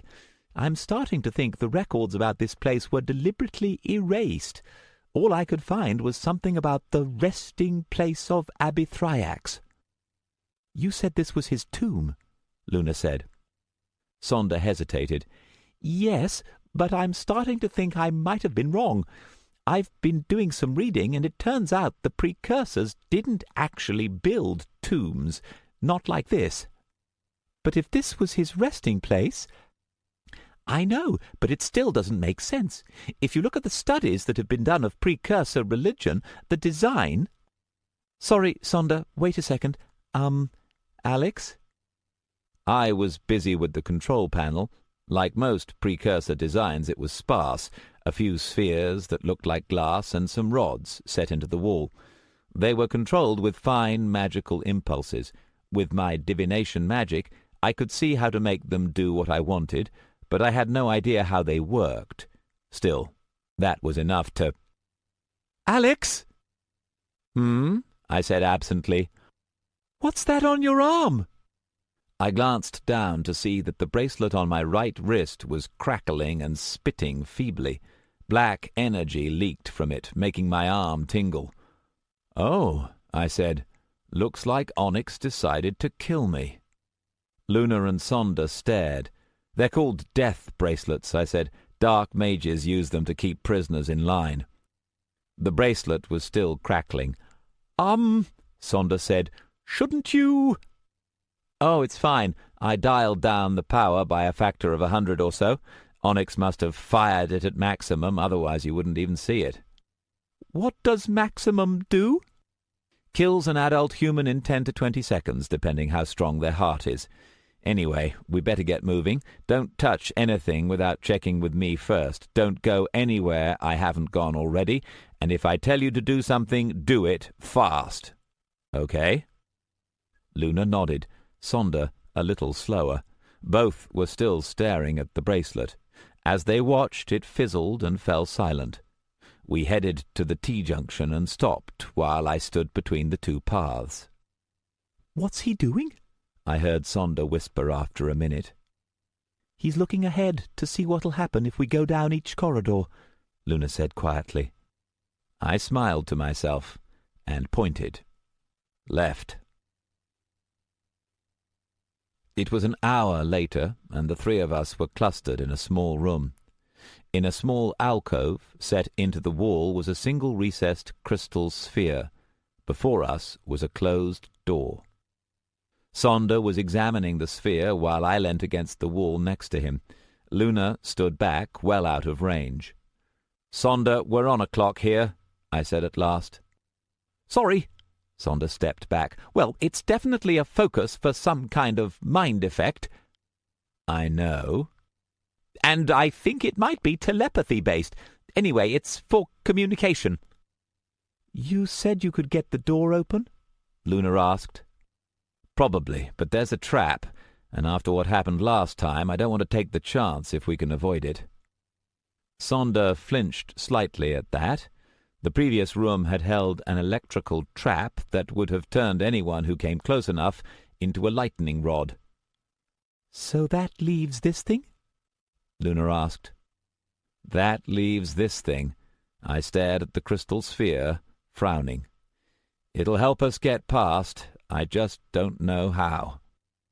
"What'll happen if we touch it?" Sonder asked. "Nothing." Sonder and Luna looked at each other. "If I touch it, I'll do nothing," I said. "I'll stand still with my hand on this thing for maybe 10 minutes, and I won't move or say a word, no matter what you do, and I don't know why." "That would make sense if it's a telepathy focus," Sonder volunteered.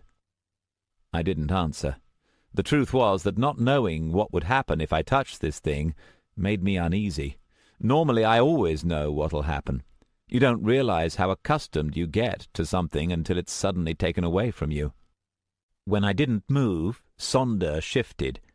"I could try it?" "No," I said, and stepped forward. "You two watch my back. I don't think I'll be able to sense anything else while I'm using this. If you hear trouble coming, pull me off it. Kick me if you have to." They nodded. "Be careful," Luna said. I turned to the sphere, took a deep breath, then placed my hand upon it. There was a moment of disorientation as the world seemed to flicker. Then it was gone. I let my fingers rest on the sphere. Nothing happened. I tried a command word. "Anath." Nothing. "Open! Transmit!" Sagasciette! Still nothing. I sighed and turned away. Well, that was underwhelming. Luna and Sonder looked past me. Nothing, I said. Weird. I'm pretty sure it should have... I trailed off. Sonder hadn't moved. Luna glanced aside anxiously, then went back to looking over my shoulder, her eyes passing over me. "Hey," I said. "You guys okay?" No reaction. "What are you—" I began, turning round, and stopped dead. What Luna and Sonder were staring at was me. My body was standing right in front of me, my right hand clasped on the sphere. I looked down at my hand just to convince myself it was still there, looked up and stared. What the hell? I reached forward hesitantly. My hand passed through my body as though it were light, and I jumped. This was really weird. I turned back to see Sonder's lips moving. He was saying something to Luna, and now Luna turned aside slightly to reply, her eyes still fixed on my body, but I couldn't hear their words. In fact, now that I stopped to listen, I couldn't hear anything at all. It was dead silent. "Good evening. Might I be of assistance?" I only barely managed to keep myself from jumping as the voice spoke from behind me. Standing in the doorway was an old man. He had a flowing beard and long hair, both snow-white, with thin streaks of red running through them. His clothes were red as well, robes, gathered at the waist of several shades from blood-red to crimson. For a moment I couldn't remember where I'd seen him before, and then suddenly it clicked. I'd seen his face, but it had been stone, not flesh. "Abithriax," I said. Abithriax bowed. "And whom do I have the honor of addressing?" I stood staring at the mage in front of me. Abithriax stood looking back with an expression of mild inquiry. "How are you alive?" I said at last. It wasn't polite, but I was shaken. Abithriax didn't seem particularly offended. "Well," he said, "that's rather an interesting question. Perhaps you'd like to walk with me. One gets so little exercise cooped up in here." I took a glance back at Luna and Sonder. They were talking to each other, although I still couldn't hear them. They didn't seem able to see Abithriax either. "You'll be quite safe," Abithriax said, as though reading my thoughts. "No one is going to arrive for a little while." I hesitated a moment, then fell into step beside Abithriax, and we began walking back down the corridor. Despite his age, he moved smoothly, with no trace of stiffness. "How am I talking to you?" I said. "The crystals on these walls form a communication network that extends throughout this facility," Abithriax said. "Mental projection only, I'm afraid. Your body is still back in that room. The network works with your mind to translate the information." "If I'm here, where are you?" "At the center, of course." I stared at Abithriax for a second before it clicked. "You're the Fate Weaver." Abithriax just smiled. I kept walking, my head spinning as everything fell into place. Of course, something as powerful as the Fate Weaver would have to be an imbued item, and the more powerful it was, the stronger its own identity would be. I looked up at Abithriax. "How? You were supposed to have died." "Oh, I did."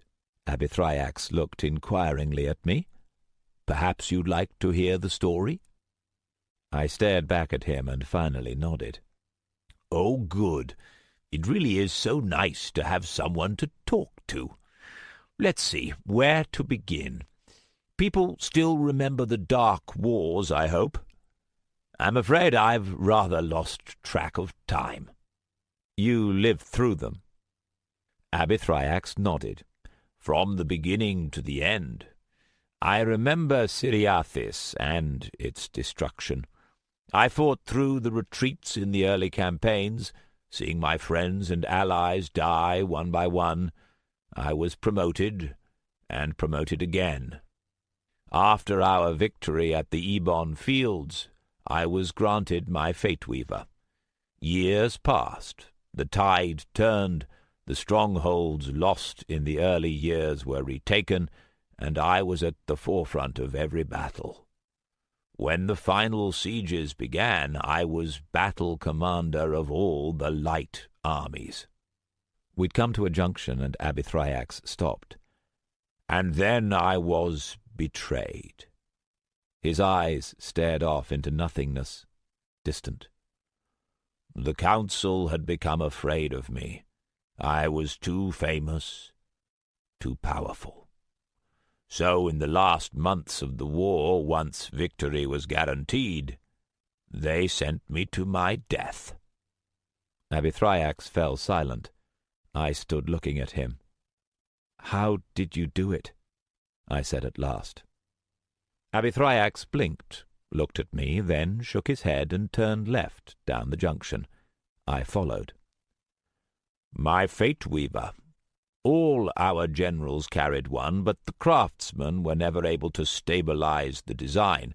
They were always unpredictable. But I learned the secret of investing myself into it, binding my identity into it, a piece at a time. And as its power grew, so did mine. It was almost a part of me. Perhaps that was how I was able to make the final leap at the very end." Abithriax shook his head, and suddenly his voice became brisk. "Well then, I assume that's what you're here for, my Fate Weaver. Oh, there's no need to hide it," he added as I hesitated. "It's not as if you'd come here for any other reason. Besides, it's not as if I can carry it myself any more." "Yes." "And the others?" "Which others?" Abithriax raised his eyebrows. "The other mages attempting to reach me. I may lack a physical body, but I'm not entirely blind. 6 or so, I believe." I walked for a little while in silence. "Can you help me against them?" I said at last. Abithriax snorted. "A handful of mages? I've defeated armies. However, without a wielder, I am nothing. And more to the point, there is no guarantee my wielder will be you. If one of those mages reaches me first, I'm afraid my powers will be at their disposal, not yours. In this form, I am a servant to my wielder." Something made me look up at that, searching Abithriax's face. He looked back at me calmly. "And I have no control over who that wielder is. So if you have any enemies within this facility, I would suggest you make sure they do not reach me first. Because if they take possession of me and order me to use my powers to hunt you down and kill you, I am very much afraid I will have no choice but to obey." Abithriax and I had taken 2 turnings, and we were almost back at the room we'd started from. The 2 of us stood looking at each other. "Then I guess I'd better get moving," I said at last. "Of course," Abithriax said with a nod. "Tell that scholarly-looking apprentice with you to try a command word in the right corner. I'm not sure of the password, but I'm sure you can deduce it." "Right. See you later." "Hopefully so." Abithriax smiled slightly. "For what it's worth, I hope you succeed." His image seemed to dissolve into mist, and he was gone. I walked back into the room. Luna and Sonda were still there, throwing glances at my body. Somehow I knew how to break the connection. I walked into my body, layering my mental self over my physical one, placing my hand over where my real hand grasped the crystal. There was a moment of dizziness, then— "Be in trouble," Sonder's voice. "He said not to do anything." It was Luna's voice. To most people she would have sounded calm, but I could hear the trace of anxiety. "We could— Alex!" I turned around. Really turned around this time. Luna gave me a searching look, then let out a sigh of relief. "You're okay." "I'm okay," I said. "Sonder, take a look at the right corner. While you're doing that, I've got something to tell you both." As Sonder worked, I relayed what I'd learned. I briefly considered keeping it a secret between me and Luna, but there wasn't any good excuse to send Sonder out of earshot, and anyway, I wanted his input. "That's incredible," Sonder said once I'd finished. "I mean, just the idea of surviving that long. The Dark Wars were almost 2,000 years ago. The things he'd be able to tell us." "Sonder," I said, "priorities. Survive first, research afterwards. Does what he said match with what you know?" Sonder thought for a minute. "We've never been able to recover a Fate Weaver before. It was just assumed they were all destroyed, but if they were unstable, that would explain it. And there's always been a mystery about Abi Thriax's death. Some writers did argue for the betrayal theory, but there's never been any proof. The old council fell into infighting after the Dark Wars, and most of the records were destroyed." "Do you trust him?" Luna asked. I hesitated. "I'm not sure," I said at last. "I had the feeling he was keeping something back, but I'm pretty sure he was telling the truth about what he'd do if Onyx found him first." "So what should we do?" Luna said. Sonder had stopped, and both he and Luna were looking at me, waiting for my decision. "We go for the Fate Weaver," I said. "If we can take it for ourselves, we've got a chance. But I don't want either of you involved in the fighting. Onyx and the rest are going to be after me, not you. Don't do anything to draw their attention." I made my voice sound confident, and both of them nodded, Sonder quickly, Luna a little more reluctant. The two of them turned back to what they were doing, and I bit my lip, wishing I were as sure as I was pretending to be. The truth was that none of our options were good. I knew that trying to beat Onyx and the others to the Fate Weaver was likely to end in a fight, and I also knew that if it came to a battle, our little group was almost certain to lose. It was tempting to run and hide. If we weren't going for the Fate Weaver, Levistus and Morden's agents would be too busy fighting each other to worry about us. Except that if we did that, whoever won the battle would be free to hunt us down afterwards, with all the power of the precursor artifact at their disposal. Whether we lived or died would be up to them. My instinct told me our best chance was to act. But it's one thing to risk your own life, and another to risk someone else's. I looked at Luna, withdrawn into the corner, and Sonder, examining the wall, and felt suddenly afraid. For all my brave words, I didn't know if I'd be able to protect either of them. Then I shook it off and focused, going back to watching Sonder and sifting through the futures.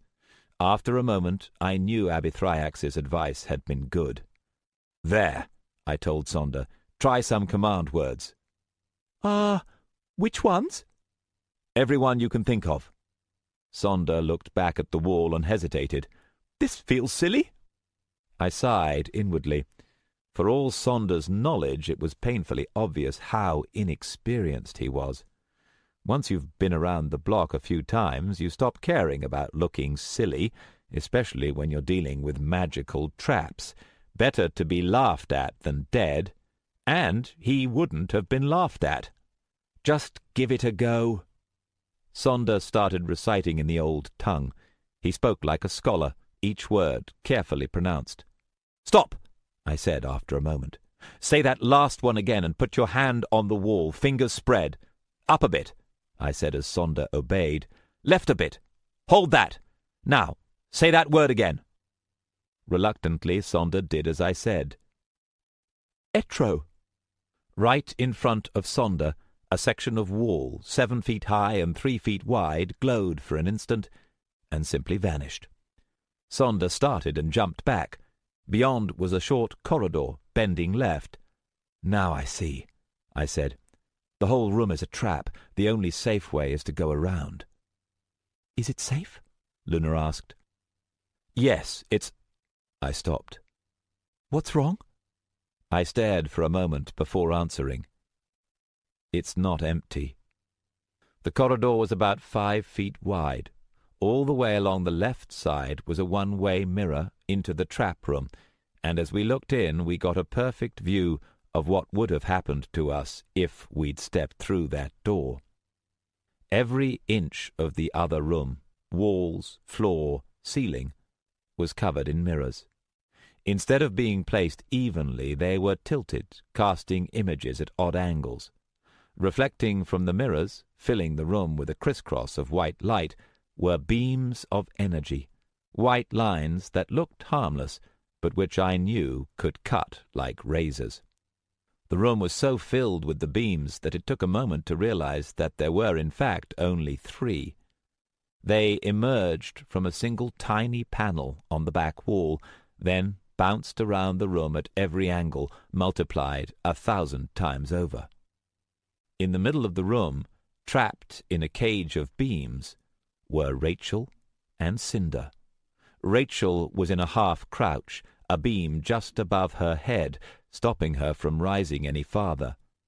Cinder was standing, leaning sideways to fit into the empty space. Beams laced the air around them, and I could see burnt patches on their clothes where they'd brushed up against the energy. Both were standing dead still. Luna stopped as she saw them. "Alex?" "They can't see us," I said. Neither Rachel nor Cinder reacted as we spoke. "Or here. Sonder, do you know what that is?" "It's an energy lattice," Sonder said. He was staring in fascination. "I've never seen one before." "What does it do?" Sonder started. They were defense systems from the Dark Wars. They were meant to contain intruders. Once the beams are up, you have to stand there until someone comes to turn it off." "What happens if no one comes?" Sonder paused. "I don't really know." On the other side of the glass, Cinder said something and Rachel answered silently. Both were only inches away from beams on all sides.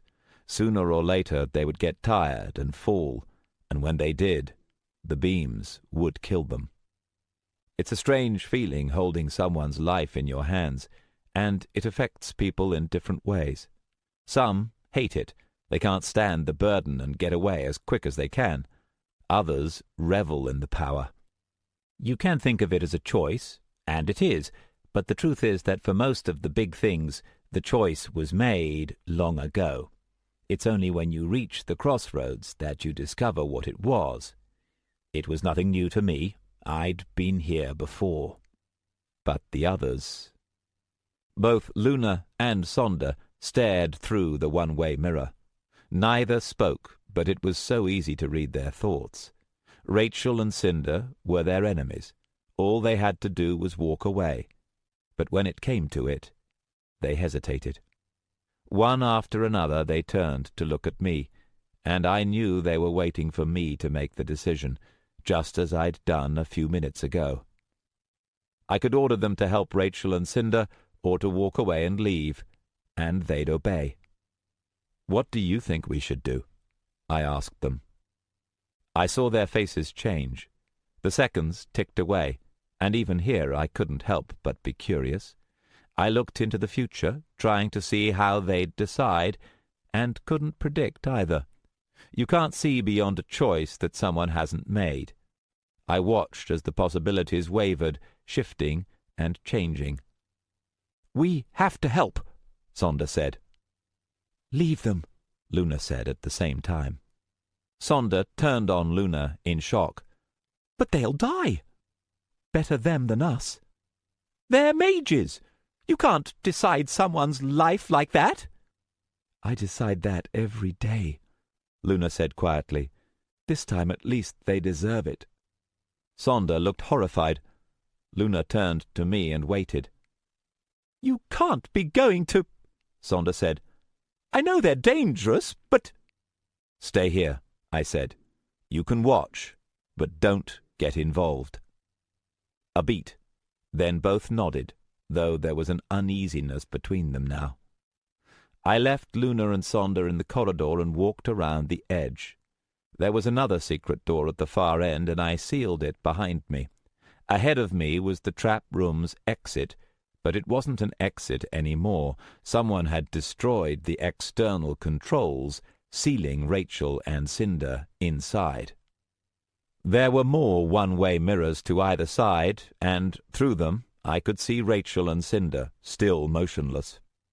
As I studied the pattern of energy beams, I realized that if any one of us had entered the room, the changing angles of reflection from the door swinging inwards would have sent the energy beams slicing through Rachel, Cinder, and anyone in the doorway. Not only did it trap those inside, it was designed to kill anyone attempting a rescue. Nasty. The spell that had destroyed the controls had left cracks in the wall near the door. Leaning in close, I could hear the whisper of Rachel and Cinder's voices from the other side. "Hello," I said. "Can you hear me?" The whispering stopped. "Who's there?" Rachel demanded. "Alex." "Verus," Cinder demanded, "what the fuck are you doing?" "More or less the same thing as you." "You bastard," Cinder said. He tried to turn around to look at the wall I was speaking from, but couldn't.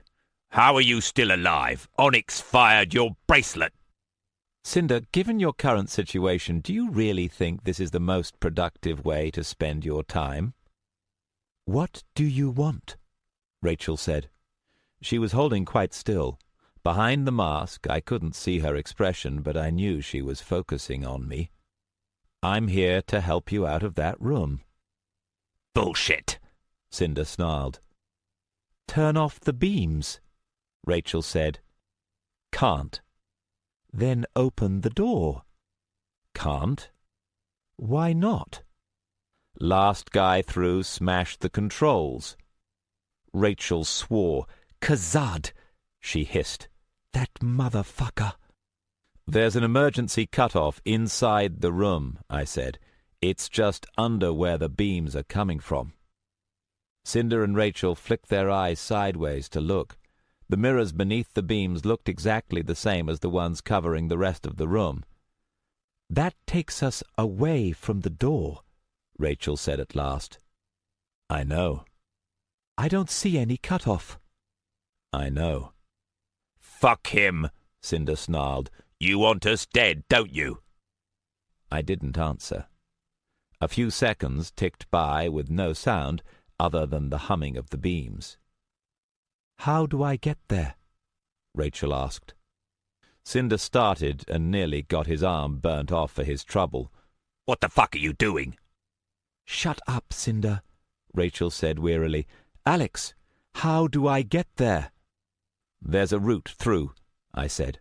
"Move your head forward and shift about 6 inches to the side, and you'll see the first part." I paused. "It'll have to be you. Cinder's too big." Rachel only nodded. She moved her head and shifted. "I see it," she said, and began to move. "Del," Cinder said. "Catch me if I fall," Rachel said, and started sliding through the beams. If it had been Luna, I'd have been terrified, barely able to look. As it was, I watched Rachel with something like indifference. Despite everything, I had to admire her body control. She didn't tremble at all as she crawled and stretched and balanced over and under and through the beams, heading for their source. I looked into the future and saw her slip and die in agony, and each time I spoke, telling her which way to move, when to stop, and when to go. Rachel obeyed without question. Despite everything that had happened between us, in a weird way, we still understood each other. I wondered what Luna and Sonder must be thinking, watching from the sealed corridor. At last Rachel made it. She rested in a crouch, body angled to avoid the beams streaming from the opening just above her. "What do I do?" she said without looking. "Put the middle 3 fingers of your right hand against the mirror just below the beams," I said. "Up, a little to the right. Now, press." There was a click, and a small section swung open. "There should be 2 crystal spheres," I said. "Can you see them?" "Yes." "Put your finger between." There was a pause, then a tiny spark. All of a sudden, as if someone had thrown a switch, the beams vanished.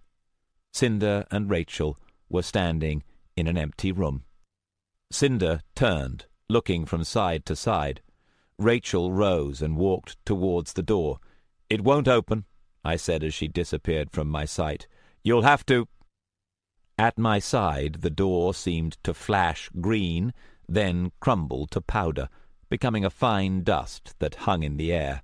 Rachel strode through, followed an instant later by Cinder. "Disintegrate it," I finished. The room on this side of the trap was a small one, with corridors leading off right and left.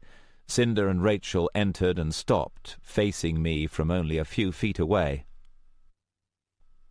Cinder looked at the smashed controls, then back at me. There was an expression on his face I'd never seen before.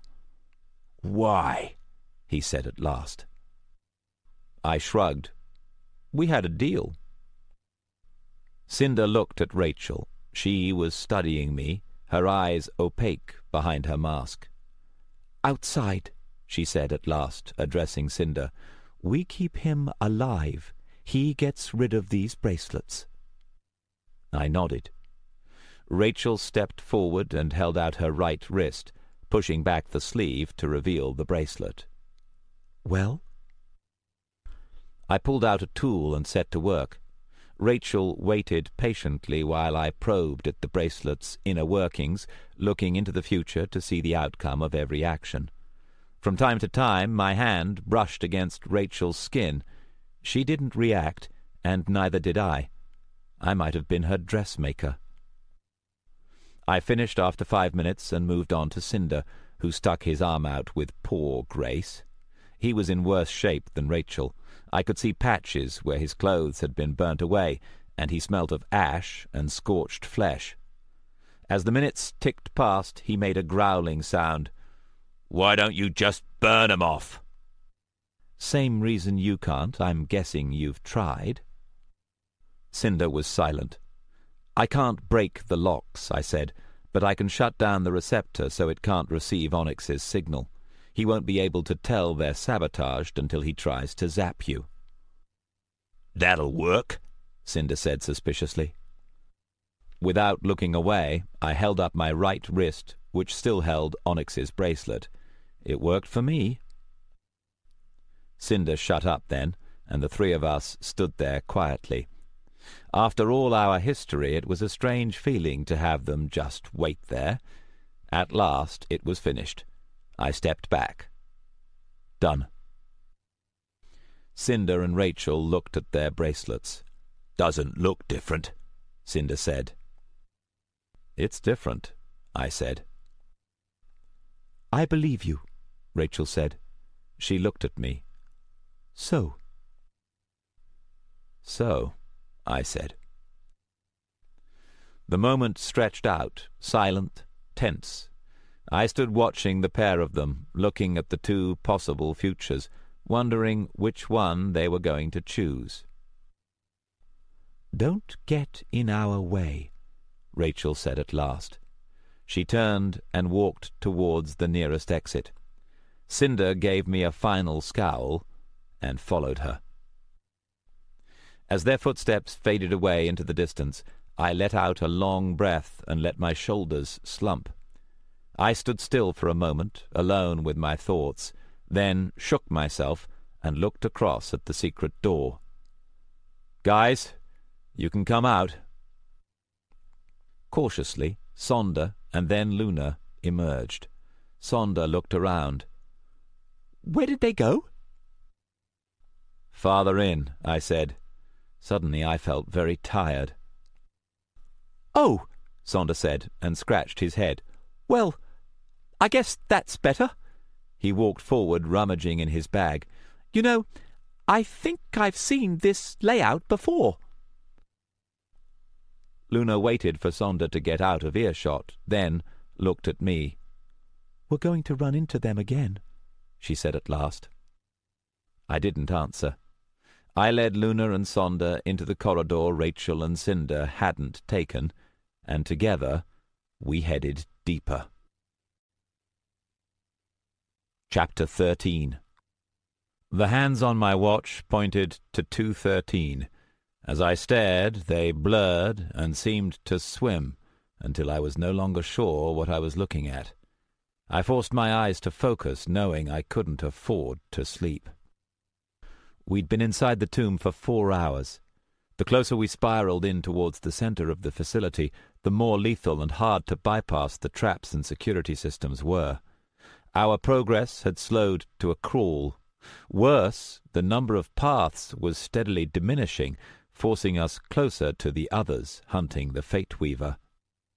Cinder and Rachel were the easiest to spot, and I stayed away from them, not wanting to find out how long our truce would last. More of a concern was Khazad. He had split from the others and was searching the corridors on his own, and in the last hour we'd been forced to hide from him 3 times. Each time we let him pass, he reappeared again a short while later. I was starting to worry that it wasn't a coincidence, and that he was actively hunting us. I could vaguely feel his presence through the futures of our meetings, somewhere behind us and to the left. Having to stay constantly on the alert was wearing me down. I shook off my fatigue and looked up at Sonder. "Which way?" Sonder had held up better under the strain than I'd expected, but he was looking tired as well. He'd managed to piece together a sketch map in his notebook, extrapolating from the parts of the facility we'd seen and from the designs of other precursor structures he'd read about. It wasn't perfect, but it was getting better. "Left, I think. It shouldn't be trapped." I glanced ahead through the futures. We were standing at a T-junction. "They're both trapped." "There's supposed to be a corridor. It might not be easy to open the other end, but the right way is open, but I think the traps are denser." I sighed and slid down the wall. "I need to rest. Try to figure out which path will get us through." I closed my eyes and made myself relax. I'd been sitting only a few moments when a voice penetrated my thoughts. "Alex?" I opened my eyes to see Luna looking at me. She was crouching in the room's far corner, the crystal cube held absent-mindedly in her fingers, as though she'd forgotten about it. Luna had been quiet for the past 2 hours, her thoughts and manner more distant since the encounter with Cinder and Rachel, and I knew she'd been thinking about it. When she spoke, though, the subject came as a surprise. "These traps and barriers, this isn't normal, is it?" I gave Sonder a glance, and he shook his head. "No, we've found defense systems before, but nothing like this." "I've been thinking about it too," I said. "All I can think of is what Abithriax said. Fate Weavers were supposed to be very powerful. If what he said was true, his might have been the only one stable enough to be preserved." "Why, though?" I frowned. "Why the traps? To make sure no one could get it." Luna shook her head. "No, I understand that. I mean, why would they seal it away and not keep it for themselves?" I opened my mouth to answer and stopped. "Maybe they thought it was too powerful?" Sonder said doubtfully. "No," I said with a frown, "she's right. If it was that useful, there'd have to be one hell of a good reason for them to give it up." Sonder suddenly got a thoughtful look. "You know," he began, but as he did, my precognition flashed a warning. I looked into the future, and my fatigue vanished as I pulled myself to my feet, Damn it! Luna scrambled up, pocketing the cube. What's wrong? Khazad again. I looked through the futures, calculated. We've got less than 5 minutes. Sonder, which way? Sonder hesitated. I don't know. Then we go with your first guess. I turned left and started down the white corridor. Luna followed me without hesitation, and Sonder hurried after. We reached a crossroads. A doorway led into a long hall while the corridor went further, bending out of sight. Behind I could feel Khazad following in our footsteps. He was moving faster now, and I wondered if he had some way of tracking us. Into the hall, I said. We'll seal the door behind us. But we'll be trapped, Sonder protested. The door at the other end's sealed too. We can open doors faster than Khazad can. I glanced back. I thought I could hear footsteps. Out of time, let's go! Luna stepped through, and with only a moment's hesitation, Sonder followed. I stepped inside and touched the control crystal on the wall. The area across the doorway darkened and became an opaque wall of force. The sound of distant footsteps cut off abruptly, and everything was silent. Can he get in? Luna asked absently. She was playing with the crystal again. Eventually, I said, reaching out with my senses to search ahead. We just have to... I trailed off. Someone's here. Luna and Sonder turned, their eyes flicking. The hallway was crowded with square pillars, providing plenty of cover. I reached into my pocket for a weapon. "Show yourself," I said, my voice echoing around the columns. The silence stretched out. Tense. Movement. Footsteps. A man leant out from behind a pillar and stopped, staring. Verus? It was Griff. I searched the hall quickly and verified that no one else was inside. "Master Griff!" Sonder said in relief. Griff walked closer, and the four of us stood still for a moment. Only Sonder had relaxed. Griff and I were watching each other closely. Luna had hidden the cube away, and I kept my hand in my pocket. Then Griff spoke. "You okay?" I nodded, and the tension eased suddenly. "You?" "So far." He looked at the door. "You closed it?" "Khazad's outside." "Shit."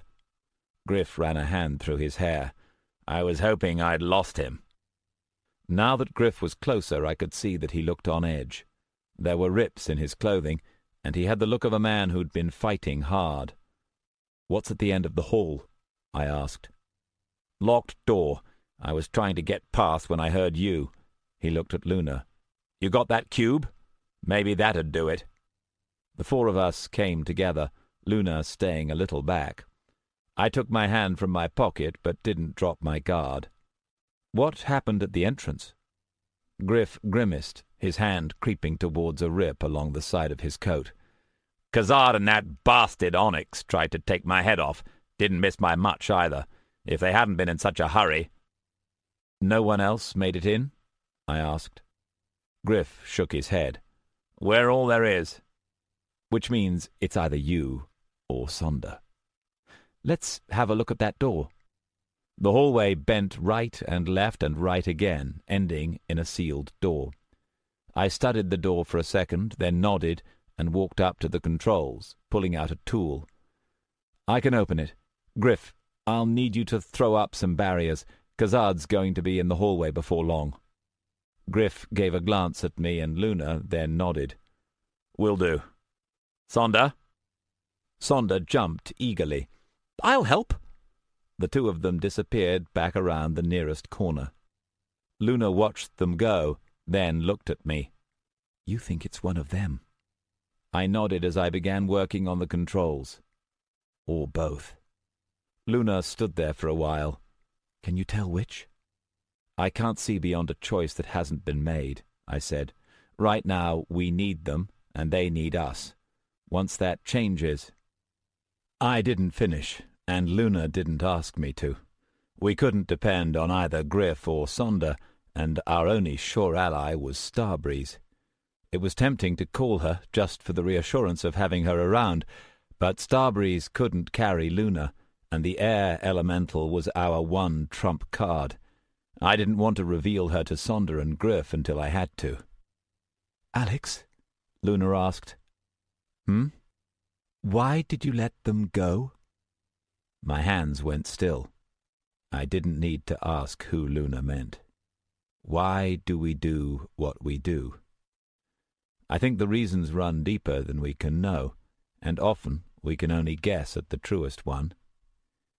If you can't have another ally, I said at last, next best thing is to give your enemy another enemy. Luna was silent, but I could feel her gaze on me. She knew I was holding something back. I stopped work on the controls and sighed quietly. That's one reason. The other one is, whenever you kill someone, it becomes a little easier to do it the next time. I turned to look at Luna. You've never killed. A shadow flickered over Luna's face. I cut her off. Not the same. I mean, deliberately. I paused, looking at her. It might come to that before this night is out. If it does, then be very sure about what you're doing, because either way, you're going to have to live with the consequences forever. Luna stared back at me, then dropped her eyes. After a long moment, I turned back to the controls. It took me a while to get back my concentration. When I heard Griff's footsteps again, I glanced back to see that Sonder was with him. "I've set some wards," Griff said, "but the lock on the door's going screwy. You sure it's Khazad?" "It's Khazad," I said. "He'll be inside in 10 minutes. Your wards will hold him another 10, maybe less." "Can you get this open before then?" I nodded. "Give me a hand." Griff came forward to help, and Luna stepped back. The minutes ticked by as the two of us worked together, me guiding, Griff using the power of his earth magic to manipulate the controls more quickly than I could. Griff was skilled with wards and smart enough not to question what I told him. We worked quickly and efficiently. There was a distant grating from far down the corridor. "Khazad's in," Griff said with a grunt. "So are we," I pointed. "There." Griff aimed a surge of earth magic, and with a rumble, the door slid open. Beyond was a dark corridor. I scanned quickly ahead and confirmed that it was safe. "Sonder, get the lights," I said. "You go in too, Luna." They obeyed. "Wait," Griff said sharply. He pointed back down the hallway, and I turned to look. There was a scuffle of movement. I spun back just in time to see Griff dart into the corridor after Luna and throw a scattering of gold discs down at the floor where the corridor opened out into the hallway. As they struck the ground, they flared to life, and a wall of transparent force sprang up, blocking the entrance. Sonder had just gotten the lights working. Now he spun. "Master Griff? What?" Griff gestured, and a hammer of earth magic smashed Sonder into the wall with stunning force. Sonder's head cracked against the stone, and he hit the ground limply, his glasses bouncing away. In the same motion, Griff swung back, and Luna was slammed against the wall, dull brown energy pinning her arms and legs. I hit the barrier as Griff turned back to face me. The wall didn't give, and Griff watched me struggle for a few moments before giving me a nod. "Sorry, Verus. Looks like you're staying behind." "You!" I snarled, straining against the invisible wall. "It was you!" Griff shook his head. "Don't act so surprised. You were recruited by Levistus, same as me. Difference is I'm permanent and you're temporary." "Alex!" Luna cried. Griff gestured, and the brown energy flowed up over Luna's nose and mouth, cutting off her breath. I saw her eyes go wide with panic as she struggled to breathe. My fist tightened against the wall of force. I was less than 5 feet away, but the barrier was just as unbreakable as the one I'd used on Canary Wharf. "Griff," I said, my voice low and deadly, "if you hurt her—" Griff ignored me and stood and watched Luna choke. There was nothing I could do, and he knew it. After a few seconds, he drew his finger down, and the energy withdrew just far enough for Luna to gasp in a breath. "Stay quiet if you want to breathe," he told her before turning back to me. I willed myself to remain calm. "You're making a mistake," I said. "If we stayed together—" "Sorry, Verus," Griff said. "I'd been hoping to have you around to help with Onyx, but you see, it's you Khazard's after. He told me 2 hours ago. This way, I get rid of you and him. That's too good a deal to pass up." "You want the Fate Weaver? Take it. Let them go." Griff shook his head and started working on the door controls. "Love to cut out the dead weight, but I need her along. The Fate Weaver's got a lock that works the same as the front door, and she," he nodded at Luna, "is the only one who can open it. Well, her and that cube." I looked down at Sonder, lying sprawled at Griff's feet, and hoped desperately for him to get up, but as I looked into the future my heart sank. Sonder was out cold. There was nothing I could do to stop Griff from sealing the door behind him. "Oh, one more thing," Griff said. He snapped his fingers, and I felt a surge of energy from down the hall behind. "I just took down the wards. Have fun with Khazard." He took a step back towards Luna. "Griff," I said. I didn't speak loudly, but there must have been something in the way I said it. Griff paused and looked at me. Griff was next to Luna, within her danger zone, and I could see the silvery mist of her curse drifting through the bonds imprisoning her. The strands flowed lazily through the air, reaching Griff, soaking into him. "You are going to find," I said, my voice soft, "that Luna is very bad luck for people who try to hurt her." Griff looked back at me, and I had 1 second to remember him like that, stocky and strong, his iron-grey hair mussed slightly from the struggle. He gave me an amused smile. "I'll take my chances." He put out one hand, and a fist of brown energy smashed the control crystals. The ones on my side flickered and went dead, and with a rumbling sound the door rolled across. I had one glimpse of Luna's eyes going wide in panic. Then the door ground shut with a thud. I was alone in the hall, and distantly, from behind me, I heard Khazard's footsteps coming closer. Back when I was a prisoner in Richard's mansion, Tobruk would sometimes play cat and mouse. He'd set me loose to run the dungeon, give me a head start, then come after me. Some of my memories of that time are blurred, but that feeling I remember crystal clear. Pressed against a wall, my heart in my throat and my breath coming fast, straining my ears for the sound of footsteps, feeling only dread because hiding never worked. Tobruk always found me. The only question was when. Standing in that hallway, I felt all the old terror rush into me. Khazard was coming, and he was stronger and crueler than I was, and when he found me, he was going to hurt me, and he was going to kill me, and there was nothing I could do. I scrambled in my pocket, pulled out the glass rod, and channeled a thread of magic into it, speaking in a rush. "Starbreeze! Starbreeze! Can you hear me? I need you!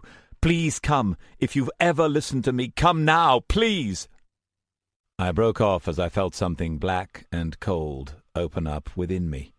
Starbreeze would hear me, and she would answer, but too late, far too late. I turned, searching frantically for a way out, another exit. There wasn't one. All that was left was to face Khazard. Me with my tricks and toys against the full power of a dark mage. I stood helplessly in the empty hallway, listening to the footsteps draw closer, and I was 19 years old again, cowering in the dark, paralyzed with fear.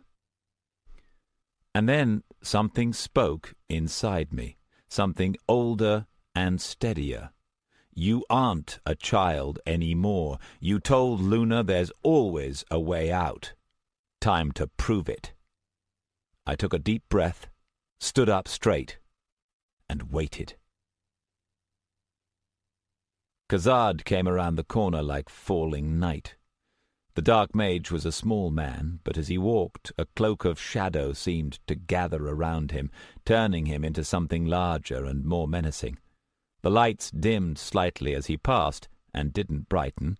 Black eyes met mine. "Hello, Khazad," I said. My voice shook the tiniest bit. Khazad strode forward without answering. I watched him and wondered as I did how I could have ever thought he looked like a bird. He moved with a smooth, unhurried grace, not taking his eyes off me. I knew he was probing the area, scanning for traps, making sure I couldn't trick him the same way again.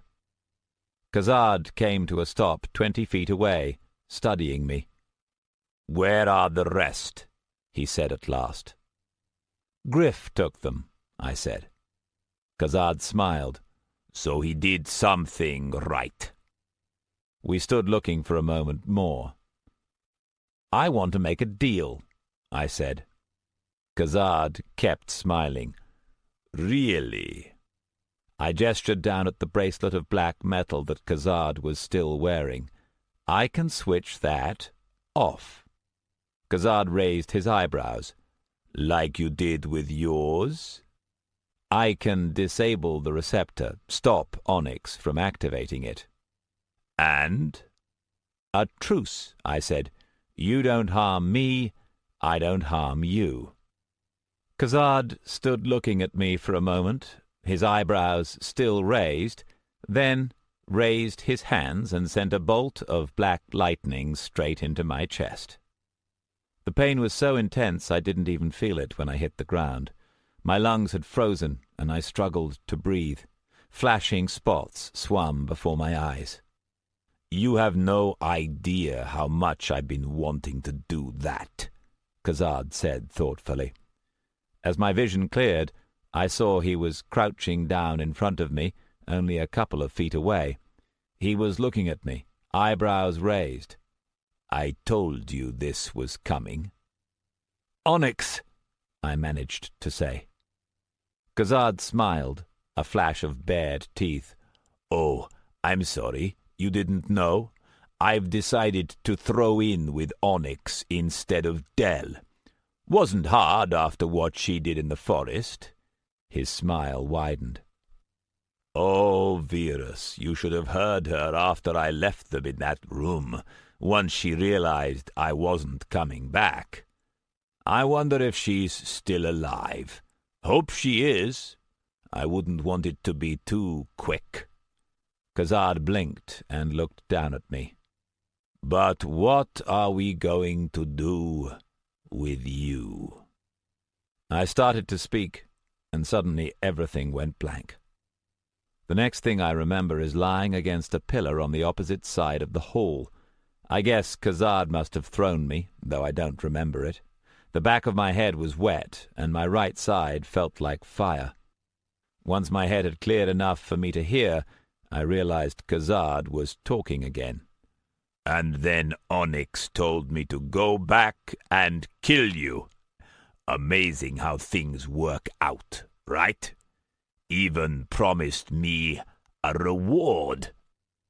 I tasted copper and spat blood. I knew this was my last chance. Cat and mouse, I thought dizzily.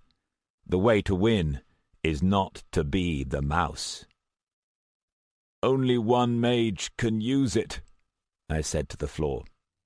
"I mean, I'd have done it for free." I made myself look up.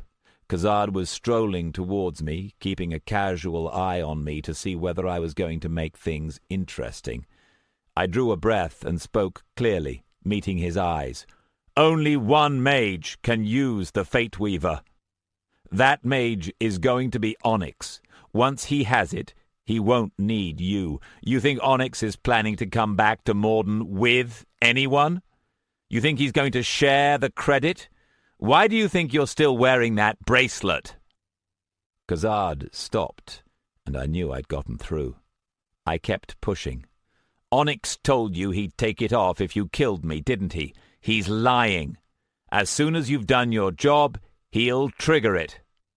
Once he's got the Fate Weaver, there's no reason to leave you alive. Why do you think Morden didn't care about us being recognized? You were never meant to survive this. None of us were. We're just one more set of pawns." "Shut up," Khazad said. He stared down at me. I held very still and felt my life hanging in the balance. I knew Khazad was waiting for me to keep talking, but I didn't. Everything I'd said was true. My only hope was that Khazad would realize it.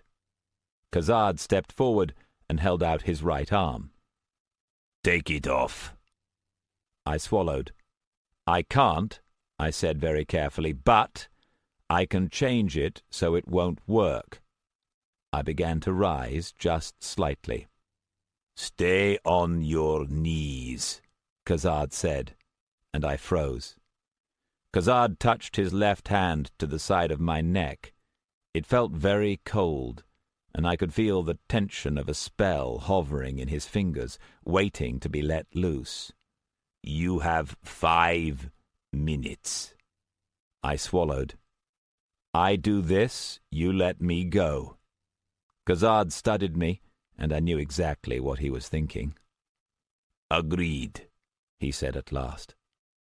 He held his right wrist in front of me, the bracelet gleaming dully. "Do it."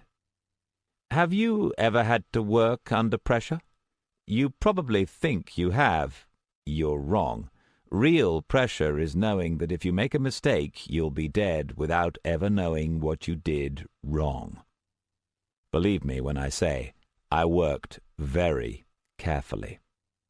"It's done," I said after a few minutes, lowering my tool. Khazad looked down at the bracelet. It looked the same as before.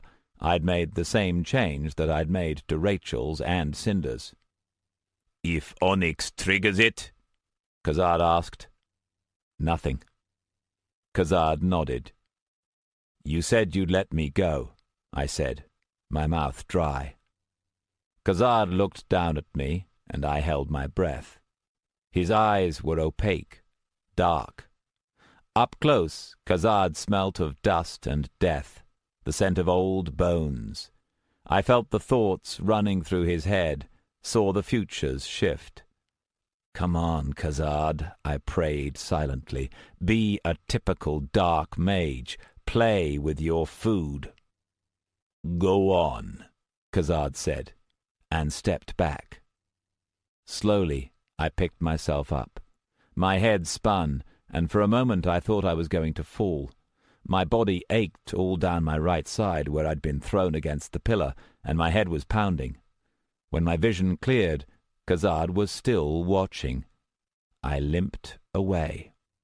Khazad let me get almost to the end of the hall. "Oh, Verus?" I stopped and turned. Khazad was standing there, smiling. The hallway was quiet. As Khazad lifted his arm to cast the spell that would kill me, I made a small gesture with the fingers of my right hand, the same one Onyx had made. Black lightning surged from the bracelet on Khazad's wrist, crackling over his body, and the spell he'd been about to throw dissolved. Shock flashed across his face, followed by agony. He hit the floor with a scream. "Did you know death bracelets work on a signal?" I said to Khazad. The bracelet was still discharging, pouring out lethal energy as Khazad writhed and screamed. I walked back towards Khazad and stopped, my voice absent. They're old magic, these things. Not many people study them anymore. If you understand how they work, you can change the signal, make it respond to your command, instead of someone else's. Khazad's head snapped up. He glared at me, but all he could do was twist in agony as the negative energy crackled into his body, his limbs, his heart. "You!" he managed to gasp. "You!" I looked down at Khazad without expression. I warned you at the ball. I gave you a chance. But you could never believe it, could you? That someone like me could ever be a threat to someone like you. I paused. Tobruk was the same, you know. Right to the end. Khazad couldn't speak any more, but he stared hate at me even as he clawed at the stone. I looked down and I watched the black lightning play over his body, and I waited for him to die. I didn't wait long. When Starbreeze arrived, I was slumped against one of the pillars. Starbreeze whisked in and hovered over Khazad's body, looking down with wrinkled nose. She was in her elfin form, short, sticking-up hair and skinny arms. "Dead man," she announced. "Dead man," I agreed. I pulled myself to my feet, wincing at the pain in my muscles. "Starbreeze, I need to get to the heart of this place, the center. Can you take me there?" "Middle?" Starbreeze said in interest. "Middle." "Middle!" Starbreeze swept around me and turned my body to air. I had one last glimpse of Khazad's corpse. Then Starbreeze whisked me forward through the gaps in the stonework, carrying me the last stretch of the way. The heart of the facility was a huge circular room. Columns rose around the edge, supporting a high, domed roof. There were inscriptions of some kind on the walls, but the light was too dim to make them out clearly. On the columns were mage lights, weak and widely spaced, leaving the room just bright enough to see in, yet dark enough to cast shadows. The middle of the room was bare except for a dais at the exact center. Upon the dais was a pedestal. 2 figures stood before it. Starbreeze set me down behind one of the columns, hidden in the darkness. As I scanned the area, I felt other presences. We weren't alone. "Alex," Starbreeze whispered. "I know," I said quietly. I peered around the column. Griff and Luna were on the dais at the center, just visible in the gloom. Luna was standing stiffly upright, as if she were being held, and Griff was close. Too close. There was a small cage of force over the pedestal's surface, and something was inside it. "Men," Starbreeze whispered. "I know," I said again. Griff and Luna weren't the only ones here. I could sense 3 more, 2 hiding in the columns to the left and 1 opposite. A moment later, I knew who they were. Cinder and Rachel to the left, and Onyx up ahead. From where they were standing, they could see Griff and Luna, but they couldn't see each other. 3 more, I whispered to Starbreeze. Starbreeze shook her head vigorously. "No." "What?" "Another." Starbreeze pointed towards the ceiling.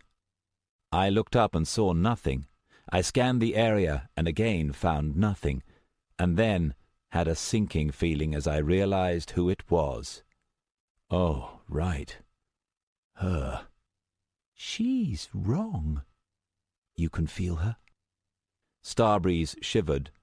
"Wrong."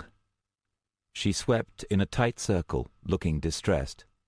I looked into the futures, in which I moved forward towards the dais, getting a closer look. The pedestal on the dais was 3 feet high, and resting on it was a plain, slim, ivory-colored wand. A cube of unbreakable force topped the pedestal, just barely visible against the darkness. A moment later, I saw why Griff hadn't opened it. On the rim of the pedestal, just outside the force barrier, were square holders, exactly the right size and shape to place Luna's cube into, just like the one at the entrance. 3 of them. Griff was up on the dais. He was holding Luna's arm, twisted up behind her back, forcing her onto tiptoes. "Think harder," he was saying. "I don't know." I focused on Griff with my mage's sight, and saw that the silvery mist of Luna's curse was crammed in so brightly around him that he looked like a searchlight, the glow so intense that it actually made it hard to see. I'd never seen the curse so concentrated, and more was pouring in. Griff twisted Luna's arm a little higher, and she gasped. The silvery mist flowing from her into Griff seemed to intensify. "Think harder," Griff said again. "I don't know." Luna's voice was high, laced with pain. "How could I know? I've never been here." Griff pushed Luna sprawling to the floor. He lifted a hand, and pale brown energy glowed. The stone of the dais flowed and reshaped itself into chains, locking around Luna's ankles and binding her to the foot of the pedestal. "Well then," he said calmly, "we've got a problem." I snapped back to the present. "I'm going to get her." Starbreeze looked upset. "No." I shook my head. "Let's go," Starbreeze urged. "Away." "Griff's going to kill her." Starbreeze shrugged. "You don't care, I know." I looked at Starbreeze. "But I do. I need you to send a message. Whispering Wind." "Who?" "Cinder and Rachel, the two over there." I pointed, then leant close and whispered into Starbreeze's ear. "Cinder, Delio, it's Alex Verus. Onyx is waiting in ambush behind the column at the north side of the chamber, 10 pillars to the left of where you are now. He's expecting you to come from the middle." There was a moment's silence as Starbreeze carried the message. Then a whisper floated back. "Verus, you bastard! How the hell are you still alive?" I smiled. "Hi, Cinder. Before you ask, we've still got a common enemy." "You think we owe you anything?" I didn't reply. After a second, I heard Rachel's voice through the whispering wind. "Is he moving?" "No." "Tell us if he does." Then silence. Starbreeze looked at me. "Gone." I nodded and started to plan my course. "Alex!" I turned to see Starbreeze floating in the air, gazing at me imploringly. She looked miserable, and even with everything else I felt a sudden stab of pity. Starbreeze is a creature of whim and freedom and ever-changing movement. Violence isn't in her nature. She was lost here, out of her depth, and I knew her instincts were telling her to flee. One word, and she'd take me with her. "Sorry, Starbreeze," I told her. "I can't run this time." I pulled up the hood of my mist cloak and disappeared into the shadows. As I circled the room, I reached out with all my senses, keeping tabs on the other mages. Onyx was watching and waiting, a spider in his web. Rachel and Cinder were creeping around towards him, and as far as I could tell, Onyx hadn't spotted them. I knew I wouldn't see 13 until she struck, so I didn't waste time worrying about her. Most of my attention was focused on Luna and Griff. Once I'd circled far enough, I stepped into the open, trusting to my mist cloak and my magic to keep me unseen. I could make out the outline of the Fate Weaver through the barrier, and for the first time in days, I was calm. All my decisions were made. I would take the Fate Weaver and use it. If I succeeded, Luna and I would live. If I failed, both of us would die. As I walked softly forward, I wondered if Abithriax was watching us, pieces on the chessboard, all fighting for the same prize. My circling had taken me behind Griff, and as I crept across the open stone, I could see that he was focused on Luna. "Put the cube in," he ordered. "I don't know which." There was the thud of a blow landing, and the hairs on the back of my neck stood up as I heard Luna gasp. "Figure it out," Griff said. "I don't know." Another thud, and Luna cried out. I sped up, pushing the limits of how fast I could safely move. Griff knelt down next to Luna, giving me a clear view of her. Luna's lip was cut, drops of blood staining her skin. She looked up at Griff, afraid, but Griff's voice when he spoke was suddenly gentle. "Luna," he said, "I really don't have anything against you. You're obviously in over your head here, and it looks to me like you don't have any idea what you're dealing with." Griff looked at her, his voice steady. "But you see, I need that barrier opened, and if you can't do it, you're no use to me. So, I'm just going to keep hurting you until you try." "You said it'd kill me if I picked the wrong one." Griff raised his eyebrows. "Then you'd better make sure you get it right." I'd covered half of the distance to the center. Across the room I could sense Rachel and Cinder closing in. Onyx hadn't moved. Luna was lying awkwardly on the stone chains that trapped her, breathing quickly. Then Luna's head came up, and I caught my breath at the look in her eyes. "I always hated my magic," Luna said quietly. "It's taken away my life, but it's what I am. It's part of me, and I'm not hiding from it any more." She stared up at Griff and spoke softly and clearly. "Die!" I felt something shift, and I realized that all of a sudden I could actually feel Luna's curse radiating from Griff, an aura of doom that was almost tangible. I reached the dais, swift and silent, as Griff looked down at Luna, and the futures flickered and changed. Then the futures settled as Griff made his decision. "You know," he said, and his voice was quite calm, "you don't need to be healthy to use that cube. You just need to be alive." I saw then what Griff was going to do. Normal people, when something bad happens, get to tell themselves that they couldn't have known. Diviners don't. I knew what Griff was about to do, and I knew that if I tried to stop him, he would swat me like a fly. I held still. Griff broke Luna's wrist. Luna's scream was physically painful, like knives scraping down my spine. Griff waited for it to trail away into sobbing, then spoke again. "Try the cube." I... "Try the cube." I won't! There was the sharp crack of another bone, and Luna screamed again, a heart-breaking sound. I clenched my fists, a fine tremor going down my arms. "Try the cube," Griff repeated.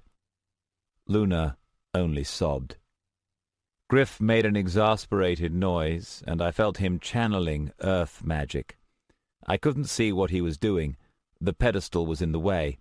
All I could see was the faint brown glow. Then Luna shrieked, and kept on shrieking. It was ear-splitting, but underneath it I could hear a grinding, scraping noise like rock grating against rock. Griff spoke again, but this time I couldn't make out his words. I dug my hands into the stone until they bled. I knew Cinder and Rachel were right on top of Onyx's hiding place. "Come on," I prayed. "Come on, come on, come on!" There was a roar and a flash of flame. The glow from the other side of the pedestal snapped out, and Luna went silent. Griff whirled, searching for the noise, and for an instant his back was to me. It was long enough. Griff felt it coming. You don't catch a battle mage totally off guard, no matter how quick you are. He was turning back towards me when I reached him, a shield of energy coming up to block my attack, but I wasn't using a weapon. I slammed into him in a bull rush, and as I did I felt Luna's curse suddenly take, hard. Looking into the future, it was as if every strand but one were extinguished. The one strand that led to Griff's fate pulsed brightly, becoming real. Griff staggered backwards, off balance, on the edge of falling but not quite going over. He kept going much farther than he should have, and was halfway across the room before he came to a halt. The shadows around Griff moved. Onyx strode out to his right, Rachel to his left, Cinder behind. The three dark mages formed a triangle with Griff at the centre. Sea-green light flowed at Rachel's hands. Fire burned around Cinder's. Onyx showed nothing at all. All three noticed Griff at the same time and turned to stare at him. Griff looked up, and there was just enough time for his eyes to go wide. "Oh, shit!" Battle mages have a frightening amount of destructive power. Mages fighting a duel spend most of their energy preventing the other from landing a solid hit. It's very rare for a mage to hit an opponent with all his strength, but when it happens, it's always fatal. One spell from a battle mage can shred a human body like tissue paper. The effect of 3 of those spells hitting at the same time doesn't bear thinking about. I won't try to describe what it looked like. All I'll say is that it was over very fast. Then Onyx and Rachel and Cinder turned their attention to each other, and I dived behind the pedestal as the room lit up with death and fire. "Luna! Luna!" Luna was leaning against the pedestal, her eyes fluttering. Griff's stone chains still locked her ankles to the pedestal. Her right arm was twisted at a horrible angle, and her face was dead white.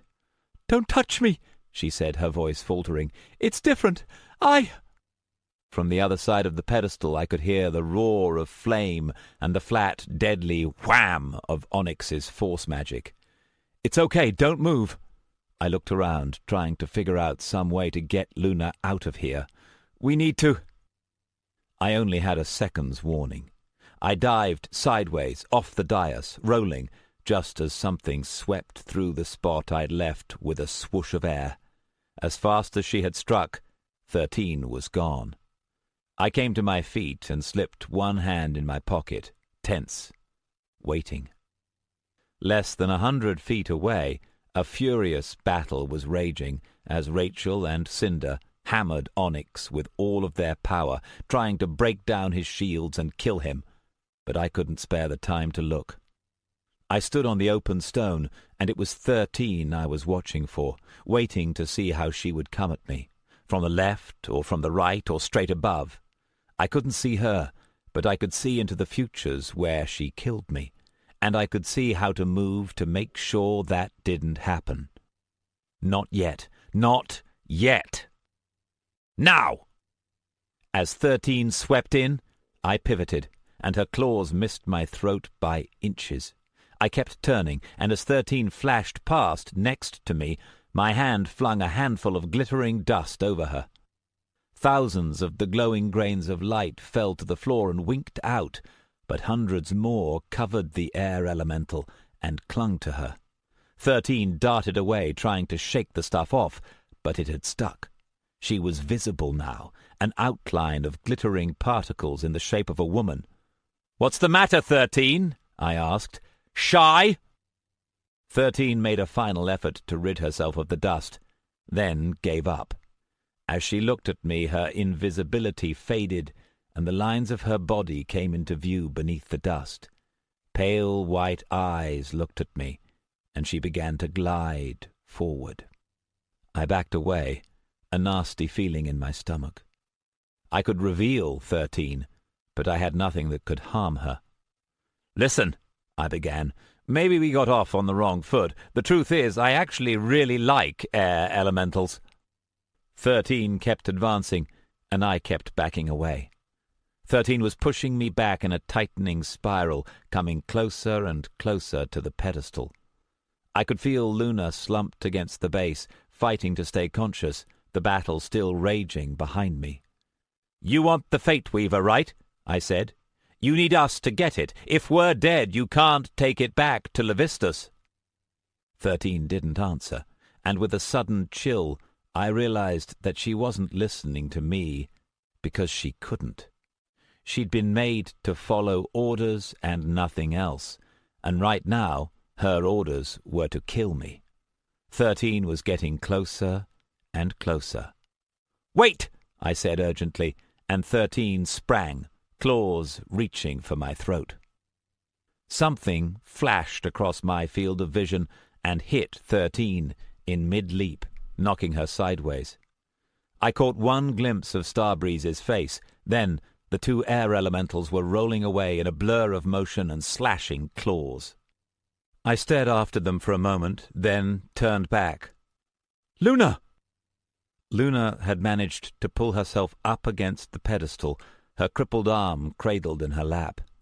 Her head was right next to the 3 receptacles for the cube, and the force barrier holding the Fate Weaver glowed silently above her, casting a faint white halo around her hair. "Go away!" she managed. I crouched down next to her. "Luna!" "Go away!" Luna said. Her eyes were cloudy with pain, but her voice was clear. "Not you as well!" "Put the cube in one of the holders." "I don't know which, Alex. Just go.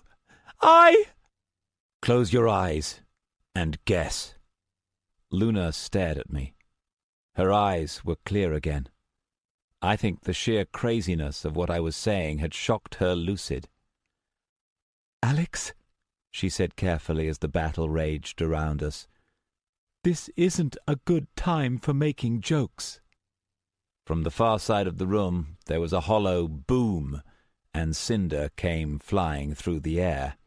He slammed into one of the pillars with the crack of breaking bone and hit the floor. A moment later, Onyx appeared. His eyes had gone pitch black, and wisps of darkness trailed from his hands as he turned on Rachel. Rachel faced him, and there was no fear in her eyes. Beneath her mask, her lips were curled in a silent snarl.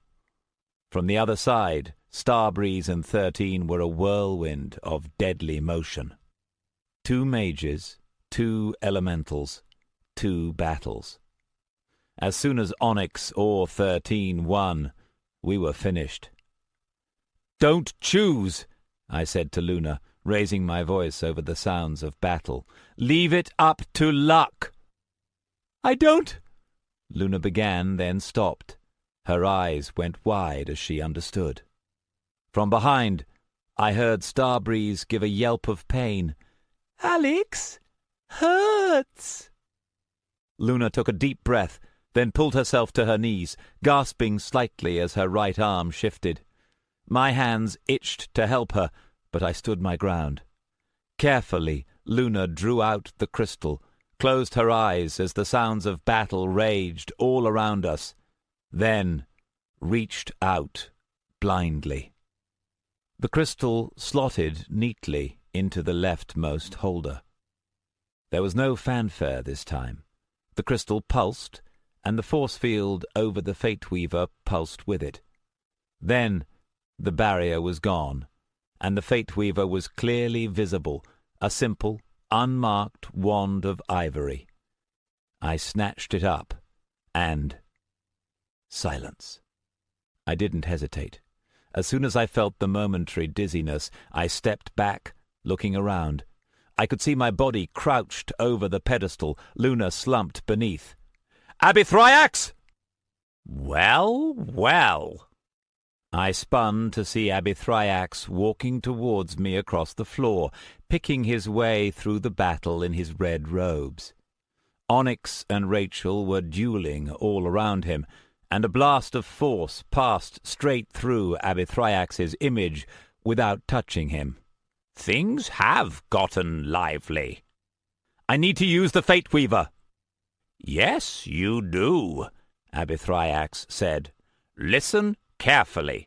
To use the Fate Weaver, you and I must merge. I will open my mind to you. My knowledge and skill will be yours. The link requires your willing consent." Abithriax's eyes held mine. "Hold back even a little, and it will fail." Behind Abithriax, Onyx shattered Rachel's shield into shards of sea-green light. I knew the kind of mind magic Abithriax was describing was dangerous. If I went along with this, I wasn't sure who I'd be when I returned to my body. I looked down at Luna. She was crouched down on the dais, trying to hide from the battle raging around us. "Do it!" Something flickered in Abithriax's eyes. Then they were smooth again. He nodded and walked up to the dais. "Then hold out your hand." I lifted my right arm. Abithriax reached out, then paused. "I suggest you brace yourself." He looked into my eyes. "This will feel a little odd." Abithriax grasped my hand, and everything went white. Chapter 14. When I came back to my body, it was like waking up for the first time. Luna was saying something, but I barely noticed. I knew exactly what was happening without needing to look. I started walking down off the dais, twirling the Fate Weaver absent-mindedly in my right hand. "Starbreeze!" I called. "Break off!" Starbreeze tore herself away from 13. Her form was tattered, mist leaking from her wounds. She shot me one terrified look and fled. 13 didn't pursue, instead turning back to me, her primary target. She'd shed the last of the glitter dust, and as she moved, she faded into invisibility again. 13 was the greater threat. I should eliminate her first. I turned my back on her and looked to the other side of the room.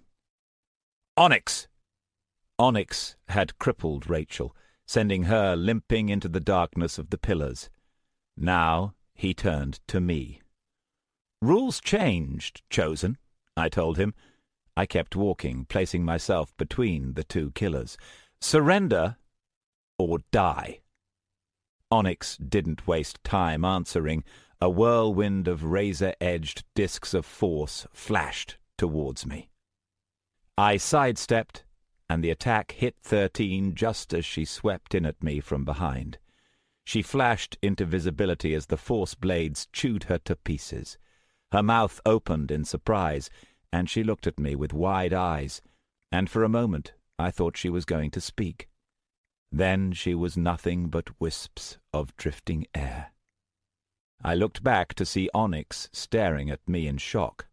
That attack should have hit me. I knew it, and he knew it. "Last chance," I said. Onyx threw a lance of force at me, followed by a spinning saw blade that could have cut me in half. Next was a series of hammer blows, then a force wave. Then he just blasted the entire area in a 30-foot radius. He might as well have saved his strength. The power the Fate Weaver gave me was beautifully simple. My divination magic let me see what might happen. The Fate Weaver let me pick what would happen. Together, they were invincible. Fighting Onyx was like a chess match where I got to play both sides of the board. Each attack had a hole, a flaw. I lined up each flaw with my own movement so that it would miss. I didn't even move fast enough to break a sweat. "What the fuck?" Onyx screamed as I walked through the blast, bits of stone chipping and bouncing around me. I kept advancing, and Onyx backed away. "Your aim really is terrible, you know that?" Onyx threw an entire wall of force at me. He was panicking now, and that made it even easier. I found a flaw in the wall, enlarged it, and chose the future where the flaw was aligned with my course. I had to dip my head slightly as the wall ruffled my hair. Then I straightened up and kept walking. "What the fuck?" Onyx screamed again. "I hit you! I know I hit you!" I sprang at him. Onyx struck with everything he had, but my attack had been a feint, and I slipped away as Onyx filled the air around him with missiles. Onyx's strikes were frantic, uncontrolled, and it was easy to curve one of the bolts of force around to strike him in the back. The impact threw him from his feet, blood spattering the stone. Onyx struggled to rise, gasping, until the sound of my footsteps made him look up. I was walking towards him, and as I did, I slid my knife from its sheath, letting its blade glint in the dusk. "Should have listened when you had the choice," I told Onyx, and I was smiling as I said it. Onyx looked up at me, and for the first time I saw fear in his eyes. I knew Onyx was no coward. He could face battle without flinching, but this was something beyond his understanding. And the magic that had been a sword and a shield since childhood had betrayed him. To Onyx it must have seemed as though his world had turned upside down. He made his decision and acted in the same instant, and his body vanished in a mote of darkness as he teleported away. All that was left were drops of blood on the stone. I came to halt with an annoyed tusk. If I'd been paying more attention, I could have anticipated Onyx's flight and prevented it. Still, not bad for a first try, I suppose. "Alex?" I looked around to see that Luna was the only one still moving. She was still kneeling, chained to the pedestal, staring at me with wide eyes. "He got away," I said, unable to keep the irritation out of my voice. "Stay there." I began a circuit of the room, checking for survivors. Griff, needless to say, was very dead. After being shredded, incinerated, and disintegrated all at once, what was left of his body could fit in a pencil case. Anyone planning to give him a burial would need a mop and a vacuum cleaner. 13 was gone as well, though with her I wasn't sure how permanent it would be. The trouble with incorporeal creatures is that it's always so hard to tell if they're really dead. The big surprise was that Cinder was still breathing. The back of his head was a mess, and he was carrying a few broken bones, but he was still alive, for the moment at least. I searched his body, then glanced up as I sensed movement. Rachel was standing a few pillars away. Her mask had been torn away in the battle, and for the second time that day she was Rachel rather than Delio again. She didn't move. "Rachel," I said with a smile, rising to my feet. I lifted the Fate Weaver and raised my eyebrows. "Want to try to take it?" Rachel didn't answer, and I walked towards her. "Don't tell me you're not thinking about it," I said. "You're wondering if you can succeed where Onyx failed." I reached Rachel and began to walk slowly around her. "Do you think you can?" Rachel swiveled to stay facing me, limping slightly as she did. Her hair was disarrayed, matted in one place with blood, but her eyes followed me unblinkingly. "Well?" I said. Rachel shook her head slowly, not taking her eyes off me. "Why not?" I leant in, and suddenly I was right behind Rachel, whispering into her ear. I could smell her scent, blood and sweat and dust, and something else as well, something that made my nerves quicken. "You like to kill by touch, don't you? You're close enough. Show me what you've learnt." Rachel shook her head again. "Why not?" I said again, softly, into her ear. Rachel was silent for a long moment. "You'd win," she said at last, her voice as soft as mine. "Yes," I said. "You were always good at knowing when you were outmatched, weren't you? Not like Shireen." Rachel held very still. I withdrew, pulling away from her. "Now," I said coldly, "why should I let you live?" "We had a deal?" I laughed then, my voice suddenly cruel, and Rachel stopped. "Did you think I was that stupid?" There was fear in Rachel's eyes, but there was something else too. She was looking at me with respect for the first time, and I found that I liked it. "Still," I said, "you might be some use, but payment is only put off. I'll be calling on you. Understand?" Rachel nodded carefully. "I understand." She stepped away, backing towards Cinder. I lifted an eyebrow. "You want him as well?" "He's all I have," Rachel said. She spoke simply, and I had the odd feeling that for once she was being honest. I shrugged. "He can share your obligation." "Go." Rachel nodded again, then opened a gateway and started to pull Cinder through it. Her movements as she pulled the big man were oddly tender. Then the gate closed behind them, and I was walking back towards Luna. "I don't understand," Luna said as I reached the dais. She'd gotten to her feet and was standing with her arm cradled awkwardly, staring at me. "How did you do that?" "Back off 2 steps," I said. Luna did, causing the chains to rattle and draw out. As the links stretched, I identified the weakest points, created a pair of hairline floors, then shattered them with 2 stamp kicks. I turned towards the wall. "This way." "But," Luna said, then found she was talking to my retreating back. She hurried after me, the broken chains rattling. "Where's Starbreeze?" "She'll be fine." I stopped in front of a featureless section of wall, then spoke a command word. It darkened, then faded away, and I stepped inside. "Come on, unless you want to stay." Luna started, then followed me in. I touched a control crystal on the wall, and with a shudder the room sealed itself and began to move. "Alex," Luna asked, "what does that thing do?" I smiled. "Oh, Luna, I wish you could feel it. It's like being able to see where you were blind. Watch." I stepped forward. Luna flinched. "Don't!" I laughed. "Your curse? That can't hurt me now." I could see the silvery mist drifting around me, never quite reaching. Occasionally a strand would touch me, but I simply grounded it in the floor, along with the remnants I'd picked up from earlier. It was just as well I'd found the Fate Weaver when I had. I'd gotten altogether too close to Luna over the past few days.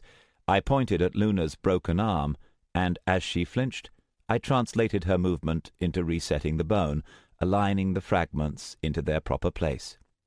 Luna gave a yelp of pain, then stopped suddenly, staring down at her arm. "It doesn't hurt." "I did some encouraging of your body's healing system. Once we find a healer, I'll have it fixed before you know it." I raised my eyebrows. "And what do you say to having your curse lifted?" "What?" I laughed again. "Anything that's possible, I can make real." The room came to a sudden end, and one side opened. Our stop. The journey out didn't take long. Luna trailed along behind me, shell-shocked, as I strode along the corridors, eagerly laying plans for everything I was going to do once I got outside. Before anything else, I'd visit Morden. I was going to enjoy our next meeting, though I didn't think he would. After that, I had a score or 2 to settle with Levistus. Then there were the others. I was so absorbed I hardly noticed once we reached the exit. "Hold up the cube," I told Luna. Luna hesitated, looking around.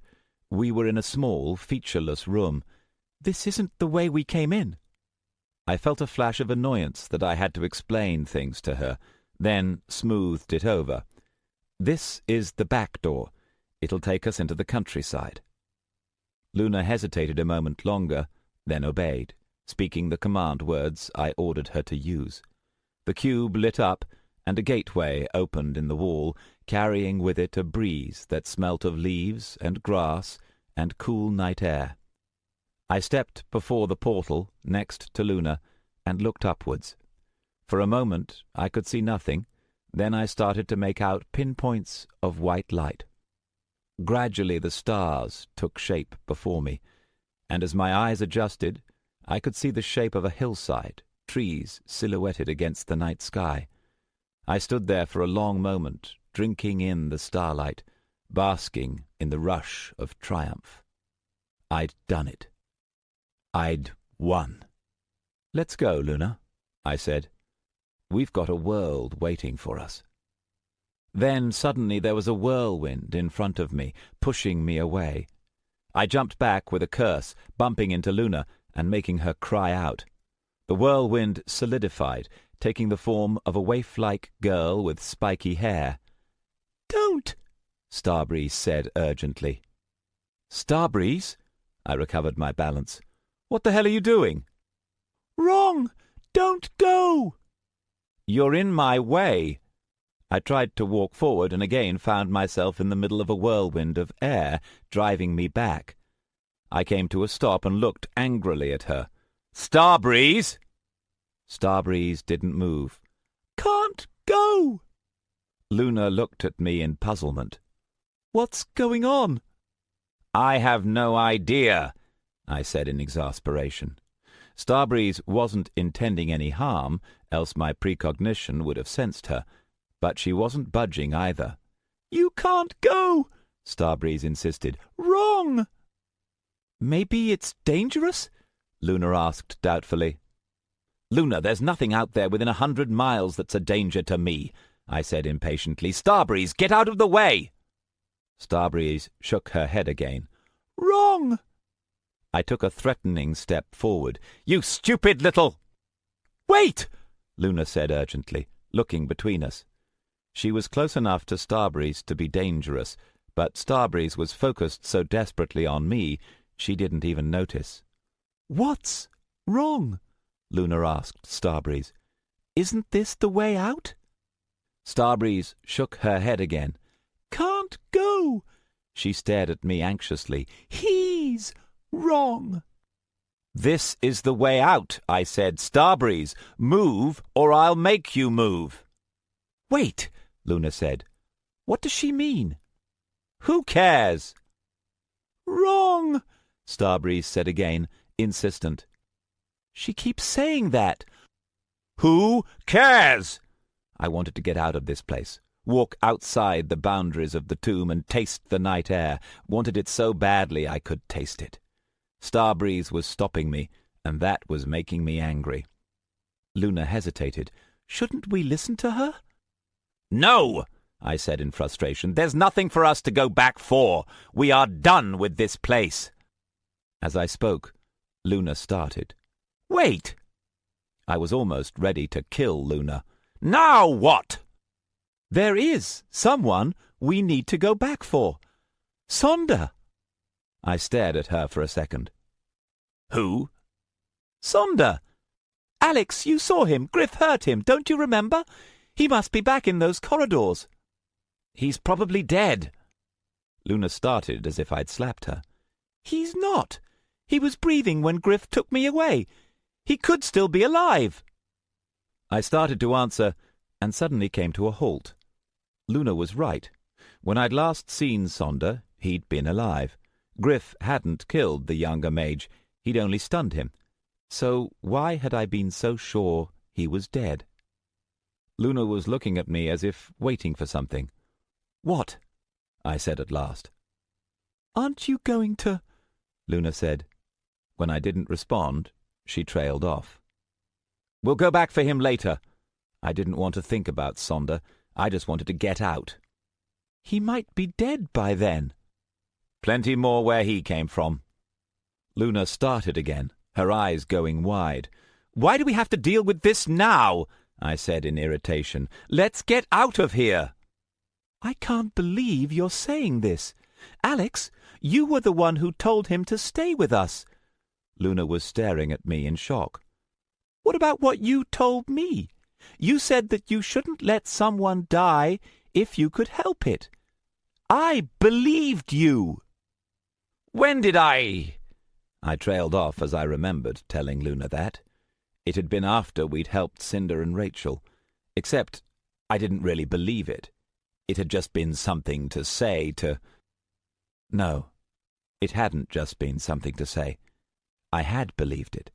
I did believe it. Luna was right. I couldn't just leave Sonder back there. I needed to go back and help him. No, Sonder didn't matter. What I needed was to get out. Wait, that was wrong. Leaving Sonder in the middle of that maze would be like killing him. But I didn't care about that. Yes, I did.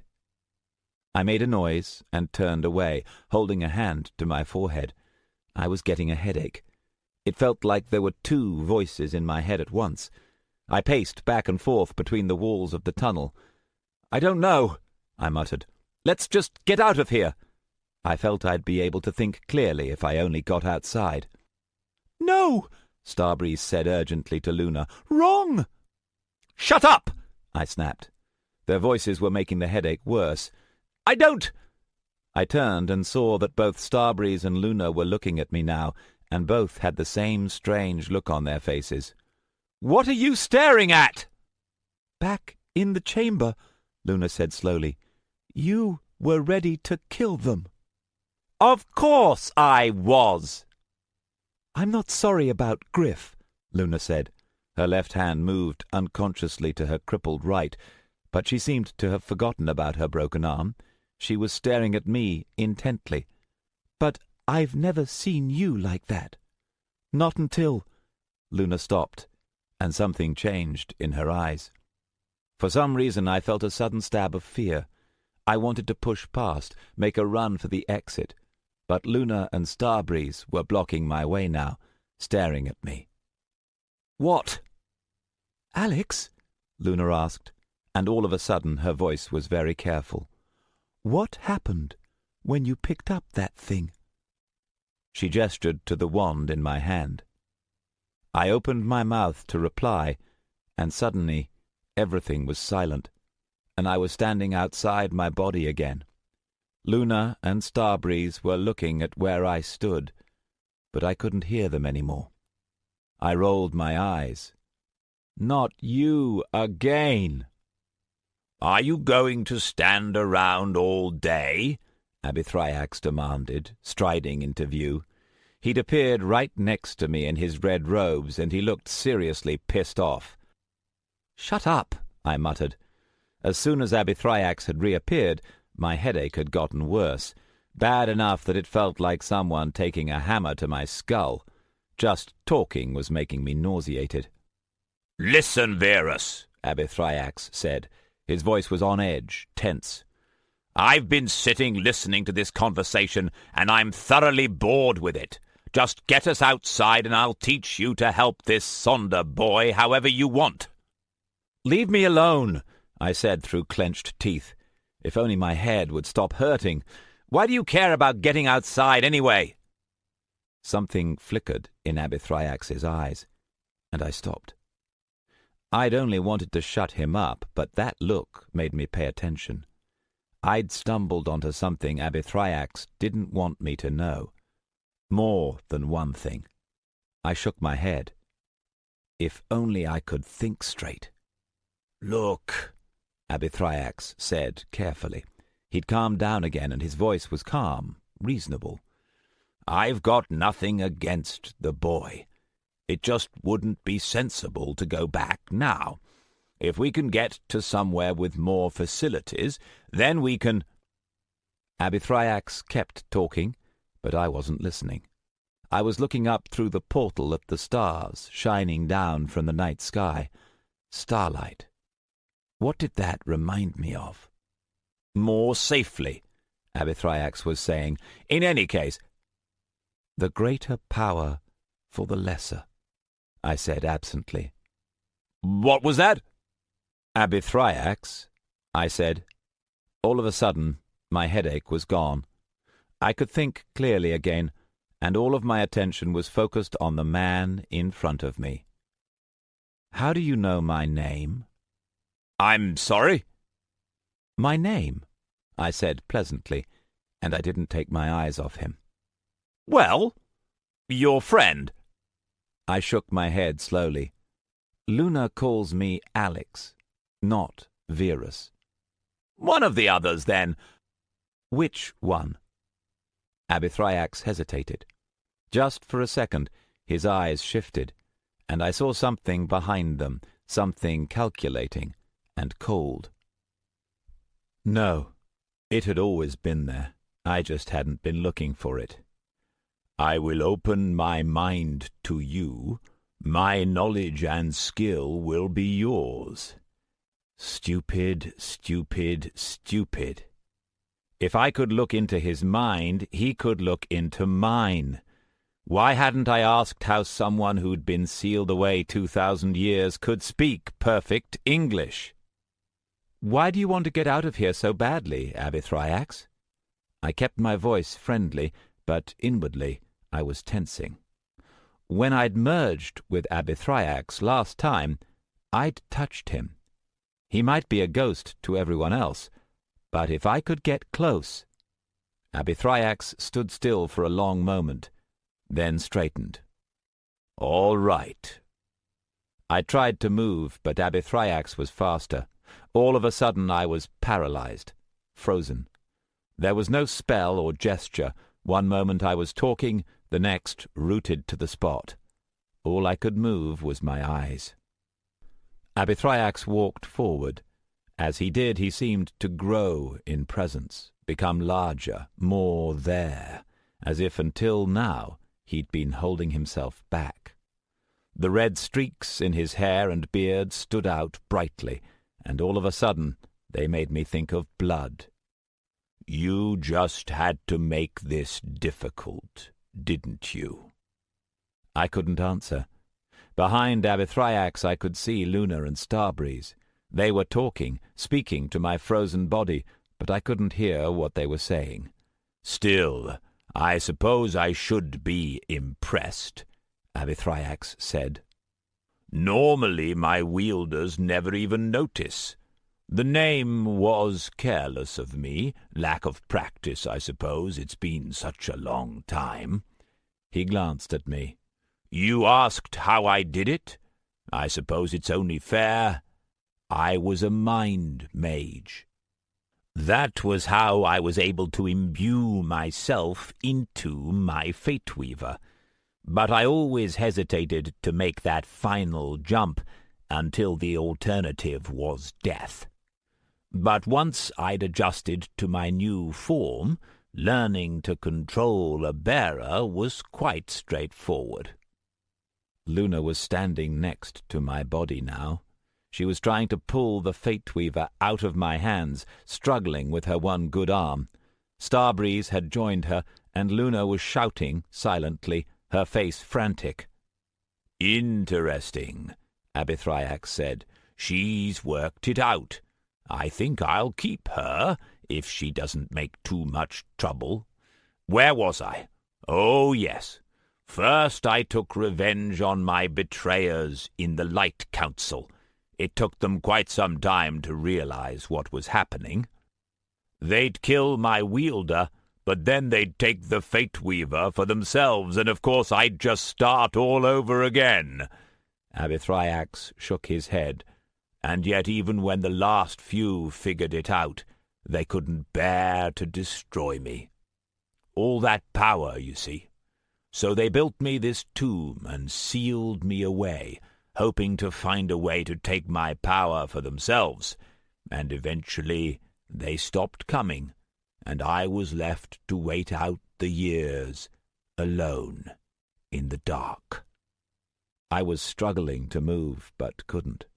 I wasn't panicking yet, but things were looking bad. Abithriax was talking to me the way you do to someone who's not going to be around long enough for it to matter. And then you came, Abithriax said. I hadn't expected it to be this easy, but perhaps I shouldn't be surprised.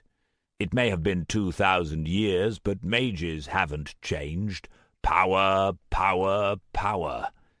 Abithriax took a final glance back at Luna and Starbreeze and nodded to himself. Well, we'd better get on with it. Abithriax placed his hand flat against my chest. For a moment, nothing happened.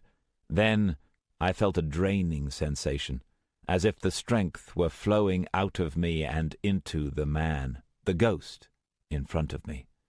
I fought against it, trying to pull it back. "There's no point resisting," Abithriax said calmly. "Each time you used my powers, you granted me more of a hold. If you'd fought me from the instant you picked me up, you might have had a chance, but it's far too late now." Starbreeze was still trying to pull the Fate Weaver away, with no success. Luna was standing in front of me, and I could see she was crying. I could make out the silver mist of her curse clearly, its tendrils soaking into Starbreeze, but curling away from my body.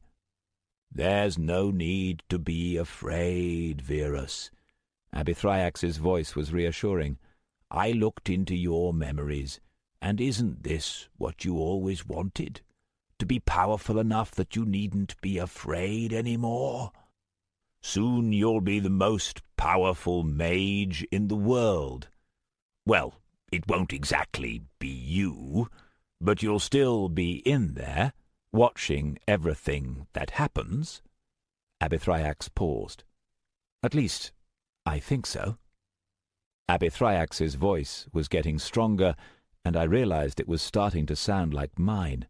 He was taking over my mind, and soon he'd have the rest of me as well. My strength had been drained so far now that if I hadn't been paralyzed, I wouldn't even have been able to stand. All I could do was look at Luna and taste despair. "Oh, Luna, I'm sorry. All this way, and this is how it ends. I don't want to think about what this man's going to do with you once I'm gone, but I can't stop him.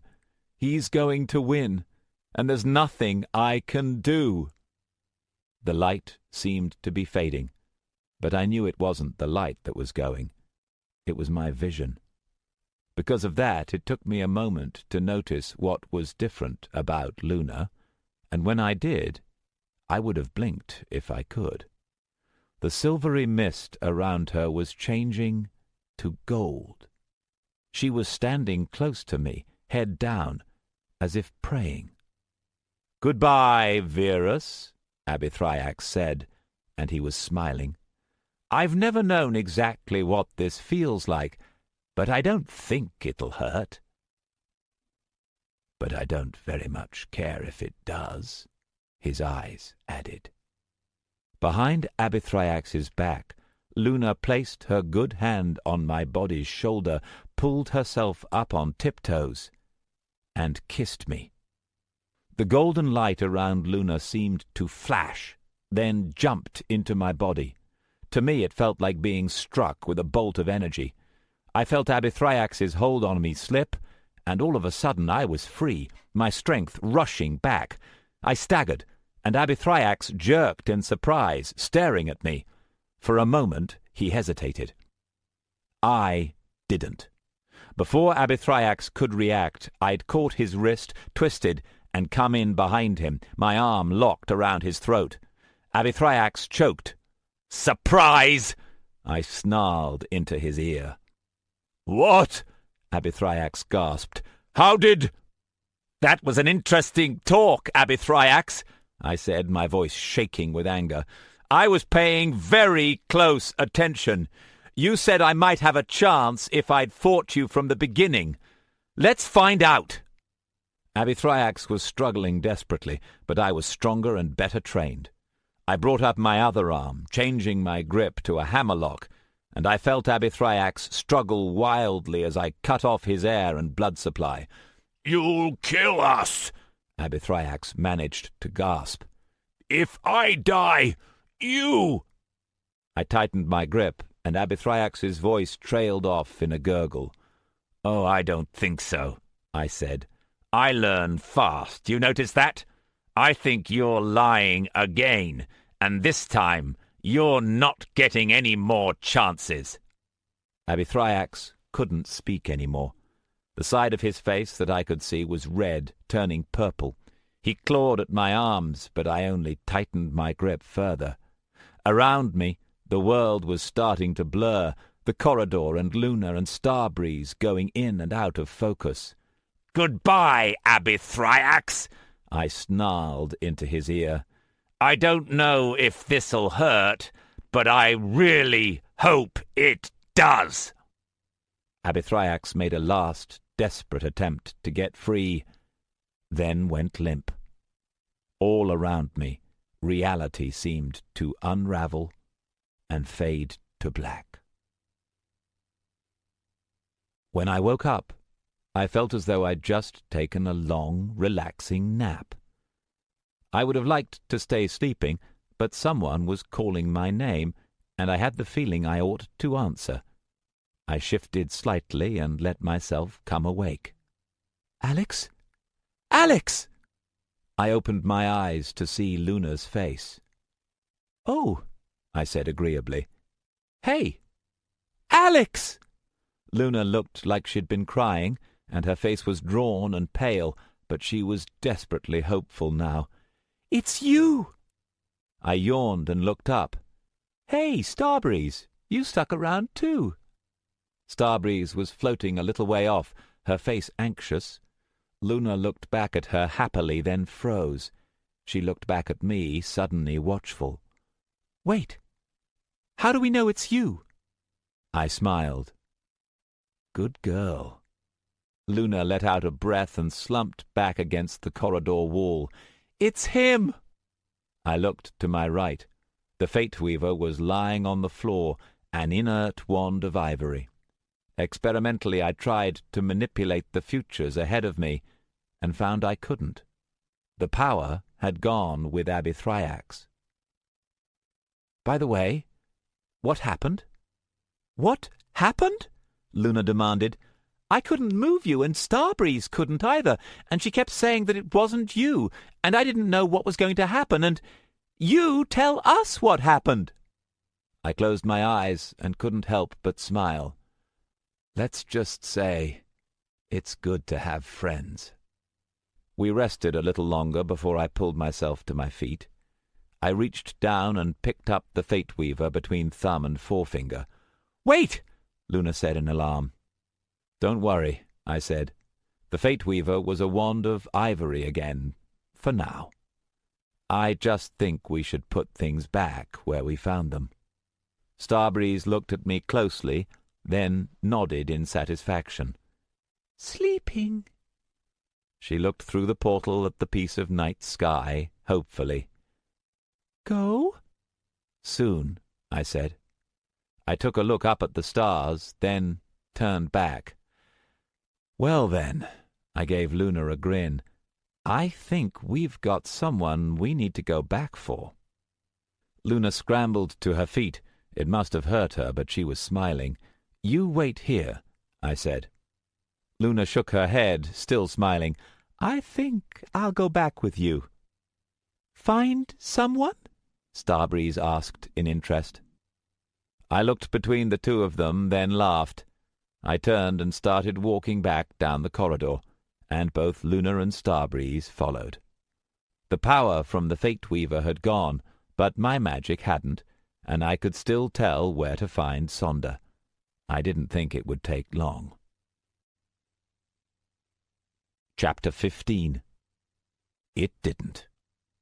We found Sonda back in the central room, searching for us amidst the traces of the battle.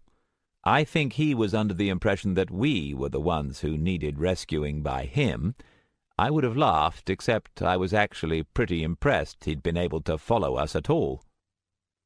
I put the Fate Weaver back on its pedestal, and Luna relocked the force barrier with the cube. It sat there for 2,000 years, and as far as I'm concerned, that's where it can stay. Luna and I were nearly dead on our feet by the time we stepped out under the night sky of England. A call on the communicator brought Talacid running, who took one look at us and fetched a healer.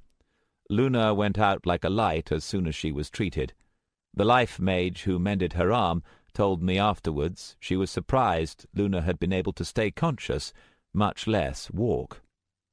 Starbreeze followed us part of the way back, then got distracted and flew off somewhere.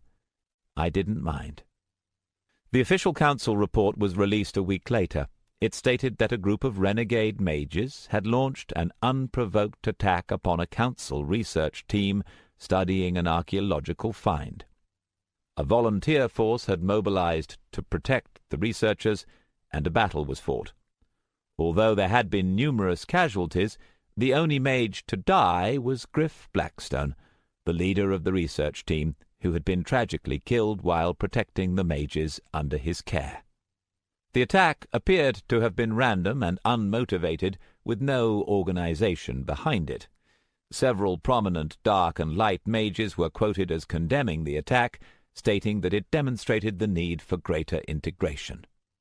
The report finished by stating that since the item had been damaged beyond repair, it would henceforth be placed in stasis. Probably the biggest surprise from my point of view was that no one tried to blame me. In fact, the report singled me out for praise for my heroic efforts to protect non-combatants. I was invited to a ceremony where I was publicly congratulated by a low-ranking council representative. Before and after the ceremony, I was taken aside by several less public and considerably higher-ranking council representatives and told to keep my mouth shut or else. I did as I was told. I was fairly sure I'd made enough enemies without going out of my way to look for more. With the crisis over, the ones who'd been in hiding emerged again. Helicaun returned to his country house, and Arachne came back to her lair. And I went home. And that's how it is. I still run my shop in my quiet little side street in Camden. Most of the time it's still clueless kids, but I get a lot more mages now. Ever since the affair at the museum, quite a few people seem interested in talking to me. Sonder drops by from time to time, and sometimes he brings friends. I haven't heard anything from Levistus or Morden, or from their servants. With the Fate Weaver out of play, I'm not important to them any more. I've taken precautions, though, and it'll be a long time before I forget again to scan ahead for danger when I travel somewhere. Rachel and Cinder disappeared off everyone's radar, and I haven't seen them since. No surprise. For a week or so after returning, I was dogged by bad luck, tripping, hitting myself, little things going wrong at the worst possible moment, all after effects of Luna's curse. I didn't complain. It was cheap at the price. Speaking of Luna, she visits every couple of days now. She still brings me items, but that's not her reason for coming. Not any more. Instead, we go to Arachne's lair. After all, apprentices need a place to train. She's started to learn how to control it, you see. That was how she was able to help me against Abithriax. She took the protection her curse gives to her and lent it to me, just for a little while. Since then, she's begun to control the negative sides, keeping it away from people she doesn't want to hurt, directing it where it's safe. She can't do it reliably yet, and her touch is still almost as deadly as ever, but for the first time she can hope that one day that might change. And as for me, I left something behind in Abithriax's chamber, something that had been following me a long time, and I took away something in exchange, something harder to name. Maybe a sense of purpose, maybe simply knowing who my friends are. The memories are still there, and I still don't fit into either world, but that's okay. There are worse things than not fitting in, worse things than having to watch your back. Rachel taught me that. My nightmares have stopped too, mostly. I think sometimes about Abithriax's claim that he could cure Luna of her curse, and I remember what it felt like to wield that power. And I think about the Fate Weaver, resting on that pedestal within that bubble, locked away to all but those of us who know the secret. I wonder whether I killed Abithriax, or whether he's still there, trapped in the artifact that's become his prison, waiting for the next mage to pick him up. But then I shake it off and go back to what I was doing. My world's still not a safe place to be. The proposal to appoint dark mages to the council was dropped, but the dark mages are still out there, still doing what they do in their mansions, behind soundproofed walls. Not all of them stay in their mansions either. There are things that come out after nightfall that you'd do well to stay away from. But in my little corner of the city, things aren't so bad. So if there's something you need help with, drop by the Arcana Emporium. It's easy enough to find, if you try. You probably won't take it seriously at first, but that's okay. Seeing is believing, after all. This concludes Fated by Benedict Jacka. Narrated by Gilbert Jackson. Copyright 2012 by Benedict Jacka. This unabridged audiobook is recorded by arrangement with the Berkeley Publishing Group, a member of Penguin Group USA, LLC, a Penguin Random House company, and was produced in the year 2013 by Tantor Media Incorporated, which holds the copyright thereto.